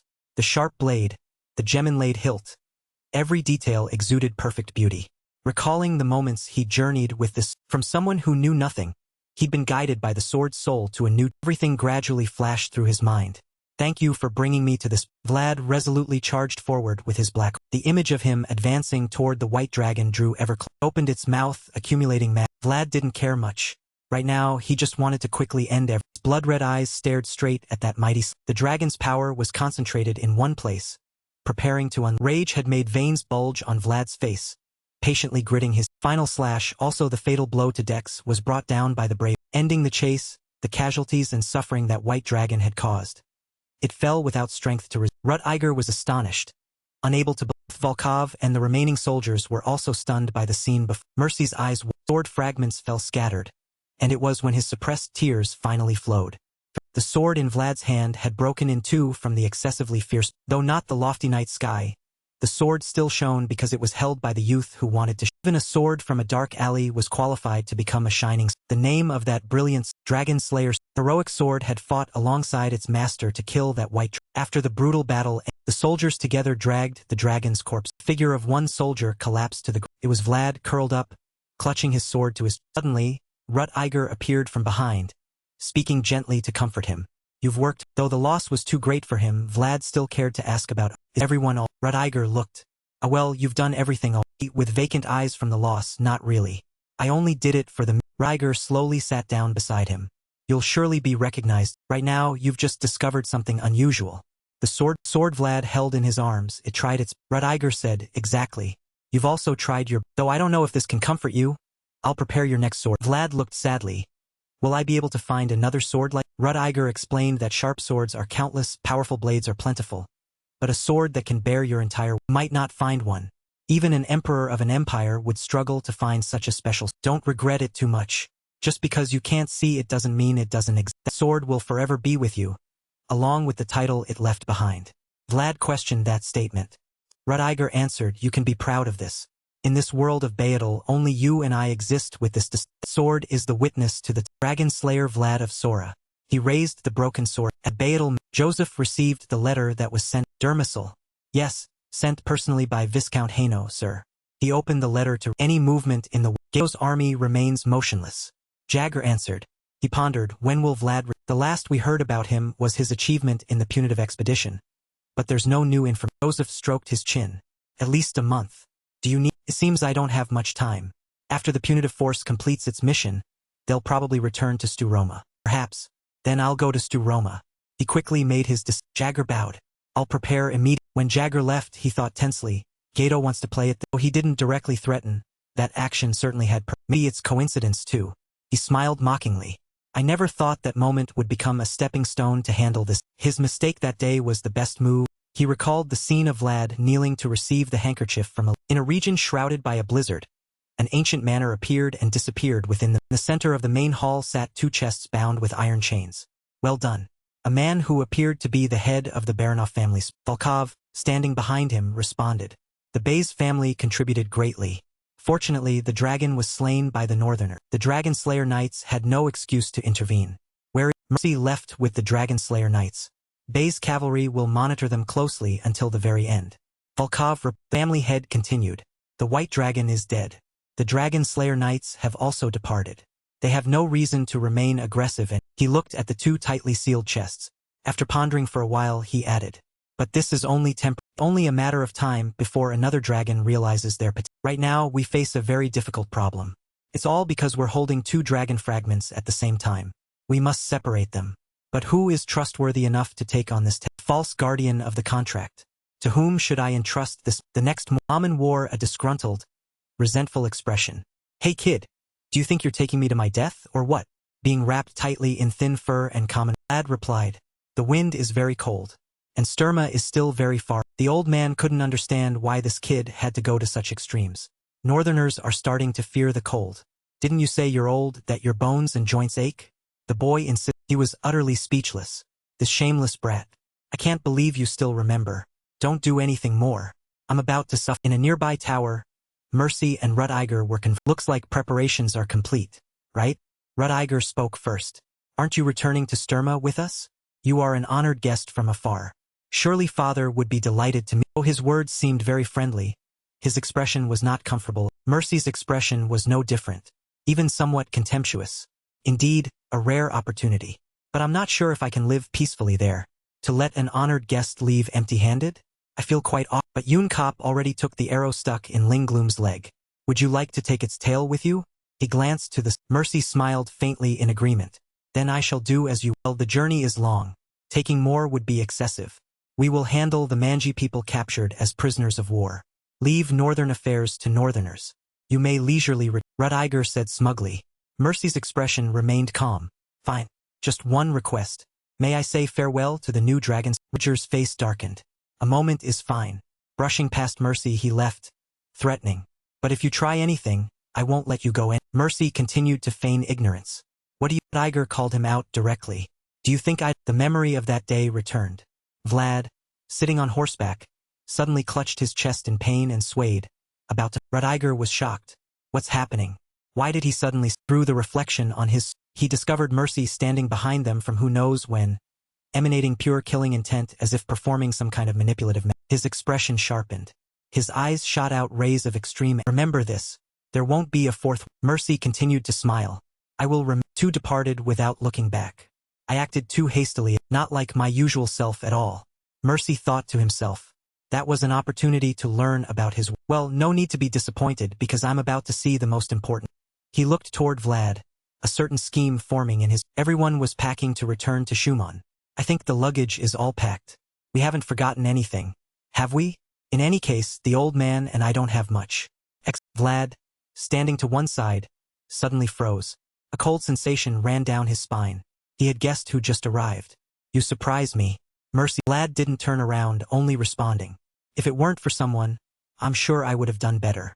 In any case, it was very pleasant to meet you, though it seems our feelings... Vlad turned his head, a hostile, dismissive look clearly showing on his face, completely calm when facing this person, no longer feeling the chill from their first encounter. I have no reason to be happy meeting you, but I have plenty of reasons not to want to... The eyes of both, sharing the same blue color, looked at each other with bullet-like gazes. But Mercy seemed more excited. He said, How sad. It seems you've misunderstood my good intentions in not wanting you to step into... Vlad's dismissive expression remained on his... Mercy's change, his aura sharp yet profoundly calm. In such a short time, has he already matured? That makes sense. Wherever you are, you must learn to hold your head high. Mercy smiled. You were born to become such a person. His eyes consumed all of Vlad and his aura, as if wanting to devour him. All right, I'll ask a few more questions then disappear from your... Those sharp blue eyes, as if seeing through everything, asked, Does your heart beat very fast every time you see a... Vlad was shocked. He hit the bullseye. How does he know about this? Vlad remained silent, breaking into a cold... He recalled the sensation when seeing Ling Bloom and the... Mercy continued. Ling Bloom's fresh blood. Didn't you crave it when you saw it? Vlad completely... He stepped closer and with his expression smug, as if toying with prey in his... I want to know. Do you want to drink dragons? The Sturma capital of Count... Vlad sat quietly in his... He held his head in contemplation, his mood... He slowly stopped and looked up. Vlad recalled Mercy Dragulia's... Do you want to drink dragons? That question made him so angry, he ground his teeth until veins stood out on his face. What nonsense are you Vlad frowned in thought. But I know that every time I see a dragon, my heart beats faster. Even facing it makes my heart... His heart always echoed a question with no answer. Who exactly are you? How do you know things about me that I don't even know about my... Suddenly, a knock at the door interrupted Vlad's train of... He irritably propped his hand on his thigh and said quietly, Don't disturb me anymore. Go. Ruddiger gently opened the door a crack, poking his head in with a sad expression. Oh, how cruel. After all, we're comrades who hunted dragons together, twice, no. Seeing this, Vlad immediately stood up straight and respectfully. Though Ruddiger smiled faintly, continuing.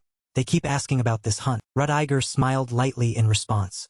I thought you had some issue. Ruddiger carried a large, mysterious suitcase as he entered. May I come in? Vlad immediately answered. Ruddiger looked around once. So this is where the attendants live. This is my first time. Vlad showed a worried, somewhat confused expression. Why have you come? Tiger set down the large suitcase and began introducing it. This is the sword I promised. Inside the suitcase was a long, gleaming white Tiger added, made by Bay's master blacksmith, Dick Tun Zen. Not only hard and sharp, but also light and balanced. Rut-Iger smiled, extending his hand toward Vlad in confirmation. And light and balanced too, so it's certainly worthy. Vlad looked down hesitantly. This seems a bit excessive. Iger tried to persuade him. Not at all. This sword is not excessive for a dragon slayer. This is the deserved reward you should expect. Fleetingly across the gleaming blade appeared Rudiger's cunning eyes. I wanted to give you the best sword I could obtain, but that would cause misunderstanding. Rut-Iger explained further. I have no other intentions, don't worry. I know the relationship between you and my younger brother. Vlad, hearing this, reluctantly accepted. Yes, then I will receive. Rut-Iger inquired. Is Joseph here? Have you met him yet? Vlad replied coldly. Yes, we just chatted briefly. Seems he's very... Rut-Iger nodded with a light smile. That's right, thanks to someone. Looking at you too. Sometimes I don't know who's serving whom and... Vlad asked in confusion. Faced with Vlad's attitude, Rut-Iger couldn't hide his surprise. What, you haven't heard anything yet? Vlad asked back. Heard, Rut-Iger answered.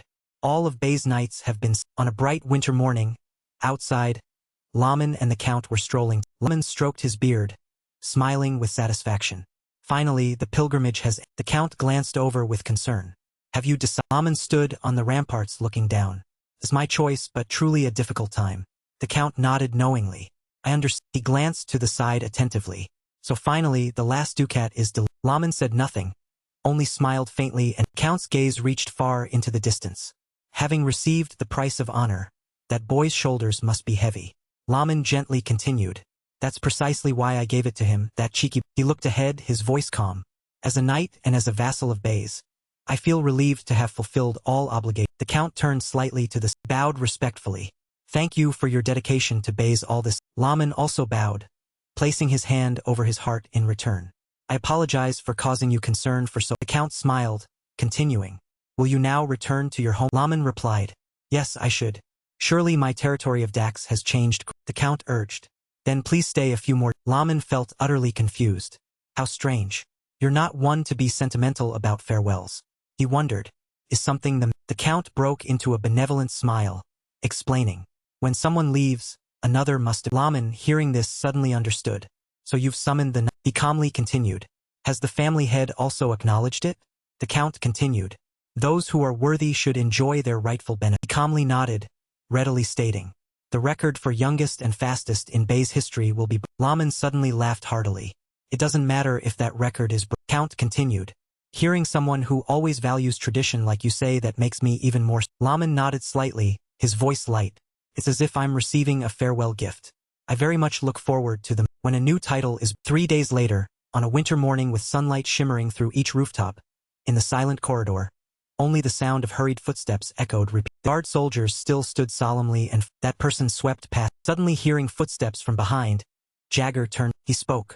Oh, hello, Oksana. Have you performed the... Lad replied. She's transformed you into a different... He felt somewhat embarrassed, lowering his head to avoid eye contact. Really? Feels a bit strange. Degervoinderd. Are you... Lad blushed in response. A little. And surprised. Seeing his flustered appearance, the man covering one eye suggested.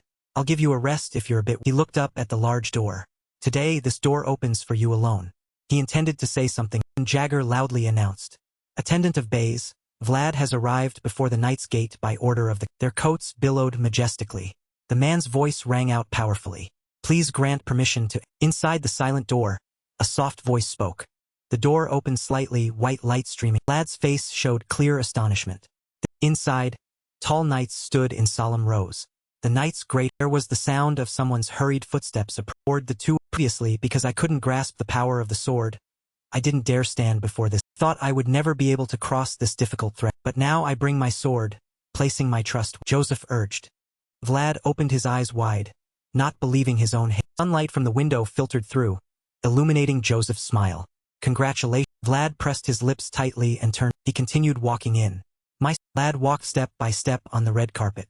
The crimson path is the path of... The kid walked that path without even knowing. One step, then out of the dark, dirty alleys toward the brilliant star shining above, and now, finally, he had touched that. Count stood on the platform, looking down solemnly and... Vlad, Squire Knight of Bays, you have done very well on the path to this. The Count handed Vlad a scroll, then instructed. Keep the Swordmaster's code forever unchanged with your left. The Count raised the sword high according to custom, and engrave it in your... He gently placed the sword blade on Vlad's shoulder. A knight must always focus on developing potential. That is the Swordmaster's second. Knights who are willing to burn everything they have at the village of... The right person appears in the right place. Then action must be taken without hesitation. The only standard for making decisions lies in one's own conscience. Vlad remained silent, kneeling respectfully and attentively listening to the teachings of the Baron. For a knight must always walk the path of honor. That was the final rule set forth by the sword. To preserve honor, one must always raise their head and move forward, never committing any shameful act. That is the worthy price of becoming a knight, the Baron solemnly declared, saying, "Swear before my sword and the code of the sword." Vlad of Sora. The scene shifts back to Vlad's past. The boy had always looked to the potential of the unadorned sword, and the red-haired girl beside him could bear with. Even in life within the dark, filthy alleyways, the boy was willing to protect what needed to be protected. The knight who protected the smile of the rose could testify to his conscience. While gazing at the starry sky, he had decided to keep moving forward so that one day he could... It was a law he didn't consciously know, yet he had always been the one to uphold it with everything. The unadorned sword that had struggled alongside him all this time could bear with. Turning to the present, after hearing the Baron's words, Vlad spoke up. I vowed that he would protect the code of the Swordmaster with all his... The Baron then proclaimed, I, Peter Bayezid, Lord of Bayezid, decree as follows. He declared, while kneeling you are a lowly squire, but you shall rise as a knight. Vlad quietly stood. He is the knight of Lady Alicia, the one who protected the breath of the children blessed by Sanlo and the Dragonslayer, a name born beneath the blue blood of the wicked dragon. The other swords were raised high in unison as a sign of agreement from the other knights witnessing the ceremony. Acknowledged by the knights of Bay. Vlad of Sora. Today, the boy without roots had created his own foundation through his own. Everyone smiled, welcoming. Outside the door, a tall figure silently witnessed everything. These are the roots that all the stars here will be able to testify. Surprised to hear a voice beside his ear. Well done, Sir Vlad. Currently in Geta, a banner bearing the image of a black eagle spreading its wings wide. The time had come to advance without hesitation. But those shorties behind us are still making everything so irritating. A large hand was toying with a walnut, saying, so this time I've decided to proceed slowly, bit by bit, just like those damned aristocrats. Simon Geta sat upon his throne, hand resting on his chin, breaking into a cunning smile. I hear that the only remaining member of House Haino, Alicia, still has no spat. Godwin replied, that is correct. Simon continued, oh, how can that be? How can she endure this difficult world with a woman's body all alone? Simon grinned mockingly. Godwin, this time I'll need you to demonstrate your... Godwin bowed his head in reply. Please command me, Simon ordered. Go with my damned son to Dioma and seize a legitimate and fair opportunity. Godwin thought to himself, not violence or war, but a legitimate opportunity. Simon's eyes half closed, revealing depth. But you are still my hope. I trust you will not disappoint. Godwin raised his head and answered seriously. I will do my utmost. Scene shifts to a castle bathed in sunlight streaming through the windows, further accentuating its majestic. In the room, the Baron clasped his hands together, smiling as he spoke. As you wished, that child has been granted. Joseph bowed politely. Thank you. The lords of the north will gather. Joseph, hearing this, questioned. The Grand Count. The Baron glanced sideways and answered. Precise. Joseph's face revealed worry. The Grand Council hasn't convened in over 10 years and suddenly, I haven't sensed any signs. His eyes half closed, filled with countless doubts. Did they maintain such tight security? Or was it conducted so urgently that no one noticed? What exactly is the Baron suggested? At that conference, I intend to install Alicia Haino as the Lord of Dioma. Joseph was very surprised by his... The Baron spoke while uncorking the wine. For a long time, House Haino has profited from their position at the border between the south and the... He poured the wine into a glass. But now they must, he said gravely, become the gateway to the south or become the abandoned wasteland of the... The Baron quietly raised his wine glass. If they choose the latter, they will become prey to the eagle of the... He set the glass down on the table, his voice carrying hidden meaning. The era of peace has ended, and it's time for everyone to cling to each other to survive. It will be a difficult choice for Dioma, who have always maintained neutral. Joseph asked coldly. She will choose the north. The Baron's hand... Then he spoke. I know you've worked very hard to create that... Joseph's eyes revealed surprise. The Baron caressed the glass rim.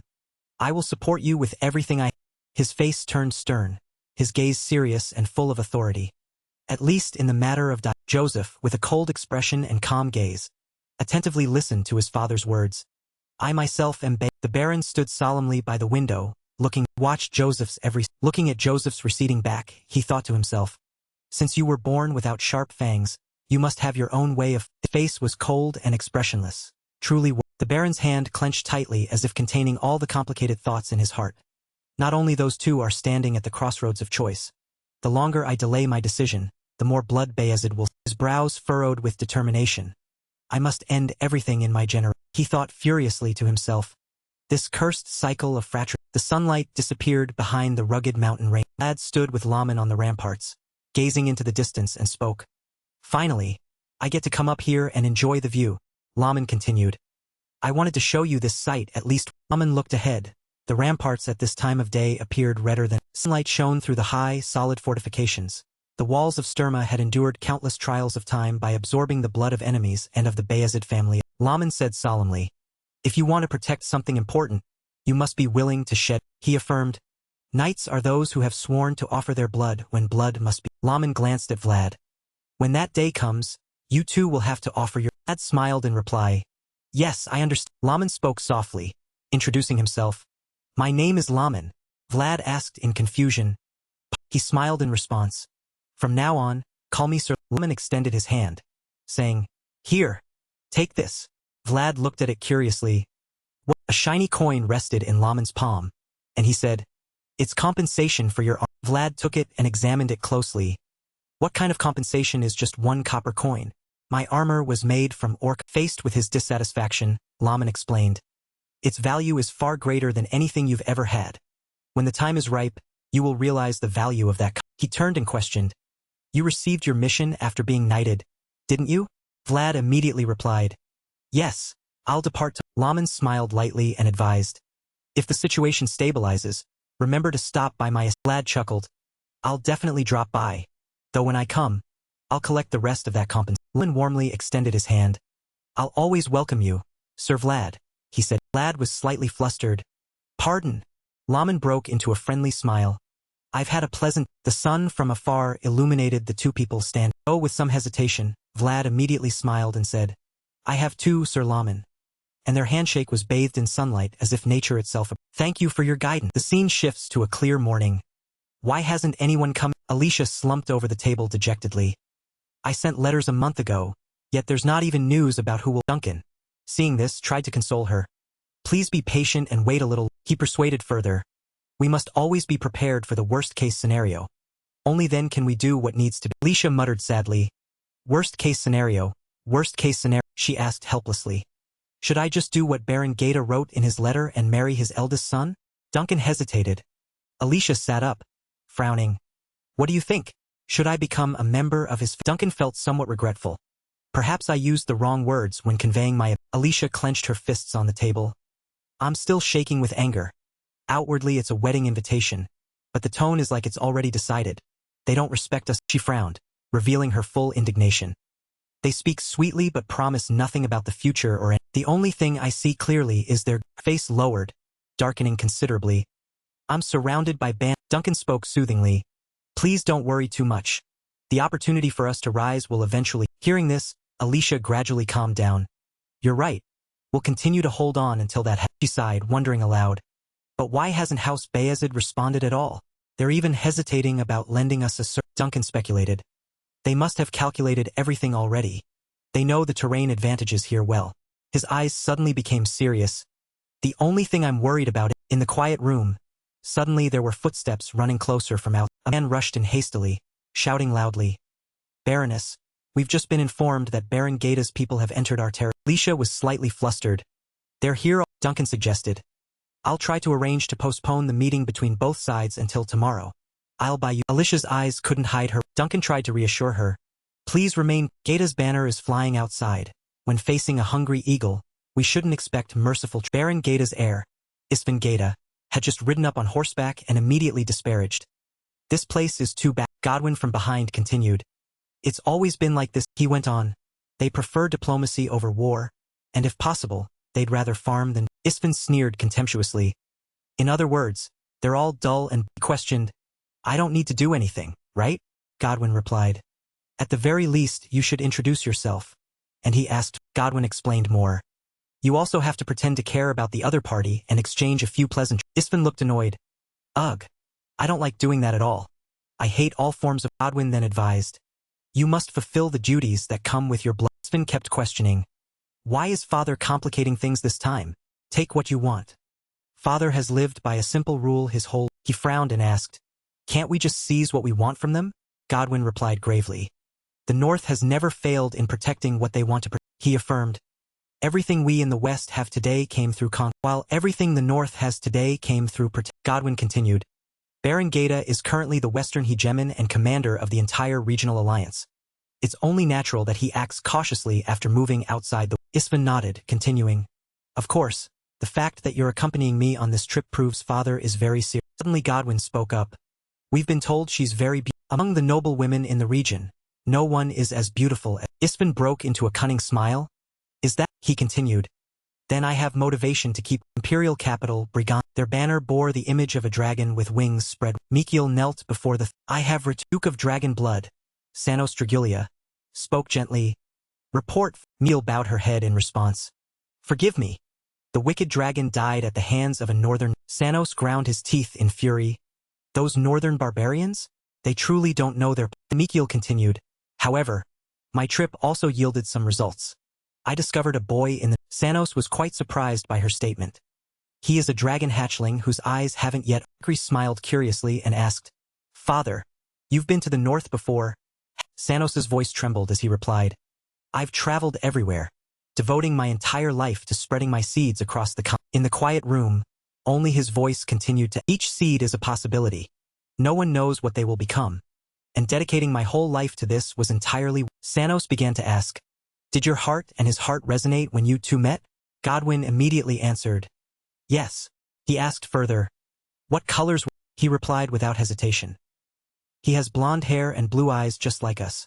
Only those who possess the bloodline of the Dragulia family have those features. Sanos nodded knowingly. I understand. He revealed. He still hasn't undergone the return transformation. Most likely, he hasn't opened his eyes yet. As you outside the window frame, the sun seemed to be. Sanos's hand rested on the armrest. Spreading seeds is a difficult task, and the waiting is. Sanos's face gradually became younger, like that of a handsome and elegant young. His hair also gradually turned golden, yet humanity still continues repeating this. His hands clasped together, his face revealing something terrifying. I too have lived this. His face flashed with cunning. I want to meet this. Isfin was extremely astonished. Oh, so the rumors are indeed just. Before him was Alicia's beautiful, cold face. Before my eyes is a beauty that no pen can describe. Isfin bowed. It's an honor to meet you, my lady. I am Isfin of the Gate of. Alicia sat on her seat and replied. I'm pleased to hear of your visit. Isfin. Dunman looked displeased, thinking to himself. Indeed, the typical arrogant manner of Western frontier pioneers. Daring to call her my lady, when her official title is Baroness. How? He stepped down, leaving Isfin confused. Grinned. Alicia spoke up. You've traveled far. If only you had notified us an hour in advance. That would have been. Isfin brushed it off. About not letting him continue. Alicia cut him off. Furthermore, she said coldly. Perhaps this marriage proposal needs some changes. The attitude Gata has shown me is somewhat Isfin smiled half-heartedly with cunning. Ha! This seems interesting. I thought she was a harmless young lady, but who knew her tongue would be so. Godwin bowed respectfully. As our Lord the Earl once said, relationships that begin with precious meetings are invaluable. Alicia raised an eyebrow questioningly. How could a meeting between two families progress so rapidly? Godwin immediately replied. His lordship must value Lady Alicia greatly to send his son. Hearing such words, Dunman was furious but tried to endure it. I must be patient. They must have ulterior motives to be so arrogant, perhaps to build justification for their acts. Isfin bowed, placing his hand on his chest. I apologize for our lack of adherence to Godwin confidently stated. Lord Isfin is the heir of the Gata family. With his presence alone, those meaningless procedures can be Alicia's eyes half closed, remaining silent without saying anything. Isfin laughed loudly. Please don't be angry. She continued. We will slowly exchange more details. First, please rest at the accommodations we've prepared. But he brushed it off. Rather than resting, I'd like to have an intimate conversation with Lady. Hearing this, Alicia flinched and he continued. I should have greeted your parents first. That's proper etiquette. But circumstances aren't favorable. And while patience is a precious human virtue, There's also a limit to kindness. And if the other party has crossed the line and we only silently endure, that would only be degrading ourselves. Alicia bit her lip, trembling with anger, and quietly said, "You Despin smiled mockingly. It's quite simple," he thought to himself. So they had prepared their schemes in advance. Suddenly, a loud voice announced, "The Knights of Bays have arrived." Alicia's eyes widened as if she had been waiting for this for a long. Isvin and Godwin glanced. Dunman hastily gave the order, "Let them." The doors were opened. A large crowd of people and Jagger led the troops forward placed his hand on his chest in greeting. "It's been a while, Bear." All the other knights followed. The Knights of Bays pay respects to the Lord of. Alicia smiled warmly. "I very much welcome the Knights of. Vlad stepped forward. "I apologize for being." He placed his hand on his chest, bowing his head and Lady Alicia, "We have come to answer your." She smiled with satisfaction. "Indeed, only you are worthy of calling me my lady, because you are the only one I have." Vlad revealed. "I came here to pay a price worthy of the handkerchief you bestowed upon." Isvin was confused. "In a handkerchief?" Vlad's eyes glanced over. "I will stake the honor of a," he declared, "along with a name guaranteed by Bays, worthy of that." Struggling past the mud. Finally, the eyes of Vlad and Godwin. He looked toward Godwin. "My shadow has Look, Azure Moon Knight.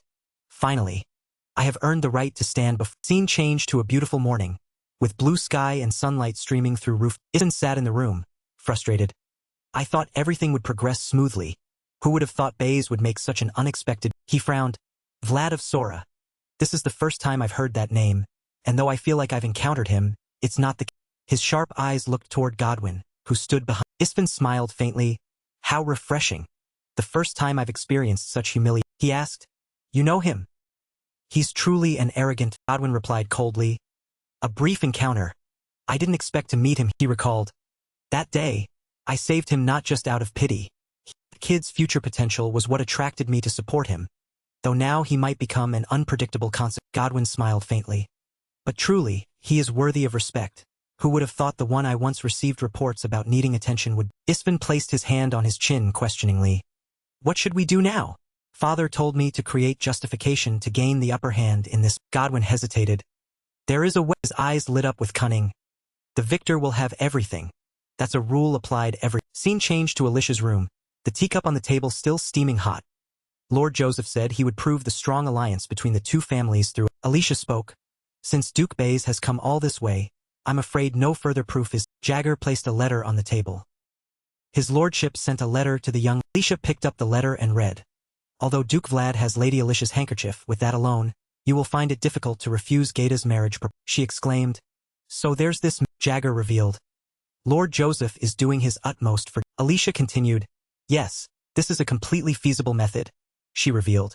"My grandmother belongs to the Oscar family, just like Oksana. I also carry the same bloodline as Lady Jagger confirmed. "Exactly. Because of the shared bloodline. Bays borrowed a sword from us before the battle without any hesitation." He continued. "The Countess will agree to become your godmother if you agree, and then the current marriage proposal will be easily dismissed. If Gata's eldest son wants to marry you, he must obtain the Countess's." Alicia lowered her head worriedly. "I'm afraid I'll burden the Count." Jagger dismissed it. Lady Oksana said she would welcome Lady Alicia as. Dunman couldn't hide his concern either. "Though that's a well-intentioned offer, this proposal will create justification for Bays to intervene in." He frowned. "Indeed, with this proposal, Bays isn't simply acting out of." Both Alicia and Dunman shared the same worry. "However, we currently have no other choice." Did the young lady calculate this situation and deliberately postpone that? Lord Joseph Bays is truly a terrifying. Right now, Dima has fallen into the trap he had already. Alicia asked, "Do I need to make a decision immediately?" Jagger replied bluntly. "No. We know this is a burden for Lady." Alicia smiled gently and bowed. "Your thoughtful consideration moves me." Dunman appeared calm outwardly. Inwardly he was extremely conflicted. Caught between a rock and a hard place. Gata pressures us with a marriage proposal while Bays lures us with an offer of He asked himself, "Is there no one worthy for Lady Alicia to place her trust?" Alicia lifted her head slightly, looking at Vlad and smiled. "It's been a while, Lord Vlad," she asked. "How are you? Do you feel pressured in your—" Vlad replied coldly. "For Lady Alicia, I will do everything I can. I am ordered to do so, and I also wish to do." Hearing this, both Dunman and Alicia were very surprised. Vlad looked straight ahead with a cold, serious expression. Dunman smiled gently. "No, there is still one." He thought to himself, "Only this young man, the only one who stands before Lady Alicia without ulterior motives or Alicia bowed her head and replied gently. These words make me very happy, Lord. She smiled awkwardly. Let me see my handkerchief. Since you always carry it with you, surely it needs me. Vlad hurriedly pulled out the handkerchief. Ah, Alicia felt secretly pleased. He wants to keep it safe, so he kept it in his armor. It's a small thing, but it still makes me feel strangely. He held it out. Here, Alicia noticed something. Another white handkerchief was placed on top of. Vlad was confused. Ah, wrong. Quick as lightning, Alicia snatched the white handkerchief, leaving him extremely. Alicia's face dark. Jagger spoke up. Her movements were so fast I couldn't see it. Vlad thought similarly. I couldn't see it, Alicia asked coldly. This isn't the handkerchief I gave you. Vlad smiled awkwardly in explanation. It's just an ordinary handkerchief. My friend gave it to me. It's the handkerchief I normally use. She interrogated. Gamina? Your friend is a... Vlad didn't hesitate and immediately replied. Ah, yes. We've known each other since we were little and grew up. She laughed in a terrifying... But Vlad remained very oblivious. It's made from pure cotton thread, so it's very suitable for daily use. Gunman began to worry, sweating. Shouldn't you have kept such things? Jagger cursed silently. You damned fool. Vlad glanced to the side. Confused. Alicia smiled forcibly, her hands squeezing the handkerchief. He wondered. Did I cause trouble? Jagger reminded him. This time it's serious, Jagger said angrily. I really hate fools. His eyes narrowed, grinding his... And you're the biggest fool I've ever... Jagger scolded. Lord Joseph invested so much effort arranging everything, and yet you destroyed it all with just a hank. Your stupidity has reached genius levels. Vlad trembled, lowering his head pleadingly. Forgive me. I didn't know things would turn out this. Jagger clenched his fist, trying to restrain himself. Calm, he sighed. After this winter, he'll be 18. I must treat him like a man, and after all, he is a... He waved him away. Vlad looked confused, silent, glancing up. Jagger was annoyed. What are you still standing there for? Won't you leave, or do you want to be beaten to a pulp like... He immediately replied. Honestly, that might actually be better. Instead of kicking me out, could you just... Jagger cracked his knuckles angrily and ordered. Stop talking nonsense and get out now. If I have to get physical today, I won't hold... Vlad fled in fear immediately. Jagger held his head, troubled.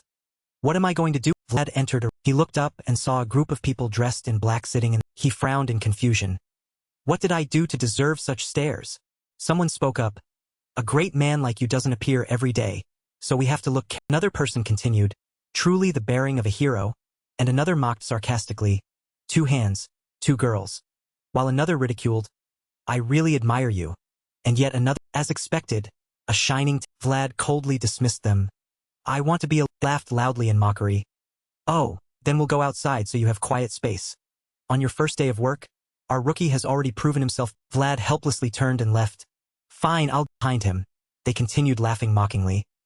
I should warn the maids at Haino that a stallion like him wandering around like that is extremely dangerous. He walked silently. Damn it. Why does everything have to become so complex? Walking alone in the corridor, he muttered to himself that of all times, it had to happen. This was his first mission as a knight, so he wanted everything to go smoothly, but he felt miserable knowing the other knights were still ganging up. Instead of comforting him, they just mocked and teased. Suddenly, a voice rang out, saying that from their perspective, everything was fine and they weren't looking down on him. They just wanted to tease him a bit. For the knights serving under Lutgear had already accepted him as their Vlad coldly replied that he knew, that he'd been through this situation before, from back-alley thugs to high-ranking knights, and that no matter where, people's way of living was similar, then sighed helplessly, saying what was done and spilled water couldn't be gathered. Vlad looked out the window and admitted he had nowhere else. His eyes showed a hint of sadness as he thought perhaps he should pray, since it had been a long scene change. Alicia sat in her room with her face scrunched in discomfort, thinking the more she thought about it, the more absurd it. Her eyes gleamed with shrewdness as she wondered. No matter how naive he was, how could he keep her handkerchief and another woman's handkerchief in the same? Dunman tried to soothe her, saying at least he kept it. She dismissed that as nothing special, but Dunman explained it wasn't normal at all, especially for a boy his. Her eyes darkened as she asked. Dunman began to clarify, pointing out that he'd completed many difficult missions. He still kept the lady's handkerchief. That meant it received his special attention, and he added that the boy's earlier action was a mistake born of thoughtlessness, which in another sense made him Alicia listened intently to his words, hesitantly admitting that at least the boy had no ill intent like others, and wasn't he training with the sword for the Count's sake, which was also... Dunman noticed something worth attention. He directed his gaze out the window, telling her to outside, Vlad was silently thrusting his sword into the ground beside a large tree, and every action of his had a reason, which was why Baze valued him so. Alicia smiled gently, saying he hadn't changed much from before. Suddenly, she changed her attitude. The silhouette of another man was approaching Vlad, and she asked who it was. Dunman showed clear fear and shouted loud, "Was there someone outside?" Quickly informed Lord Ithan, brimming with aggressive energy, advanced forward for an urgent situation. The spirit serpent's twin heads swayed a few times, looking very its eyes closed happily as it brought its head closer to Vlad, who remained kneeling on one knee with both hands gripping the sword whose tip was planted in the around his eyes. Streaks of blue light still remained as the sword asked if no memories had surfaced yet, and he opened his eyes to reply that was correct. Then the sword continued questioningly, reminding him that person said after seeing it, he'd remember. The serpent still lingered before him as he said it seemed he was indeed connected to. After speaking, he immediately detected a figure and glanced behind him, noting someone was with that characteristic arrogant demeanor. Isvan Geta looked down at the grave beneath his feet and, was there a cemetery here? Did he have an acquaintance buried? He stood up and sheathed his sword in its. His sharp eyes looked at Isvan as he stated that this place could only be entered with the owner's. Hearing that, Isvan looked straight at him, smiled, and asked if it was allowed for him but not for Isvan, to which he replied he had been given. Isvan grinned widely, flashing his bright white. His eyes blazed brightly as he remarked that now Vlad was willing to look at him, saying back then he only looked at Godwin, making Isvan feel in. He frowned, eyes staring fixedly at Isvan without saying anything. Isvan placed one hand across his stomach and said Godwin told him to relay that if he gave up the Baroness's handkerchief or whatever, it would be considered payment for the second piece of dry. He was both surprised and bewildered. He recalled the image of himself that day kneeling on one, bowing his head before God. His eyes widened in shock, his eyebrows furrowing so much the wrinkles pressed. Meanwhile, on the opposite side, Isvan calmly tilted his head to one side. Still wearing a cunning smile, he said he didn't understand, but he didn't want to know about their relationship and told him to hand it. Seeing him extend his calloused, rough hand forward, he stated flatly in a very calm voice that surprised Isvan, telling him to take it if he had the. He stared intently at it. His gaze was full of determination and brimming with confidence, while the West openly displayed its desire, because it was a world where only the greedy could survive, whereas the North never backed, because it was a world where only those who kept what was theirs could survive. After the two stood facing each other for a moment, Isvan spoke first, saying he knew Vlad wouldn't listen anyway, so there was no other way, but he didn't intend to return empty. As soon as he finished speaking, he quickly drew the greatsword from his back with a swift, swung the greatsword down with its tip pointed straight at his, still maintaining his initial arrogant demeanor. He growled that he challenged the northern brat to a duel with Alicia's handkerchief as the. Vlad's eyes narrowed slightly, his pupils flashing, and he calmly crossed his arms and told him to say it. His opponent didn't understand and asked, "Say what?" He said he was a knight of Baze and also a knight of Lady Alicia, and if Isvan wanted to challenge him to a duel, he should address him by his proper name, not as some Western. Scene shift. In Godwin's quarters, the sky outside showed more stars. The knight was quiet as he sat in his armchair with one leg crossed over the other, one hand propping his chin while the other held a paper, which read that Vlad had destroyed an organization in the city and killed all of the Dark Mage's minions, lured out the Death God's envoy, and directly dealt with the spirit contamination. After reading, he placed the paper on the His hands were covered with calluses as he mused to himself that it seemed Baze was in quite a hurry, and normally this could have been leaked, suggesting it was a staged possibility, though even if not to that extent, the boy appeared to have matured very. His purple eyes narrowed slightly as he thought of. Back then, he had also swung a single sword strike toward him. Just one strike, merely a display of certainly not enough to earn the title of Dragon Slayer in just 1 year, though awakening aura at that age was still astonishing. He chuckled slightly, thinking it wasn't something that could be taught, which was truly regrettable since he should have found a way to bring him. He heard the sound of a door open. He turned his head to look and spoke directly, asking if Isvan had returned and whether he'd retrieved the handkerchief he told him to get, since it seemed Isvan returned empty-handed with nothing changed about his appearance. He unstrapped the greatsword from his back and walked toward the arm. As he sat down, he said it was just as Godwin predicted. The boy was stubborn and wouldn't listen, to which Godwin interlaced his fingers and looked at him, saying he thought Isvan would just take it by. He replied he was going to, but lost interest when somehow those old Haino knights and that one-eyed knight of Baze rushed over. Though anyway, he had already issued the check. Godwin asked when it would take place, and Isvan continued, saying in 2 days, since they insisted a priest must come to oversee. Godwin smiled, saying that was actually good, because with a priest as witness, no one would dare object, allowing them to gain both honor and. Isvan's eyes blazed with the fire of victorious envy, his voice full of confidence. He emphasized as the veins in his neck bulged that there was one more thing.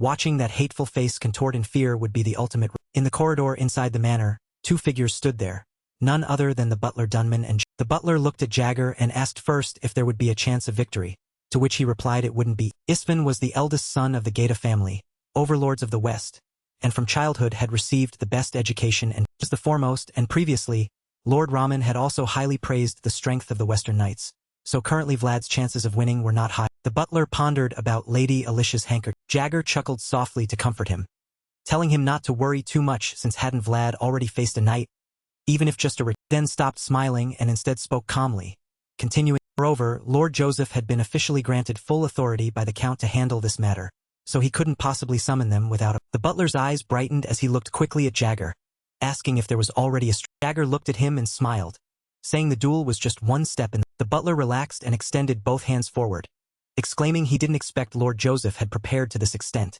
and if anything was needed, he would support. Jagger then said that as it happened, he had some requests, and the butler asked what. Jagger enthusiastically replied he wanted to propose the battle location together with Lady. Istvan sat on a chair with his retainers standing around, scowling as they looked at the scene ahead where he would duel, and he tilted his head toward where Godwin stood, asking if duels didn't usually take place in Laban. Godwin replied that Baron Haino had made a special request since this matter concerned the betrothal, wanting even the parents deceased beneath the earth to wit. Istvan looked far into the distance from where he sat. A vast green field stretched out with hills all around dotted with many graves sheltering the. At the foot of the hill, an arena had been constructed, and to his left, a group of people were. He replied indifferently, "Is that so?" Then thought the reason wasn't very convincing and it was a rather strange way, clean to the point there wasn't a single. He looked down at the grass beneath his feet, asking if it had rained this. Godwin placed one hand on the sword hilt at his side and calmly replied, "No, my." Istvan raised his doubt, asking if it hadn't rained. Why was the grass? Godwin glanced at him and reminded him that the duel was taking place in an unfamiliar northern environment, which he had to accept, and preparing a favorable battlefield before battle was one of a commander's basic principles. Seeing Istvan's group behind them, Jagger glanced briefly at Godwin and his entourage. All of them had piercing full of intimidation and confident of victory. They showed no fear whatsoever. He paused a moment, then spoke to who was also sitting on a wooden surrounded by his own people, saying Geta's momentum was very frightening, and they would hold him off for a bit, so he should take the opportunity to regulate his. He took a breath and seeing him like Jagger kept thinking how well he endured before the. Indeed, the only reason he could do this was because he wanted to keep his promise to Lord Joseph, which was truly after finishing his breathing, he immediately replied with full confidence that he was. Jagger smiled, saying excellent, and to show those invaders what a righteous sword truly. Both his hands ready on the sword hilt, he walked forward with confidence. The two dueling knights stood facing each other, while on the honorary platform sat Lady Alicia and surrounded by guards standing at strict attention. The priest wearing a red hat announced that using aura in this duel was permissible. This was not a fight to the death, and if either combatant faced danger, they would enter. Did both parties agree to the current rules? Both answered in unison that they agreed. As soon as they finished speaking, the priest raised his hand high, then quickly lowered it to signal the God is watching us under today's sunny sky, and we shall begin. Istvan, fierce and brimming with fighting spirit, smiled smugly and "You're keeping that handkerchief safe." After a second of silence, he asked back, "What will you give me?" His opponent was caught off guard, not expecting him to ask that in return, and responded. He smiled slightly and repeated more clearly, his eyes looking at the blade in Istvan's hand, saying he was asking what Istvan would give him if, and he at least take Istvan's. Hearing this, Istvan's eyes bulged with bloodshot streaks of disbelief and rage as he ground his teeth hard, calling him a said he'd heard the heir of Gessner was very familiar with theft, and was that something he was. There was a place where theft was part of life, and taking something would lead to. Shifted his foot backward into a ready now raising his sword forward in a defensive posture, he stated that Istvan stole out of desire, while he, a thief who stole for survival, didn't know who was more. Looking at his actions, he pondered thoughtfully. What exactly was his. He smiled looking at him, his cloak billowing in the wind, gleaming in the sunlight, continued. I hope you like it, because this is something we've prepared especially. He still stared intently at where he was standing, while Godwin stood right behind. The man's eyes also looked toward him, thinking. The S-rank knights had already drawn their swords, so are we expecting a battle right from the. Still maintained his stance with sword raised, ready to. His sharp gaze accompanied by a self-satisfied smile continued. Fight me. Let me see how capable Geta's successor really. Istvan was provoked. His eyes turned blood-red, and immediately both hands gripped his greatsword, raising it high, using force to cleave. He leaped backward, with his left hand behind the spine of the blade, controlled the blade's thrust toward him, which he then blocked with his own. Two blades met with the sharp, metallic clang of the sword was pulled back swiftly by his feet planted firmly on the grass-covered ground, and immediately he continued thrusting the tip of his greatsword forward. Seeing this, he dodged back. It continued like this. Whenever he thrust his sword, he would parry, and wherever the two clashed, a layer of earth and grass was violently the sweeping traces of his advancing steps would be immediately followed by the retreating sweeps of his opponent, imprinted on the ground. The spectators from the Haino family all felt satisfied. Excellent. He's doing very well. Just keep doing exactly. Godwin also pondered thought. His feet also shifted on the grass beneath him, thinking. Avoiding forceful attacks and deflecting powerful strikes. He's prepared very thoroughly for this battle, and moreover, this grassy ground makes it comfortable to move quickly. But it's not a good environment for swordsmanship requiring speed and agility. Who designed such a complex battle? He immediately thought of the man named Joe, gripping the great sword with both hands. He used his inner power to slam the blade's tip into the, sweeping a long arc and slashing upward toward him, carrying earth and grass. His face was drenched in sweat, but his eyes remained calm as he watched him, while conversely, he ground his eyes shot with bloodshot rage as he roared loudly. This damn! He swung the great sword in reverse. Seeing that, he planted his feet, raised his sword to block, then used force to deflect his greatsword, causing him to lose back. However, he still managed to keep his footing, caught off guard. What? I heard he's just a greenhorn who's only held a sword for a year.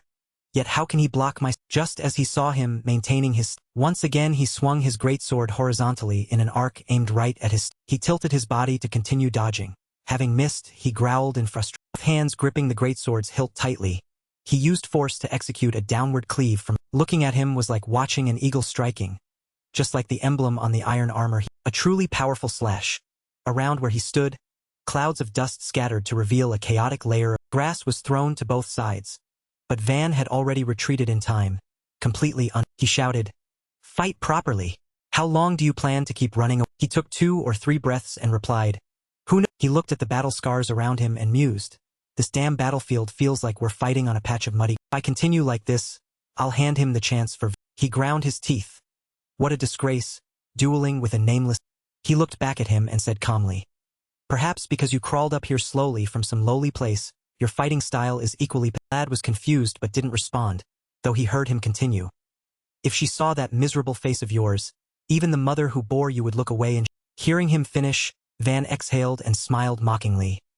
"That's not... If you knew about life in the back alleys, you couldn't say such things. I'm disappointed. I thought the nobility would have more eloquent..." He raised an eyebrow and asked. Just as he finished speaking, he immediately charged, bending his arm to turn the sword straight. As he charged, he said, "Only good enough for Ali." His sword's tip had already cut a line across his cheek. Blood ran down to his chin. He tried to block with his greatsword but was too late. His blood had been drawn. "You bled first," he said with an arrogant smile. "Chief Gata would leap for joy seeing your face now, because you're his worthy son, displaying his noble bloodline. Losing to an orphan from the back alleys who just became an..." His eyes blazed with murderous rage as he ground his... In fury, he shouted, You damn bat." He immediately released his energy. Pillars of red light like fire swirled around. He leaped away and landed safely, watching him within that fiery red... His eyes were filled with deadly hate. The sword in his hand trembled slightly as he... "Don't think you'll die, peace." Godwin, who had been observing, folded his arms and thought, "He's resisting well, but everything will end." Jagger was no less concerned. He's also skilled in decisive battles. Seeing this, he also reached for his sword hilt, thinking to... Of course, to match the position of Gata's successor, the depth this one displays is completely different from ordinary people. "Vlad, you must try harder from now on." While he was also calculating his own strategy, a prolonged battle using a greatsword will kill you, and stamina will decrease even faster if he uses aura to fight. If I keep blocking his strikes like this, I can turn this match into... Lord Joseph said it's fine if I lose this match. Sir Baze has publicly fought for my opportunity. Sir Zia, who is my master, and Lady Alicia have entrusted her honor. Everyone doesn't rate my chances of victory. He closed his eyes, because they don't expect that someone from the back alleys could win against the son of a noble family raised with the best education. Even if I lose, I can still gain certain benefits, but I want to escape that mentality. Now, I want to escape from having to avoid, from having to flee, and from having to promise to fight better next time. At least before this damn knight who once intended to destroy my... He assumed a stance, raising his sword high toward the... Look closely. I, who have gained the experience and strength of a knight, what I needed to achieve to reach you. This is what I have accumulated and will demonstrate in this. Then watched Isvan swing his sword at high speed. The true terror of greatsword technique isn't a single powerful strike. Beware the continuous chain of it. Exactly. He was controlling his greatsword and moving to strike continuously. The red energy followed his eyes and greatsword, sweeping from one technique to yet he still used his sword to block each of his techniques, one after. The fierce sword battle rang. The two swords clashed, ringing out in ear-piercing. The great sword cleaved from above. He roared, "Die, you filthy bastard!" Once again at this technique, he swung his sword to. This technique seemed extremely powerful, making him grit his teeth. His body rang out, stabbed his sword tipped firmly into the earth with all his might, yet was still dragged back a distance before a long line was imprinted on the ground. His blue aura energy still flickered from his eyes and he's too strong. I've never faced such crude and heavy swordsmanship where all techniques use pure. Within the greatsword's range, I'm at a complete disadvantage. In that case, there's only one way out of this. He kicked off and charged forward rapidly, his tip pointing straight. Simultaneously, he raised his greatsword high and shouted. Swinging it, he bent his knees, crouching low to dodge that sword, staring intently at his opponent. Advance brought the greatsword down. He jumped to dodge, then charged down again. Advance, pressing. He had entered the limit zone of that greatsword, precisely the distance of an arm's length from his. When he swung and brought down his sword, it created a zone around. This is the moment. Facing danger, surpassing the boundary of entering the enemy's weak point space, he bent his knees, crouching until he was only waist-high to his. He was startled seeing him so close. His eyes were cold and he swept his sword in an arc, which he quickly blocked by folding both arms with his great. His body was pushed. Quick as lightning, Van charged again. I won't let you. He used the greatsword's tip to brace himself. Seeing him charging, he raised his eyebrows. Insolent bat. The aura energy sent dust flying down. The two engaged in direct sword combat, hand to hand with each. He smiled menacingly. Thrusting with his blue aura energy, he could see the sword's path. He planted his feet and tilted his. The great sword struck the armor he was wearing, deflecting it but not completely. A sword line had slashed across his shoulder. Blood was seeping. Once again he was startled and didn't know what it was. But Godwin, who had been observing from outside, knew. And the armor. How does he know the combat techniques of holy? He thought to himself, his sword is too heavy. I can't completely deflect that, Isfin said loudly while withdrawing one hand to form a. What kind of trick is this, bat? He also shouted back. You think that's enough to charged at each. He threw a punch at his face, but his hand also hurt. His fingers were deformed. One of his eyes took that punch solidly, bruising up, yet he remained calm and even smiled. Right now, both shouted loudly, assuming sword stances to strike at each. Blue and red aura. The sword and greatsword clashed together with a tremendous. Lady Alicia jumped up from her. Before her eyes was dense dust. She couldn't see it. A moment later, blue light flashed. Was Van standing still holding his sword was blocked by another sword, and Isfin was kneeling with both. His eyes full of determination asked, I won fairly, didn't I? The person using a sword to block his was Godwin. He had rushed into the battle to save. Beside him was his greatsword. He continued, After this battle, I'll have my honor, right? Godwin looked at him and remained silent. He shouted furiously. Answer, he said. Very. Though one eye was bruised, his eyes still shone, sparkling. He raised his sword high. Finally. My sword has finally touched. He continued. Before. Do you remember what you told me? You were the one who once guided my path. A knight only takes what is. He remembered his former self. A young boy kneeling before. Below him were 2 pieces of dried. The humiliations he had endured. He continued. I have always remembered that, and I have never stopped training to achieve glory. But because of the provocations and calculations of this knighthood, I've been put in many difficult situations. Now I have won.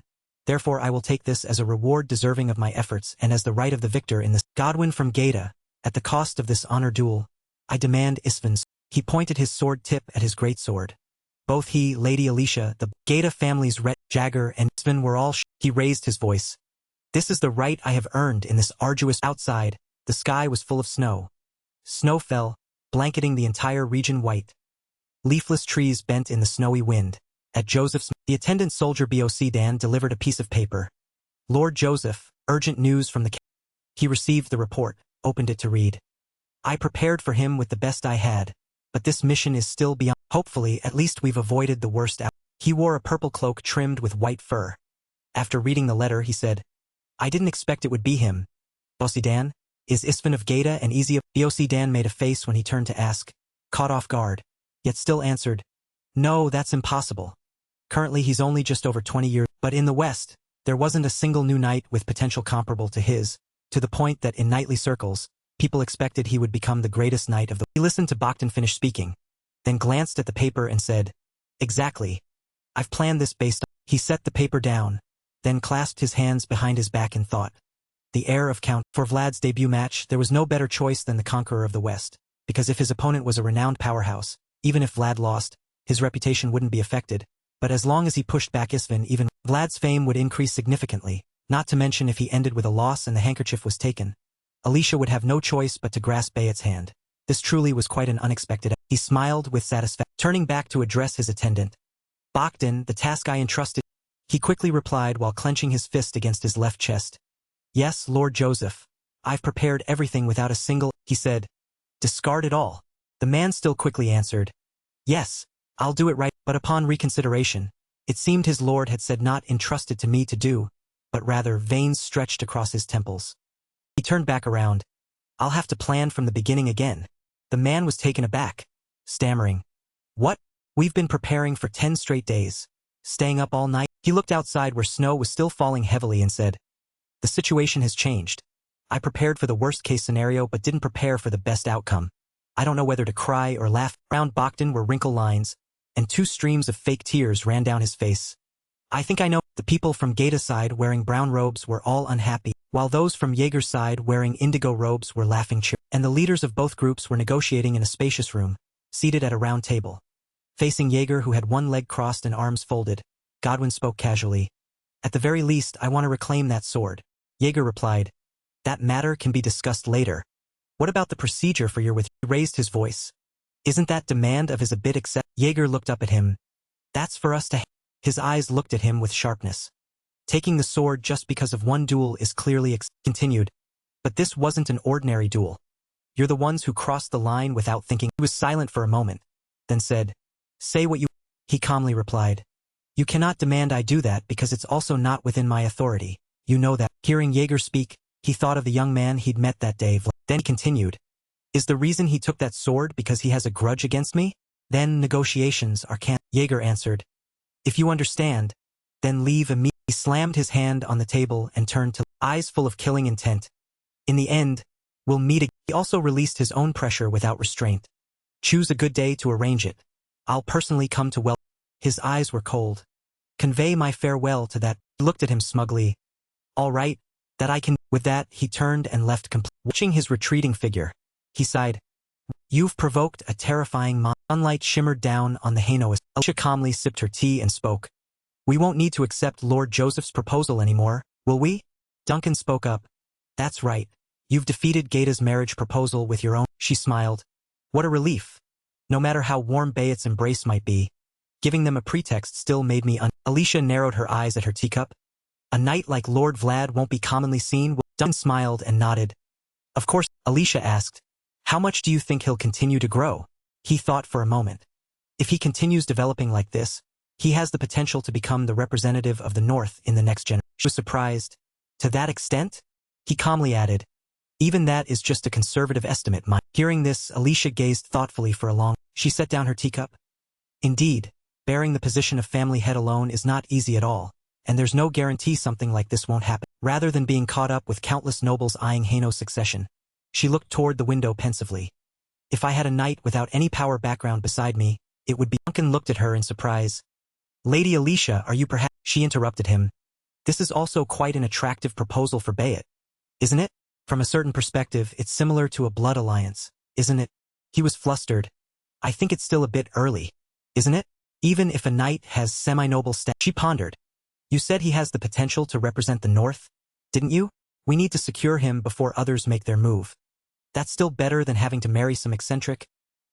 He wiped his sweat with a handkerchief hearing her words. "That's true." She smiled faintly and praised sincerely.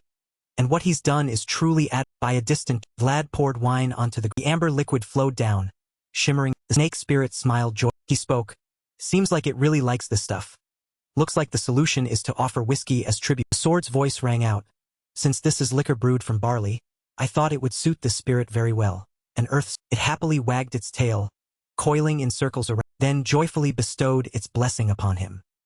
He received it gladly, and his sword said, "That expensive bottle of liquor was completely worth it for that, because a white snake's blessing is like a second." He gently patted its head. Then he returned to the Haino family. Alicia sat facing Vlad, and Jaeger asked, "Do you feel discomfort anywhere?" "Injured, perhaps," he answered. "I'm fine, Lady Alicia." She asked, "Yesterday, it looked like you poured wine on the hilltop." He brought his hand to his left chest, bowed his head calmly and answered, "Yes, I made an offering to the spirit there myself. Every time I come here and win a glorious victory, it seems the masters of this place look upon me with—" Alicia smiled with satisfaction, her face glowing beauty. She turned to Jaeger, handed him a letter and said, "Lord Jaeger, please deliver this letter to Lady Oksana. Tell her I felt the warmth of bloodline after such a long— As for this letter, send it to Lord Joseph." She handed him a second letter with a red— "After going through 2 trials from the center and the west, I can be certain where Dioma should—" Jaeger replied, "Understood, Lady Alicia. I'll convey your message without—" She looked at Vlad. "And to the knight who stood up for my honor, Lord Vlad, I agree with the assessment that the previous family heads would also cherish you." And she took out a box and placed it before. She opened the lid, the object inside gleamed. She continued, "They would surely permit me to give you this. It's been passed down through many generations before, and now I bestow it." Inside the box was a yellow gemstone radiating brilliant. He was very surprised. His sword. After a moment of silence, "I remember seeing that before.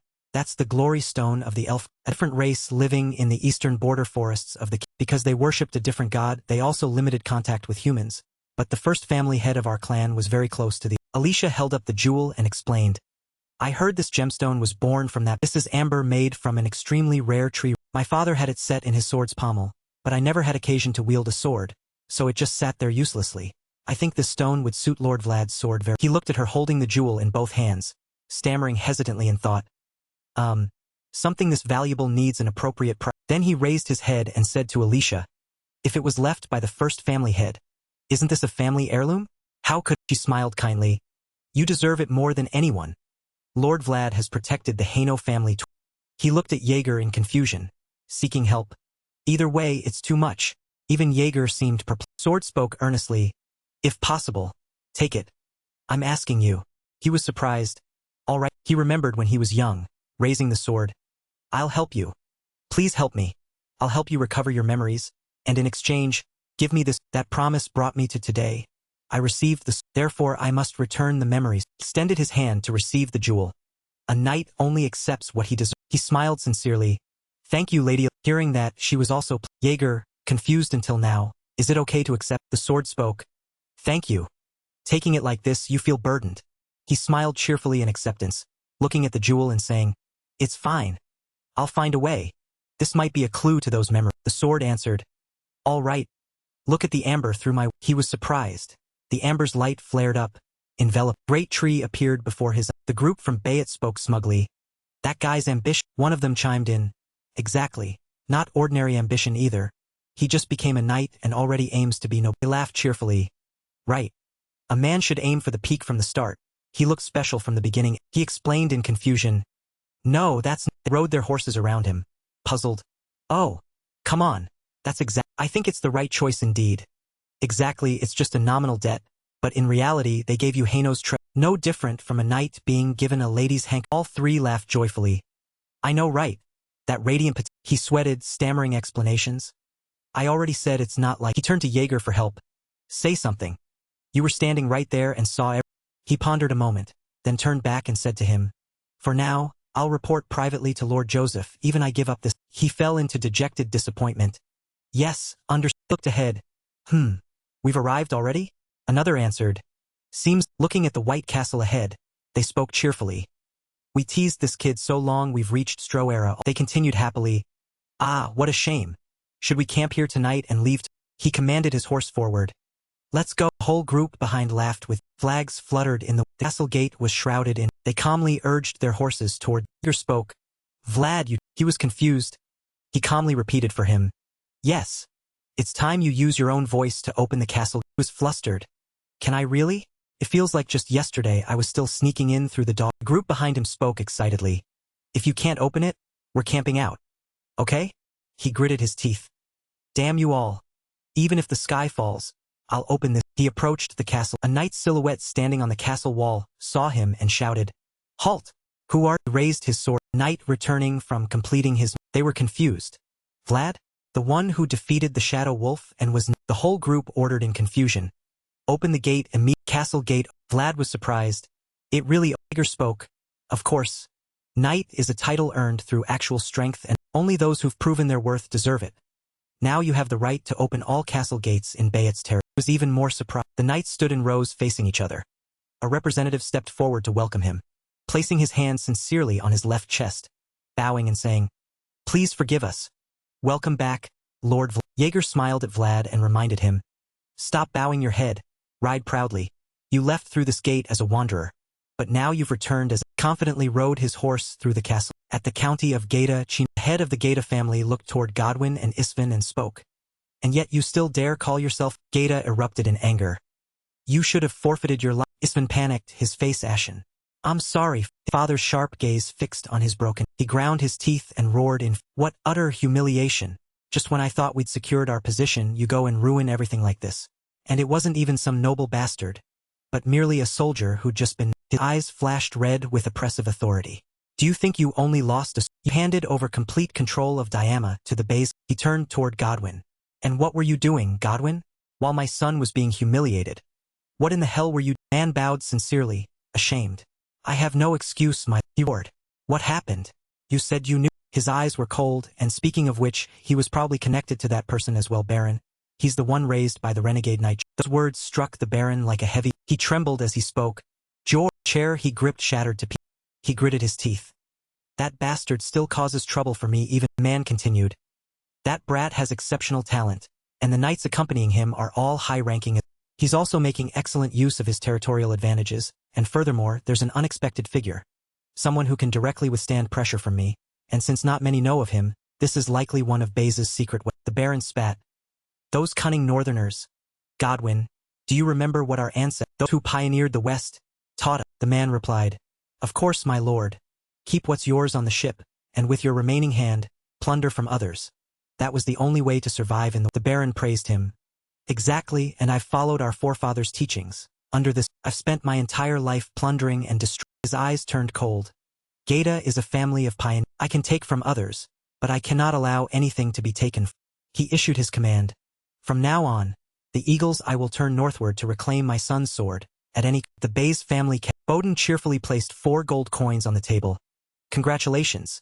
This is your first pay." Vlad looked at the 4 gold coins before him with slight disappointment, thinking to himself, "Only 4 gold coins?" Bowden gave Vlad a questioning look. "What's wrong? Disappointed because you think it's too..." Standing before Bowden with hands clasped behind his back, Vlad answered softly. "A bit, I suppose. I thought knights received higher..." Bowden crossed his arms and laughed cheerfully. "A true rookie indeed. No wonder Sir Jaeger still wants someone by your side to..." Vlad asked curiously. "If knighthood isn't a path to wealth through salary alone, then how do they get..." Bowden closed his eyes and seriously explained to Vlad. "Being a knight means valuing honor, never forgetting your duties, and accepting all responsibilities that come with the..." After a moment of silence, Vlad spoke. "What does any of that have to do with..." Bowden raised his hand, forming the shape of a gold coin with his thumb and index finger. Then he looked at Vlad with a meaningful smile. "Actually, it's very related. A well-fed cat won't bother hunting mice. If you want reputation and money, you must seek them yourself. Honor has its price, and that payment comes once a year. It's a special reward for those who deserve it. You should aim for that, and this year you've already participated in many achievements, so that's good." Vlad looked surprised. "What about the price of responsibility?" And Bowden propped his chin with one hand, studying Vlad intently. "You brought the Haino family treasure back to Sora and you're still asking that?" Then he broke into a sly grin. "Besides your Dragonslayer title, you have another name. You keep the young ladies' handkerchiefs right at your chest, don't you?" Vlad, the northern scoundrel of... Vlad was slightly startled hearing that name. Bowden pointed upward and laughed cheerfully. "When you become a noble later, don't forget about me." Vlad looked at him helplessly, thinking to himself, "Things aren't how you think they..." On the tea table, 2 steaming cups of tea were now set. Joseph sat in his chair with crossed legs, holding a teacup near his mouth, then calmly spoke. "Now that you've become a knight, you must bear responsibilities worthy of that title. I'll assign you an area to..." Vlad asked in surprise. "I have to patrol that area alone." Joseph seriously explained to Vlad. "I'll provide some soldiers for support in small groups, but you'll still be the one primarily responsible." Vlad nodded politely. "I understand, my..." Joseph continued. "That area is the back alley, your familiar Vlad cheerfully replied. "Yes, that's truly my..." Joseph reminded Vlad. "We're short on manpower, but that place suits you best, doesn't it?" Part of my forces have already been assigned to Gregory, Maxim, and I'll establish a salary fund for 4 people, and you can choose whoever you want and trust to serve us. Work is completely different from leading mercenaries. A knight must stand on the front line and be ready to act as a representative at any. Vlad looked toward Sir Joseph. He hesitantly asked, "In the back alley, I only know some thugs. If I choose them, will you lose face?" Sir Joseph bowed his head slightly and closed his eyes. "Thank you for thinking of me, but you needn't worry about that. The people you choose and their positions have nothing to do with bays. If I were concerned about that, I would have kept you at court." Vlad scratched his. Joseph placed both hands on his knees and seriously reminded Vlad, "Using you is harder than killing. Since this is your first time, I'll introduce someone." Vlad sincerely replied, "Yes, thank you, my lord." Joseph ordered, "You may go." Vlad rose from his chair, placed one hand on his chest, and bowed respectfully. "I take my—" Then he turned and walked. Jaeger, who had been sitting silently until now, finally spoke. "Sir Joseph, do you want to assign that person to work for—" Joseph smiled meaningfully. "It's precisely because of Vlad that it's worth this time. I'll trust in his unpredictability once." At Marcella's Gue asked in surprise, "Really?" Joseph, no, placed one hand on his chest as tears streamed down both cheeks, then opened his mouth wide and shouted, "Sir Vlad, I swear I will serve you with all my—" Seeing his excessively noisy reaction, Vlad turned to glance at him with a puzzled expression. "You don't need to react that strongly. Just keep doing what you're already—" Standing behind Vlad, Gue sobbed uncontrollably, wiping his tears and speaking emotionally. "Good thing I didn't run away back when I was a mercenary. After going through hard times, there are better times too. I had to clean horse manure and got bitten and kicked by— Following you only led to strange and dangerous situations." Vlad sat silently listening. Gue's tears flowed freely. "And now I've finally become a bodyguard. Following you was truly the right decision." Hearing this, Vlad grew skeptical. "What are you talking about, bodyguard? Really? You're just a—" Vlad's words were like a bucket of cold water poured over Gue, freezing him in. Then he laughed it off. "Who could have known? At first, you were just a mercenary too." Vlad casually replied, "Now we just have to work." I smiled at him, thinking to himself, I need to keep Gue by my side. Even though he talks a lot and sulks easily, whatever task he's given, he completes it thoroughly. These are the people. Marcella stood inside the counter with crossed arms and said to Vlad, "Take Goat with you too." Hearing this, Vlad turned to Marcella and asked in confusion, "Huh?" Marcella looked toward a tall figure standing with his back turned on the other side. "That one right?" Vlad looked over. Marcella nodded. "That's right. With a body that big, just working at a tavern is a waste. Since he's been eating well, he's gotten even stronger." Vlad looked toward Otha, thinking, "Otha is someone I can trust. He knows every nook and cranny and is completely loyal." Vlad turned back to Marcella with slight doubt. "But is that okay? Where there's alcohol, there's trouble." Marcella affirmed, "It's—" Then she covered her mouth and smiled brightly. "Who would dare cause trouble here? Still haven't assessed the situation. This is already the safest place in this alley. Everyone just comes to eat, drink, and have— So business is doing well too. Why do you think that is? It's because you're managing this." Marcella's words seemed to make him understand, and she continued with a bright smile. "Whoever you want to work with, take them along. We'll have protection, and you'll have people you trust follow." Vlad spoke cheerfully. "That sounds very—" Marcella put both hands on her hips and looked at Vlad. "So both sides benefit." Hearing this, Vlad felt slightly flustered. "That's not what I mean." Vlad looked at the beer mug on the table, reflecting his eyes, and continued thoughtfully. "I just feel happy thinking I can protect everyone without having to draw my— That's what I love most about being a—" Marcella smiled at his appearance. "You've finally realized your—" Vlad propped his chin in thought.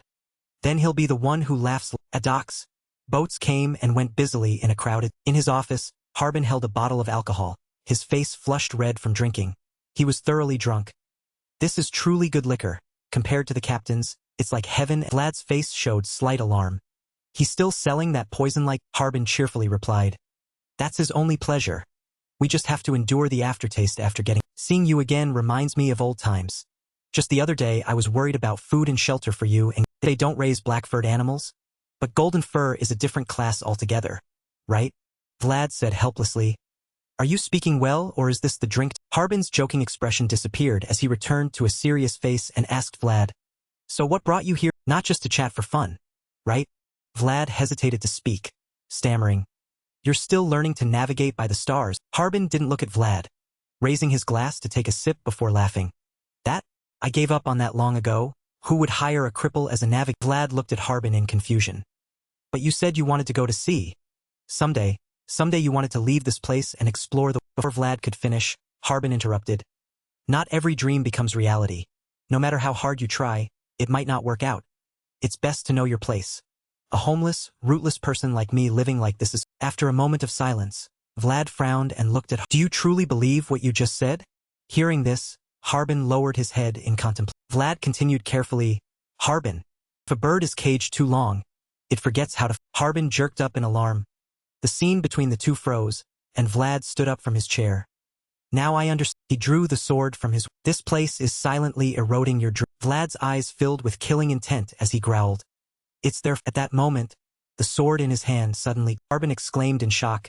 Hey! Vlad gripped the sword tightly with both hands and raised it. Outside the room, the scene remained peaceful with everyone doing their... Suddenly, a powerful surge of energy erupted from Harbin's arm. Debris from the room fell outside, causing people to panic and scatter as their voices echoed. Ah! Get out of the way! Above Harbin's room wall appeared a massive, long slash mark, and people gathered in shock, looking up with murmurs all around. What the hell is that? What's happening? That's Captain Hoover's high... A group of large men appeared, pushing through the crowd aggressively and shouting, Move aside! Don't gather here anymore and clear. The man in the red coat, likely the leader of the newly arrived large, looked up in terror at the huge slash on Harbin's room wall, then turned back, raising his hand to order. Tell the boss and call all members here. A subordinate behind immediately responded. Yes, the leader thought in panic. We just barely got to rest after that fraud died. So who the hell are these bastards? Inside Harbin's room, he had just dodged Vlad's. He shouted in alarm. Hey, you bastard. What the hell is... Vlad stood with his back to Harbin, growling. These bastards too. You've been corrupted and degraded by those damn... With that, he raised his sword. These wretched walls have blocked the path to the great storm-tossed river for too long. And Vlad's eyes grew. They've imprisoned and restrained your power, preventing you from advancing. That seemed to make him forget he was a capable... He unleashed his power, shattering... It could never break through that wall. He would remain forever buried in this dark, gloomy... But now that I'm here, things will be... I'll do everything to help him, because he did the same for keeping me from being swallowed by the darkness of the black. You were the one who reminded me that I have a goal to accomplish and that I can absolutely achieve. The sturdy wall was thus shattered completely by Vlad's overwhelming... Debris from the wall flew toward the tall men, who raised their arms to shield themselves while frantically shouting, What the... The man in the red coat looked up toward the room above and facing him were Vlad's eyes, blazing with fierce determination. Vlad Whitefong stood there imposingly, sword in hand, looking down at the scene. He glanced back at Haben and said, See, Haben, your dream still exists and can... Haben opened his eyes wide in surprise, staring at... Under the sunset glow, the sea surface lay calm and still, the water shimmering brilliant. The sunset light on the distant shore seemed to illuminate Haben's desire. Haben smiled faintly and whispered, That's right. I can see it. As night, Vlad and Haben walked side by side through a small alley in the back. Haben sighed, breaking the silence of the narrow lane. Being a knight certainly has its privileges, doesn't it? You destroyed their hideout and even took one of their people, yet you were rewarded for it. Vlad looked with disgust at the vial of purple liquid in his hand and said, Reward my ass. This is dark essence, isn't it? Did they fight each other over this? Haben forced an awkward smile, fell silent for a moment, then spoke up. It feels strange to see you return, Vlad, after you left before. But now you're back and that makes me feel truly at ease. As for potions, our boss may be terrible at brewing them, but now that he's taken someone like you in, everything's completely different now. The captain, he's at... Hearing this, Vlad looked at Haben and reassured him. Don't worry, Lord Joseph won't touch the captain either.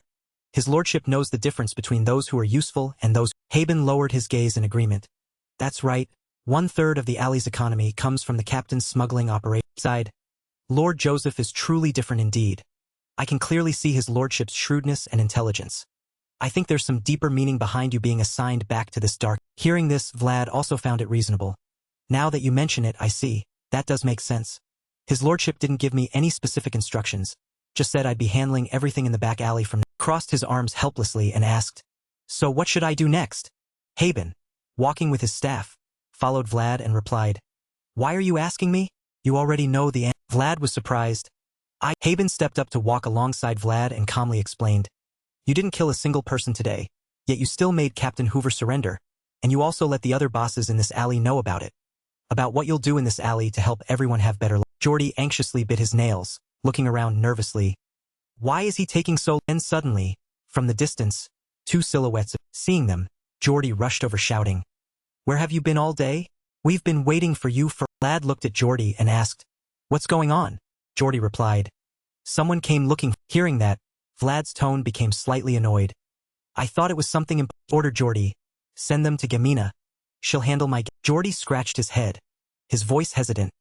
"It's just, I think you should meet this person yourself." In the stable, the horse bared its teeth, looking toward the person across. Vlad looked at the horse's wide grin and exclaimed, "Still magnificent as ever." Vlad approached the stable and asked, "Hey, who let someone into the backyard? What if it bites?" Then he looked at the person standing there and was surprised. Turned to look at Vlad looked at him, puzzled. "What are you doing?" Ed crossed his arms and looked at Vlad smugly. "I'm the one the mayor recommended to come." Inside Joseph's room, red flames flickered within the fire. Jagger held a sword in one hand and placed the other behind his back, asking, "Do you think he'll bow before Vlad?" Joseph sat with his legs crossed on a chair beside the fireplace, hands clasped on the armrests, and calmly replied, "He won't bow just because someone tells him to, but at least he understands his position." The sincerity in my invitation, as Jagger continued. "Then the next step is—" Joseph interrupted him. "Exactly, from now on, we can ensure a strong army to control Denmark, and now we must deal with the dangers at the northern. Ed's Budad tribe is said to be quite influential. I plan to use them to keep the other savage tribes under control." Joseph's gaze sharpened as he continued. "Many families have challenged Bates' authority in recent years. Now it's time for us to respond with action. If the threats behind us disappear, Bade will be able to face all challenges without hesitation." Jagger, slightly worried, interrupted Joseph. "A heavy task like rebuilding credibility in the north. Can someone who's only just become a knight like Van—" Joseph answered with certainty. "He has more than just a bit of potential. He rides a horse revered by the Manji people, and he saved them by slaying the northern dragon. If it's Vlad, no, only Vlad, break the long-standing chains of hatred between the Manji tribe and our nobility, thereby leading toward a better future." Multiple voices emerged from the adjacent room. "That's absurd." "Exactly." The noisy chatter from the room caught Gamina's attention. A knock on the door sounded from out. Vlad stood up and went to open the door. Seeing the person at the entrance, he called out, "Gamina, what's—" Gamina's eyes darkened as she looked at Vlad and asked suspiciously, "Is there no—" She then tossed the pile of clothes in her hands toward Vlad, who reached out to catch them and nearly fell backward, asking her in confusion, "What's this?" Gamina grabbed the door handle and pulled it closed, saying suspiciously, "There's no one here. Why did I hear talking? Are you still conversing with ghosts or—" Vlad answered her, No, it's not." Gamina stared at him intently, thinking to herself, "I definitely heard voice." Gamina turned and walked into the room, reminding Vlad, "Change rooms." Vlad stood there holding the clothes, watching her go, and asked skeptically, "Change to—" Gamina walked to Vlad's bed and sat down, to the room at the end of the hall, thinking to herself, "No one else knows what you're like." Vlad placed the pile of clothes on the table as Gamina continued, "I'll move to the room next to yours, because you can't hide it." Vlad turned to look at Gamina. "You mean you're volunteering to cover—" "Whether I'm struggling in the alley or shining in knight's armor, you've always worried." Gamina stood up from the bed. "Remember to go to church." Then she walked over to the pile of clothes on the Vlad called out, "Gamina." Gamina asked back, "What?" Vlad asked, "Do you need anything? Let me go buy something." Gamina turned back in confusion. "What? I should take care of yourself." She sighed, then smiled and turned to walk toward. Vlad watched her retreating figure. At least she should have some equipment or... He silently watched Gamina's form gradually disappearing behind the door, smiled. "I just left it outside." That Jordy poked his head out from behind the wall. "Call Commander." He looked at Vlad and said loudly, "Everything." Vlad glanced over and asked, "Is that so? Then let's—" A hand held a small... and it released the ball into the spinning. The let spun dizzyingly. The host shouted, "Odd." Someone at the table jumped up and yelled. Vlad watched the wheel, thinking to himself, "Should have come here sooner. There's no better place than this to train perception and reflex." A flash of energy flickered in his eyes. Right. Never expected combat techniques could be used like this. Using focused vision to make time seem to slow. Suddenly, the ball was affected by something, causing it to stop abruptly. Vlad looked at it in surprise. That marble just now. This movement was beyond... Vlad looked toward the game. He narrowed his eyes, thinking, "What's this? Seems like there's trickery here. At a casino, fraud is nothing unusual." The host looked toward Vlad in confusion. Intensity in Vlad's eyes at that moment radiated such fierce energy. The host felt terrified. Vlad stared at him intently, thinking, "Perfect timing. I need an excuse to start a..." From behind Vlad, a voice rang out, "Sir Vlad, are you sat?" The newcomer arrived with a group of tall, burly bodyguards, placing one hand behind his back and saying, If you'd notified us beforehand, we would have given you a more proper Vlad glanced back at him and asked suspiciously. Sounds like you're saying I need permission to Man adjusted his glasses, smiling Not at all. We'll escort you upstairs now. The boss is waiting. Vlad leaned down and spoke in a near whisper. He's waiting for me? He gets to sit comfortably while expecting me to climb up on my hands and seeing the man about to turn away. Vlad called out, his eyes filled with killing intent as he stared fixedly at the man, growling. Do you still see me as some thug from the dark? Hearing that, the man, one of the tall bodyguards accompanying him, stepped forward aggressively. You there. Even if you're a knight, there are limits to what you can. The bodyguard had barely finished speaking when a foot came from somewhere and kicked him straight in the side, sending him tumbling to the. Geordie grinned contemptuously. Is that? He held up a paper and continued.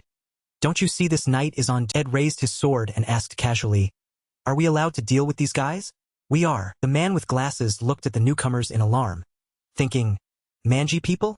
Why are Manji people in? Vlad sat in his chair, looking at the man with glasses and ordered, tell your boss to come down here. From now on, all operations in this casino are. Man with glasses asked doubtfully, why so? Vlad frowned and cut him off. I won't repeat my. He sat with his legs spread on the chair, his posture both arrogant and oppressive, gripping the sword hilt firmly as the blade struck the floor. His head tilted slightly down, hair falling to obscure his eyes, not even glancing at the man. His voice rang out low and cold as a blade's edge. Bring the ledgers here. A grand, imposing. Gregory cheerfully raised his hand in greeting to Vlad. Vlad, you've become quite famous lately. I heard you've cleaned out both organizations in the dark. Vlad placed one hand on his chest and bowed respectfully. Lord Gregory handed Vlad a large leg of meat. Here, take it. It's Jaman, the pride of the Cano family. Bodley gave you some before. Vlad politely extended both hands to receive it, answering cheerfully. Yes, I shared it with Lord Joseph, he loved it. Hearing this, Gregory laughed heartily. Who wouldn't? Vlad thanked him, then asked with some confusion. Thank you, my lord. I'll enjoy it later, but why are you giving this to me? He asked suspicious. Is there something you need my help with? Gregory burst out laughing. Oh my, is the bribe too obvious? As he spoke, he scratched his bushy beard, looking embarrassed as if caught red-handed in the marketplace, stammering. Well, it's just that, in your territory, if I say this directly, it might seem like I have ulterior motive. Vlad smiled faintly. It's fine. Please, go ahead and Gregory began. The Black Bear is the boss who specializes in the dog meat trade in the dark alley. Vlad nodded, calmly replying. That's him indeed, Gregory continued. There have been kidnapping incidents before.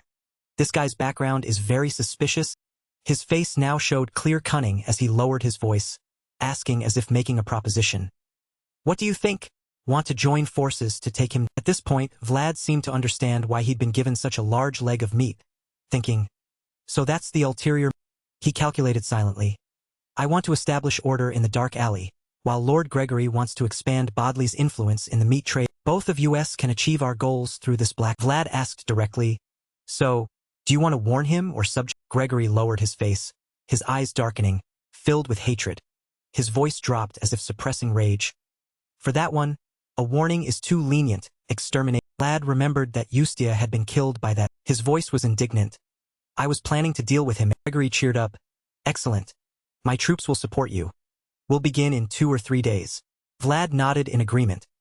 Gregory cheerfully raised his hand and told Vlad, if you need anything, just let. Vlad hesitated.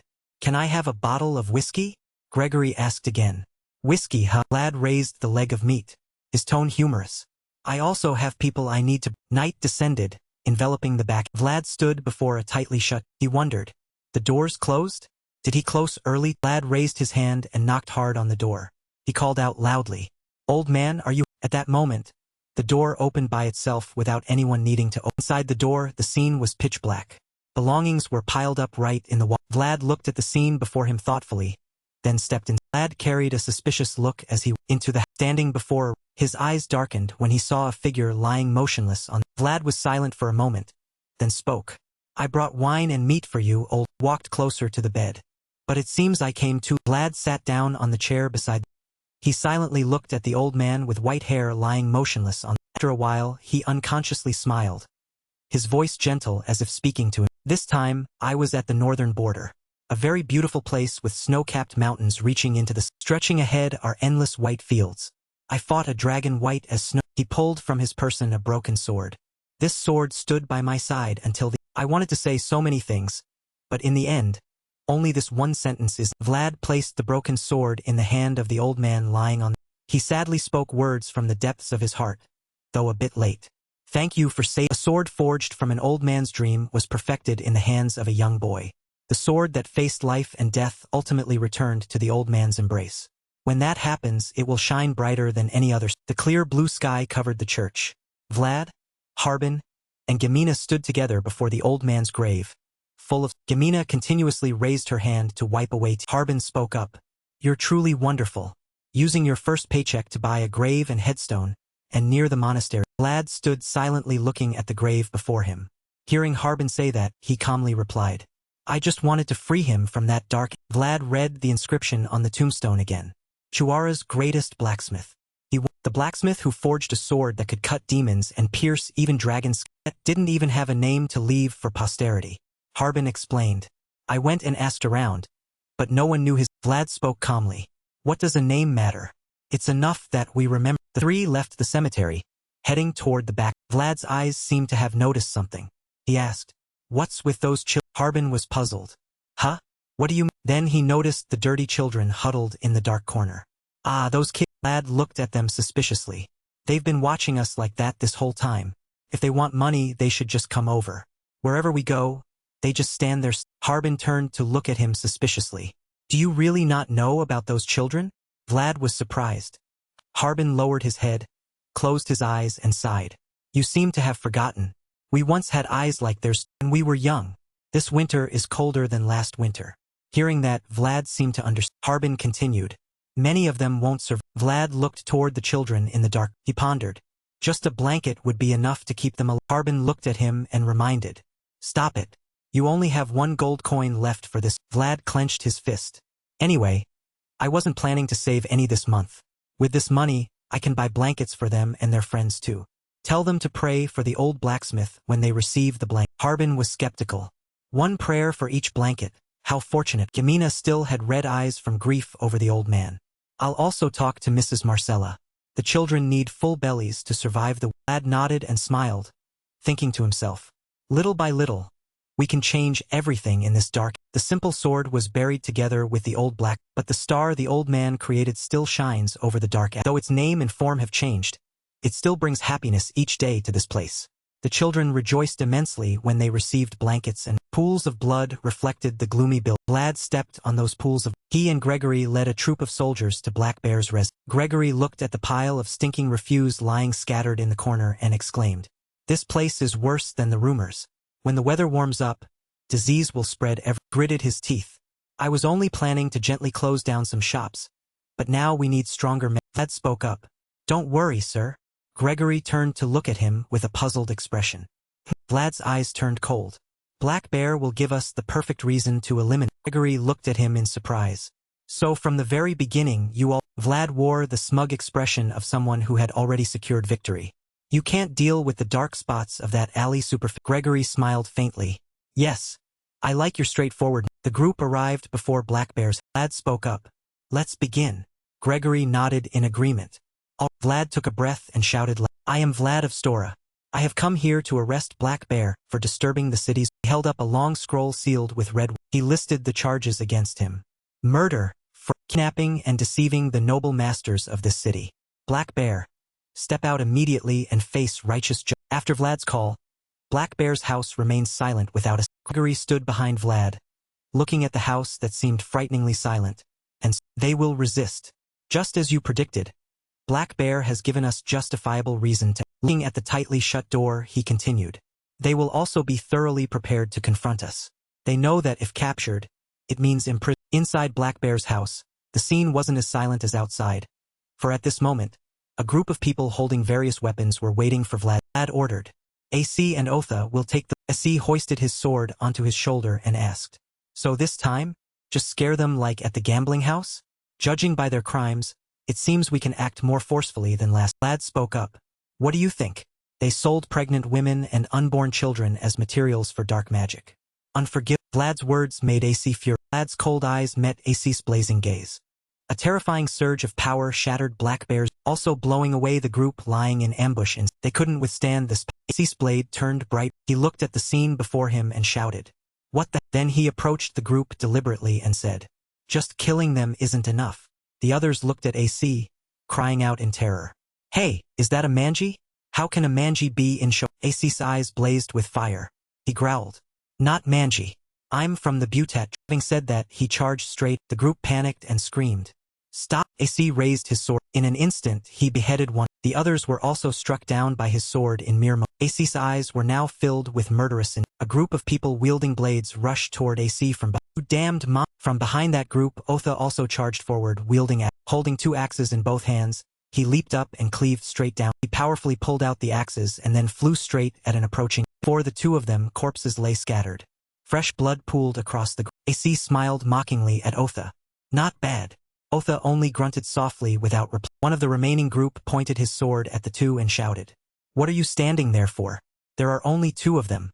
Surround and crush." A brilliant sword light flashed from somewhere, causing the man was pointing to break in. Not stopping there, the sword's light continued to sweep past the heads of the group, terrifying them to their. Vlad withdrew his sword, standing proudly like a knight full of arrogance. He then growled threateningly, "From now on, whoever is still standing on two legs will be cut to pieces." The group looked at him as if looking at a giant. They fearfully stepped. Vlad planted his sword into the ground. He growled out an order. "Kneel." The group now had their hands bound behind them by Vlad's soldiers. All of them were forced to kneel in a circle surrounded by Vlad's soldiers. Gregory spoke up. "Consider everything nearly finished. Leave this place to the soldiers and let's go upstairs." Vlad nodded in agreement.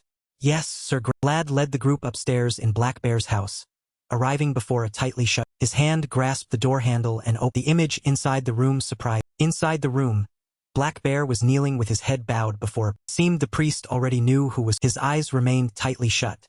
One hand rested on Black Bear's head. Hearing the door open, he didn't turn around, only speaking. "Welcome, Sir." Vlad looked at him in surprise and asked, "Who are?" The priest had now finished hearing Black Bear's confession. He held a book in his hand, looked at Vlad with a smile, and introduced himself. "I come from the church on the bishop's order." Vlad looked at the priest and replied, "I came here on the mayor's orders. That man, Black Bear, is clearly a criminal." The priest cut off Vlad's words. No. Look at Black Bear clasping his hands in prayer. He continued, "There are no sinners here anymore. His sins have been pardoned in the name of the." Having said that, he took from his chest a scroll marked with the cross of the faith and held it before Vlad. He continued, "Through a pardon order from the Lord is present everywhere, but his light does not shine equally on. Comes to those above first and grants more to those who already have. That is what those at the bottom of society always. That is the image of the Lord and the church." Hearing this, Vlad asked suspiciously, "Pardon? So that man is now in a..." Priest nodded. "Exactly. The bishop himself issued." Gregory raised an eyebrow, thinking to himself, "The bishop personally? This is absurd. Why would someone from the dark alley?" Vlad's eyes were with just a piece of paper. "You think you can erase the tears of all the women who died because of this rotten..." His eyes turned sharply cold. He muttered, "Now in..." Black Bear raised an eyebrow irritably and spoke up. "I have been forgiven by the Lord. Isn't that it?" Vlad asked suspiciously, his voice full of murderous intent. The priest nodded. "That's right. Sins can be forgiven with a sincere..." Black Bear now wore an extremely smug expression. "That's what they said." He grinned. "Looks like your trip was in..." Vlad's eyes were soulless and empty, reflecting utter shock. His ice-blue pupils were cold as if frozen, glowing with astonishment mixed with disgust. His eyelids trembled slightly as he desperately clung to one last ray of hope. But the events before his eyes left him unable to believe. How can this be? How can this... Women you saw... They died in fear, trembling in darkness. The one who pushed those children to their deaths. How can you smile like that? This isn't... Vlad looked at the priest and spoke. "Father, if one truly has a sincere heart, then anyone can be forgiven." Priest answered, "Of course, if the Lord and the church grant forgiveness, regardless of what sins, anyone can become completely in..." Hearing this, Vlad's head lowered slightly. He closed his eyes. "I understand." Then he called out, "Sir Gregory, back in that fog-shrouded village, do you remember what you told? If no one stands in their proper place, if no one takes responsibility when needed, then how can this society have justice?" Hearing this, Gregory's eyes widened in surprise as he looked at him. Vlad continued, "That is, Perhaps Gregory had realized Vlad's next intention. He shouted, "Wait!" But without giving Gregory a chance to stop him. At this moment, Vlad's eyes filled with murderous intent. He drew his, following the true rules of a swordsman, he immediately lunged at Black Bear. Gregory could only close his eyes helplessly. In an instant, he charged forward, using his sword to sever Black Bear's head, which fell to the priest beside him. Looked in horror at what had just occurred, cried out, "What is this?" Vlad planted the tip of his sword into the ground, each drop of Black Bear's blood on the blade dripping down along the sword's edge. The earth. He knelt on one knee before the priest, both hands gripped the hilt tightly as he looked up and spoke, "I am a sinner, so please, give me a chance to atone." The priest's terrified eyes were reflecting his blood-stained blade. At Lord Joseph's Joseph sat in the chair behind his desk, hands interlaced before him, head slightly bowed, still unable to believe the story, asking again, did he truly kill someone who had received a pardon? Gregory stood before Joseph's desk and upon hearing the question, closed both eyes, nodded. Guilty admission. "I apologize. I should have stopped him. I truly never imagined he would turn around with a pardon." Joseph replied, "Indeed, perhaps it wasn't earned but rather bestowed." He didn't understand why the bishop would grant one. A street rat. Joseph ground his teeth, thinking to himself, "They're turning me a laughingstock." He frowned, his eyes showing some anger. He asked, "Where's Vlad now?" Bogdan raised a hand and answered, "He's waiting in my office. We thought it best avoid being seen." Joseph exclaimed, "Excellent." He called out, "Gio," giving the order, "Arrest Lord Vlad immediately." Charges of murder. All four people standing there looked at Joseph. Surprise. Joseph cast his gaze into the distance, thinking to himself, perhaps it was a foolish choice, but completely understandable, and the pardon may very well have been deliberately. Clearly the bishop has been targeting Vlad. Which means the only way to protect him is imprison him. After a moment of surprise at Joseph's decision, Gio placed a hand over his chest and respectfully acknowledged. Gregory turned to look at Gio. "Lord Gregory, let me be the..." Gio cut Gregory off. "If I raised him poorly, that's my fault." Responsibility. Gregory reached out wanting to stop Gio. Failed. He bowed his head, his face contorted in self-reproach. A teacher having to arrest his own student. It's all my fault. If only I hadn't rushed things. The sake of the family. Joseph held his pen, writing long lines of text on a sheet of paper, speaking as he wrote. "Lord Gregory, you must also bear responsibility as someone involved in this matter."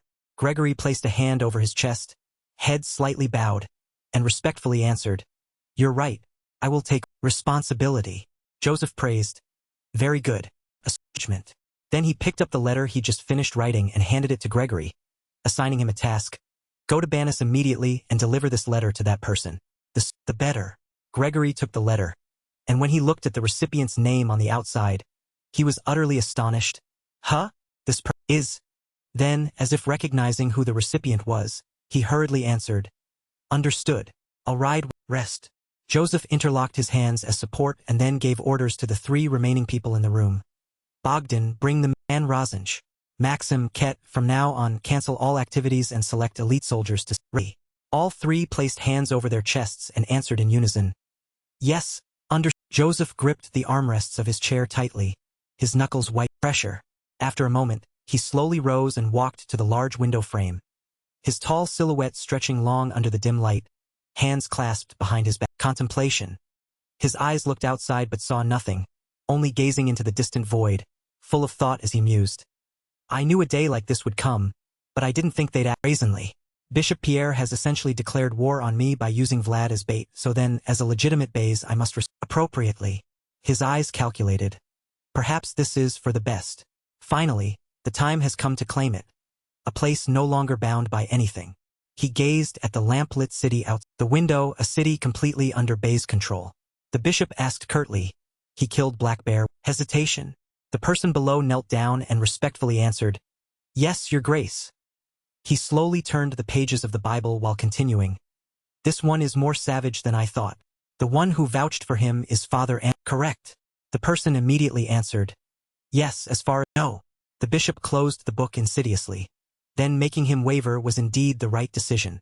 He thought wickedly, "If things go smoothly, we'll eliminate Unstroke, the second son of Bayet, the one who dares challenge me based solely his lineage, and the thorn at my side, the one who always pretends devout pastor." The more he thought, the more bitter he became.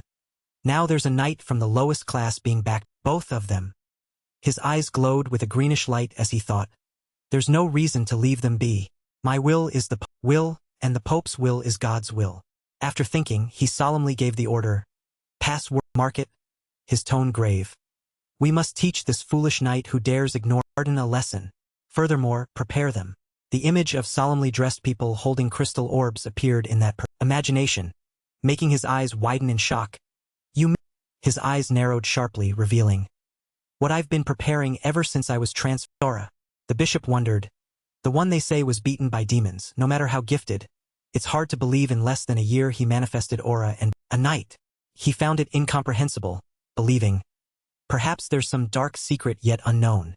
Once the truth is brought light, the bishop smiled wickedly. All those protecting that brat won't be able to scathed either. The evening was quiet. The town when suddenly a military force marching through. The man leading, fierce-looking. He raised his hand high, signal halt. The troops, fully armed with weapons, stood rigid place. The man shouted loudly, "Listen here, we've come by order." The bishop. Then he bellowed an announcement. Knight Vlad has shown contempt for his grace's pardon, which is tantamount to defying God's will, a grave sin that could be treason. He threatened, "Open the gate now or all those inside will be heretics." As soon as the words fell, the large opened.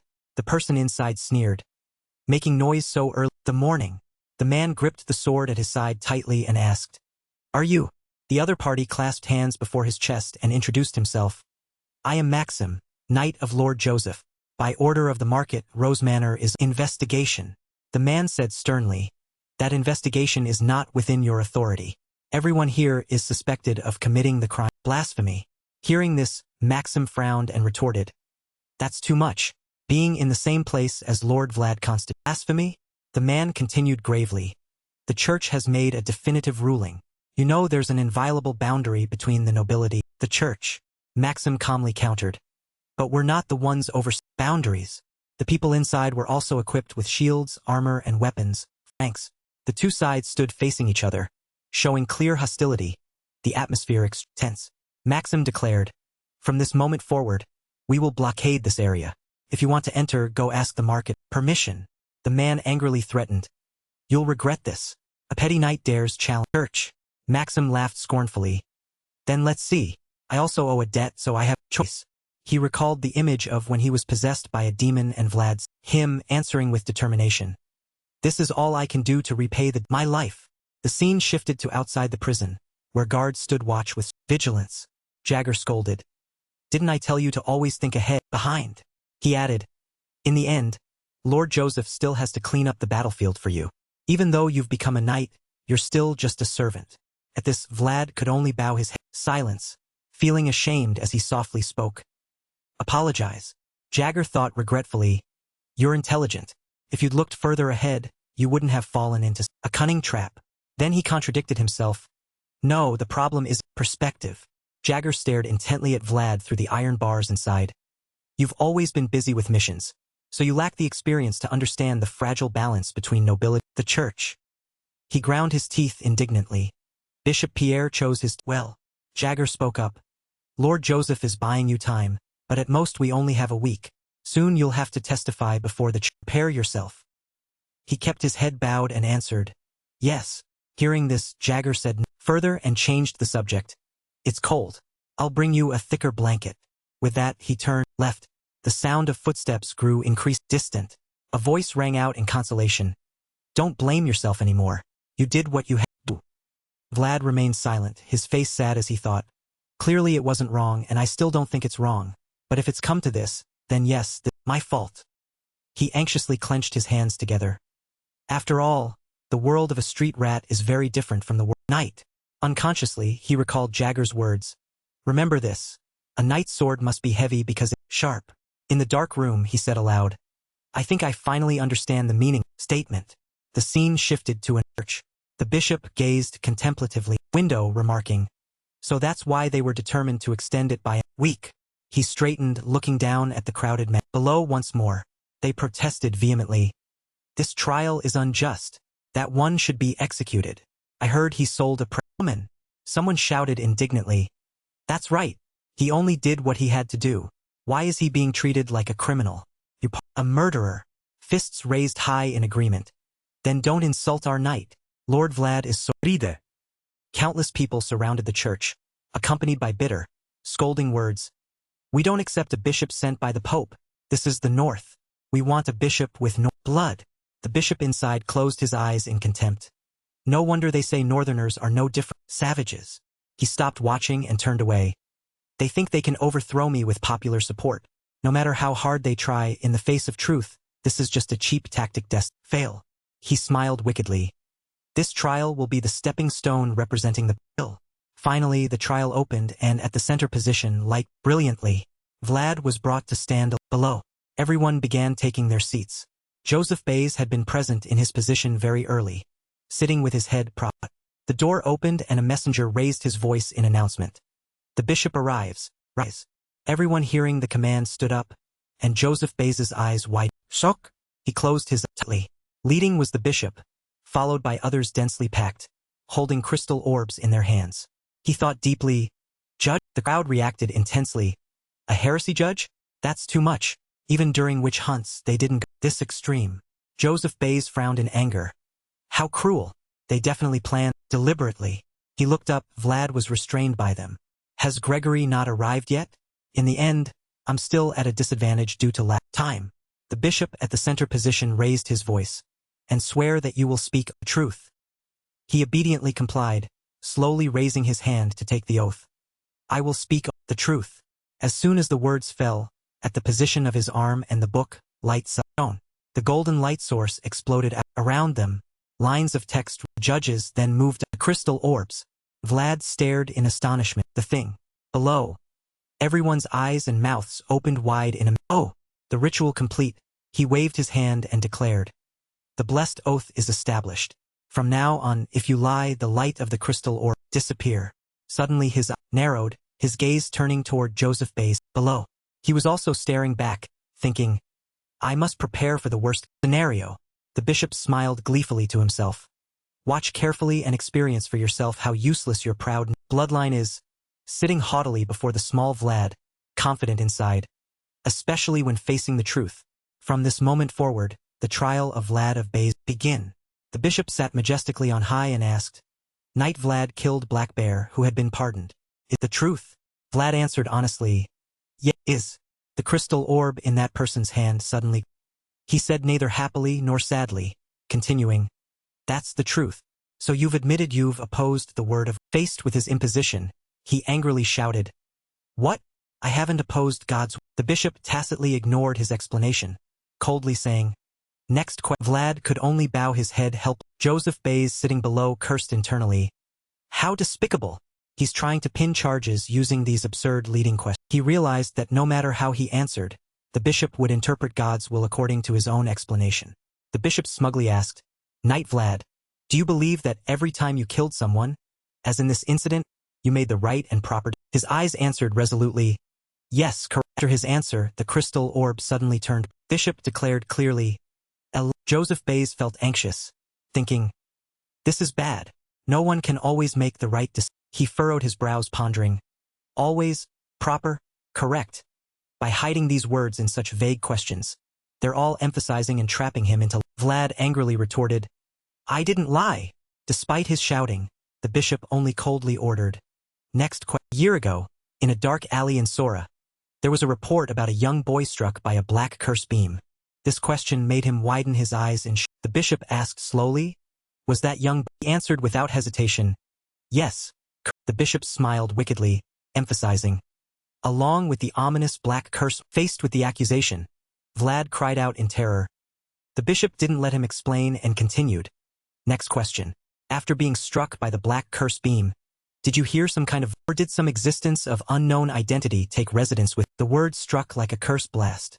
He stood frozen like a statue, unable to utter a. People around began murmuring. Sir Vlad was marked by the ominous black curse. Some disbelieving person exclaimed, How could that be? But he couldn't answer that question, right? If that's the truth, then the achievements accumulated during this. Joseph Bays frantically worried. Public opinion is turning. He fell into contemplation thinking. Indeed, his development was beyond normal, but it can't become evidence that he's connected to. His eyes showed conviction. My own eyes have seen countless times. That brilliantly radiant sword of his is something incomparable to anything. Bishop impatiently reminded. Answer. Why are you so? Vlad bit his lip thinking, what should I? He seemed to have reached a dead end. If he answered yes, there would be an evil existence inside him. If not, he'd be lying. Either way, it would play into the bishop's intent. Suddenly he received an urging voice. Answer yes. Right now, if you lie, it will be even more dangerous. Better to justify it as aftereffects from being struck by the curse, causing you to lose control momentarily. If you answer no, that means lying, and then you won't even have a chance to defend your. He began calculating carefully. There are still 3 questions left. In the worst case, I'll have to reveal your truth. But the voice reassured him. Don't worry. I have a way to avoid. Hearing this, his eyes lit up in surprise. Seeing his continued silence, the bishop angrily shouted. Speak. Why can't you answer? That voice kept reassuring him. Vlad began sweating profusely, his voice trembling as he answered. If you ask me whether I heard a voice. But before he could finish, someone suddenly appeared to intervene. Please, turned in shock to look at the entire courtroom, including the bishop, looked toward the door in surprise. Andrea entered leaning on his staff, saying, This trial is not. Vlad called softly. Father and Bishop angrily shouted. This place is not for the unauthorized. What standing do you have to speak of the fairness of this? He answered with all his strength. I am the guarantor of Sir Vlad's name, Vlad of. He affirmed.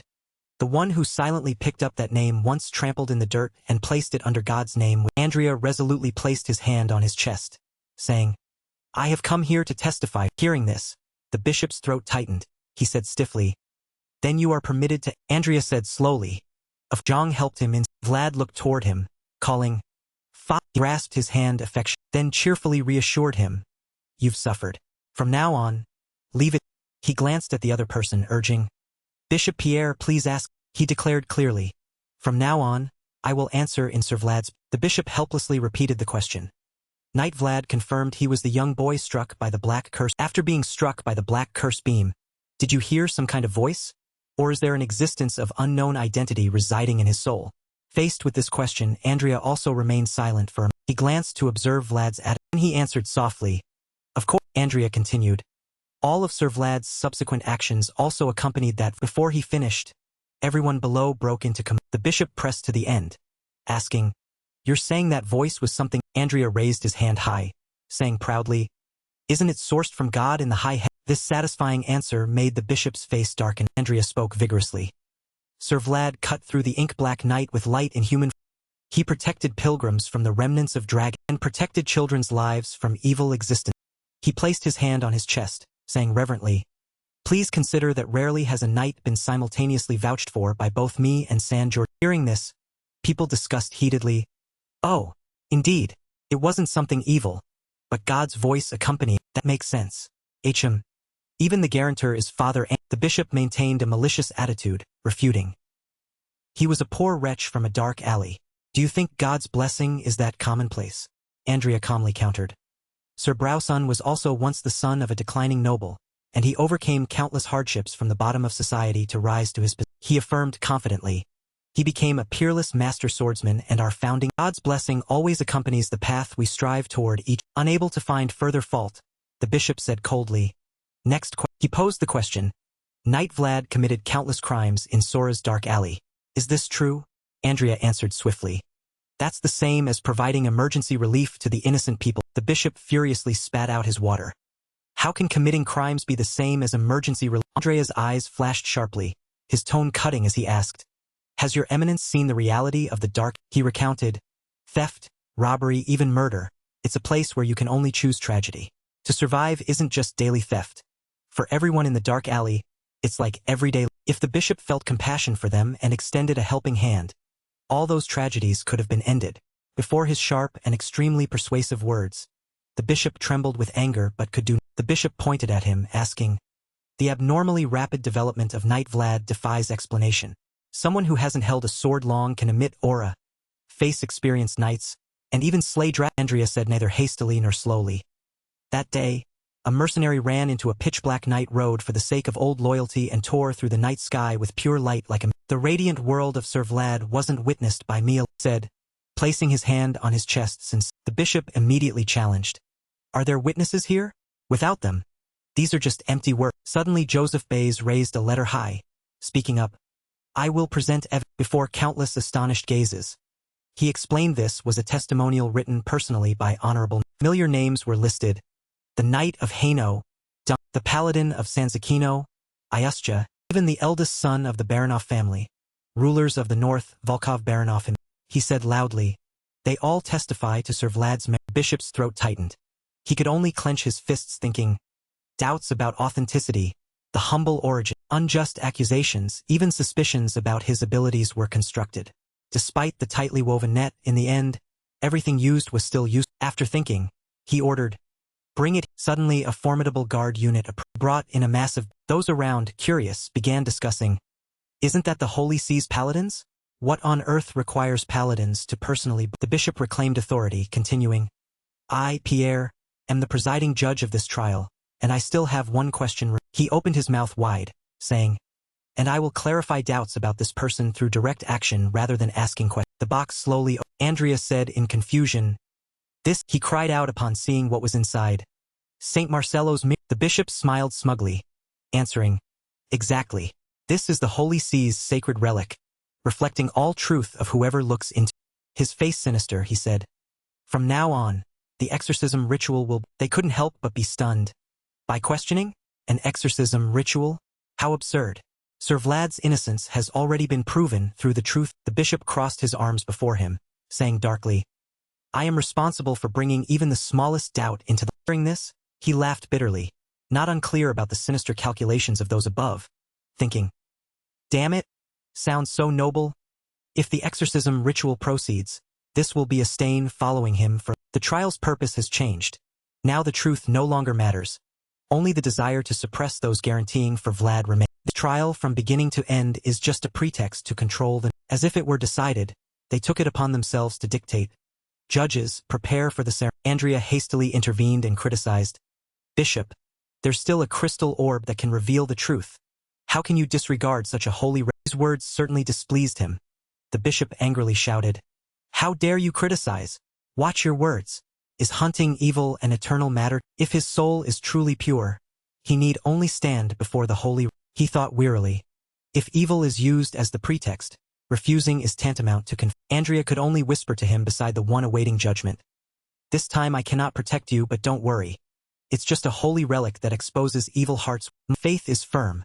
I've already seen your truth. Vlad remained silent, biting his lip. He urged. What are you all waiting for? Vlad, stand before the holy. He still hesitated, feet rooted in. Suddenly a reassuring voice rang out. It's all right. Though he still seemed hesitant.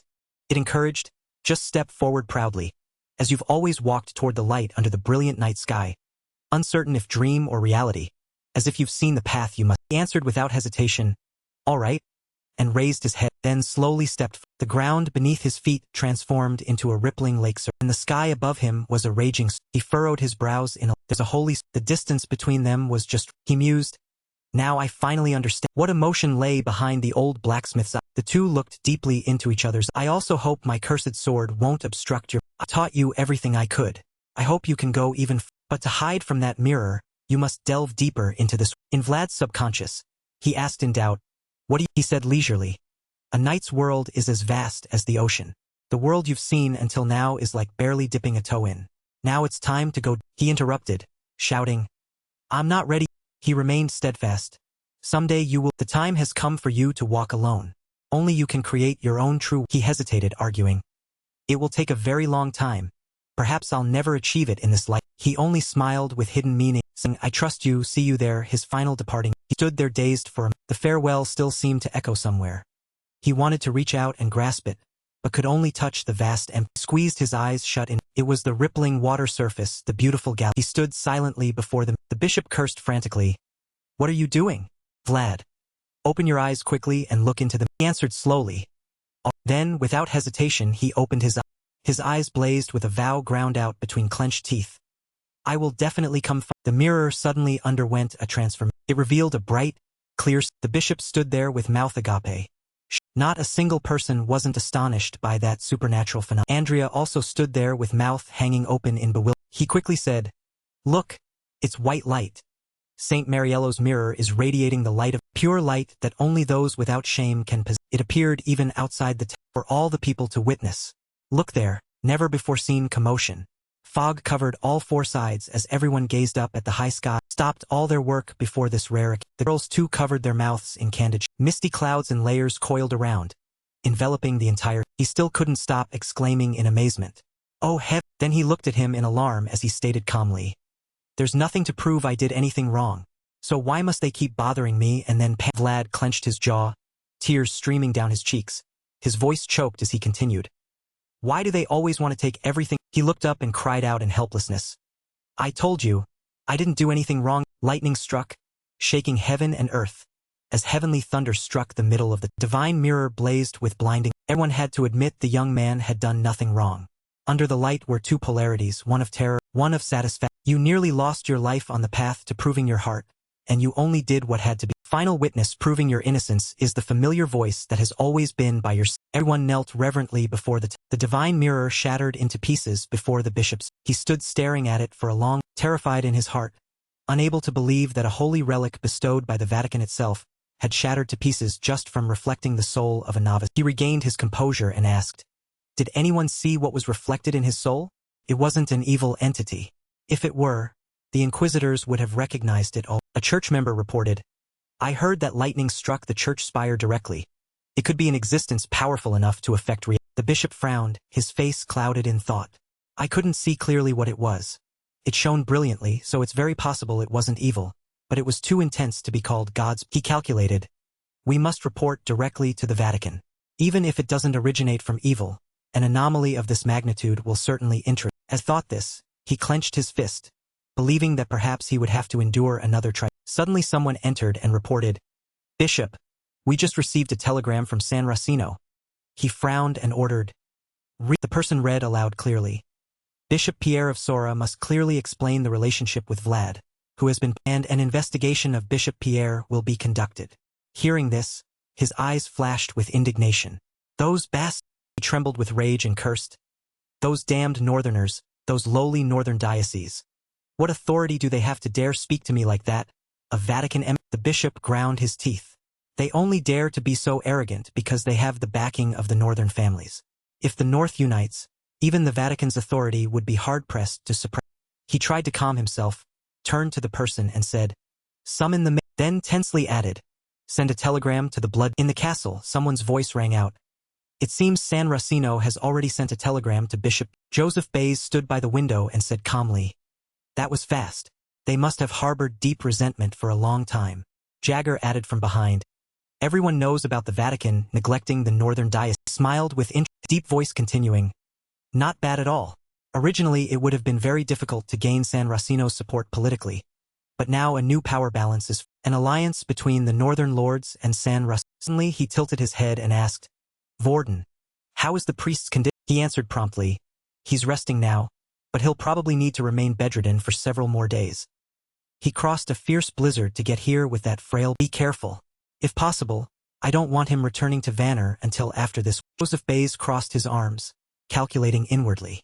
Although we used Vlad as a pretext to invite him here, his presence alone is enough to pressure Bishop Pierre. His reputation is so great that even if he were to replace the bishop, no one would dare. He thought silently. At times like this, we must absolutely keep him in our hands. Suddenly there was a knock outside. Lord Joseph, I'm here, he coldly said. As he waited, footsteps turned out to be Vlad. Their deep gazes met, and the atmosphere in the room suddenly fell. He asked seriously, what am I to do? He could only bow his head and answer, I'm sorry. Joseph Bays clasped his hands behind his back, his tone reproachful. I always want to achieve results through meticulous calculations. Yet you are always unpredictable. From the beginning until now, not once have you acted conventionally. He looked up and stated, now the Vatican will monitor you closely. After all, you've interfered in their affairs. Vlad replied shamefully in a small voice. He added solemnly. The priest once said that very likely, God's blessing resides. He hastily objected. That can't be. Joseph Bays said sternly. It doesn't. His deep gaze stated. I will make it. The words that just came out left Vlad stunned with mouth agape. He glanced at the bag placed on the table and instructed. Take this. Joseph Bays explained. This is a privilege reserved for you. This isn't a salary, but a reward for what you've accomplished. He recalled what Vorden had once said. The price of glory would be paid once a year, under the name of a special allowance. Ah, so this, Joseph Bays stated casually. More than 300 gold coins. He stammered in surprise. Face shocked, he asked. Why so? He answered unhurriedly. I've also carefully calculated the results of each day you worked with me.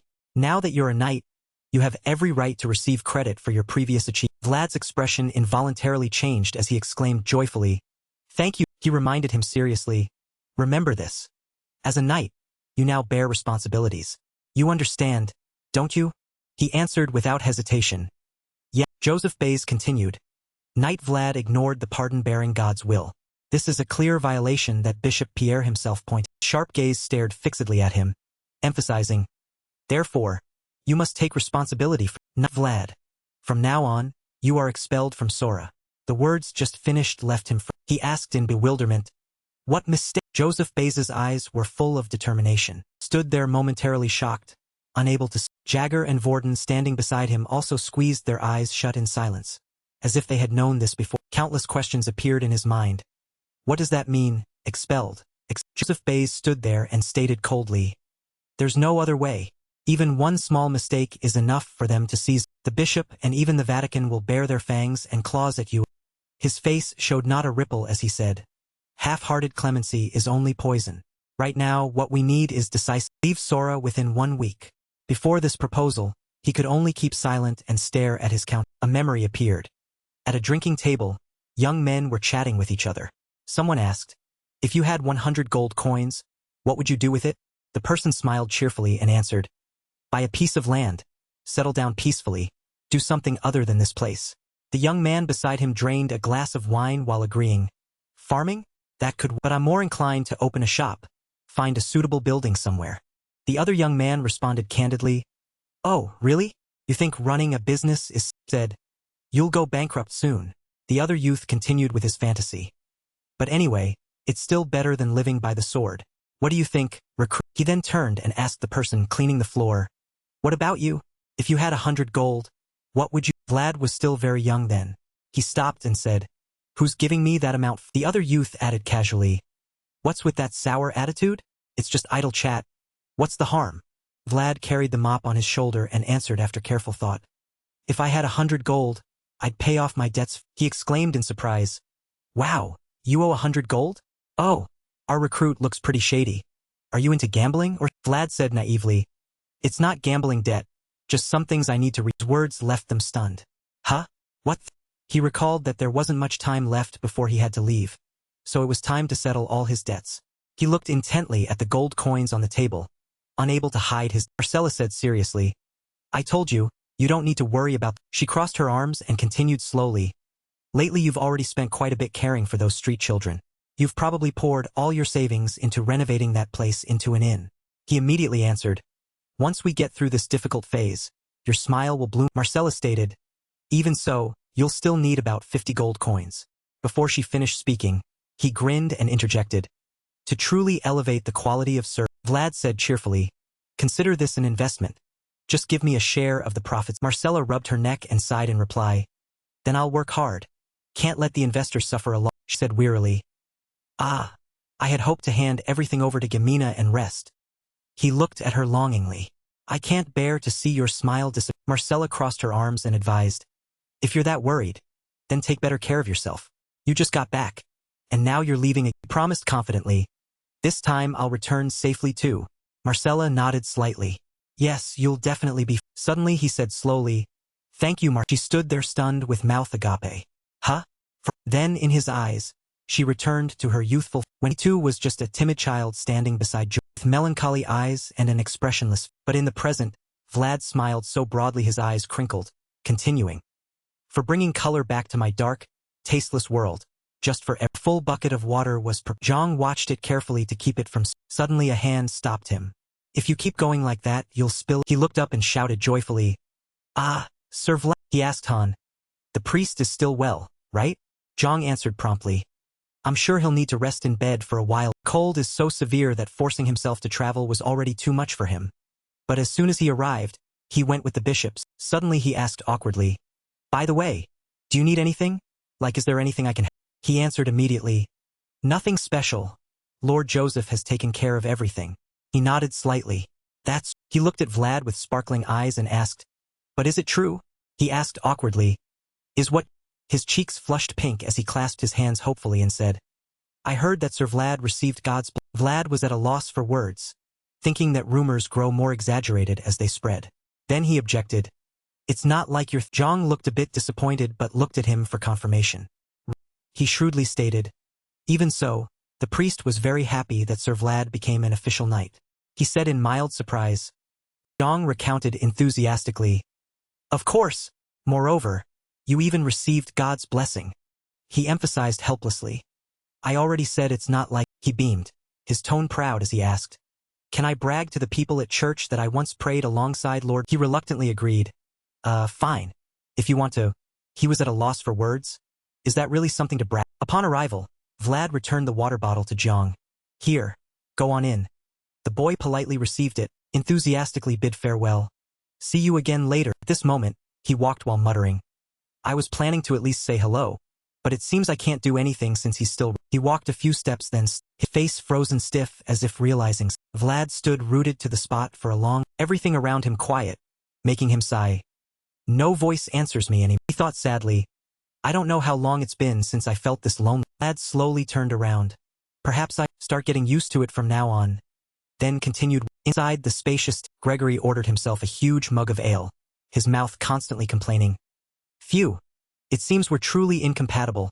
Every joint mission inevitably leads to disciplinary act. Vlad sitting beside him also downed a glass in agreement. The old man gently asked, When are you leaving? He immediately answered, In 5 more days. But if preparations finish early then I'll leave early. Gregory continued thoughtfully. Well, this time wasn't great, but thanks to you, all plans have been He revealed. Now that the Black Bear organization has also disappeared, our Kano family's entry into the Sora market is settled. Moreover, the reconciliation with Lord Joseph is complete. Hearing this, he smiled with satisfaction. Good. At least we achieved. He looked at him with affectionate eyes. I'm truly grateful to you. And as the head of the family I want to repay you by sponsoring Knight Vlad. Vlad was speechless. Sounds like I'll get free sausages for life, huh? The man chuckled in response. Yes. I'll let you eat until you're sick. Suddenly he paused and shared. I don't usually say such embarrassing things. He recalled the scene of him magnificently wielding his sword, and praised profusely. That day, your actions were nobler than any other. The words left him. Gregory continued in a deep tone. I can't even remember when it was anymore. Religion, politics, personal interests, and fame, the time when I didn't have to worry about such things. Only followed the creed of a sword. He confessed awkwardly. We've entered an era where true knights have become too rare. I feel ashamed of my. He paused for a moment, glancing, then sincerely said, And above all, I'm proud of you. Vlad was astonished into silence. He raised his glass toward him and advised, Be careful on your journey. He smiled, then also raised his glass to the other. Yes, Lord Gray. This time, a beautiful sunset afternoon. Boats densely packed together floated on. Haben standing beside Vlad burst out laughing. Haha. Thinking about it, coming here is really pleasant. How long has it been since I properly looked at? He exclaimed excitedly. Look there. What type of ship is that? The captain must be anxious because the river is frozen. He quietly noted. That one's expensive. Hearing this, the boy was startled. He asked curiously, Haben, do you still want to sail? The boy answered innocently. Yes. He asked further. Still want to go far, beyond even. Haben looked at him with shining eyes. Of course. What's this about? Why the sudden question? You're acting strange, he questioned in confusion. Suddenly saying you want to go look at. Vlad looked at the huge boat nearby and said, That one costs 200 gold. The boy nodded lightly. Ah, a caravel, yes, it's cheaper than the. He explained. Yes, that's why merchants use this type of boat most. That's the reason I. Hearing this, Haben's eyes widened in shock, staring intently at his smiling face. For me, the person who knelt down so I could have food to survive. You've resolved that one day you'll repay this debt, at any cost. Beautiful sunset scene, the ship freely setting sail, an exclamation rang out. Even if on land you had to walk haltingly, then on that distant ocean, you'll no longer have to walk Vlad quickly pulled out a sheet of paper and said, This is the ship ownership certificate. Sign it, under your. Haben was still dazed. Huh? Standing before the vast ship, he declared. Now it's your. He answered worriedly. Aye. He said while smiling. Vlad listened intently to the next But he had already interrupted, placing his hand on his shoulder, burst out laughing and said, "Congratulations, Captain Haben," causing him to hold the ship's papers in his hands, moved to the sky at this moment was incredibly. Lad brought wine before a grave. I've said my final farewell to the old blacksmith, the person I won't see again for a long. He also went to bid farewell to a few others, to Lord Maxim, who had helped him preserve Jules's smile, and he had sent thanks to Lord Bogdan, who had read that order in his, and heart-to-heart talks in the tavern with Lord Gregory and Lord Cade, those who had protected every breath of the children. He had spent peaceful, that, he had repaid each debt one by one, and gradually crossed off each name in his, spending time with those to whom he owed so much he dared not think of repayment. The days passed so, turning to the tavern, some rooms still had lights on.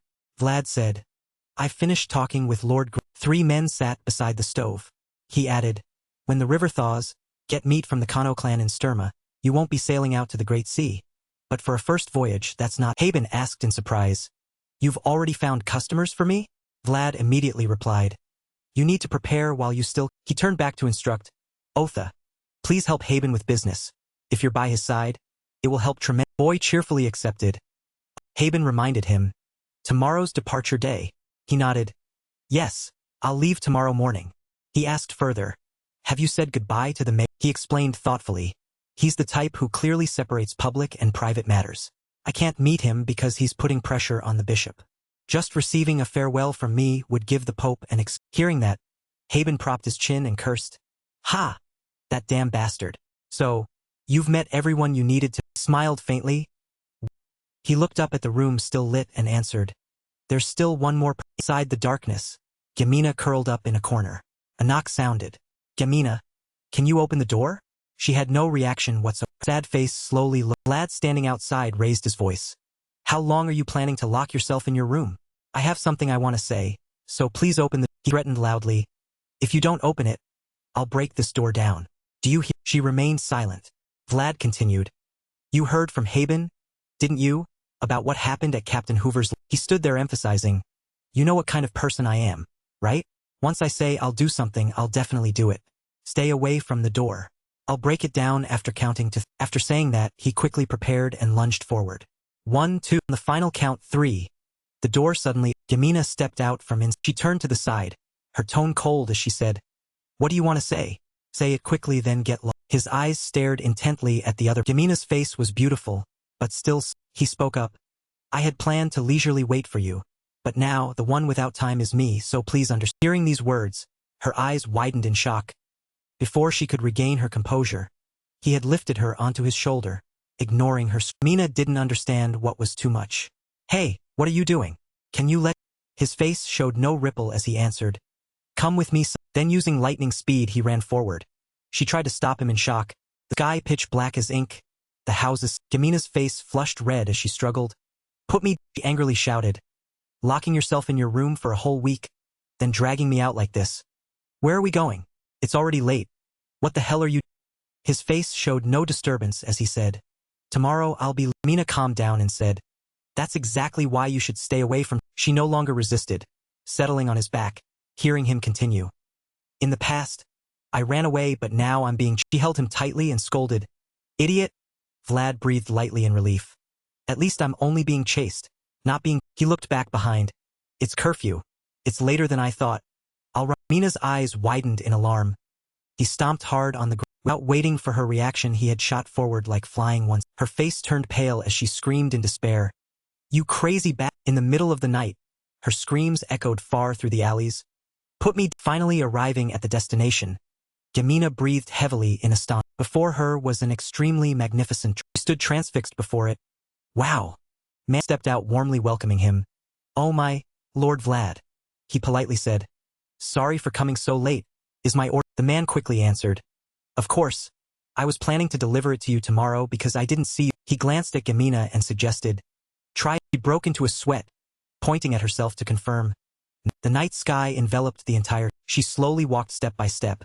When she wore the dress I gave her back then, she looked perfect in it. Her footprints marked the white. Along with the red shoes, the red dress, she was— Tense atmosphere made Vlad ask hesitant. He smiled and asked, "Why are you acting so She was beautiful in the red dress. Her face embarrassed as she answered, "What are you talking?" He teased, "Good thing I had it tailored to fit perfectly. I figured you hadn't grown any taller." she retorted sharply.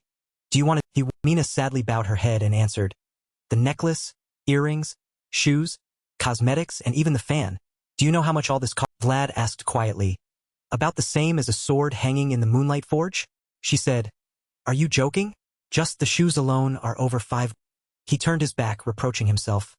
It would have been better if I had time to do her hair too, but I was too. She lowered her eyes and scolded. Because you got kicked out like an idiot. Tina calmed down and asked. So, when do you plan to come back? He sighed and answered. Who knows? They didn't tell me anything, so I don't know. She anxiously clasped her hands. Don't tell me you're never coming. Suddenly he teased. Why? If I don't come back, will you follow me? She blurted out an explanation.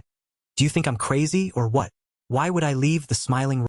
He smiled and said. Speaking of which, the lady said she's thinking about having you managed. Mina's eyes widened in shock. Vlad said half jokingly, half seriously. I have to come back before it goes bankrupt? Do you know how much money I've invested? She asked in astonishment. His face certain. I'll definitely come back to recoup my investment. Manage our house. Her face flushed red. Her head spinning thinking. She looked at him hesitantly, so pulled out a handkerchief and held it toward her. Here. Take it. This is a handkerchief he seriously explained. I didn't know before, but apparently nobles do it. She shocked again and asked. Vlad didn't answer, then knelt down on the ground. In a proposal position, he spoke softly. Lady Gemi, his handsome face looking up as he asked. Will you give me your handkerchief? She took the handkerchief in bewilderment. She knew well, there are 2 ways for a knight to receive a lady's handkerchief. 1 is to hang it at the sword's hilt.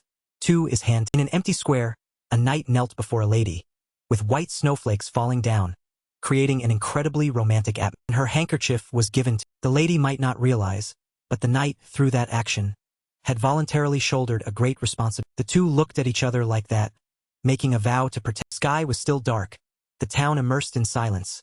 In the distance someone was riding a horse. The horse's hooves, the flag fluttered in the blue gate opened. Inside that room not a single soul. Vlad had already packed all his belongings onto his horse and suddenly, someone appeared blocking his path.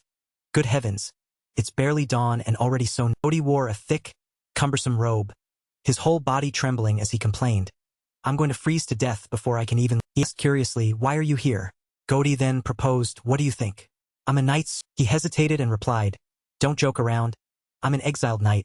You should stay here and look after you. Cody gritted his teeth and insisted. Forget it. I've invested too much in you.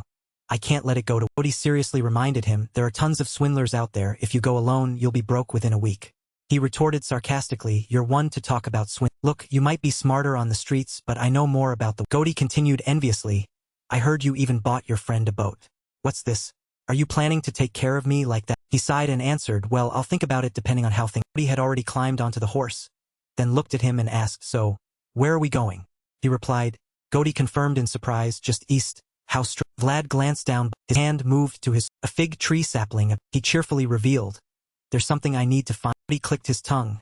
Well, that's better than wandering around aimlessly. He turned his head, gazing at the town one last. His eyes firm, he whispered softly. Without further hesitation, he spurred his horse and departed. He urged. The 2 of them left the town just like. The figures grew more distant, horse tracks embedded deep in the white snow. At the same time, Joseph Bays stood above looking. Jagger beside him lamented. It's truly. Spoke with neither joy nor sorrow. My heart feels even. You pondered and said no, not just cold, but it also. Seeing Vlad eagerly charging forward, Joseph Bays observed. He didn't even look back once, which means he must already have a goal and reminded him, from now on things will get busier. Your face full of determination. We'll need more strength. Enough to never lose what belongs to us. Jagger bowed 90 degrees and replied. I will follow you, my lord. Then added, but are you truly certain about this? He's unpredictable. Jagger pointed out you could give him a mission or destiny. He replied neither hastily nor slowly. I cannot rob someone who has lived his entire life only following orders of the precious experience of finally acting according to his own. Your eyes sharp as blades, Jagger, this is also our historical. A knight beginning a journey carrying only his own honor. A lost tradition now restored. A tradition we only saw in our father's generation. Asura pushed him forward, and Bays nurtured him. A knight bearing his own. The scene shifted to the imperial capital, Brigand. Red flags hung inside the palace hall. The person sitting on the throne above asked, what do you think of Pierre's proposal? Percy Dragulia knelt below and respectfully answered, it is a perfect plan. Something with both legitimate justification and real benefit. That person with bright, sharp eyes acknowledged. Indeed, that old archbishop has come up with quite a clever idea. Eyes narrowing, he said, I approve Pierre's proposal. Then with a sinister smile declared, plant my flag in the north. Below is not just you alone but countless faithful followers listening attentively.